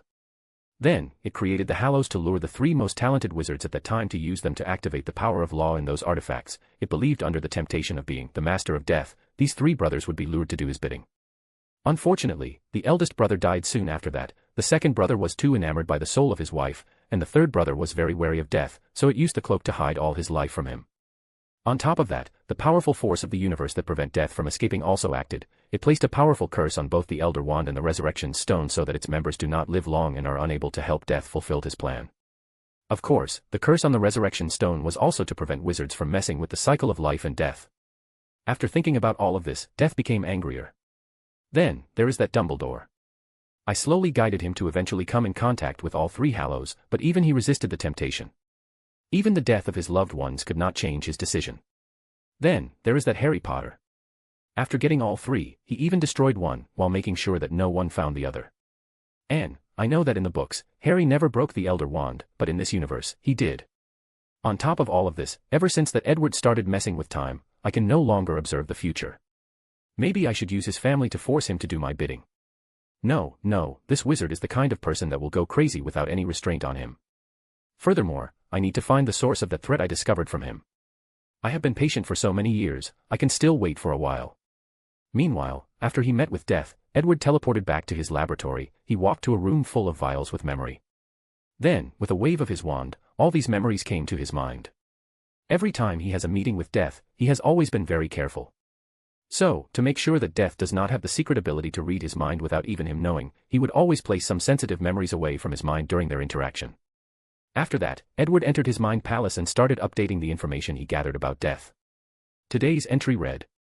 It seemed that I was correct. Besides my first encounter with Death back in school where he showed genuine emotions, all the other times were very calculated, thus further raising his threat level. Chapter 81, One Last Thing. Back to a few weeks ago, after Edward gave Bellatrix permission to study Obscurus. A door opened, and Edward walked out while wearing a cloak. As soon he removed it, his body appeared inside his laboratory, and the cloak suddenly dissipated. It seems that the invisible cloak I made using the power of law from the Deathly Hallow cannot last long. This might cause a little trouble, muttered Edward, then he ignored it. If he did not need to remain invisible to Death's view, he would not go to such lengths. Ever since he started building his word gate, he sometimes felt an invisible gaze looking at him. At first, Edward thought that this was just the result of his paranoia, but as the number of times increased, he realized that it was not so. So, he placed countless anti-surveillance enchantments in his laboratory, but it was of no use. At that time, he did not know that death was a real existence, let alone the only god in this universe. So, after his first meeting with it, Edward realized who was spying on him. Thus, he planned countermeasures.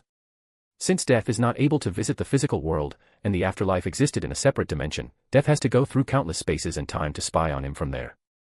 Based on this assumption, he researched how to make the void of space around his laboratory in a state of constant turbulence, thus hindering any sight from far away.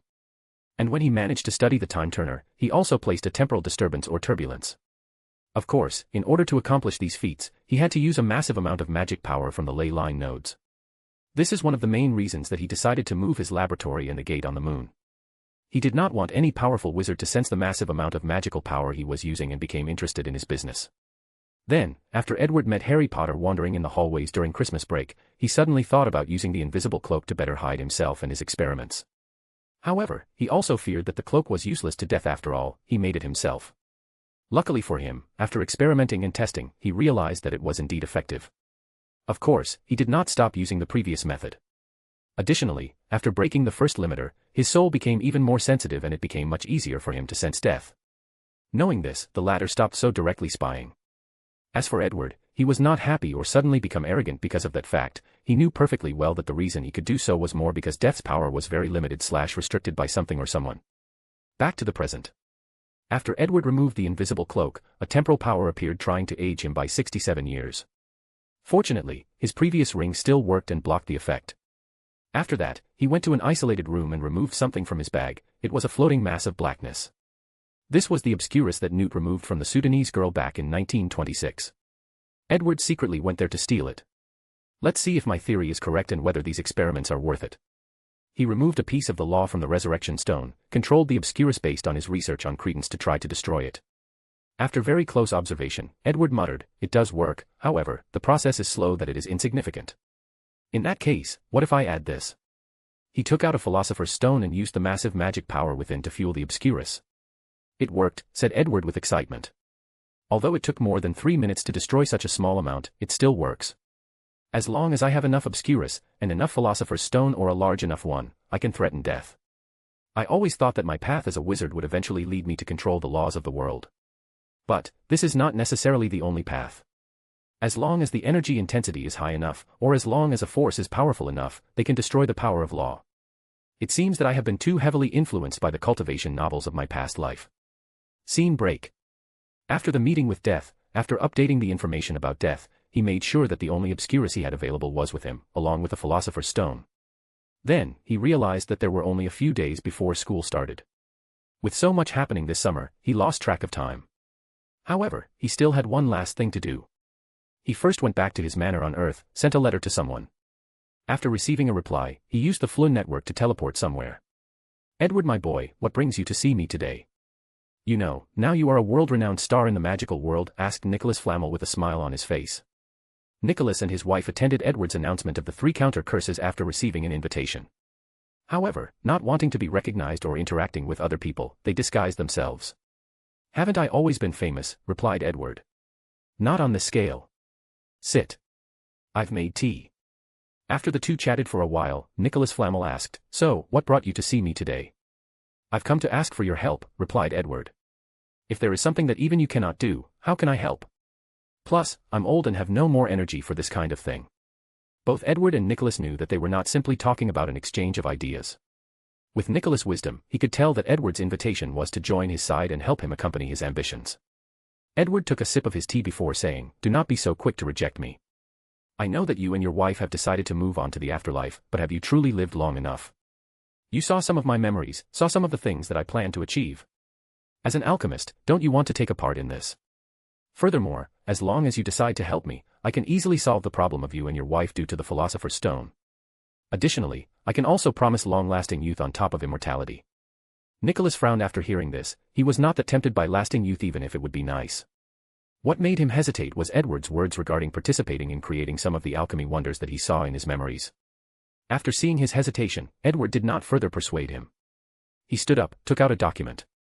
This is what I want you to help me with, to research on how to create a philosopher's stone using only emotions instead of souls. With your help and my suggestions, this project would only take a little amount of time before bearing fruit. And such an achievement is enough to change the civilization of wizards and advance it forward by centuries if nor more. If you decided to help, just send me a letter. After that, he left.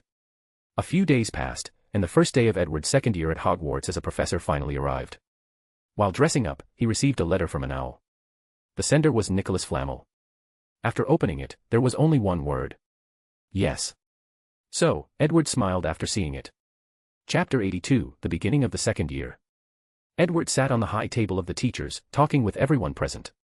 Because of his recent achievements, he was more famous than before, so many of his colleagues thought that he would not come back to teach. So, after seeing him, many had many questions, and Edward responded to all of them. And it was not just the teachers who were curious, but many of the students. After all, they spent the entire summer constantly hearing news about Edward in the newspaper. Well, it seems that my class will become more popular this year, muttered Edward. All the other teachers rolled their eyes after hearing this. Even many of them wanted to take his class given the option, let alone these easily influenced students. Finally, it was time for the sorting hat to do its job. All the teachers and students quiet down, providing Edward with a little breathing room. However, he received a mind-link communication invitation from Professor Flitwick. So, how does it feel to steal Dumbledore's title of the greatest wizard of the 20th century? Just like the headmaster does not care for such a title, I do not as well. But, you have to be at least a little proud of yourself, asked Phileas with a smirk in his voice. Of course, who does not like to be praised, replied Edward. Adding to that all the beautiful women of the magical world that have sent secret invitations to me over the past month, well, let's just say that celebrity life has been very kind to me. Professor Flitwick sighed as he said back, how many times I advised you to find a proper girl to marry. I am afraid that this will be the only time that you are disappointed in me, Professor. Flitwick sighed to himself but did not say anything. On a more serious note, do you have to do what you are doing? Unfortunately, yes, replied Edward. However, I can guarantee you that my method will be the most efficient and the one with the least resistance and casualties. Professor Flitwick was silent for a brief moment. Well, I already decided to side with you, there is no need to regret now. I can honestly tell you that you have made the right choice. And as I promised you before, I would never force you to do something that you did not wish to do. I know. So, how are you enjoying my library? A deep sigh ringed in Edward's mind after asking this question. I never expected that you have so much lost knowledge, that you have created so much new knowledge, and I keep wondering how much wizardkind would develop as a whole given access to all this knowledge. This is the reason that I'm doing what I'm doing. By sharing my knowledge in the hope that even more can be created, thus creating a perfect cycle that drives wizard civilization forwards. I agree with you on that, replied Professor Flitwick. However, I discover that I only have level 2 clearance. What about the higher levels? What exactly is there? However, Edward did not answer him, just smiled at him, so the professor did not mention the topic again. Currently, there are only 2 people with level 3 access, Bellatrix and Snape, and it is still temporary. And the reason for that is because he controls their lives.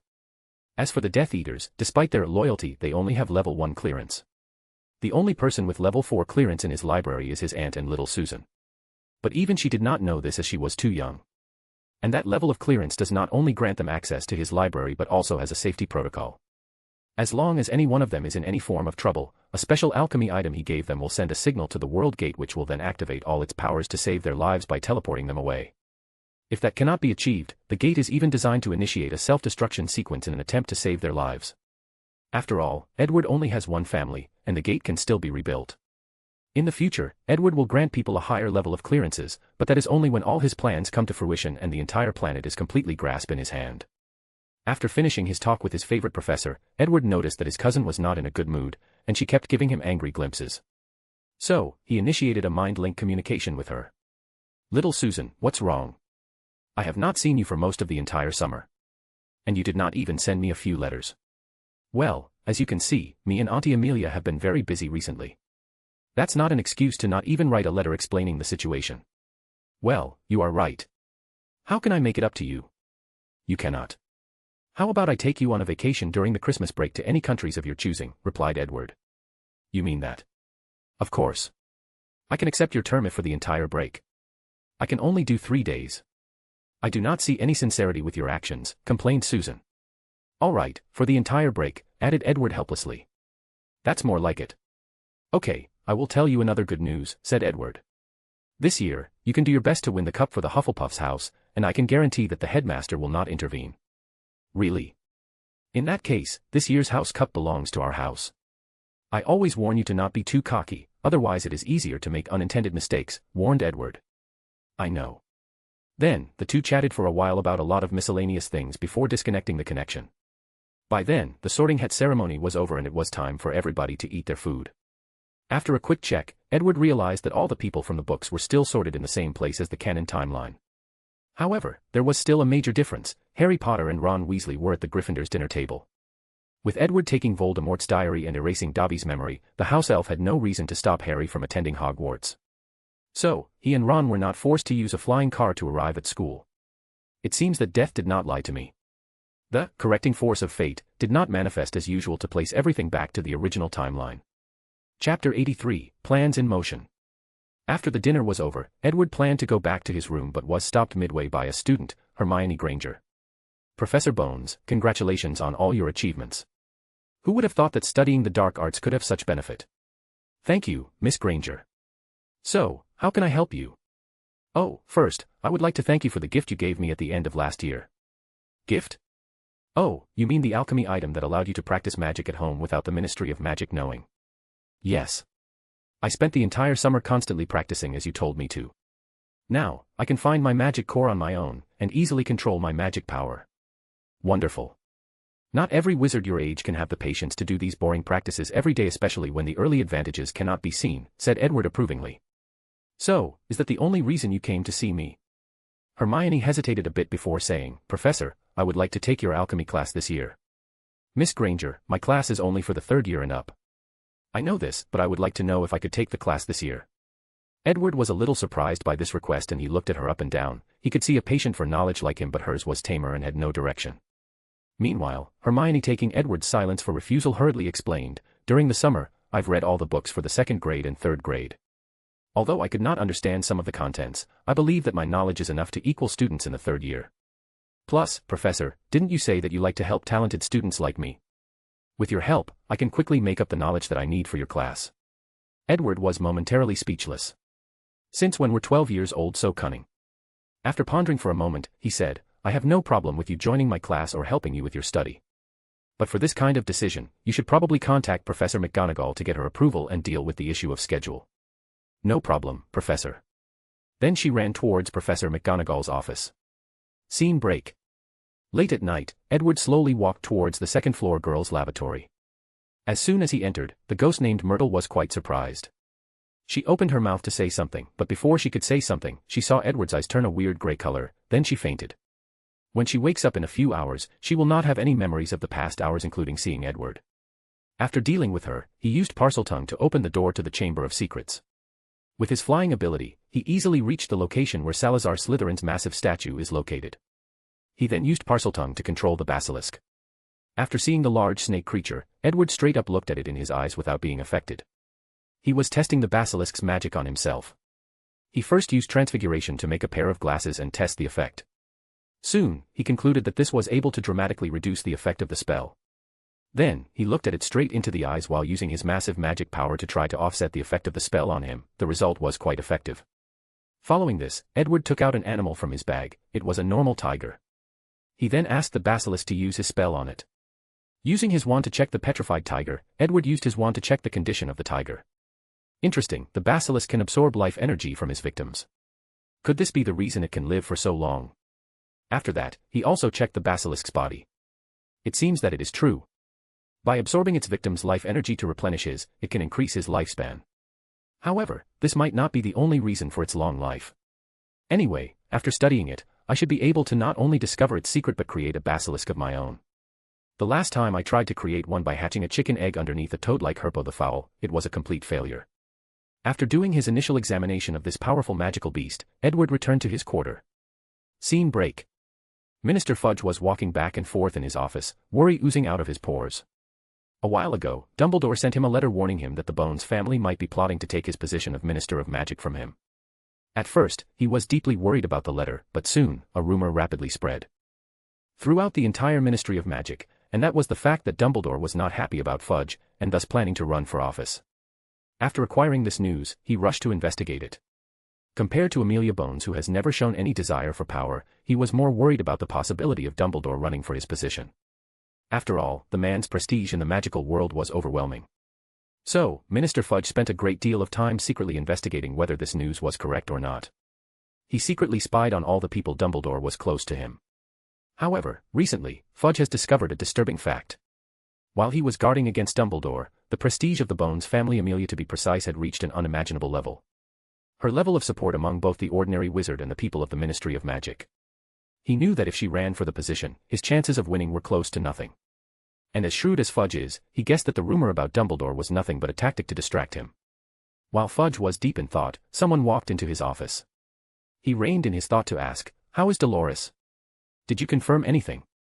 A flash of cunningness flashed across her eyes as she said, "I'm sorry, Minister, but everyone seems to be acting normally." "Is that so? Could it that you are being a little paranoid? After all, there is no evidence to prove that Amelia Bones is preparing to run for the position of Minister of Magic. You don't understand. I have an extraordinary sense of these kinds of things. Her recent actions are completely different from normal. It does not mean that she is planning to take your position." Then, what else could it mean? Dolores Umbridge became silent for a moment after hearing.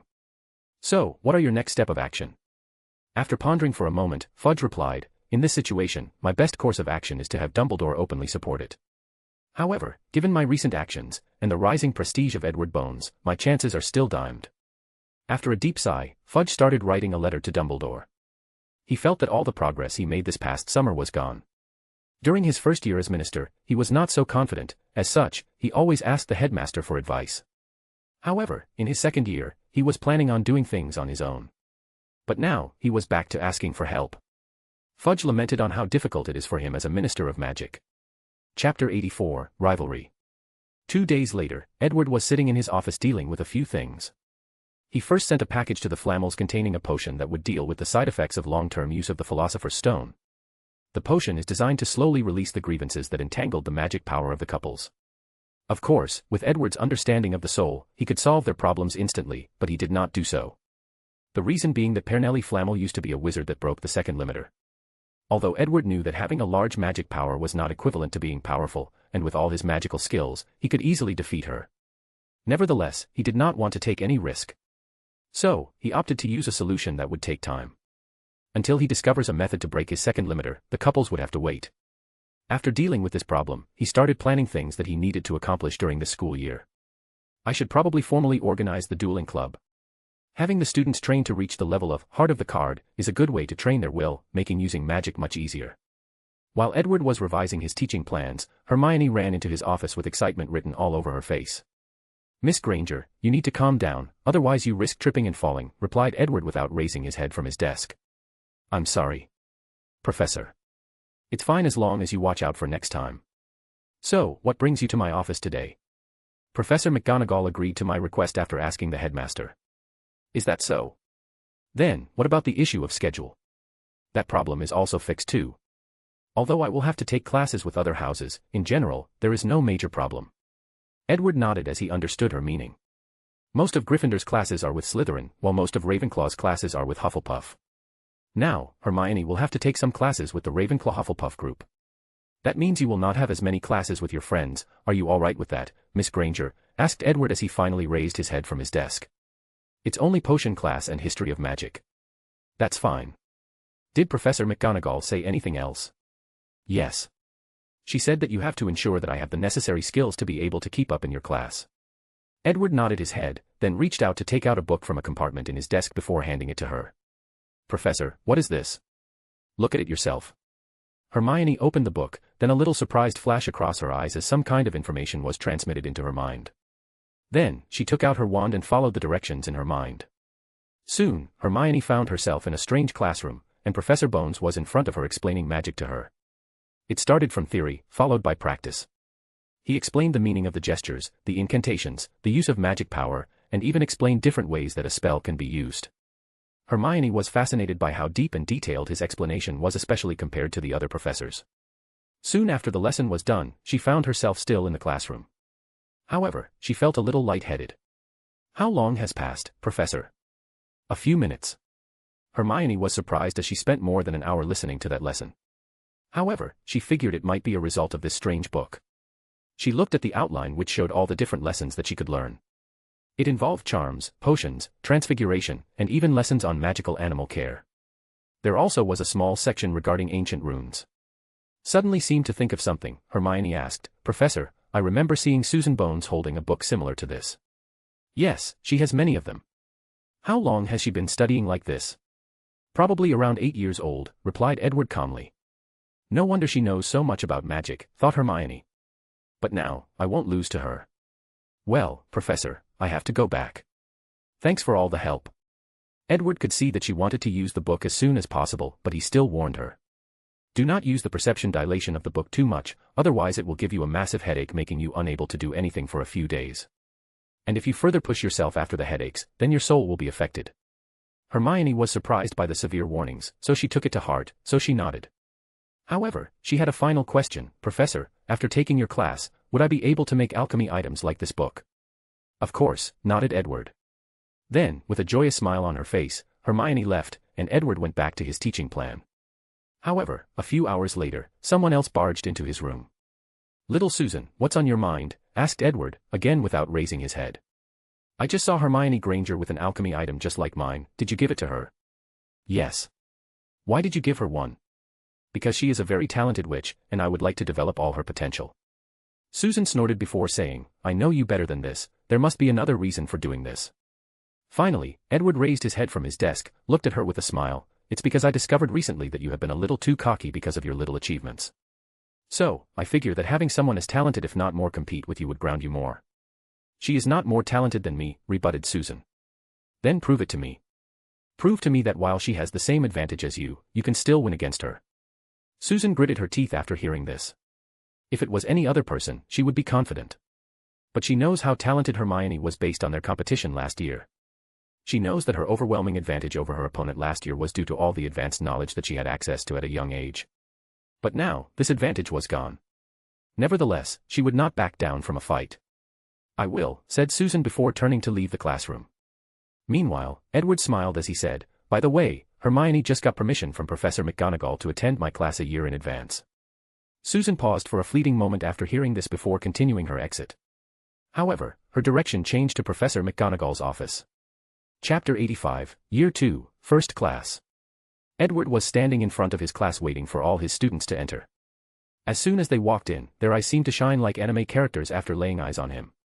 Once everybody was properly seated, Edward started class by first saying, "I know all of you are excited to have such a smart, handsome, talented, and famous teacher as me, but this is not the time for any shenanigans." The class laughed out. "I promised all of you that after class is over, if there is enough time, I will answer all the questions that you have. Understand?" The students nodded.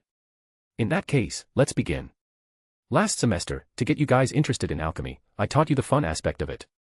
This semester, I will teach you the boring and tiring aspects of it."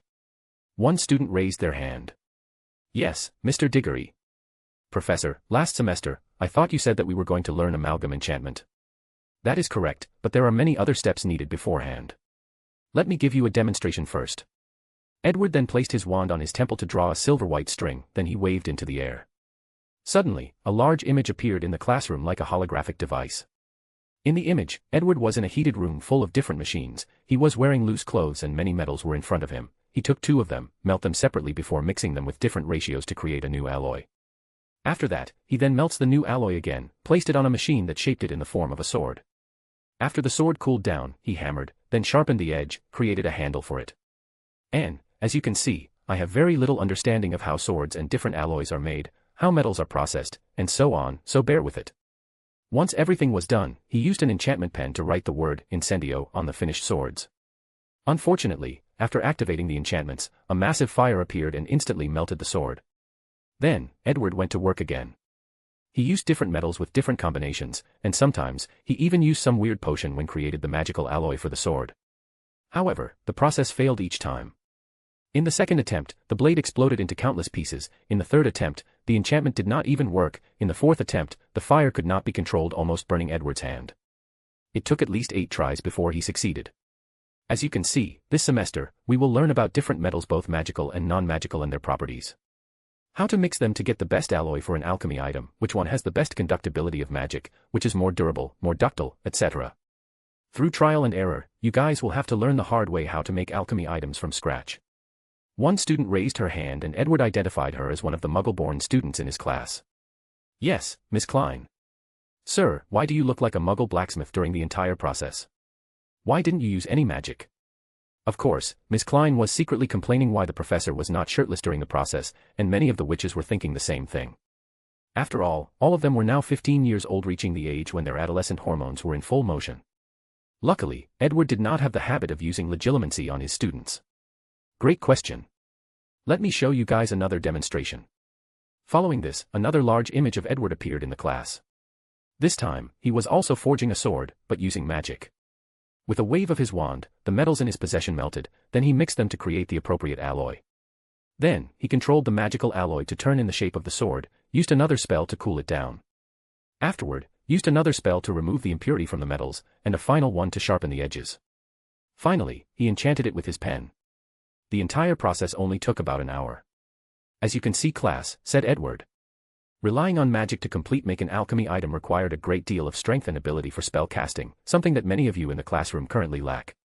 So, throughout this semester, while you learn the old-fashioned way, I will also be teaching you some of the spells essential to an alchemist.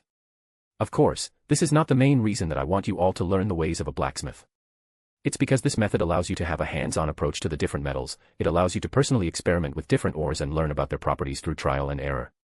The students nodded, however, they do not think that class would be as boring as the professor said if they have to do what he showed on these images. However, one student had a question. Yes, Mr. George Weasley. Professor, I'm Fred. No, you're not, replied Edward calmly. How do you know? I just know. What's your question, Mr. Weasley? I have two questions. One, is there an even better alchemy method than the one you just showed us?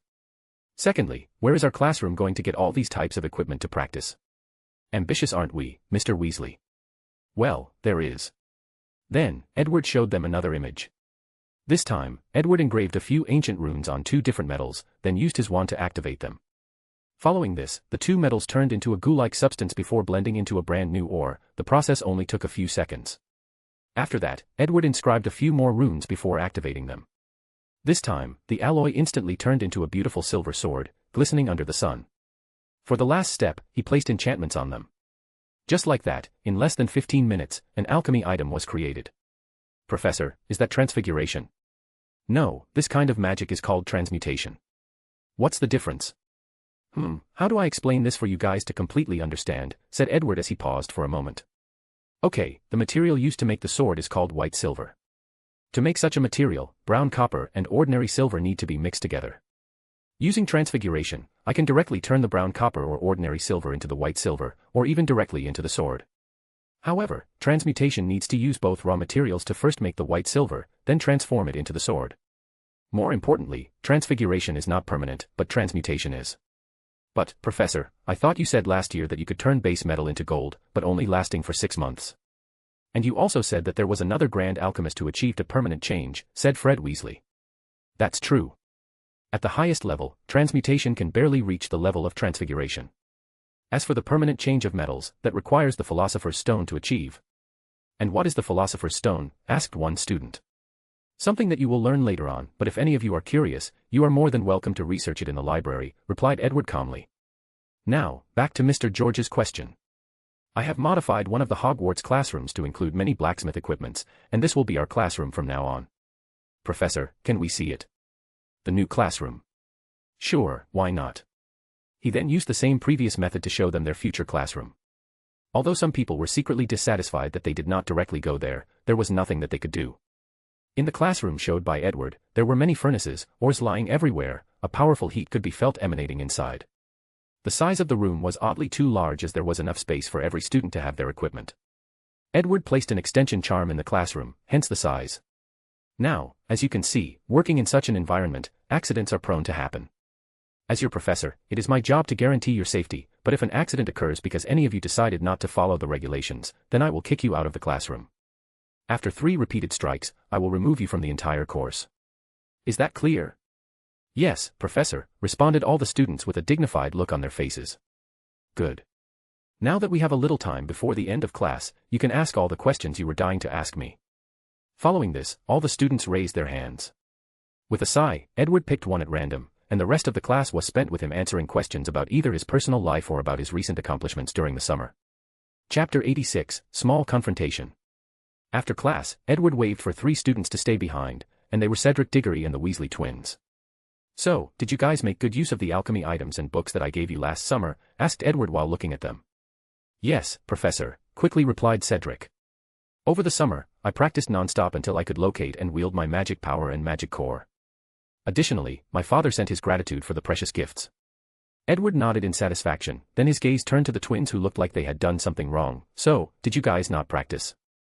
"Oh no, we did," replied the two together. "Then, why do you look so guilty?" "Well, at first, we did not practice due to how boring it was," said Fred. "But, Percy was snooping in our room and he discovered the books and magical items, then he told our parents," continued George. "After our mother discovered how precious such knowledge was, she was very thankful that you were willing to give it to us, so she forced us to practice. Professor, it was really hard and boring, but we did manage to find our magic powers and cores." Edward finally nodded in satisfaction. "This does not explain the look on your faces. So, if you have something to say, do it now."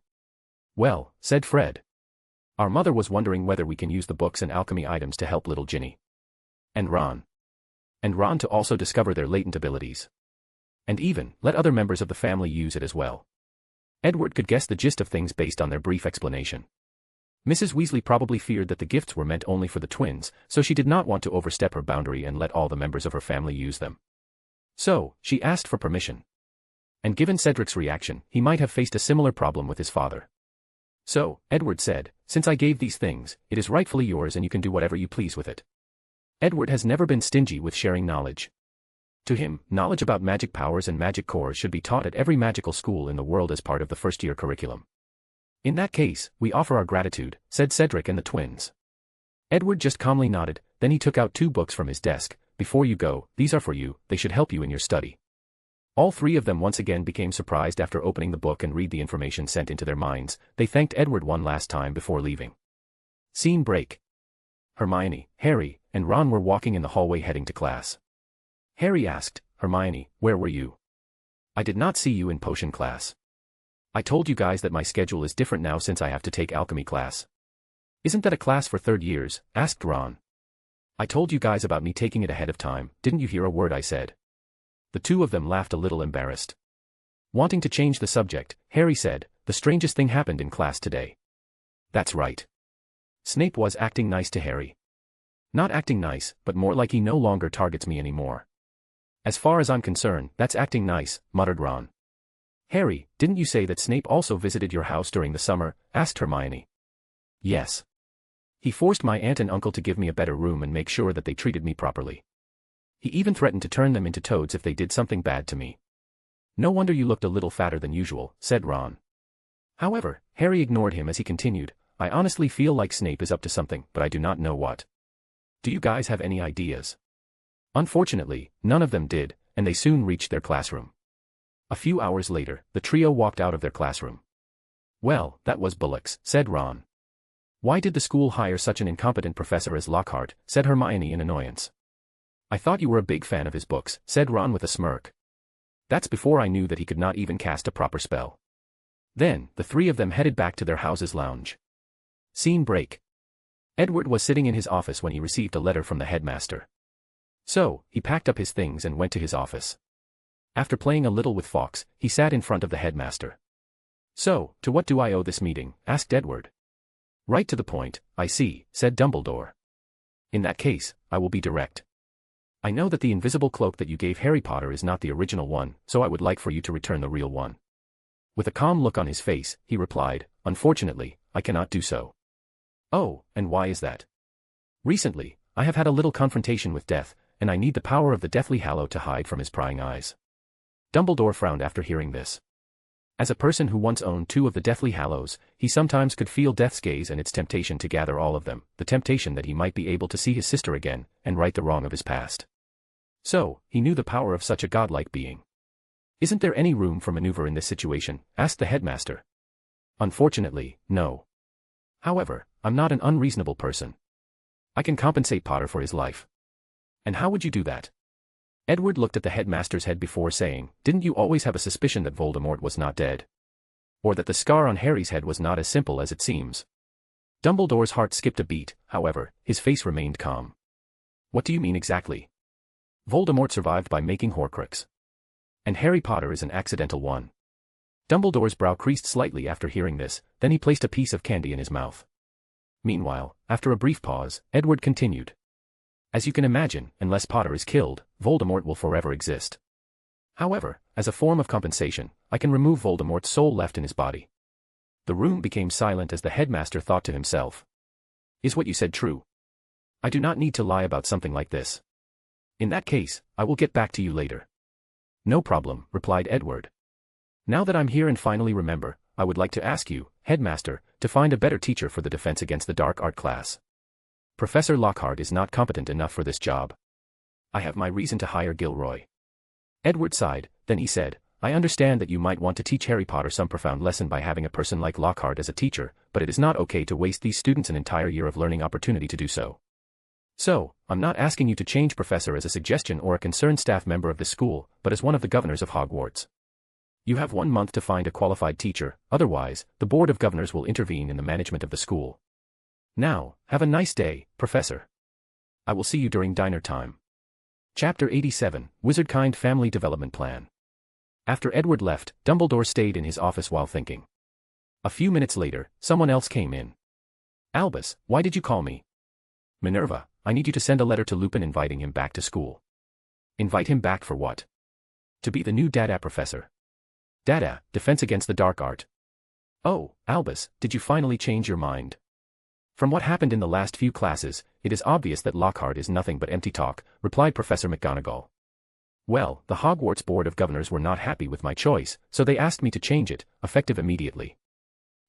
I thought the board rarely intervenes in the affairs of the school. Now that they are most likely under Edward's control, the situation should change permanently. Albus, did they fire you? Or plans to? The current situation does not seem that dire, but who knows what will happen in the future. Minerva was silent for a moment, then she asked, what about Lupin's condition? Will that be a problem? If it is, then Edward will solve it, replied Dumbledore calmly. What do you mean by this? If my guess is correct, his next major step is to control dark creatures like werewolves and vampires.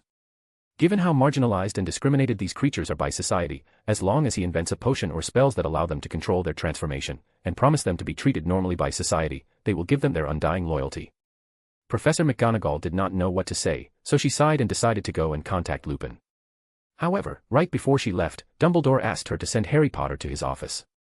A few minutes later, Harry entered the headmaster's office, but he did not see anyone else, even Fawkes. Except for a snake that was glaring at him. Although Harry was scared at first, soon, he started to speak in a strange language, following which, the snake seemed to listen to a command and just laid curling on the floor. Soon afterward, Dumbledore walked in from somewhere. The Potter family and the Gaunt family never had any connection from what I know, so there is only one way for Harry to be a Parseltongue. Scene break. Edward was walking in the hallways with the caretaker, Argus Filch. He said, "Are you ready?" "I've been ready for my life." "But, are you sure that there won't be any problem?" Edward patted his shoulder and said, "You should believe in my reputation." Soon, the two of them arrived in a room in the castle. Inside was Headmaster Dumbledore, Vice-Headmistress Minerva, Minister of Magic Fudge, Amelia Bones, Crouch Sr., and Rita Skeeter from the Daily Prophet. As soon as the two of them arrived, everybody's gaze was directed at them, to be precise, directed at Filch. Taking a deep breath, the squib entered the room. Soon afterward, a potion was handed over to him. Without much hesitation, he drank the entire bottle despite how horrible it tasted. Then, he waited with bated breath. Time seemed to be passing too slow for him, however, he knew that he had to be patient. 5 minutes later, when he was about to be disappointed, a surge of energy blasted from his body. With the utmost election, Filch started to wave his hand and transform a chair in the room into different animals, snacks, birds, mice, etc. He was like a child who had just gotten a new toy. Meanwhile, Rita Skeeter's eyes lit up after seeing this, so she started taking pictures. Then, she interrupted Filch by asking, "How do you feel being the first squib to awaken his magical abilities?" "It felt great. I can finally use magic just like these children." Then, Filch took Edward's hand and shook it firmly. "Thank you for giving me this opportunity." "No problem. From now, there will be no more squibs in the magical world." Many of the people in the room sighed as they knew that once again, Edward Bones will change the magical world, for the better. After that, Rita asked him a few questions, then she asked Minister Fudge, "Minister, how do you feel about this discovery? Any plans on how to maximize the benefit of this potion? Fudge straightened up his clothes, then answered, of course. I will personally oversee Mr. Bones' ceremony to award him a first-class Merlin medal. Although he already has many of them, I'm sure he won't mind a new one. Additionally, I ask that all squibs acquire this potion to awaken their magical abilities. Rita Skeeter nodded nonchalantly, then she walked to Amelia and asked, Madam Amelia, the same question. I believe this invention is the perfect opportunity to raise the population of the wizarding world. Oh, could you please elaborate more? One of the reasons that many families are not having children is because they feared giving birth to squibs, but with this new potion, all families can be guaranteed to always give birth to wizards.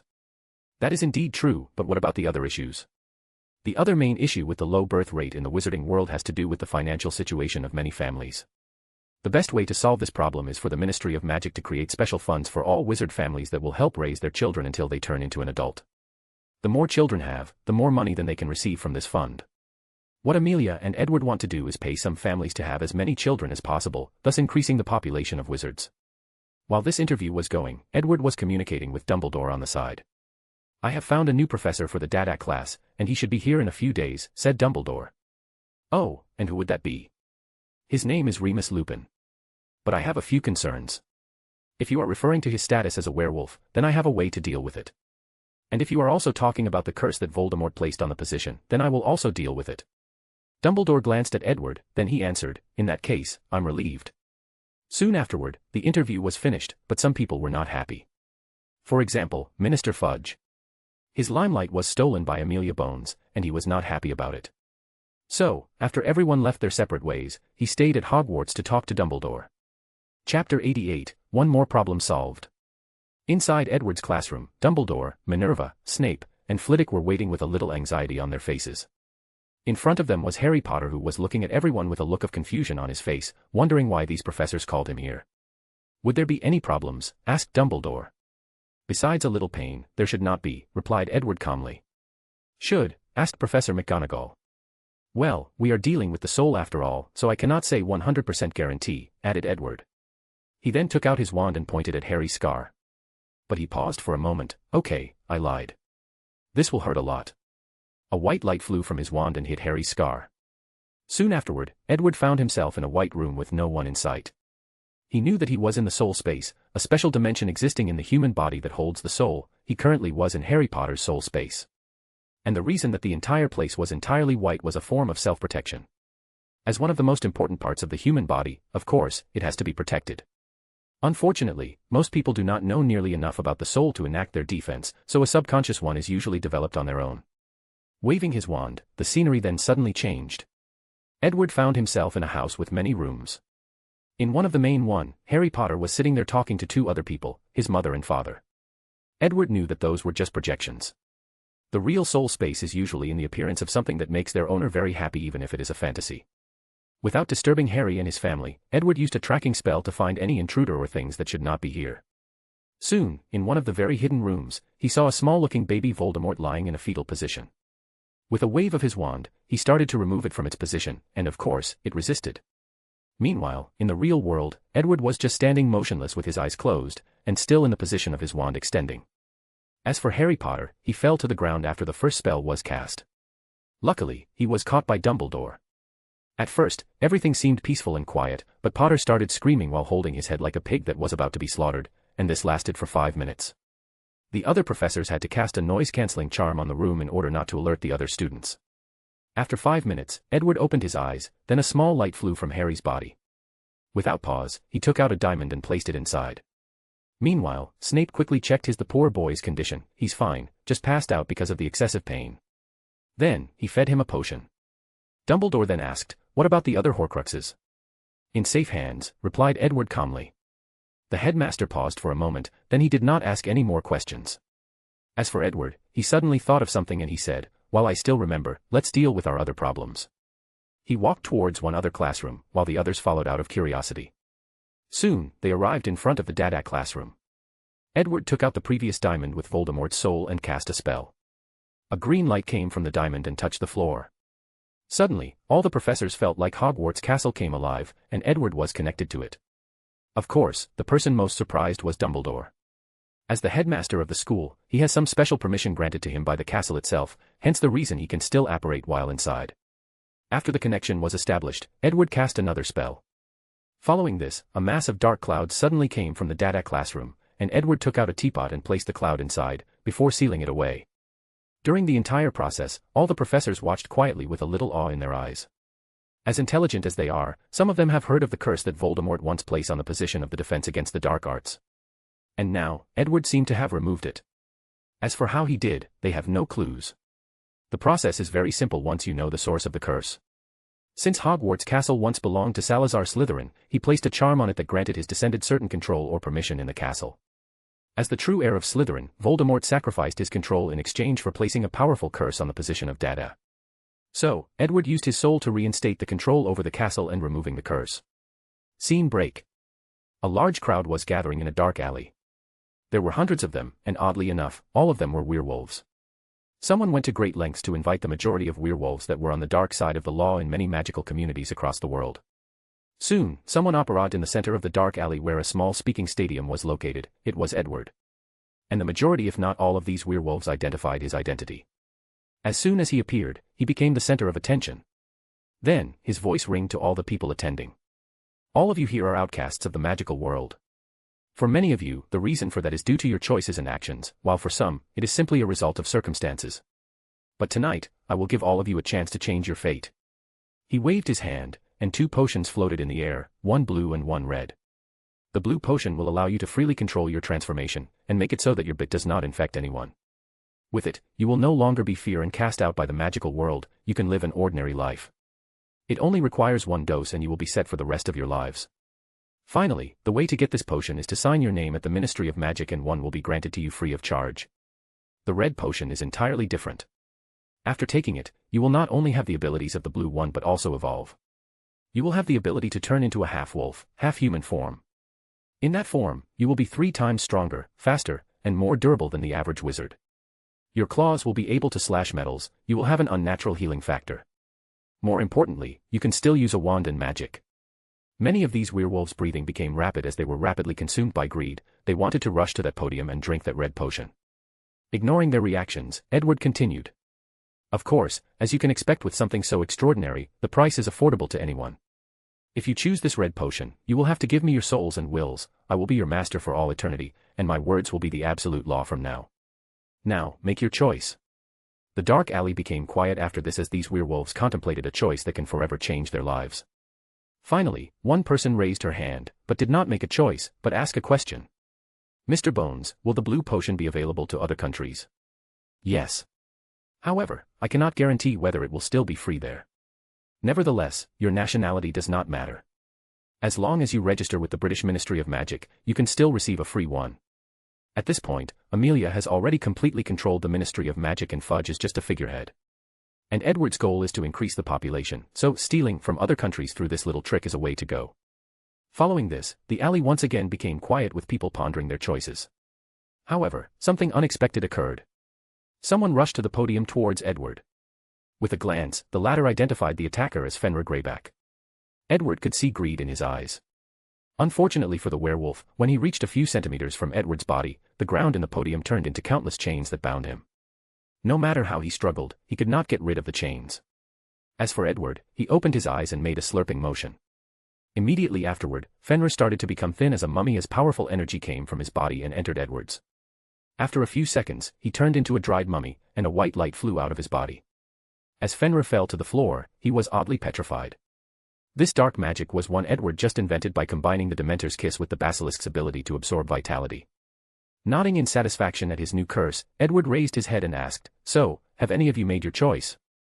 The majority of these werewolves chose the red potion. After all, they were used to living on the dark side of the law, and they knew the importance of power.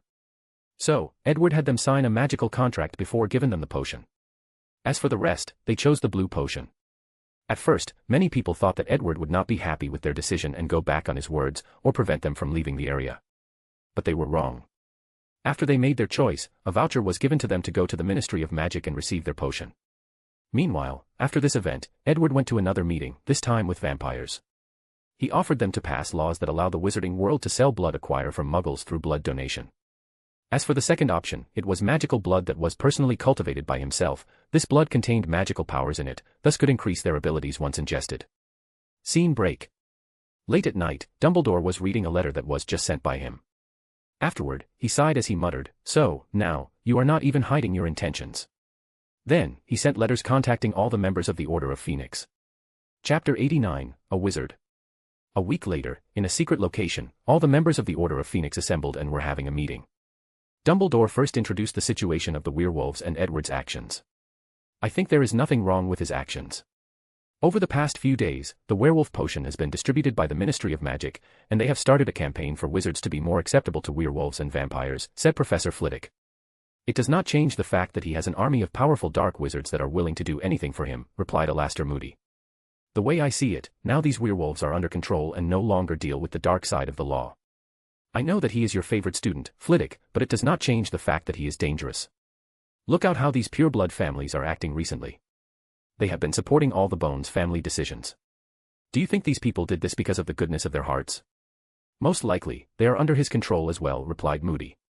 "Would you prefer that they wait until Voldemort resurrects himself and they serve him instead?" asked Flitwick back. "Can any of you deny that Edward's action has not improved the magical world in just a short few months?" No one answered, as he was right. In just a short time, the British magic world has greatly changed, and many members of the Order have benefited from these changes. An example is the Weasleys. With the new law that encourages families to give birth to more children, they received a large pension from the Ministry of Magic because they have so many children, thus dramatically improving their financial situation. The most recent example is Remus Lupin. As a werewolf who was excluded by society, the recent potion and laws have benefited him greatly. They provided him with a chance at a better life, a normal life. Additionally, the ministry has recently created many new jobs for wizards and improved the security of the country. In general, a new prosperous magical world is slowly developing in Britain. After the silence lasted for a moment, Dumbledore finally spoke. "I understand that many of you may have conflicted feelings towards Edward's action, and this is perfectly reasonable considering all the good that he accomplished. However, this does not change the fact that he is headed in a direction where he will acquire absolute power. And with this kind of power, it is very easy for a person to lose themselves.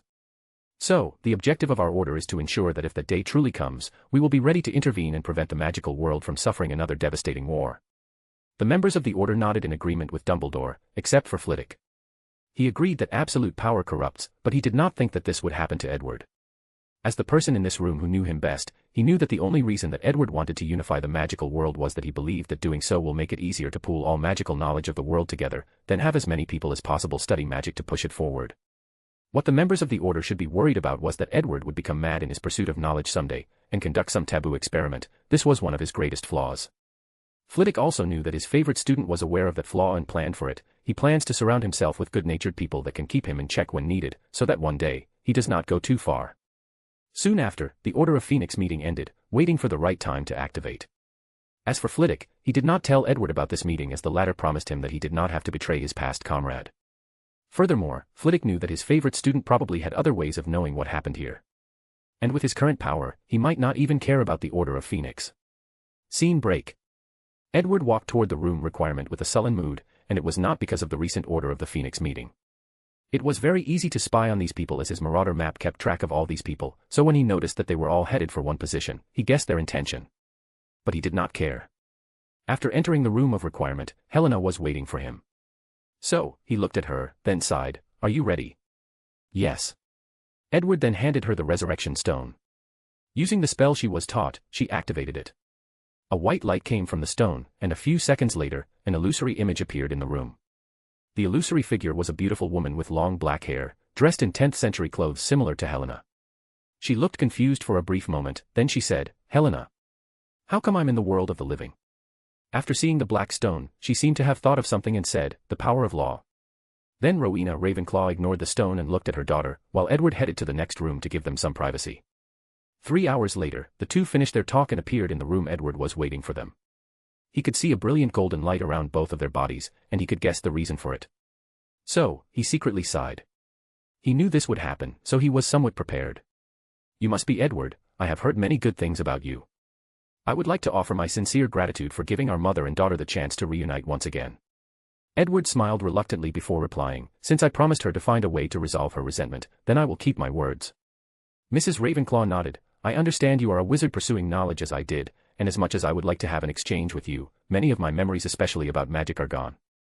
So, I can only give you my sincere thanks. However, I have a feeling that we will meet each other again, one way or the other. Edward frowned as he started worrying after hearing this. Are you worried about death doing something to us in the afterlife? Asked Ravenclaw. Well, you do not need to. The restrictions placed on him are far more severe than you can imagine. This is the price that mortals have to pay from pursuing powers beyond their understanding. Mortal? Asked Edward with great surprise. Are you saying that Death used to be a wizard? That's correct. Albeit a very gifted one, but one nonetheless. Unfortunately, that is all I can remember. However, with this information, you should be able to discover more. Edward nodded his head, then thanked Ravenclaw for the information. Then, he watched as the two of them turned into golden lights, and traveled to the afterlife. Edward sighed as today, he lost a true confidant. So, he decided to break one of his rules and went drinking until he was wasted. Chapter 90, Resignation. Edward was staring at the mirror in front of him while discussing with the person on the other side. Are you all right? You don't look too good, asked Amelia. I'm fine, I just recently lost a close friend. And it seemed that she meant more to me than I realized. Do you want to talk about it? I'm not that fragile. I know that men, in general, do not like to talk about their emotions, said Amelia. But if you ever need someone to talk to, know that I'm always here. Edward paused for a moment, then he said, I know. So, what did you want to talk about? I just wanted to report that everything was going as planned, however, I wanted your opinion on something. Do tell. Recently, Dolores Umbridge has hinted that she wanted to switch sides and be loyal to us. So, do you think I should accept it? Edward was not surprised by her action given what he knew about her from the books and movies, so he pondered for a moment. She can be useful. Our reign must have a positive image. However, we will still need to do some dirty things in the shadows, so she can be in charge of that. And if we ever need someone to take the blame for something or be the bad guy, she would be perfect for that.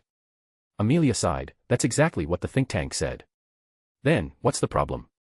I just do not like her, replied Amelia with a stoic look on her face, making Edward speechless for a brief moment as he wondered whether his aunt just contacted him to complain. In that case, don't accept her loyalty, she is not that important to the overall plan, replied Edward nonchalantly. Since his aunt did not like Umbridge, then she does not have to accept her as one of their own. No, I will not let my personal feelings get in the way of our plans. With her help, the final step will go more smoothly. Well, do as you please. This situation does not have to be a chore for you. If you do not want to do it, just tell me. I know, added Amelia before ending the conversation. Scene break. Remus Lupin walked out of his class and headed to the Great Hall to grab a meal. In his way, he smiled as he heard the students praise his class and teaching method. He was quite popular in school after just a few days. Of course, he also knew that the reason that these students thought so highly of him was that their previous professors were truly horrible, at least based on what Lupin learned in the past few days. After entering the Great Hall, he saw a few professors already having their meals at the staff table. Ignoring the usual stares of Severus, Lupin went to sit in a specific spot. To be precise, it was the spot next to Edward. Remus Lupin, he said as he introduced himself. Edward Bones, replied the latter as he shook Lupin's hand. Many of my students have a lot of praise for you. Well, it seems that I have some advantage over their previous professors. That's true, so what can I do for you? Asked Edward directly. Lowering his voice, Lupin whispered, First of all, I would like to thank you for all you have done for werewolves in the magical world. No problem. Nevertheless, I was wondering if there was a way to completely get rid of being a werewolf. I mean, not just control the changes, but turning into an ordinary wizard. Although a little surprised by this question, Edward answered, It's possible after extensive study. He lied. Edward could reverse the werewolf bloodline through the life code. However, if he did that, not many of the werewolves would be willing to serve him, and he needed to form an elite force only devoted to him. However, I'm currently very busy and do not have time for that. But it should be possible in the future. Lupin hurriedly nodded, as long as the possibility exists, then it's fine. Then he started eating his food in a happy mood. However, the peaceful mood did not last long. Soon afterward, Amelia Bones with many Aurors following her walked into the Great Hall, to the surprise of everyone present. She first saluted Dumbledore, then looked at the students and asked, Who is Ron Weasley? Please raise your hand. On the Gryffindor's table, all the students looked at Ron, who was trembling as he thought that he was about to be arrested. Nevertheless, he still raised his hand. Amelia and the Aurors walked to him. She asked, I understand that you have a pet rat by the name of Scabbers. Where is it? Before Ron could process what was going on, the rat in his pocket jumped out and tried to make a run for it. However, the Aurors were ready and a spell hit him. Soon after that, Under the shocking gaze of everyone watching, the rat turned into an ugly man. The Aurors instantly used magic to lock him in place. Meanwhile, with a calm demeanor on her face, Amelia Bones said, "Peter Pettigrew, you are under arrest for your betrayal of the Potter's family, thus leading to their death. Additionally, for your crime of using dark magic and killing 12 muggles." "I didn't do it, I'm innocent," screamed Peter. "It was Sirius Black did it." "There is no need to quibble, Mr. Pettigrew," said Amelia. "We have already investigated the whole situation and know that Sirius Black was not the secret keeper of the Potters, but was changed at the last minute to you, thus is innocent. After you stand trial in front of Wisengamot and are found guilty, Mr. Black will be released immediately and paid remuneration for his unjust incarceration." Meanwhile, most of the teachers at the staff table had shocked looks on their faces. Even Dumbledore had a difficult time hiding his surprise. "I should have known that Sirius was incapable of doing such a thing," said Lupin. "Wormtail, how could you betray James and Lily like this? They were your friends." "I'm innocent, please believe me," replied Peter adamantly. He then looked at Dumbledore and said, "Professor, you know me. You can vouch for me." "Peter, I need you to look me straight into the eyes and tell me that you did not do it," asked Dumbledore, trying to suppress his emotions. Unfortunately, Peter Pettigrew did not dare to look at the headmaster. During the entire event, only 2 people remained calmed, Edward and Snape. However, the potion master was secretly holding his wand, ready to attack at any moment. It took him a great deal of restraint to not use a killing curse on Peter Pettigrew. Soon after that, Peter Pettigrew was escorted out of Hogwarts, the teachers left to deal with the aftermath, and Dumbledore called Harry to his office. Peter Pettigrew became sensational news in the British magical world as it was constantly publicized in the newspaper. With sufficient evidence, Wormtail was sentenced to imprisonment in Azkaban. Edward designed a special item for him to prevent him from turning into an animagus and escaping. Sirius Black was released and his name was cleared of all the wrongdoings. More importantly, due to negligence regarding this case, Minister Fudge resigned from his position of minister, and Amelia, while running unopposed, was quickly elected for the position. With countless loyal followers, the support of 95% of British wizards, Edward managed to take over the British magical world without shedding a single drop of blood. The first step of his worldwide conquest ended. And so, I planned a lot more before Fudge left office. For example, Edward used a muggle flower known as Devil Breath to control him and made him resign. Then, Dumbledore would check Fudge to see whether he was under control or dark magic was used on him. Then, he would have Snape checked whether any kind of potion was used on Fudge. But they would not find anything, as muggle knowledge was a blindside for even a wizard as powerful as Dumbledore. But, I realized that this was unnecessary, and decided to quicken the pace of the story, so these things were removed. Chapter 91, Foundation of Civilization. After Amelia came into office, with complete control of the entire ministry, she can pass any laws that she wanted. And her first goal was to get rid of many of the old laws and regulations. However, she also knew that she could not rush such a thing. So, she approached the entire situation with care and decided to take things slow. After all, technically speaking, she held the position until she decided to retire, or someone gave valid reasons for her retirement. Just like, it was already Christmas break of 1992. And Edward did not do much research during most of the semester as he was studying genetic to prepare for his next magical study. The only thing he accomplished was studying the basilisks and managing to create one of his own. Even the werewolf potions were created by Snape and Damocles Belby, who was the inventor of the wolfsbane potion. On the first day after the break, Edward received a letter from someone. With elated breath, he used the flow powder to arrive at his destination. In front of a French fireplace, Edward saw a beautiful young woman smiling and waiting for her.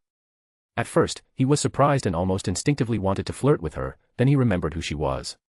"I have to say, Miss Pernelli, you are even more beautiful than I imagined," said Edward with his usual charming voice. "Thank you for the compliment. It's unfortunate that not only am I taken, but also a few hundred years too old for you," replied Mrs. Flammel. "It's a shame indeed." Then Edward turned his head to see a handsome middle-aged Frenchman also waiting for him. "Now I understand how you were able to marry such a beautiful wife. It seems that you were also a handsome lad in your youth, Mr. Flammel. Call me Nicholas." Edward could see that the Grand Alchemist was not used to his newfound youth. Most likely, if it was not that his wife was so young, he would have preferred to choose an older look similar to Dumbledore. After engaging in small and casual talk for a few minutes, the group finally entered a laboratory. There, Nicholas showed Edward a great stone. Without hesitation, he started analyzing it. "You did it so quickly." "A philosopher's stone made with emotions instead of souls," said Edward, unable to contain the joy in his voice. "Well, you already gave the general blueprint, so it was not that easy. There is no need to be humble. This invention will forever change wizarding civilization, and you will be credited for it." Nicholas Flammel's old eyes burned with a vivid flame, before returning to calm, then, he smiled. So, is there anything to report? Well, as you theorized, this stone cannot create the elixir of immortality. However, it can still be used to prolong life, but nothing compared to the real stone. Edward nodded, then said, let's call the one made of emotion the lesser stone. All right. Additionally, I always felt that the lesser stone was completely different from greater stone. It's understandable, replied Edward. Previously, I believed that the greater stone was just really condensed magic powers being by souls. But I was not completely correct. The soul and the magic power are combined to form an unknown change. Most likely, we have not come even close to understand the abilities of that stone. As for the lesser stone, emotions are only a small part of the soul, so it must lacking abilities. However, it does not matter as its powers are more than enough. Edward paused slightly as he observed the green stone. With it, we can ignore Gamp's law of elemental transfiguration and make food out of nothing. As such, no wizard or muggle will ever suffer from hunger on this planet. Based on the elixir of immortality, we can cure most if not all maladies on this planet. We can create any metals both magical and non-magical through transmutation. Using the stone as a medium, it is possible to integrate both magic and technology together, driving our civilization forward into both an interstellar and interdimensional era. On top of that, the stone is a clean and renewable resource. As long as magical powers still exist in the ley line nodes and humans have emotions, they can be manufactured in large quantities. The greater stone is considered a perfect material, so it can last forever on its own. As for the lesser stone, it should be able to last a few centuries. This small stone is the foundation of any powerful civilization. The Flammels marveled at Edward's words. Although they knew that he had great ambitions and would accomplish them someday, they did not think that someday would be so soon. And, more importantly, that they would play such a great role in the process. Nicholas sighed deeply as he was glad that he accepted Edward's invitation. The only downside was that he wished his old friend, Albus, would see things his way and changed his mind. After everybody calmed down, Edward asked, was there any side effect to the people who had their emotions absorbed during the process? No, replied Nicholas. As long as not too much was absorbed, they were perfectly fine. Furthermore, we did not just use the emotions of one person, but many at the same time. Nodding his head, Edward continued asking, what about the control group that used only dark emotions to make the stone? Pernelli then showed him a dark green stone before explaining, so, far beside the change in color, and an increase in power when using dark magic when using the stone, there was not much difference. Can you show me the data? No problem, she answered before giving him a piece of paper with a comparison of the two stones. Edward nodded after reviewing them. Just like when he first tested the stone after creating the first one, the dark green one could augment any dark magic compared to the normal one. Following this, Edward did a few basic tests with the stone to make sure that everything was alright, then he gave the Flammels their next assignment that they could help him with. Nicholas took a document from Edward's hand, opened it, and read the title, Project Magician. Although surprised by the silly title, he kept on going. However, the more he read, the more shocked he became. Edward, are you serious? What is it, dear? Asked Perenelle, who took the document and quickly read through it. You actually want to find a way for muggles to use magic? It should be possible, said Edward calmly. Theoretically, as long as we find a way for muggles to create an artificial magic core, then it's true, said Nicholas. But, you should know that things would not be so simple. I do not need for all muggles to be able to use magic. However, even if it's only 10% of them, with a population of 7 billion, that's still more than all the current wizard population on this planet. If I want to create a magical civilization, the population will be an issue. And if I have to wait for the natural way for more wizards to be born, it will take me too long, and I do not want to wait. So, this is the best approach. The Flammel couple looked at one another and nodded, we will do our best. You can contact me if you have any issues. Then, Edward bid them goodbye as he returned home. He first sent little Susan a letter telling her that he will have to cancel on his promise, but he will make it up to her later, then he entered his laboratory for his experiment. Chapter 92, Cobradil. After dealing with the Flammels' couple issues, Edward started his research. He placed his crown on his head to increase his intelligence, then officially begin. He first entered a room full of eggs of different sizes and shapes, these were dragon eggs. Today, his goal was to create a real dragon, just like he said to the Gryffindor trio in Hagrid's hut. To achieve this goal, Edward did not start directly with trying to purify the dragon's bloodline, but instead, focused on the body aspect of the life code. One thing that Edward noticed recently was that he had overlooked the importance of that aspect on the life code. Whether it was the soul, bloodline, or body, DNA, they were all connected one way or another. So, Edward spent the past few months studying genetic, and he had a few accomplishments. For once, he discovered a magic gene which was the connection between the bloodline and body aspect of the life code. And, according to my research, J.K. Rowling admitted that there is a magic gene. Those born with the gene active were wizards and witches, and those without it are muggles and squibs. After this discovery, his understanding of the life code once again increased. So, he begins his experiment with this. Using a combination of alchemy items and the scientific method, he edited the gene of many dragons to induce biological atavism on these magical beasts, hoping to return to their ancestral form. After doing this, he teleported these eggs into a special room designed with the exact environment needed for them to hatch. Tubes were inserted inside them. Then, the eggs disappeared for a split moment before returning. Immediately afterward, they started to hatch. Some of them did not break their shell, some of them died immediately afterward, while the surviving ones started to grow at an abnormal rate. In just a few seconds, the surviving dragons grew to adult size. The reason for that was because Edward did not want to waste time on this experiment, so he used the power of the gate. By sending these eggs to 5 years in the past and bringing them back to the present, they rapidly age by that amount. He then used the tubes attached to their bodies to provide them with the necessary nutrients for their growth. After checking the surviving dragons, Edward quickly how they were different from normal dragons in this universe. For once, they had 4 legs and wings unlike the normal dragons in this universe that only has 2 legs, and their wings are their 4th limbs. Following this, Edward did a quick check on this new breed of dragons and summarized the difference between them. For once, they are way more intelligent than ordinary dragons. If ordinary dragons had the intelligence of 5 to 8 years old, these were 8 to 12. Additionally, their scales were more magic resistant, they were 54 to 83% larger, and the amount of magic power in their bodies far exceed the usual standard. Their bloodline mutated and became even more powerful as a result of this experiment. Unfortunately, this was not the result that Edward was looking for. Nevertheless, this was just the first step in his experiment. After that, he repeated the first step once again, thus creating more of this new breed of dragons. With the result of the first trial, the success rate became higher and the process faster and easier. And with each success, his understanding. Afterward, Edward had those new dragons breed with one another. With the power of the World Gate, the female dragon's pregnancy was instant, and the growth of these baby dragons was also instant. Of course, there were a few casualties during the process. After all, the power of time is not easily messed with. After that, he had these new dragons inbred to keep their bloodline pure. With the power of time, he only spent a day to bred these creatures for countless generations, until a dragon with the purest bloodline was born. Unfortunately for him, due to the generation of inbreeding, he was a little crazy and infertile after being born. Edward had experience dealing with craziness due to bloodline because of Bellatrix, so he could fix that problem, but he could not do anything about infertility. But, he did not care about that as his plan was going all right. Edward walked into a room with a basin full of blood. Many ancient runes were engraved all over the basin, and a philosopher's stone was in the middle, connecting all these enchantments. This pool of blood was the bloodline of all the new dragons for countless generations. After they gave birth to the next generation, Edward would draw their bloodline from their bodies and stored it here. As for the enchantments, it was to purify the blood. These enchantments were based on the principle of purifying metals in alchemy but designed for bloodlines. The essence of them was basically, the philosopher's stone will use its massive and pure energy to destroy anything that is deemed weak or unnecessary in this blood, leaving only the best genetic material. After activating them, the blood in the pool lit up, then slowly started to reduce inside.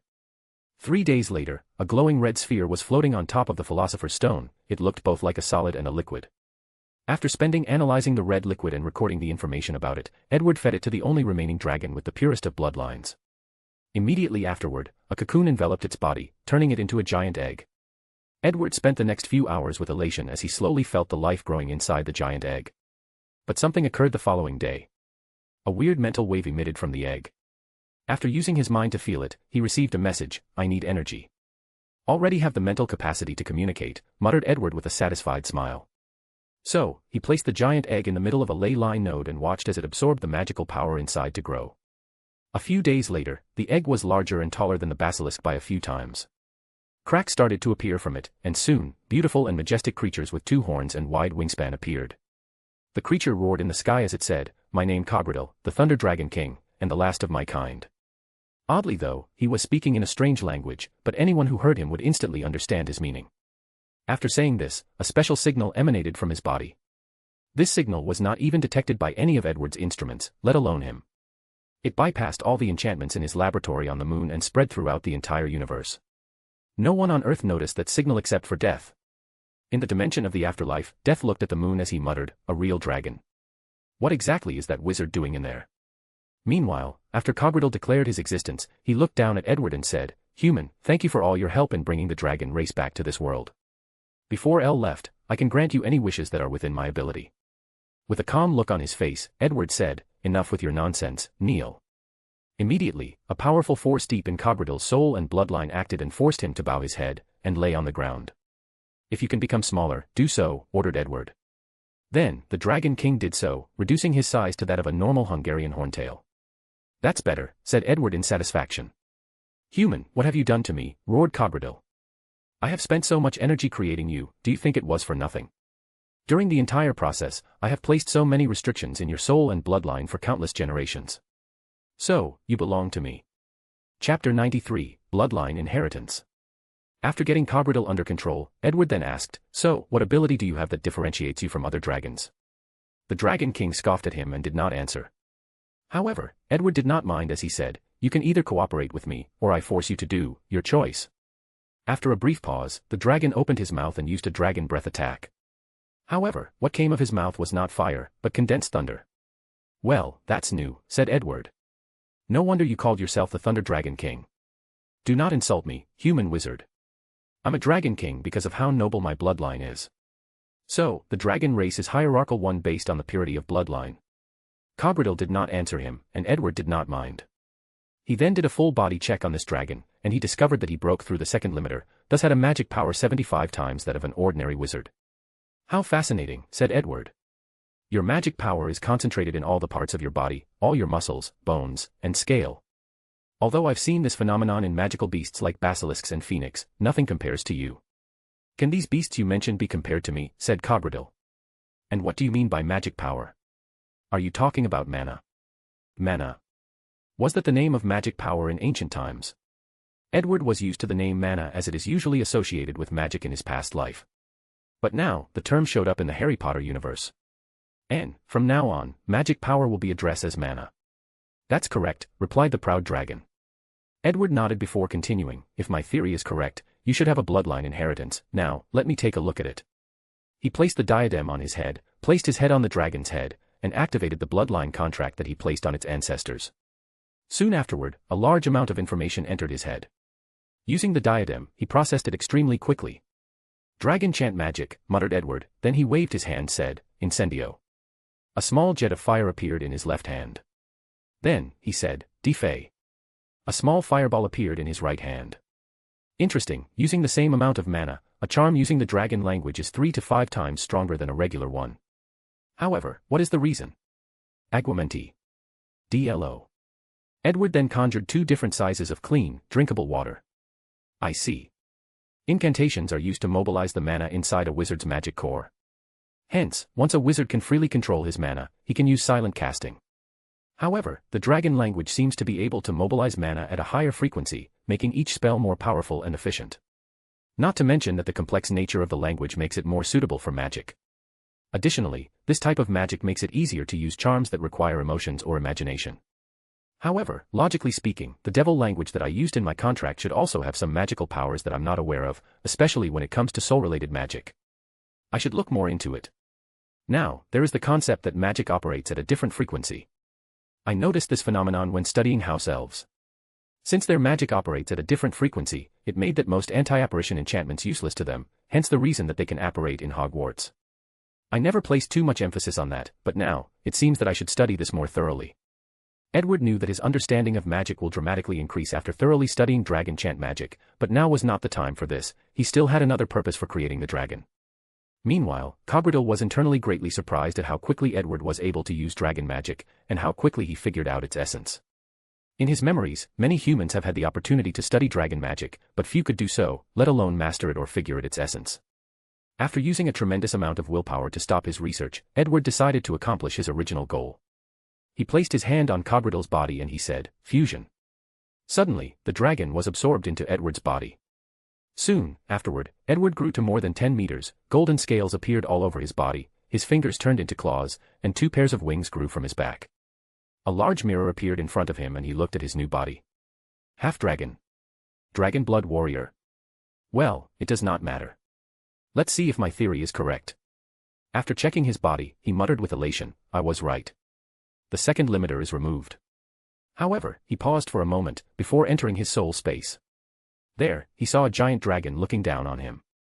"Now, you will pay for your insolence, human wizard," said the soul of the Dragon King, before launching towards Edward.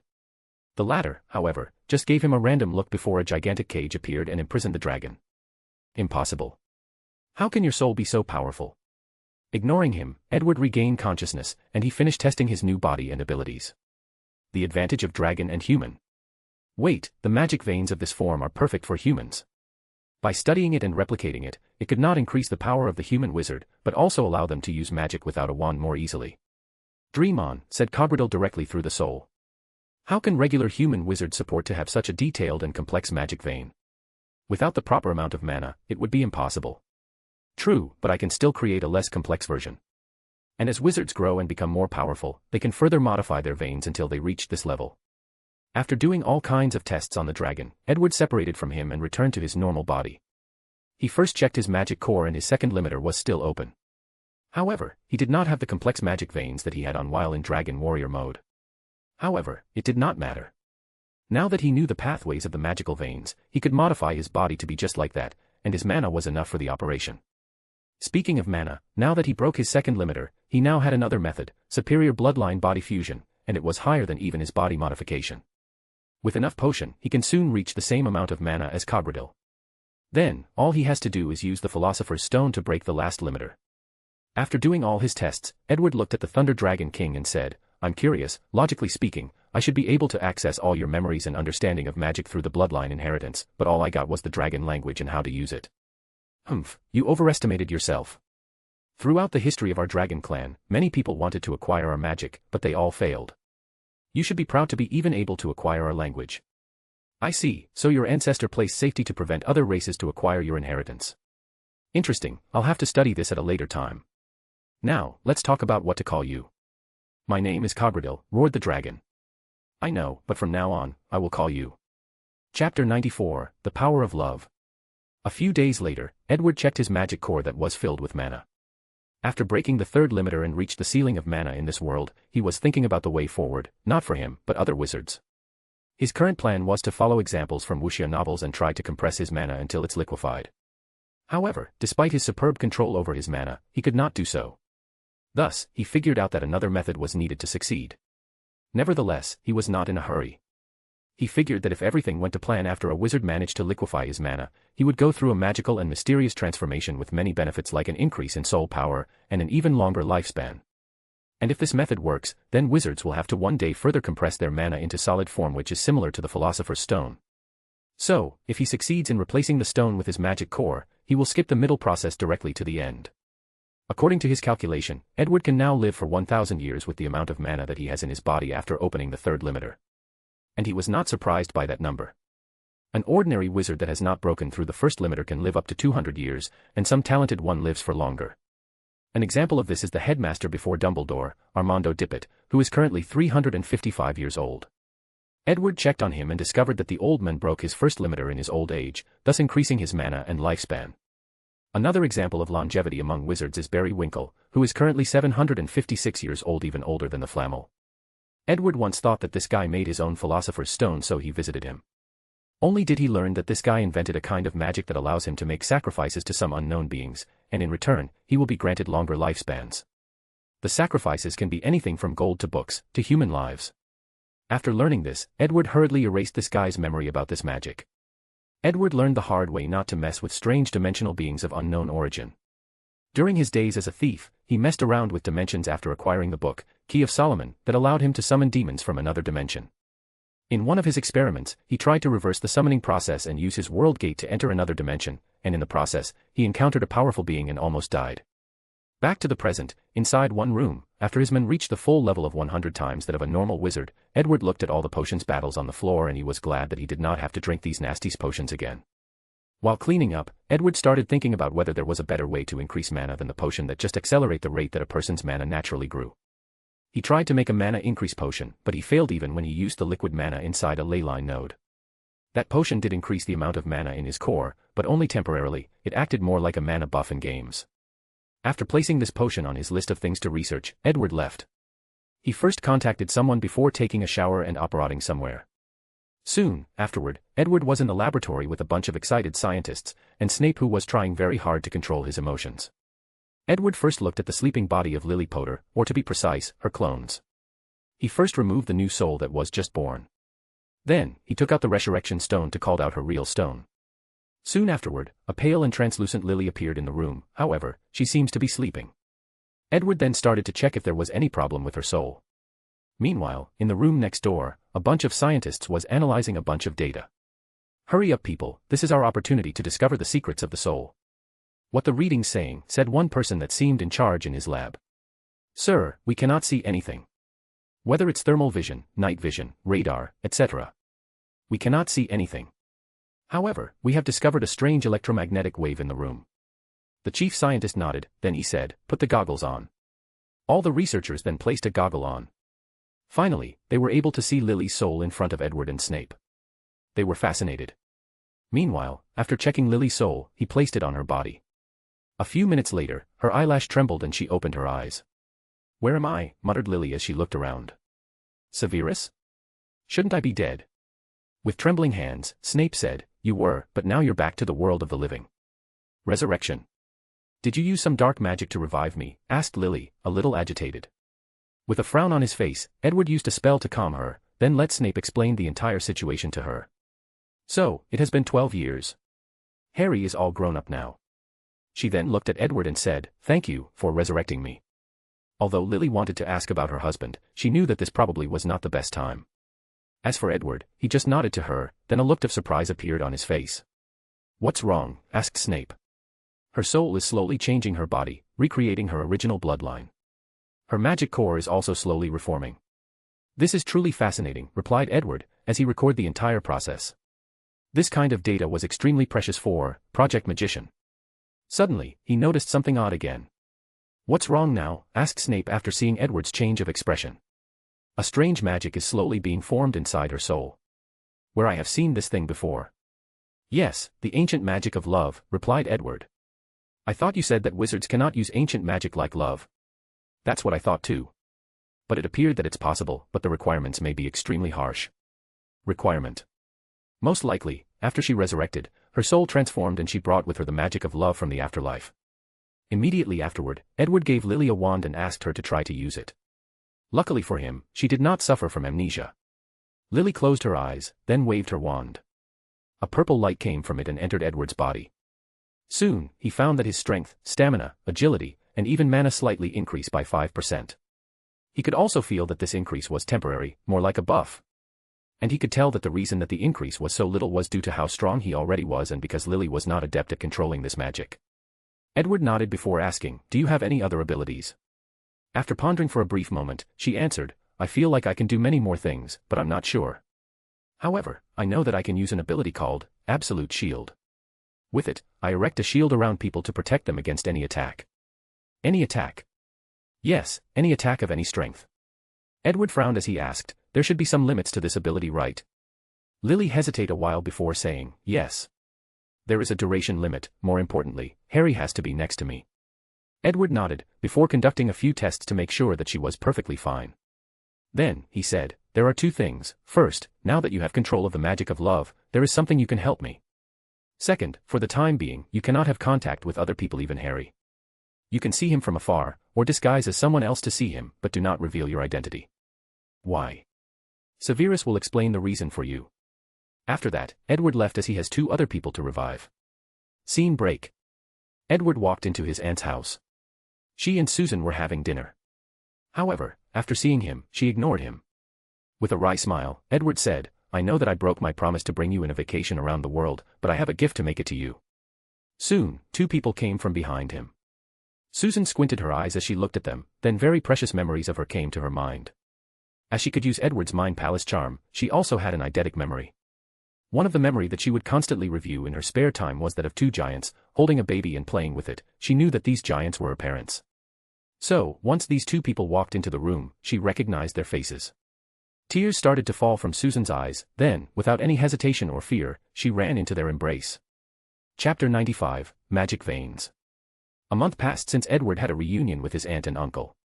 Now, he was inside his manor on Earth doing a little test. In an instant, he disappeared and reappeared on the moon. After landing, he could breathe normally without a problem and was not affected by any form of radiation. However, Edward was not focused on that. After studying dragon chant magic with Albion for the past month, my understanding of the magic of this world has reached an unimaginable level.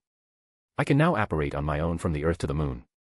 Although Albion, which was the new name that he gave the dragon as he did not like the name Cogradil, was difficult to get along with at first, he convinced him to cooperate with him with the promise of creating another real dragon for him to mate.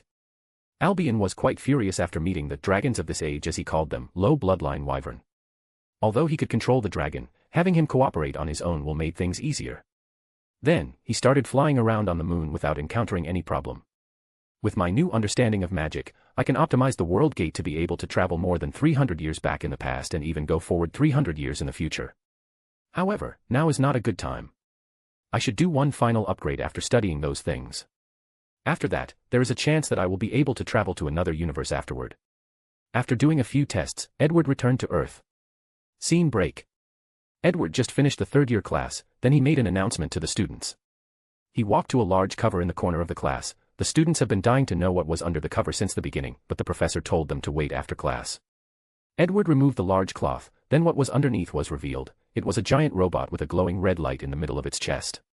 The Muggle-born students recognized it as such, but the others did not. "This in front of you is a golem, or as Muggle called it, a robot," said Edward. "I understand that some of you might not understand the concept of robot or Eve golem, but let me explain in simple terms.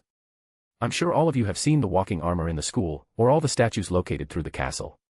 Well, all of them can move on their own and protect the school when necessary, so they are golem. The difference between them and the one in front of you is the fact that this one is made of metal and used something called mana crystal as an energy source, but the one in the castle used the magic from the castle itself to function." "Professor, what's a mana crystal?" "Good question, but I cannot explain this to you guys, like this kind of knowledge is too advanced for you. But in simple terms, mana crystal is a battery that can power some alchemy items, and more importantly, it can allow even Muggles to use these items." The students were first surprised, then they nodded their heads to indicate that they understood. However, only a few of them understood the true implication of such an invention. Edward then continues, "The purpose of this golem is to teach the class for the remaining of the semester. Because I will be occupied with something important, I cannot teach you guys. So, I created this golem to replace me." Immediately, Edward activated the golem. The red light in the middle of its chest light up, then the golem started to move. It looked at the students with its red eyes as he said, "Scanning. Identifying the third-year class. Reviewing curriculum, process completed. Classifying students based on their learning abilities, process completed. Hello, students, you can call me Professor Iron. You can ask me any question you have about class and I will answer you." All the students marveled for a while with their new professor, then one student asked, "What if you do not know the answer to a question? I have all the memories and knowledge of Professor Bones, so it's unlikely that would be the case. However, in the unlikely case that you asked me something that I do not know, I'm programmed to contact Professor Bones and asked him about it." Following this, the students spent the remaining of class talking with Professor Iron. Meanwhile, after class ended, Edward was prepared to leave when Hermione stopped him. "Professor, I have a quick question that I wanted to ask. What is Miss Granger? I recently met a house elf named Dobby, and I wanted to ask why is it so easy for him to use wandless magic compared to wizards? Is it because of the bloodline you once mentioned?" "No, the reason is because of magic veins." "Magic veins?" "Yes. Wizards' anatomy is slightly different from Muggles. We have another circulatory system in our body where magic power or mana flows throughout our body from the magic core. As a result of this flow, wizards have a longer lifespan, are more resistant to impact or magic attacks, healed quicker, etc. When a wizard casts a charm, the mana has to travel from the core to the hand. That process will take time and effort based on the magical veins of the wizard." "So, Housel elves have better magic veins than us?" asked Hermione. "Well, not really. Compared to humans, house elves' magical veins are usually more simple. As a result of this, mana easily travels to their hands. However, as a result of this simplicity, they do not have other benefits like high magic resistance, long lifespan, etc. Additionally, the fact that human wizards cannot easily use wandless casting is more complex than suggested. For example, African wizards' magic veins are more developed than European wizards. The reason for that is because of the wand. The wand forcefully opens the magic veins from the core to the hand, making spells instant, and even amplify the power. However, as a result of relying on the wand for countless generations, European wizards have stopped relying on their magic veins, making them enter a state of atrophy. "So, complex veins give wizard many benefits, but makes using wandless difficult," said Hermione. "Correct. However, with practice, wizards can use wandless cast and instant casting, just like house elves. And according to my latest research, the more complex a magic vein is, the more powerful a wizard can be. Edward thought about the magic veins he had when in the dragon transformation form. He planned to modify his body to those veins. One last question, Professor, said Hermione. Hypothetically speaking, if a muggle could create a magic core and have their own magic veins, could they use magic just like wizards? Edward paused for a moment after hearing this, he then looked at her and asked, what brought on this idea? I've had this idea for a while now. But after seeing the mana crystal you mentioned, and your explanation of the magic veins, I thought that it might be possible. Edward nodded, then he answered, hypothetically, it is possible, but there are other things to consider, like the soul and mind.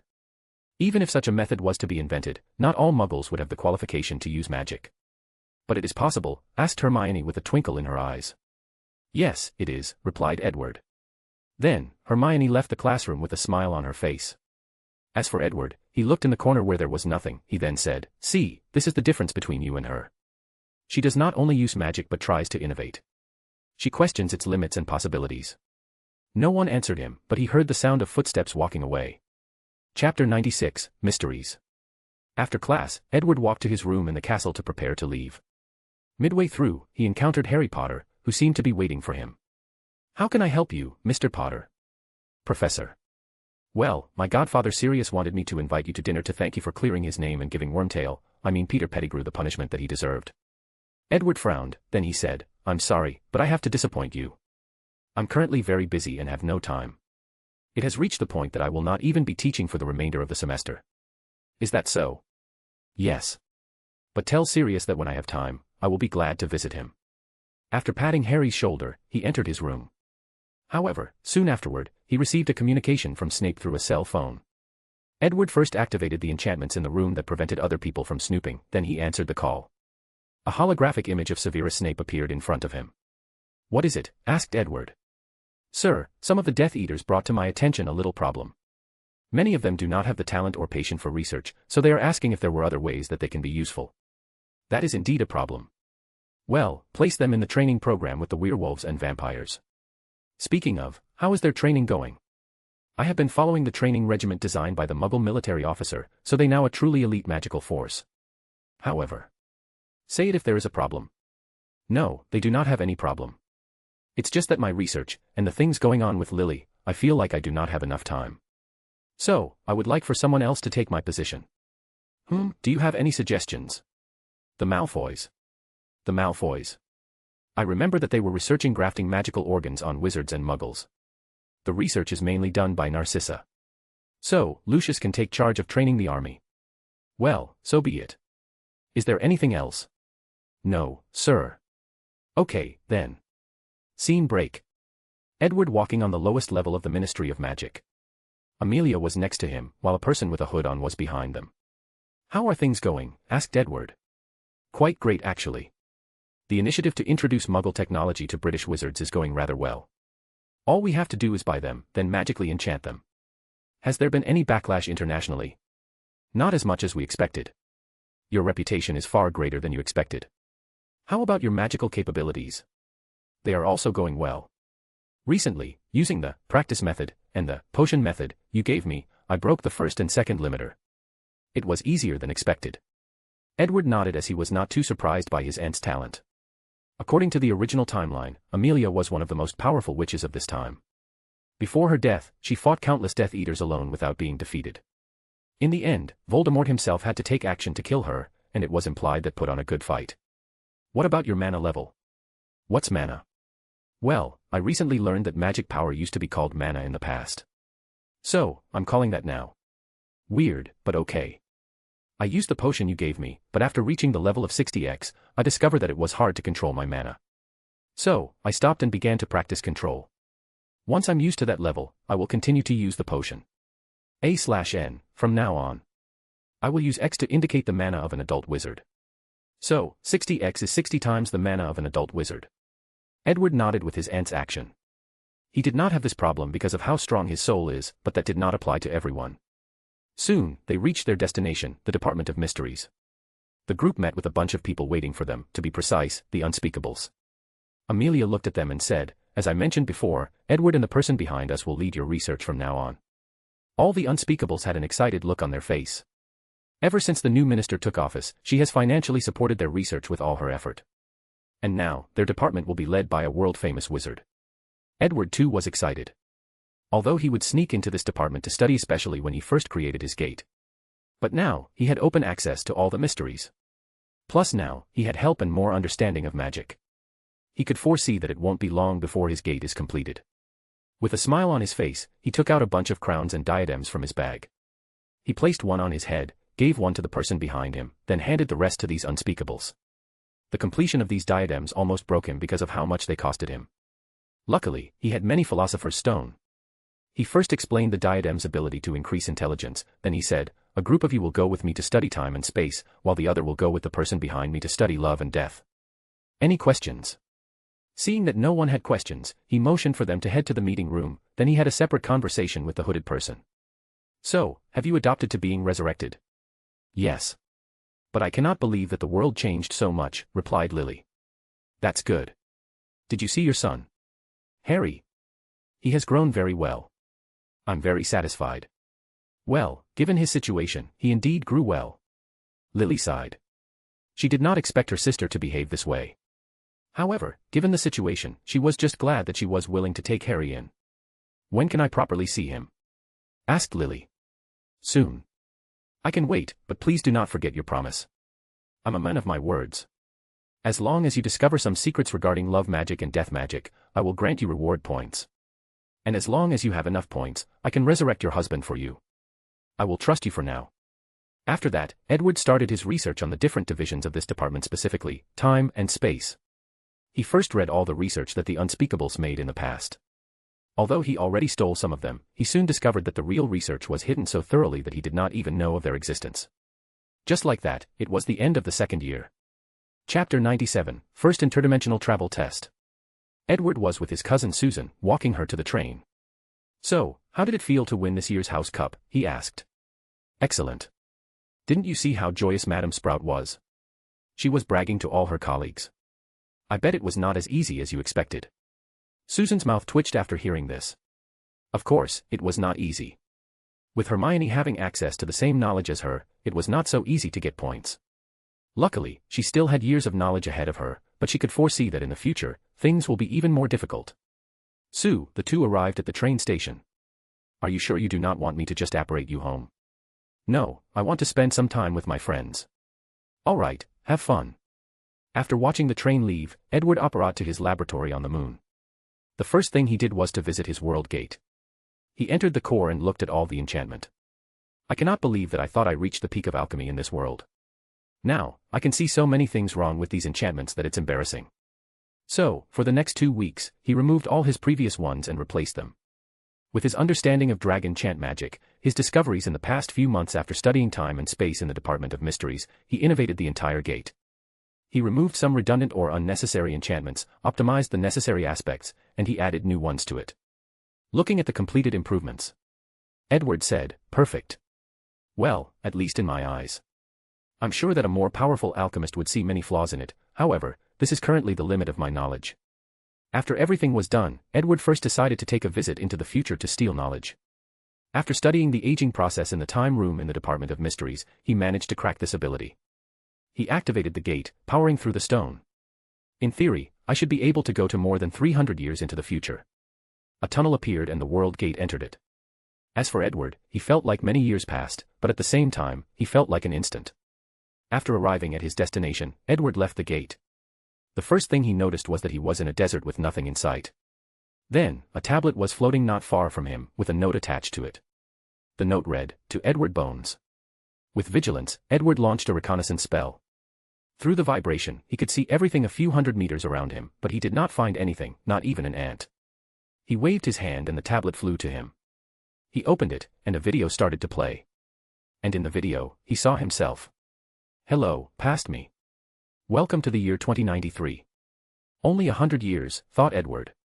I know that you are wondering why only 100 years passed. Well, I can tell you that because of certain restrictions of the laws of this universe, you cannot travel more than 100 years into the future. And even that has certain restrictions." Edward frowned after hearing this, but he continued listening. "Well, let's get back to business. In this tablet, I have left for you all the technological advances of this world for the past 100 years and the knowledge on how to integrate magic and technology using the mana crystals. Although only the very basic knowledge, it should save you a lot of time, and allowing you rapid development in the early years. Now, as for magic knowledge, I will not leave any. As they said, the journey is as important as the process. Edward's mouth twitched after hearing this.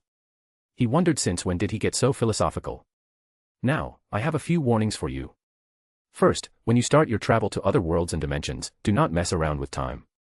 Even if you have the ability, do not travel through time. The same idea applies to our universe. Death was not lying when he said that there would be dire consequences for doing so. Additionally, do not revive a lot of people before you find a way to deal with death. You can still do it but in moderation. Now, I'm sure you would like to receive more information from your future self, but this is not possible. Good luck. After the video ended, Edward sighed at how strange his life is that he just exchanged information with his future self. However, he was not planning to completely listen to him. After arriving in the future, of course, he has to acquire magical knowledge. Otherwise, his trip would be in vain. Unfortunately for Edward, as soon as that idea came to his mind, the world gate appeared on his own, swallowed him, and returned him to the present. With a flabbergasted look on his face, he smiled wryly as he muttered, "It seems that my future self knows me the best." He did not try again to go to the future as he could guess that his future self might be way more powerful than him, and would prevent him from succeeding. There was no point in doing something pointless. Taking out the tablet, he started reviewing the information on the tablet. Well, my future self is very thorough, he gave me knowledge on all fields, even things like psychology and archaeology. More importantly, he seemed to know what I wanted and gave me a lot of technology on aerospace. With this knowledge, it won't only take a few decades for Earth to turn into an interstellar civilization and spread to all the corners of our solar system. With the addition of Magitech, the combination of magic and technology, the process would be faster and easier. This will be a great help to building the wizard civilization. After reviewing the information and making a copy of it, Edward gave it to the scientists under his commands to analyze it in detail. Then, he returned to the gate. "Morgana, let's begin our first-dimensional travel test." "Sir, are you positive?" "The chances of failures are more than 95%. That's why we have to test it, see the problem and fix it." "As you command." Beginning test. Fusing spatial force with temporal force. Accomplish, supplying energy, no problem with energy storage, checking all enchantments, no problem detected, breaking dimensional wall, recording all energy readings. Edward felt like everything was shaking around him, making it difficult to hold his ground. The process lasted for more than an hour, making him a little dizzy. After everything stopped, he said, "Did it work?" "Not enough information to answer this question." "That's fair. Morgana, remind me to deal with the issue of turbulence." "As you order."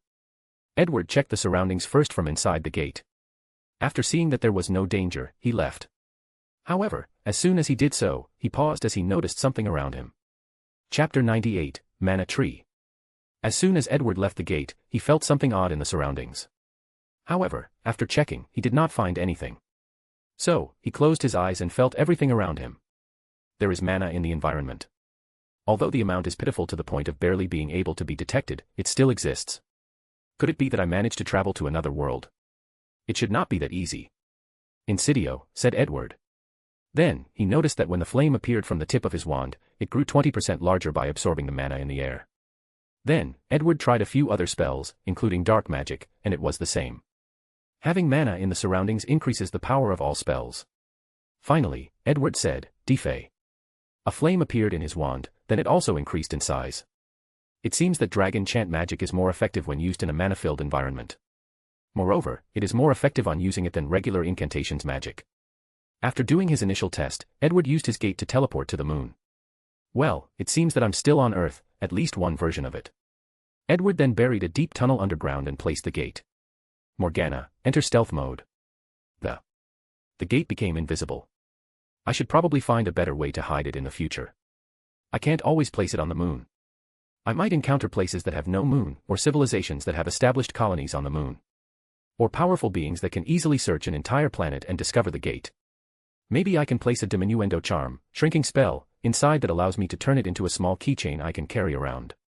Or worse, just swallow and carry inside my stomach.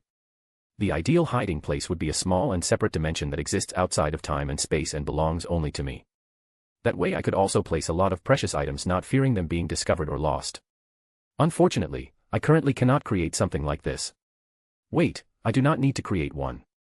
If I remember correctly, the soul space is also a separate dimension inside every human's body. If I could find a way to place the gate there, then its safer would be guaranteed. Additionally, if I can link the gate to my soul, it can protect me. In case of an emergency, it can take my soul away from danger, then all I need to do is build myself a new body.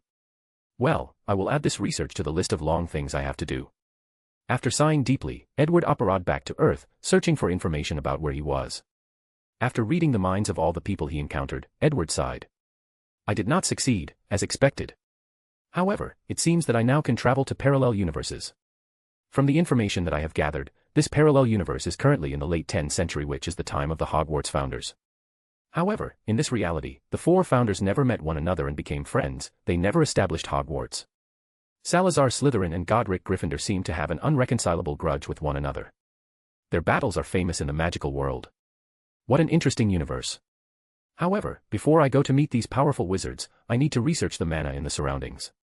Maybe I can find a way to activate the ley line nodes in my timeline. Without hesitation, Edward traveled to the nearest ley line node to study them. He instantly noticed that the concentration of mana is higher around these nodes. But after careful investigation, he discovered that they were not activated and releasing mana to the environment. On the contrary, they seemed to be slowly absorbing the little mana in the air, slowly turning the environment into the one similar to his time. So, he traveled to different nodes around the world, checking to see if they were the same and if there were any anomalies. Okay, now I know why there is no longer any mana in my time. However, my search proved to be futile. After sighing in disappointment, Edward looked around. He found himself in a luscious forest. The trees were tall and healthy. Because of being bathed in mana, they grew stronger and more resilient than the ones in his time. As he watched this beautiful view, he felt peaceful. Wait a minute, he muttered to himself. What if I could create a tree that can absorb mana from the ley line nodes and released it in the environment through photosynthesis? After conquering the world, as long as I plant these mana trees all over the world, mana should be able to exist freely in the surrounding. Herbology has many ways to artificially create magical plants. And if that does not work, I can also try using genetic engineering.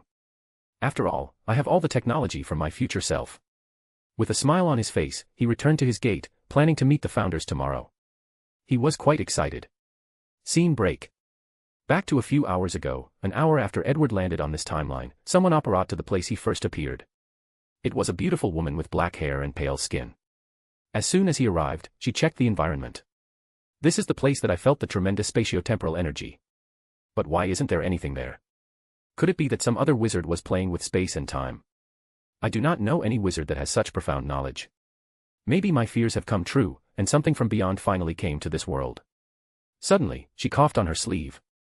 Looking at the dark blood left there, she muttered, "My time is running out." She sighed, "Is this the price I have to pay for messing with things out of my control, things that mortals should not deal with?" Chapter 99, Two Peas in a Pod. The next day, Edward stood in front of a castle in Scotland. He could feel many powerful enchantments surrounding it. Most likely used to either detain or kill trespassers. So, he did not directly go inside but waited for the owner to come to see him. A few minutes after his arrival, a woman wearing blue clothes and a diadem on her head, she had pale skin and luscious black hair.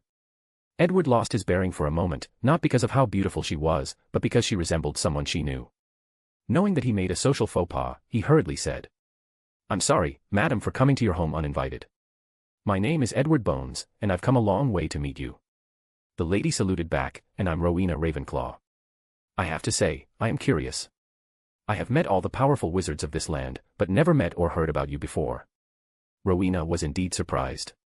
As one of the few people in this world that broke the second limiter, she can consider herself the most powerful wizard currently alive. Yet, she discovered that the person in front of her had far more magical power than her. "That's because I'm not from this world. I'm from a parallel universe," answered Edward. "Could he be the reason for the spatio-temporal force that I detected yesterday?" "Parallel universe," said Rowena.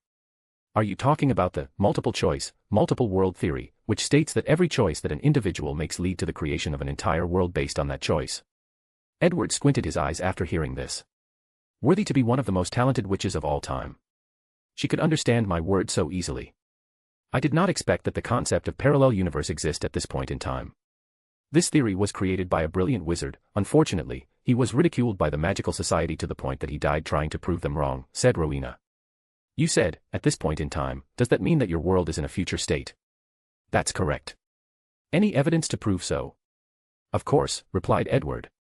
Then, he took out Ravenclaw's diadem and handed it to Ravenclaw of his timeline. She spent a few minutes analyzing it. Fascinating. The craftsmanship, design, and aesthetics are basically the same. The only difference from mine is the fact that enchantments are much weaker and have a few flaws. Additionally, this diadem seemed to have been used for very dark magic, thus destroying it. Well, the Ravenclaw in my timeline is quite different from you. How so? Well, she was married, had a daughter, and built a school with all the other powerful wizards in this era. Rowena paused after hearing this. She remembered a few years ago, her family wanted her to marry a nice gentleman. But she refused. One witch named Helga Hufflepuff once came to see me asking me to create a school with her to teach magic to young wizards. But I was so focused on my research that I refused her. So, powerful wizard from a parallel universe, what brought you here? Exchange of knowledge, of course.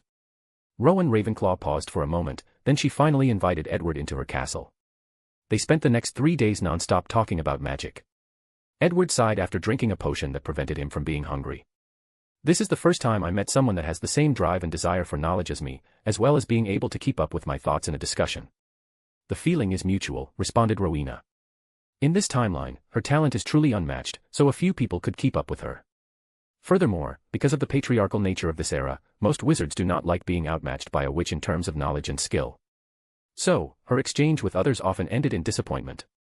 Now that we have established a certain level of trust, I can ask you to use a magic that links our mind together to exchange knowledge quicker and more efficiently, said Edward. Rowena paused for a moment, then she nodded. Soon afterward, she found herself in her mindscape. In half, the room was a library of all her knowledge, while on the other was Edward's. Well, this is the first time I met someone who has at least half of my knowledge. This all the magical knowledge you have? Asked Rowena Ravenclaw in surprise. Well, not all of them are magical in nature. There is some history and technology there too. Technology. You will soon know. Immediately afterward, the two exchange many of their knowledge, theories, memories, skills, and experiments. The process lasted at least a year in the mindscape and 1 hour in real life. After waking up, Rowena was completely fine. She reviewed all the information she just gathered. I cannot believe that Muggles would develop so much in just 1,000 years, meanwhile, us wizards have deteriorated to such a point. Well, you cannot completely blame them.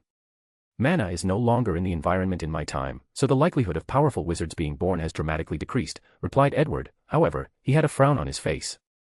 That is not reason enough to reach such a state, replied Rowena. Is there a problem? It seems that you do not completely trust me. What do you mean? In my timeline, I studied the diadem and concluded that my Ravenclaw probably had access to the Room of Brain in the Department of Mysteries. By studying that room, she was able to discover how to increase intelligence and made the diadem. However, I found no such information during our exchange. More importantly, I did not find the reason that you are slowly dying. Rowena paused for a moment before sighing. I knew that I would not be able to hide it from you. Follow me. She then led Edward to a long passage in her castle, heading in a specific direction. There is no need to sulk. I'm sure that there are many things that you hid from me during our exchange. That may be true, replied Edward. However, you have to admit that the level of trust one gave you is way more than you did me. With an awkward silence, the two soon reached a room. Inside, Edward saw the perfect replica of the Department of Mysteries. He saw the room of time, space, love, brain, and the death chamber. He even saw the Hall of Prophecy. It seems that my deduction was correct. Rowena Ravenclaw in my timeline might have found these rooms while traveling throughout the world and brought them back to England. Later, the location she placed them before her death was probably discovered by other wizards who started studying them. From what I remember, the oldest record of the Department of Mysteries was traced back to 1672, while the Ministry of Magic was created in 1707. The wizards who chose the location of the ministry were probably aware of these magical wonders and wanted to hide or protect them. Regaining his thought, Edward asked, do these things have anything to the reason you are dying? Yes. I discovered the room of space and time in the same place. However, an accident occurred in the process of retrieving them, replied Rowena. Where did you find them? It was the place called Bermuda's Triangle, in your time. Chapter 100, Death's True Identity. Bermuda Triangle. Edward knew that this was a mysterious place in the North Atlantic Ocean where many Muggles' planes and aircraft have disappeared. He once visited the place and noticed a weird spatial ripple there, and studied it for a while. Although he gained a lot, he never truly uncovers the cause of it. What about the others? Where did you find them? The Brain Room was discovered in Africa, the Hall of Prophecy in New Zealand, the Love Room in America, and the Death Room in Greece. Wait, you said Greece. Did you encounter something strange in the process? Hurriedly asked Edward. How did you know? Replied Rowena. The death chamber was in the possession of a Greek wizard. The man was extremely powerful and also very mad. He rumbled about how he would soon become a god, truly becoming immortal and control the power of death itself. What happened afterward? Calm down, replied Rowena Ravenclaw. I was easily defeated and captured by him. However, he did not immediately kill me. He seems to want someone to witness his ascension to godhood. He was using some kind of very complicated ceremonial magic that needed the death chamber as a basis. So, I secretly modified some parts of the ceremony, and he failed. He died in front of me. I should have guessed that it was him, the ancient Greek wizard, Herpo the Foul. The first dark wizard to create a basilisk and the inventor of the Horcrux, muttered Edward. If I guess right, he might succeed in becoming a god in my timeline. But how did he do it? He once told me that there were other gods in this universe, but they were forced to return to the fundamental laws of this universe. Now, he could have lied to me, but assuming he was not. Edward then walked back and forth with his hand on his chin. Since Herpo needed the Chamber of Death, then this relic should be related to these previous gods. Or maybe things they left after disappearing. So, based on the different rooms, there used to be the god of death, time, space, and fate. The brain room could relate to intelligence or wisdom, so the god of wisdom. It could be thoughts, knowledge, mind, and spirit. Or a god related to all of those things. Then there is the room of love. God of love? No, in ancient runes and many other languages, love can be interpreted as guardian or protection. No, it can also be interpreted as life. Hence, the god of life. This would explain why after sacrificing herself, Lily Potter was able to protect her son from a death-related spell like the killing curse. Her action falls under the categories of guardian and life protection. So, with time, space, life, death, mind, and wisdom, we have all the necessary components for creating a universe and living beings to make it flourish. Not just that. If the cataclysm occurred as Herpo stated, they might need these things to stabilize the universe from destroying or something else. As for Herpo, he must create a way for him to absorb or merge with the laws of death of this universe and becoming a god. Unfortunately for him, even after succeeding, he was stuck in the afterlife, unable to enjoy all that power. And now, he wants to find a way to escape, and it's necessary to activate the ley line nodes for him to succeed. And there might even be some traps in those deathly hallows. To be safe, in the future, I will place all of them very far apart. After finishing talking to himself out loud, Edward looked at Rowena, who staring and listening to him intently. He asked, "Do you remember the magic that you saw Herpo using?" "I did," replied Rowena. Then she took a gray string from her temple, waved it into the air, showing that particular memory. Edward saw a snake-looking old man with a long white beard holding a long cane with a snake design on the top. He seemed to be using it as a wand. In the center of the room was the death chamber, and around it was countless strange writings and symbols written on the floor and murals. In one part, there was a small hill of crystal. After focusing on that part, Edward realized that they were souls. Let me see, these are ancient Greek enchantments, ancient runes, and even dragon language. I can't believe that Herpo also knew about dragon chant magic. Did he recreate a dragon as I did, or did he find the remains of the dragon race? Then, Edward continued to analyze the enchantments. He recognized other things like the devil language he used for his contract. However, many things he also did not recognize. He theorized that they were enchantments based on long-dead languages, or it might even be a language created personally by Herpo the Foul for this magic. After more than an hour, he finally turned his head to see Rowena staring at him very intently. Thinking about something, he smiled wryly. "All right, I promised you that I will show the knowledge that I learned during our exchange. Before that, I need your analysis of this magic." Rowena kept staring at him for a few more seconds, then she replied, "I will trust this time." She waved her hand and a large book appeared. She then handed it to him. Edward briefly looked through it and he saw all of Rowena's research on the ceremony magic. Although she could not recognize many of the enchantments there, after many experiments, she figured more than 50% of them.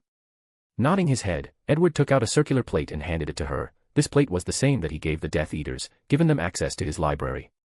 Knowledge of how to operate this metal plate appeared in her mind, then she asked, "Why is my authority temporary level 4? Don't be greedy. Only I have level 5 access, and only my family have real level 4 access. So, what you are saying is that if I become your wife, I will have real level 4 access, and even possibly level 5. Cough, I'm a man who is impossible to be tied to one woman. It's fine if you have many women as long as I get to be the main one. Well, let's change the subject. Where did your illness come from? Show me the source and I may be able to find a solution." Rowena gave him a profound look before saying, "The source of my illness came from the same place as the time and space room." "You mean the Bermuda Triangle? What exactly is there?